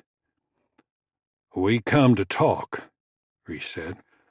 "We were hoping Nathan Dixon was coming to talk," Percy said. "Did he send you to talk for him?" "No, sir," Reese answered respectfully. "Me and Smoky came on our own. The Major don't know we came." His statement caused a wave of puzzled glances and a few grunts in response. "Well, what good is that?" Malcolm Howard was the first to ask. "Dixon's the man giving the orders. He's still going on with his plan of killing the whole town, then." "We came in to let you folks know we ain't at war with you no more," Reese said. "The Major ain't got but two more hands beside me and Smoky, and we came in to tell you where the four of us stand." He glanced at Smoky for support, not quite sure how to explain himself. "What we want you to know," Smoky said, stepping in, "is there ain't no more gunslingers left at the Double D, and the four of us still trying to take care of the ranch ain't interested in the fighting and killing that's been going on. We'd rather work on building up the ranch and be on friendly terms with the town, too. I reckon the reason me and Reese came in this morning was to ask you for help on that." "If Dixon is ready for peace, why didn't he come in himself?" Percy asked. "Well, sir," Reese hesitated, "that's kind of a problem. The Major ain't as ready for peace as we are." Percy threw up his hands in frustration in response to Reese's statement. Marvin exclaimed, "It doesn't do a bit of good for you two to come telling us this. The Double D is Dixon's claim. He's the boss, and there ain't much anybody can do till he decides he's had enough. All we've been doing the whole time is defending ourselves from the Double D's attacks." "There's another problem," Smoky said. "You see, the Major's not exactly in his right mind lately. He's been acting funnier and funnier ever since you folks hired McCabe there." He nodded toward Cullen, standing near the door. "It got to him so bad till he sent word to Waco and hired him a gunfighter of his own. And when your gunfighter killed Deacon Pratt, the Major went plumb loco." Boss Rooks, silent for longer than he could ordinarily stand, piped up then. "Hell, we thought he was loco from the start. You mean he's worse than he was?" Before either of them could answer Poss, Percy interrupted. "I think it's important for you to know that we didn't hire Cullen McCabe. He's his own man and chose to help because it's the right thing to do, just like Jeff over there." He nodded in the deputy's direction. Both Reese and Smoky appeared to be surprised by that. They had been convinced that Cullen was a hired gun. "If he's a hired gun," Percy went on, "he's not here in that capacity." "If you say so," Reese declared, "he sure looks like one. The four of us that's left could build that ranch up to be a fine working spread if the Major spent his money on breed cattle and a few more hard-working men. It'd be good for the town, too, if you folks could get some of the Double D's business. It'd be a sight easier for us, instead of driving a couple of wagons 80 miles to pick up supplies at San Angela over by Fort Concho." The two men seemed to be sincere, but as far as anyone in the room could see, they were facing a problem with no solution. "Let me say right off that we'd be happy to work with you men, but I don't know what we could do to help as long as Dixon feels the way he does," Percy said. Give us a few minutes to butt our heads together on this to see if we can do anything. Daisy, get 'em a cup of coffee while they're waiting. Might as well be sociable. We're all trying to do the right thing here." Reese's comment about buying supplies was enough to cause Percy to want to try to find a solution. While the three-man city council huddled together to discuss the problem presented to them, Daisy got 2 more cups from the side table and filled them for Reese and Smoky. Unable to resist, Reese took his and walked over to talk to Cullen. "I just took my arm out of the sling yesterday, but I'm still carrying some lead in my shoulder that belongs to you." "You're welcome to keep it," Cullen said, his face as expressionless as usual. "If you're looking for an apology, I'd like to remind you that you were fixing to shoot me through that window." "I reckon I was," Reese admitted. "But I thought you was about to shoot my boss down in the doorway." "I'm sorry now that I didn't," Cullen said. "It would have solved the problem you've come here with this morning." "Might have at that," Reese replied. "No hard feelings?" "No hard feelings," Cullen answered. "Just don't try it again." "Seeing as how we're all friendly like this morning," Smoky spoke up, "what's your real name?" He was convinced that Cullen was a hired gun, and he was willing to bet that he was probably famous by his real name. "Cullen McCabe," he said. "Is your real name Smoky?" "No, it's Clarence," Smoky replied before he thought. "Clarence?" Reese blurted. "Your name is Clarence? What's wrong with that?" Smoky immediately shot back indignantly. "I got a sister back in Missouri named Clarice. My mama named us both after her daddy. His name was Clarence. The only problem was when Grandpa came to live with us, he didn't have no teeth, and sometimes when he called us, we didn't know whether he was calling for me or my sister." He chuckled in appreciation of his story, looked up at Cullen, but stopped when he saw no change in the somber man's expression other than a look of puzzlement. "I swear, you're a lot bigger than I thought you was, now that I stand up next to you," he declared, his humor seeming out of place at this meeting. Long with a habit of ignoring much of Smoky's ramblings, Reese was focusing his thoughts on the man Cullen McCabe as well. Finally, he asked, "You thinking about planting your roots here in Bonnie Creek?" He was still curious to know why Cullen decided to involve himself in Bonnie Creek's problems, unless there was something in it for him. "Nope," Cullen replied. "I don't plan to plant my roots anywhere. I would have already been gone if your boss hadn't sent Deacon Pratt to kill me." His answer did nothing to satisfy Reese's curiosity, and it was obvious that Cullen wasn't going to share any plans he might have. There was no time for further questions, because the council came out of their huddle at that moment. "Like we said before," Percy Mitchell began, "there isn't much we can do to help you. The only way there's going to be any peace between Bonnie Creek and the Double D is for Nathan Dixon to give up on the idea of closing up the town. We appreciate you two coming in to try to work something out between us, and we'll give you all the support we can, and you'll certainly be welcome in town. But at the same time, we have to be on our guard in case Dixon hires more gunmen to cause us trouble." Reese was disappointed, but hardly surprised. He and Smoky had not held out much hope for any miracles, but thought it important to let the town people know that they, personally, had no plans to continue the war. "And that goes for Seth Wiley and Juan Hernandez," Reese reminded Mitchell. "Well," he sighed, "I reckon me and Smoky best get back to the ranch before the Major knows where we are. Thank you for meeting with us, and thank you, ma'am, for the coffee."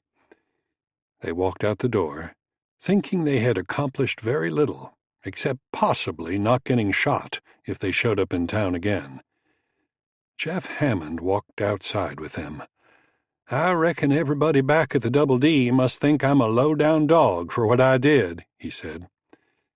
"Nobody but the Major," Reese replied. "It ain't much different than me and Smoky riding into town to talk peace, is it? Tell you the truth, you just weren't cut out to be an outlaw anyway." He smiled and added, "And now look at you, wearing a deputy's badge." He climbed up into the saddle. "Be seeing you," he said as he wheeled the horse away from the rail and loped off to catch up with Smoky, who was already at the end of the street. Malcolm Howard walked over to talk to Cullen, who was standing at the window, watching the two men ride away. "Well, you had your meeting, but it doesn't look like it accomplished much, does it? Now we know we're not just dealing with a greedy man, we're dealing with a greedy lunatic." "It does look that way," Cullen replied. "But it helps to know there's 4 men who ain't gonna fight anymore." He was possibly more frustrated than the people of Bonnie Creek, because it was his job to solve the town's problem. Part of his job had been finished. There were no more roughshod outlaws terrorizing the town on a regular basis. It was tempting to call the job done. But what would keep Dixon from starting over and hiring another gang of outlaws? Now, after hearing how strange Dixon had begun to behave, Cullen thought the Major might actually be insane.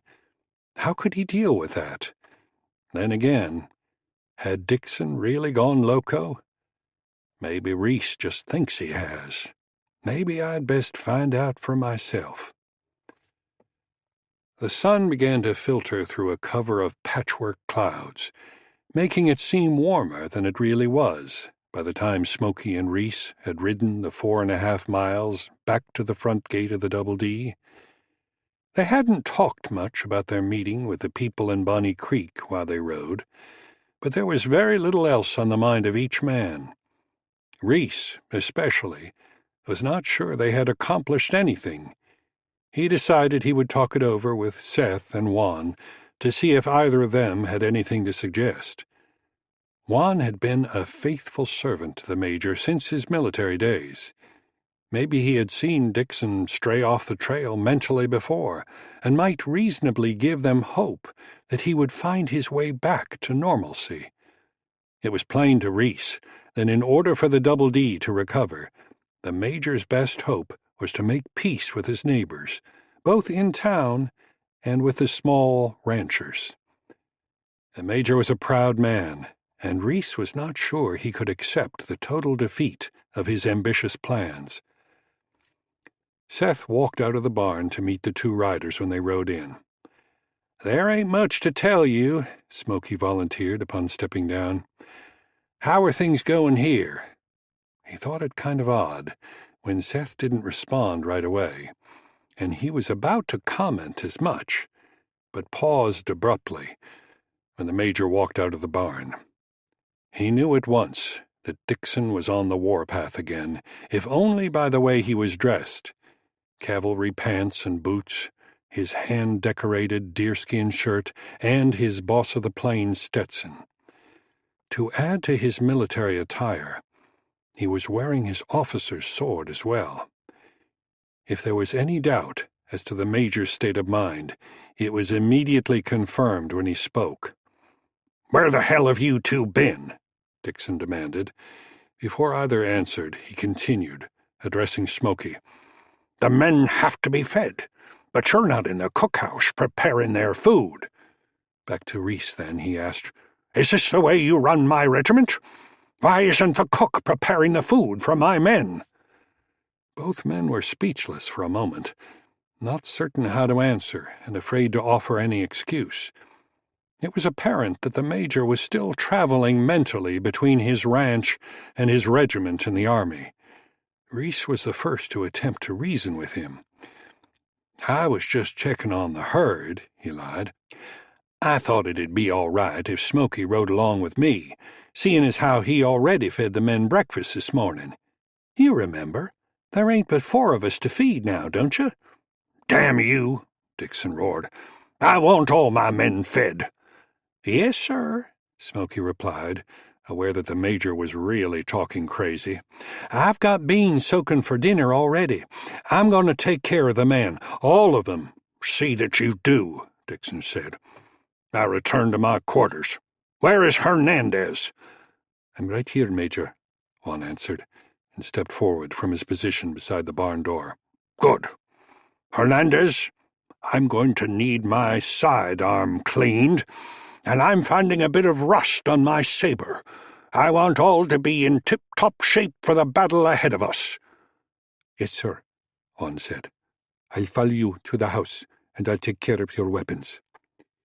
He looked over to meet Reese's gaze, both men aware that Dixon's mind had snapped, mentally leaving him with his feet in two different worlds at the same time. Reese nodded to Juan to let him know that he understood. Dixon spun on his heel and started toward the house, with Juan following close behind him. Then Dixon paused long enough to order Reese to report to him at his headquarters, which Reese took to mean in his study. "Yes, sir," Reese replied. "Just as soon as I take care of the horses." "Loco," Seth Wiley said when the Major had marched out of earshot. "Crazy as a damn June bug." He looked at Reese and Smokey, who were both still amazed by the Major's antics.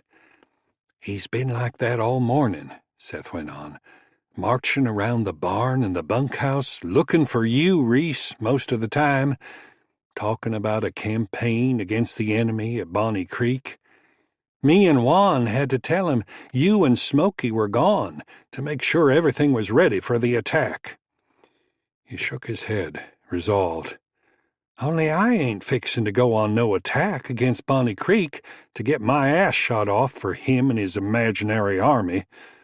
I'm going to pack up my little bag of possibles and ride out of here before he gets us all killed." "Well, don't go riding off right away," Reese urged. "You're right.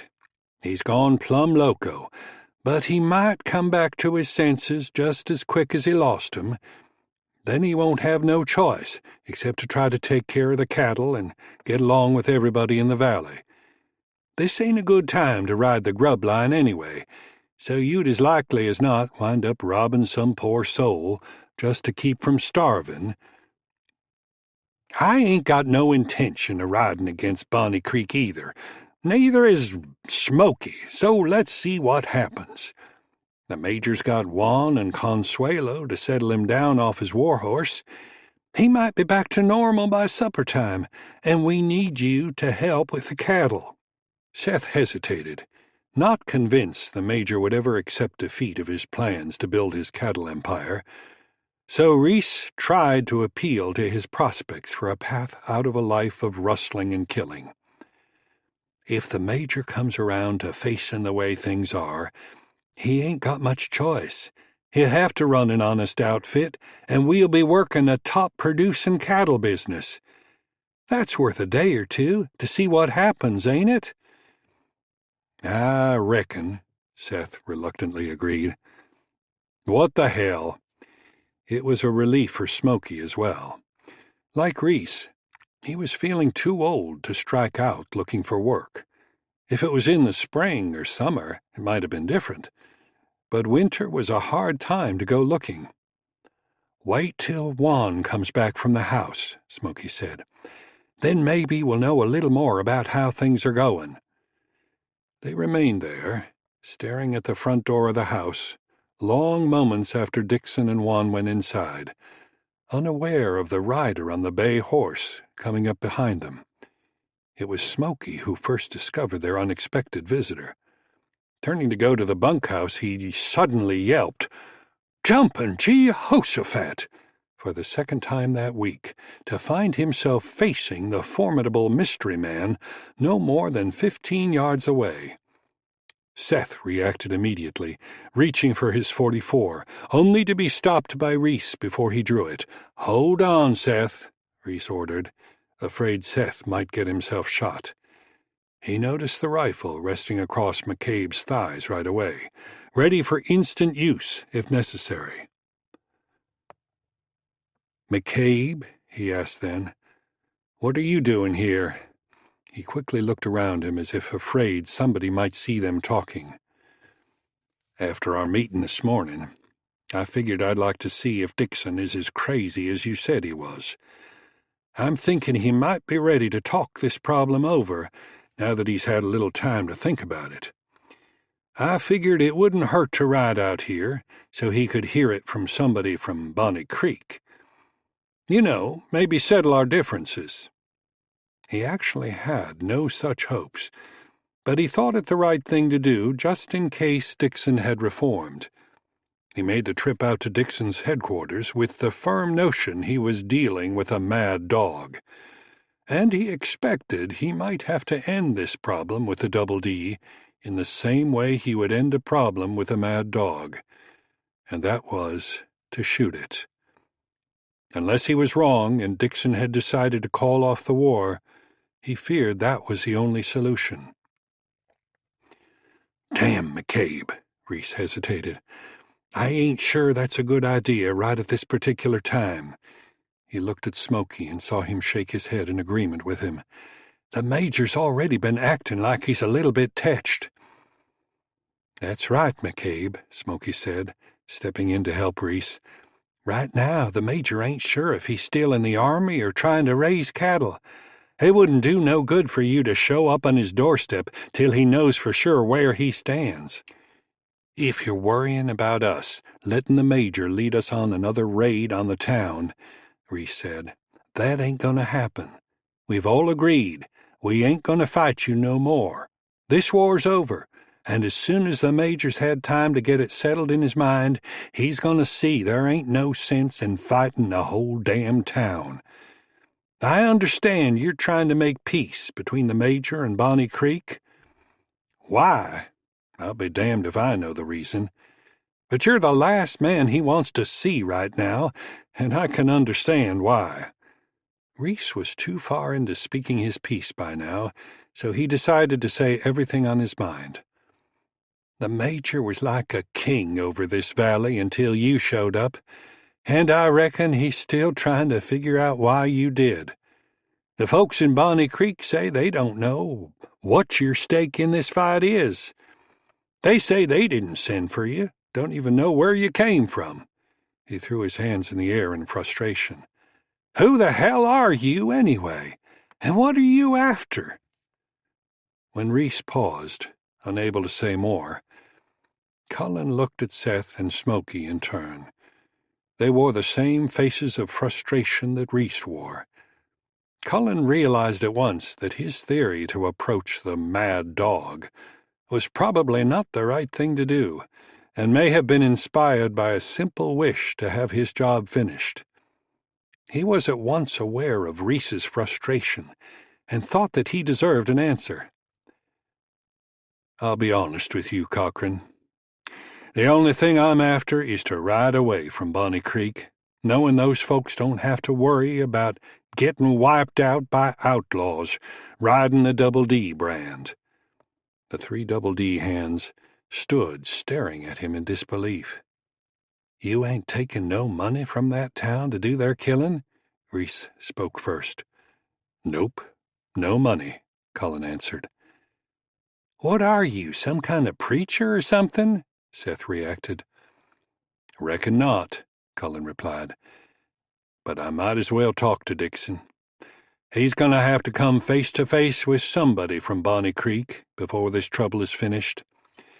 What I need to know is whether or not he's in his right mind. If he ain't, then it'll most likely be up to you three and Juan to keep this ranch from going down."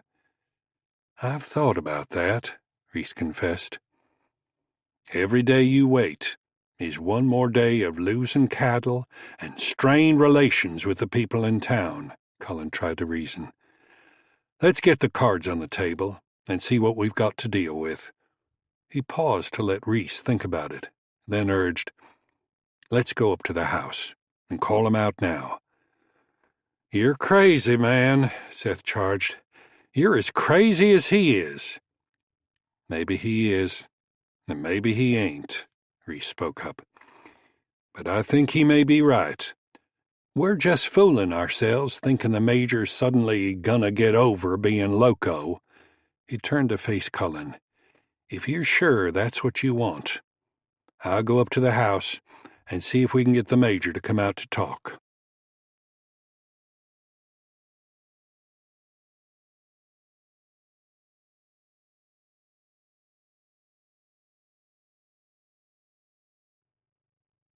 Chapter 18.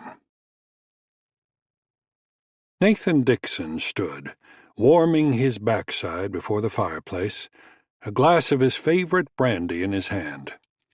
After a few minutes, he stepped over to look at a passage he had read in his Bible about Joshua and the conquest of Canaan before returning to warm his behind again. He could identify with Joshua, for he was a mighty leader of men. Tomorrow he would set his regiment on the march for the final conquest of the tiny village that dared to stand in the way of his destiny. "Hernandez!" he summoned loudly. In a few seconds, Juan hurried into the den from the kitchen, where he had been huddled with Consuelo and her son, listening to the Major's constant raving in his den. "Yes, sir," Juan reported, making a point to stand at attention, knowing that the Major was mentally in the army at this time. "Did you clean my weapons as I ordered?" "Yes, sir. I cleaned and oiled them." "My sword, too?" Dixon demanded. When Juan replied that he had removed the spot of rust from the sword as well, Dixon ordered, "Bring my weapons in here. I need to see them around me." Juan did an about-face at once and started for the door. "And send that whelp of a boy in here with some more wood," Dixon yelled. When Juan passed through the kitchen on his way to fetch the Major's weapons, he paused before a worried Consuelo and her son. "What does he want his weapons for?" Consuelo asked anxiously. She could see no good purpose for them when the Major had been raving like a maniac all morning. "He says he wants to have them close to him," Juan replied. He turned to Mateo. "He said for you to bring more wood." "I heard him from here," Mateo said. "I brought wood already. Enough to last a week for that fireplace." "I know, but bring some more in," Juan insisted. "We have to humor him when he is having one of his fits." "Where will I put it? The box is full, and I have already stacked some in front of it. The man is crazy." "Hush! Don't let him hear you," Consuelo whispered. "Go get the wood." Both the man and the boy hurried to their tasks then, and when they were finished, they went back to the kitchen to huddle once again to await any further orders from the Major. With Juan and Mateo seated at the kitchen table, Consuelo continued her preparations for the noon meal. She was rolling out her biscuits when they heard a knock on the back door. She opened it to find Reese standing on the top step.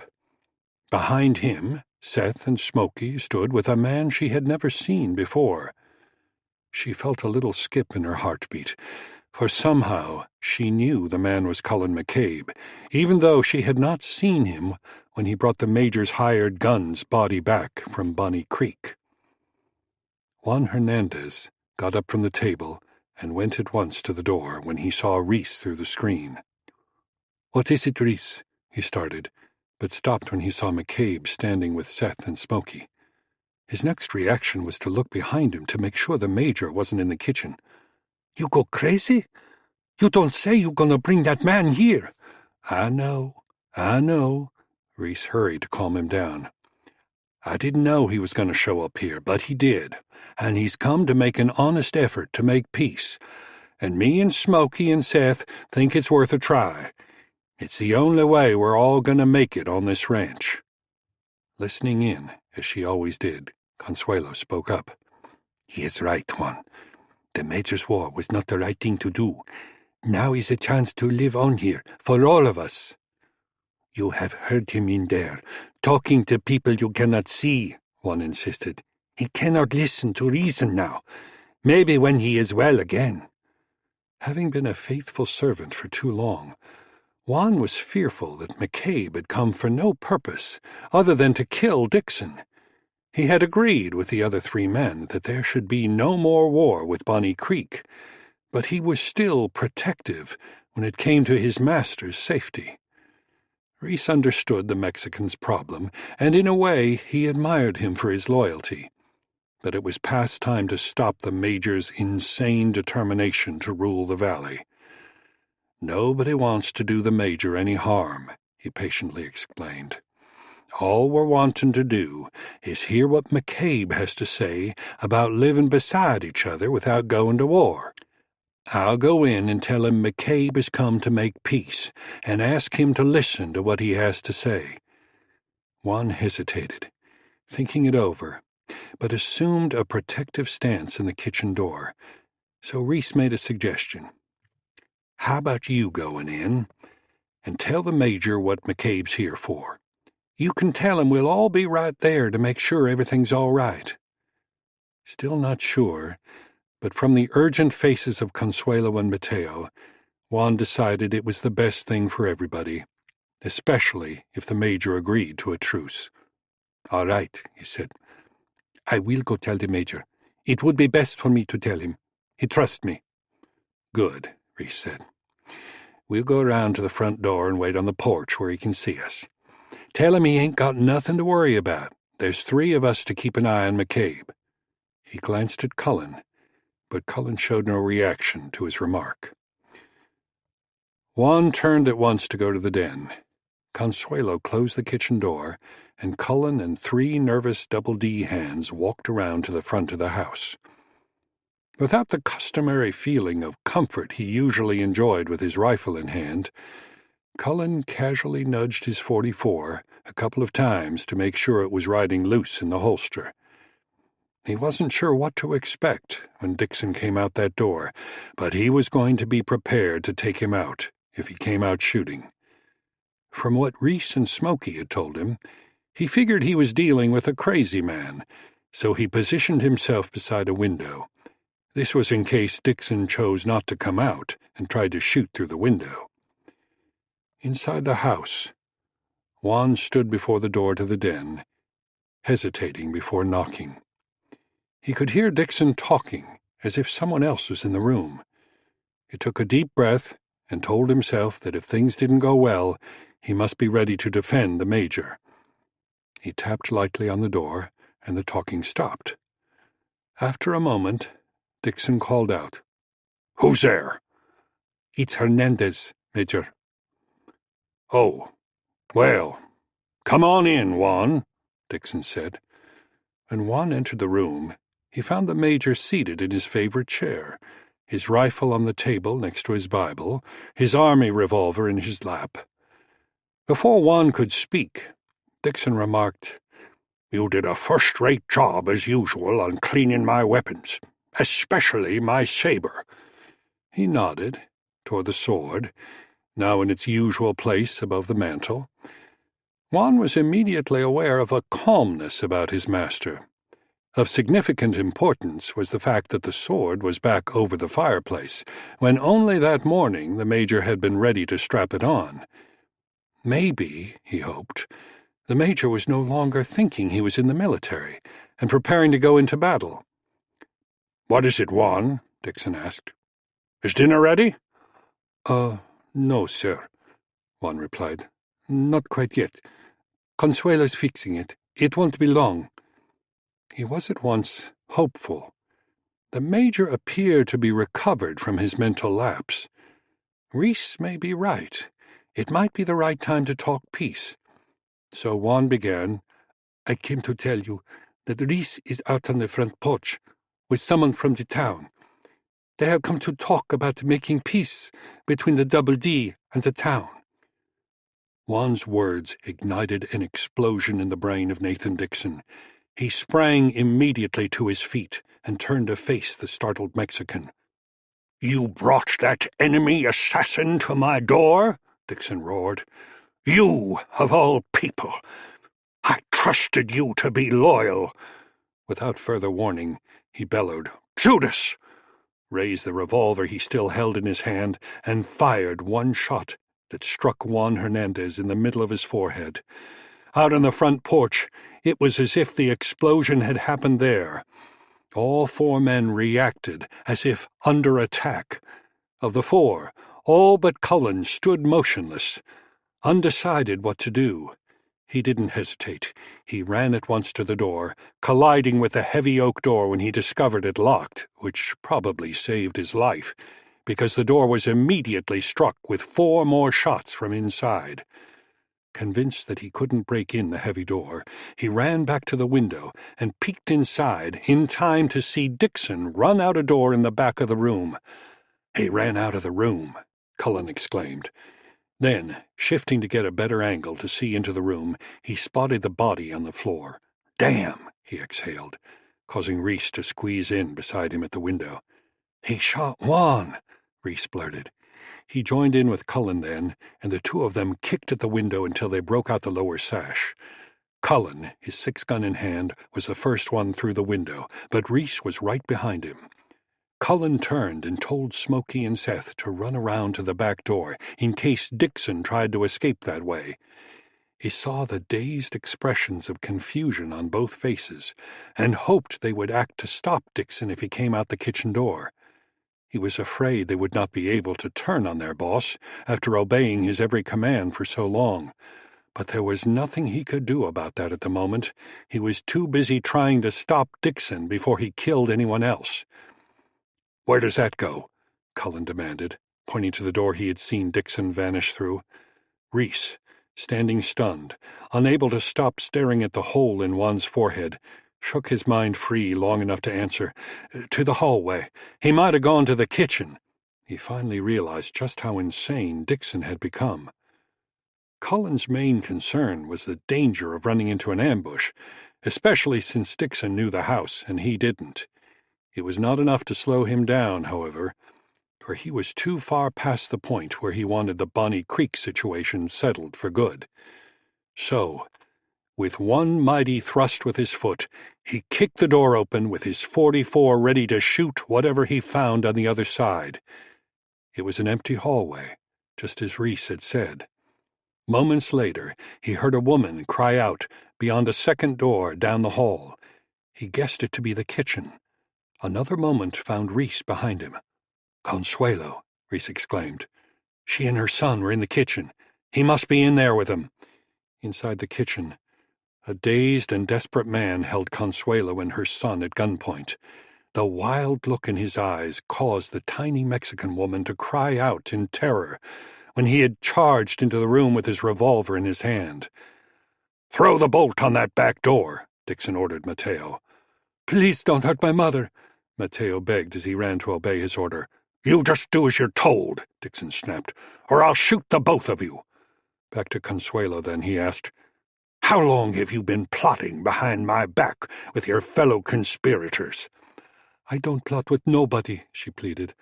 "I know nothing about conspirators. I cook, I clean the house, I take care of you, that's all I do. And Mateo does the chores for you.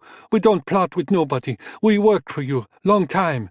"Yeah," Dixon replied. "Juan worked for me a long time, too, but he made a mistake when he sold out to the enemy. Maybe I'll give you the same as Juan got." "Please, sir," Consuelo begged, "let Mateo go.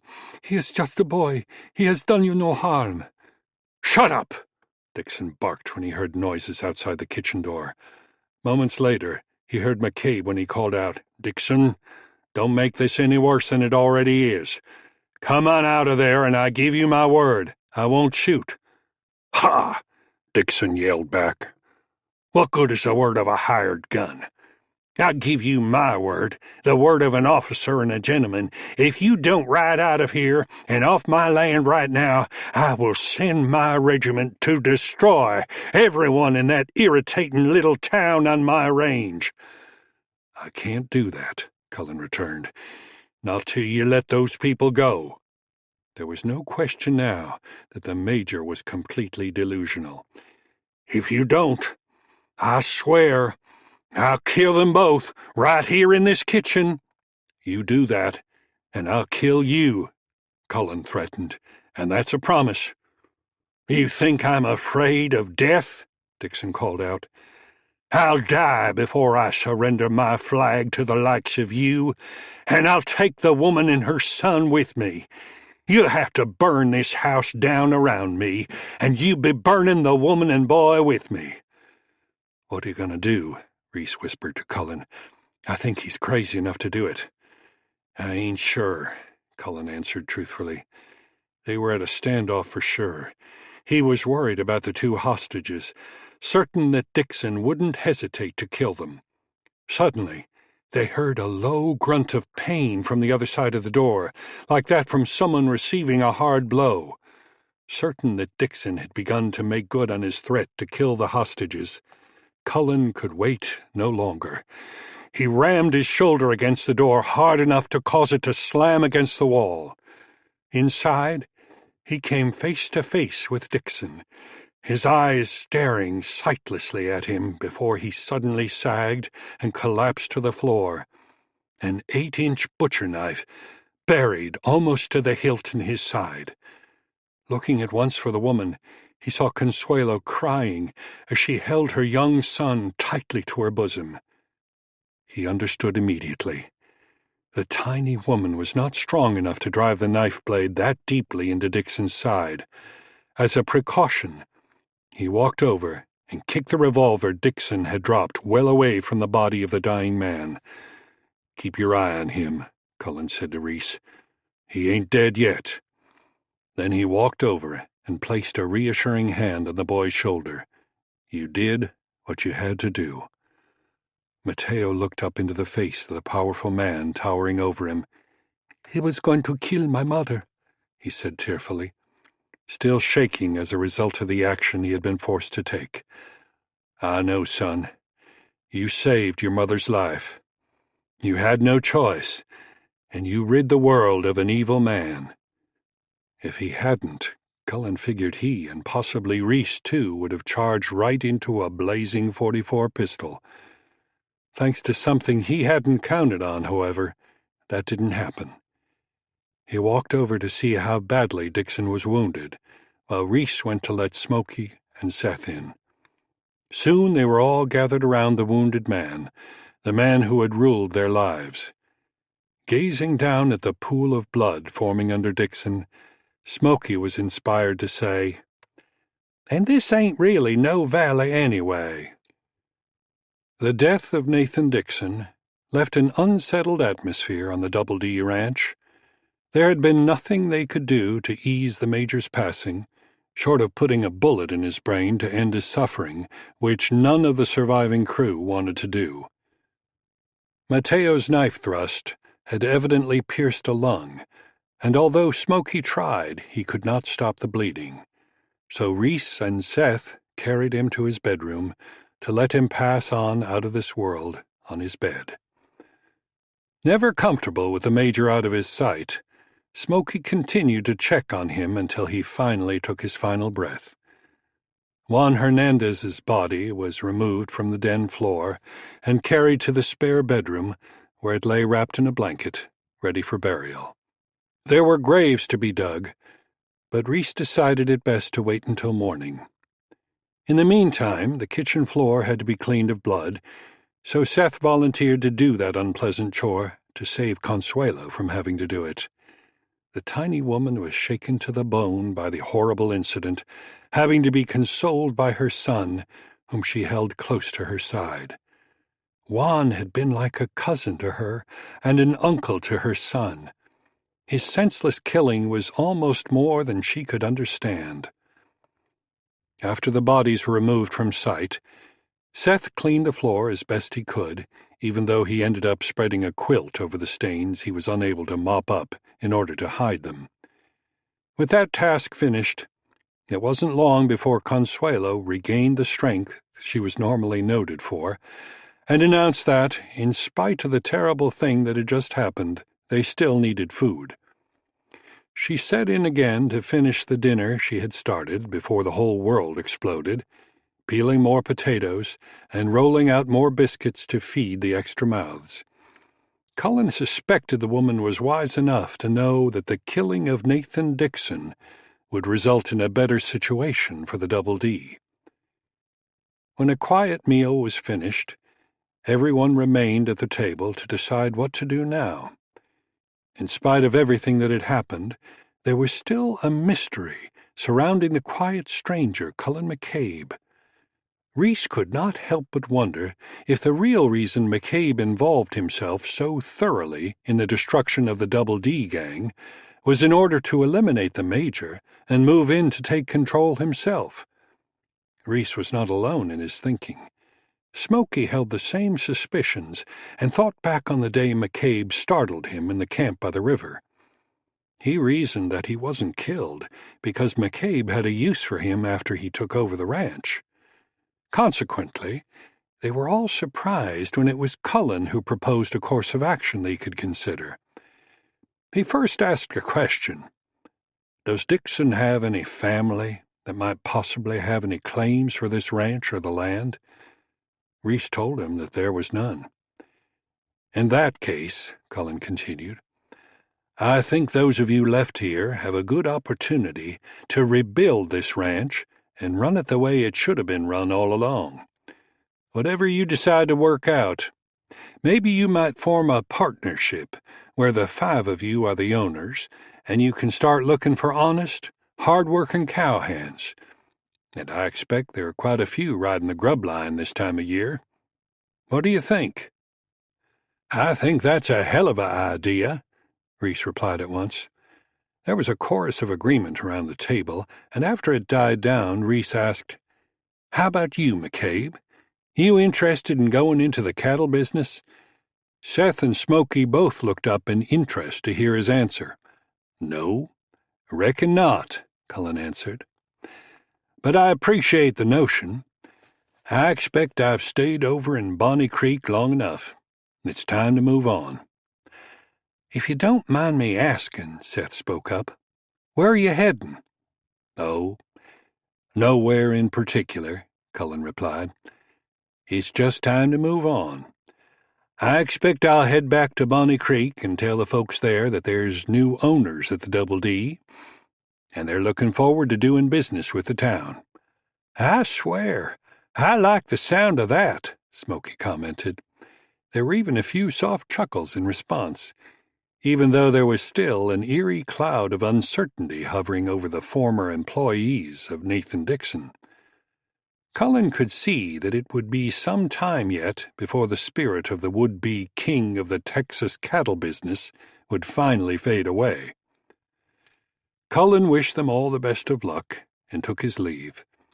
Reese, Smoky, and Seth walked out with him and wished him luck as well, while he stepped up into the saddle, then turned the bay gelding back toward the river.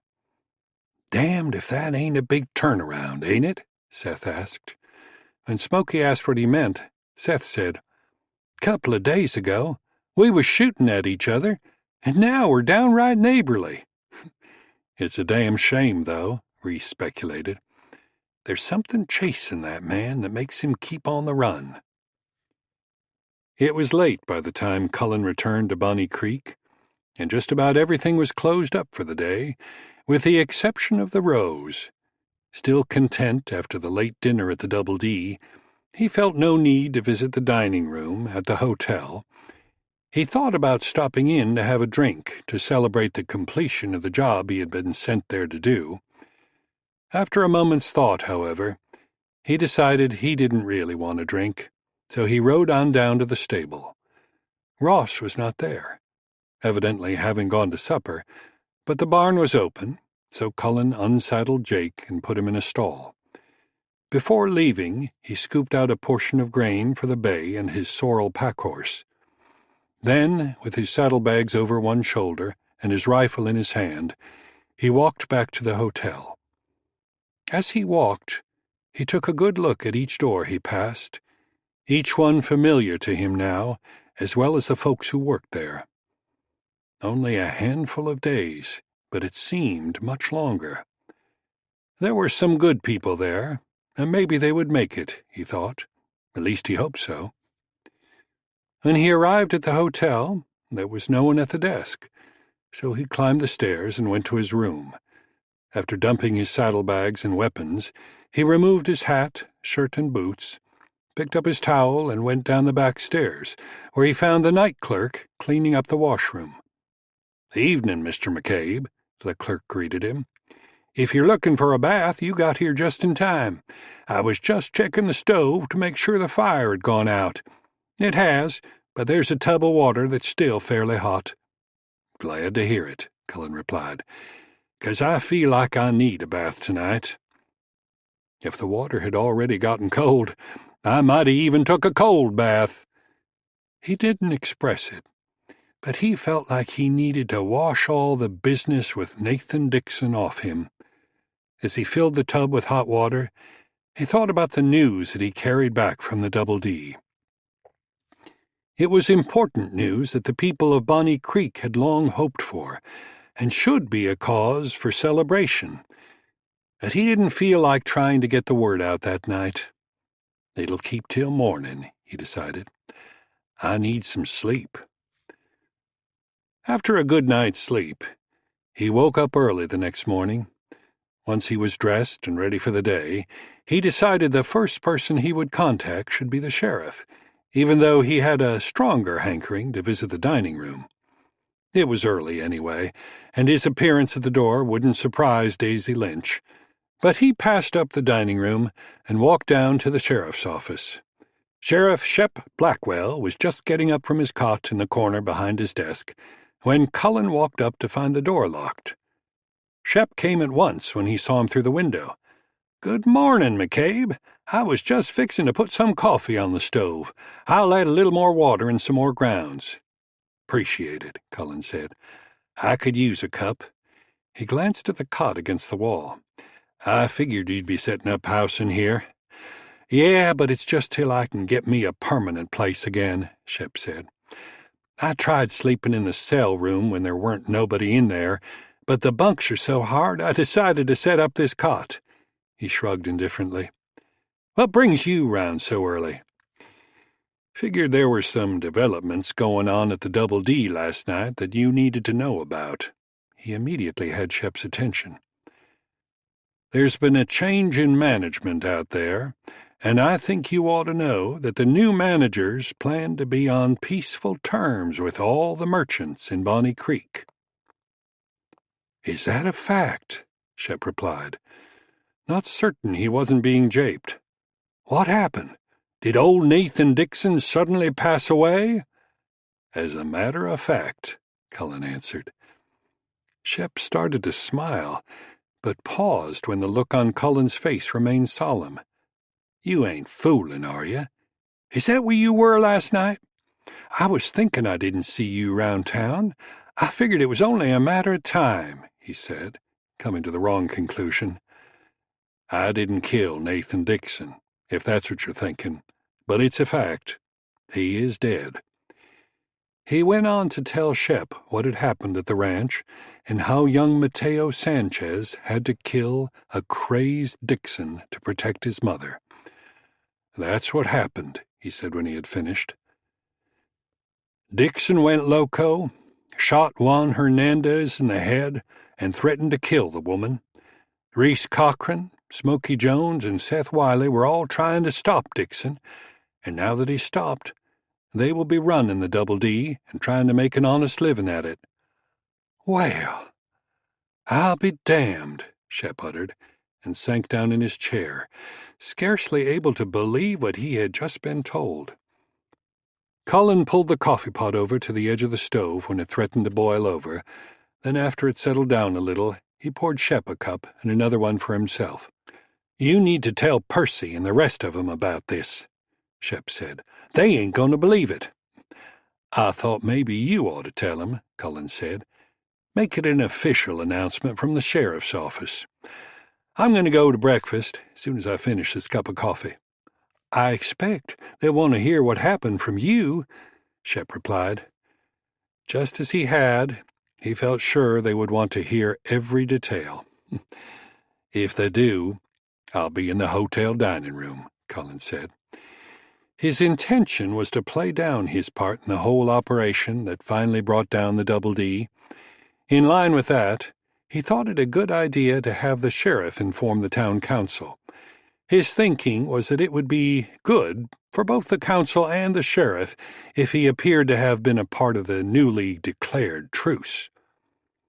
Cullen finished his coffee and left the sheriff to handle the situation. "Well, good morning," Daisy greeted him cheerfully when he walked into the dining room. "You even waited till the dining room was open. What's the matter? You off your feed this morning?" "Good morning," Cullen answered simply. By now, accustomed to his lack of conversation, she continued. "Didn't see you all day yesterday after breakfast. I thought maybe you decided to leave us." "Thought about it," Cullen replied, "but I decided I'd try one more of Bertha's breakfasts." "I'll get you some coffee," Daisy said, but turned around, almost bumping into Fanny, who was already bringing a cup for him. "Was that quick enough?" Daisy joked. "Reckon so," he replied, then said, "Good morning, Fanny." She responded with a cheerful smile, no longer shy in his presence. He enjoyed a hearty breakfast, and as he ate, it seemed to him there was a more peaceful and pleasant atmosphere in the room this morning. He knew it was just his imagination, but it was almost like the few diners in there were already aware of an end to threats from the Double D. It gave him a feeling of satisfaction, and he recalled Michael O'Brien's words when he offered him the job. Do something positive with your life. Something that might help the people of Texas. It almost made him smile. He paid for his breakfast and went out the back door that led to the hotel. Approximately 45 minutes after Cullen had left the dining room, Percy Mitchell and Malcolm Howard came in, accompanied by Shep Blackwell. "Has McCabe been in this morning?" Percy asked Daisy. She informed him that Cullen had come and gone. Back to his room, she presumed, since he left through the inside door to the hotel. They promptly went out the same door. At the front desk, they were told by John Taylor that McCabe had paid his bill and checked out. Out in the street again, the three men hurried past Mitchell General Merchandise, where 2 horses were tied to the rail. But the men thought nothing of that fact. When they got to the stable, Ross Horner told them that McCabe had settled his bill and had taken both of his horses. Realizing then that there had been 2 horses at the hitching rail, they hustled back to Mitchell's store, relieved to find the 2 horses still there. Inside, they found Jane Mitchell and her son, Chip, gathering the supplies that Cullen called off to them. "McCabe," Percy said, "are you fixin' to leave us?" When Cullen said that he was, Percy asked, "Without even telling us what went on out at the Double D?" "I figured Shep would tell you what happened out at the ranch," Cullen replied, then turned back to Jane. "And a sack of that ground-up coffee, and that ought to do it." "He did," Marvin said, "but we'd like to hear all the details." "Shep knows everything that's important. Mainly that Dixon has been going crazy for quite a while, and he finally went plumb loco and started killing his own people. The woman's boy killed him when he went after his mother. The people left out there took over the ranch and intend to run it honestly. End of story." He paid Mrs. Mitchell for his supplies, picked up the sacks, and headed for the door. They followed him out and watched him while he tied his supplies on his pack horse. "Now that everything's looking peaceful, ain't you going to stay around a while?" Marvin asked. "You've done a hell of a lot for this town. I think it's way past time when somebody should have told you so. If you hadn't happened to hit town when you did, we'd probably still be getting regular destructive visits from Dixon's men." "Oh, I don't know," Cullen pondered. "Things just happen the way they happen. I think it's about time I moved on. I've already stayed longer'n I planned to. I wish you folks the best of luck, though. Maybe I'll get back this way sometime." He shook hands with each one of them, then stepped up into the saddle. "I think Reese Cochran's got his mind on the right track. You might find you can work with him." With that, He wheeled Jake around and rode out the south end of town at a fast walk. "Good luck to you, too," Percy called after him. They stood watching him until he disappeared around a bend in the road.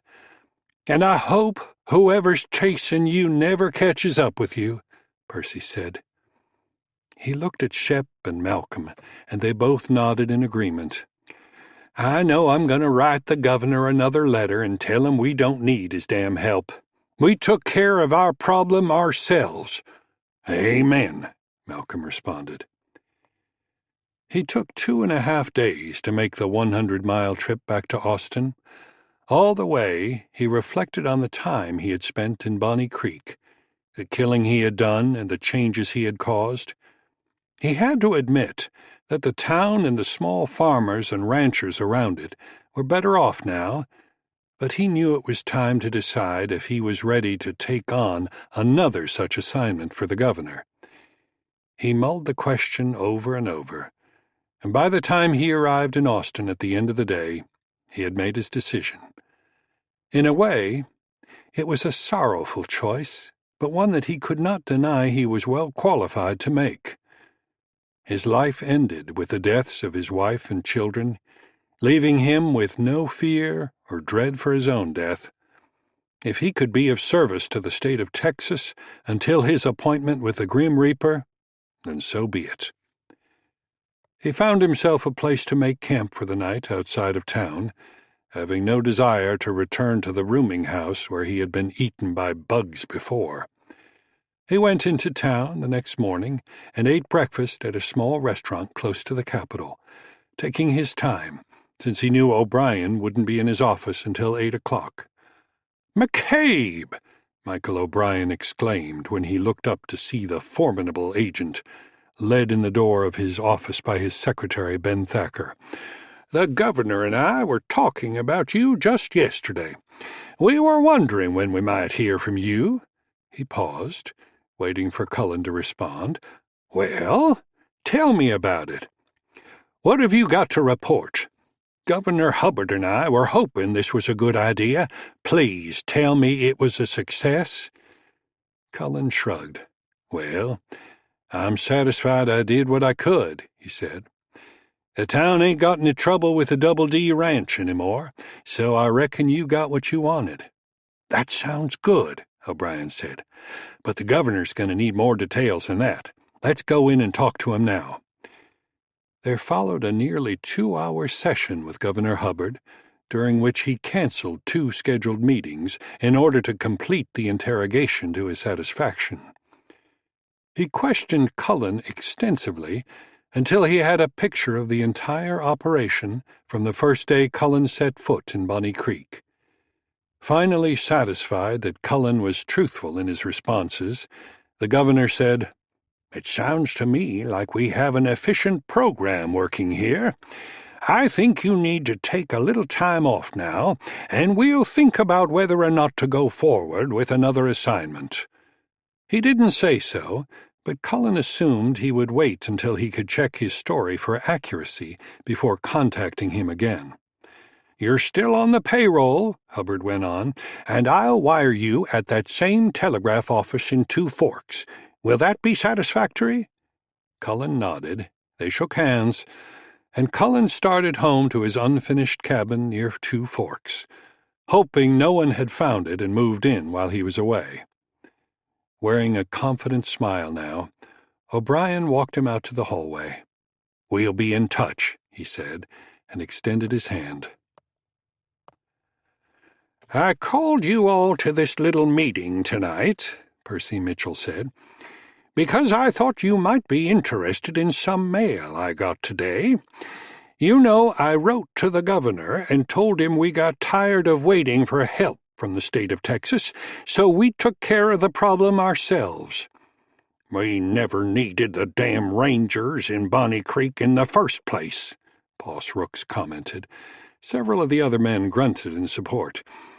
"Well," Percy continued, "Buford brought me a letter from the governor today, answering my letter.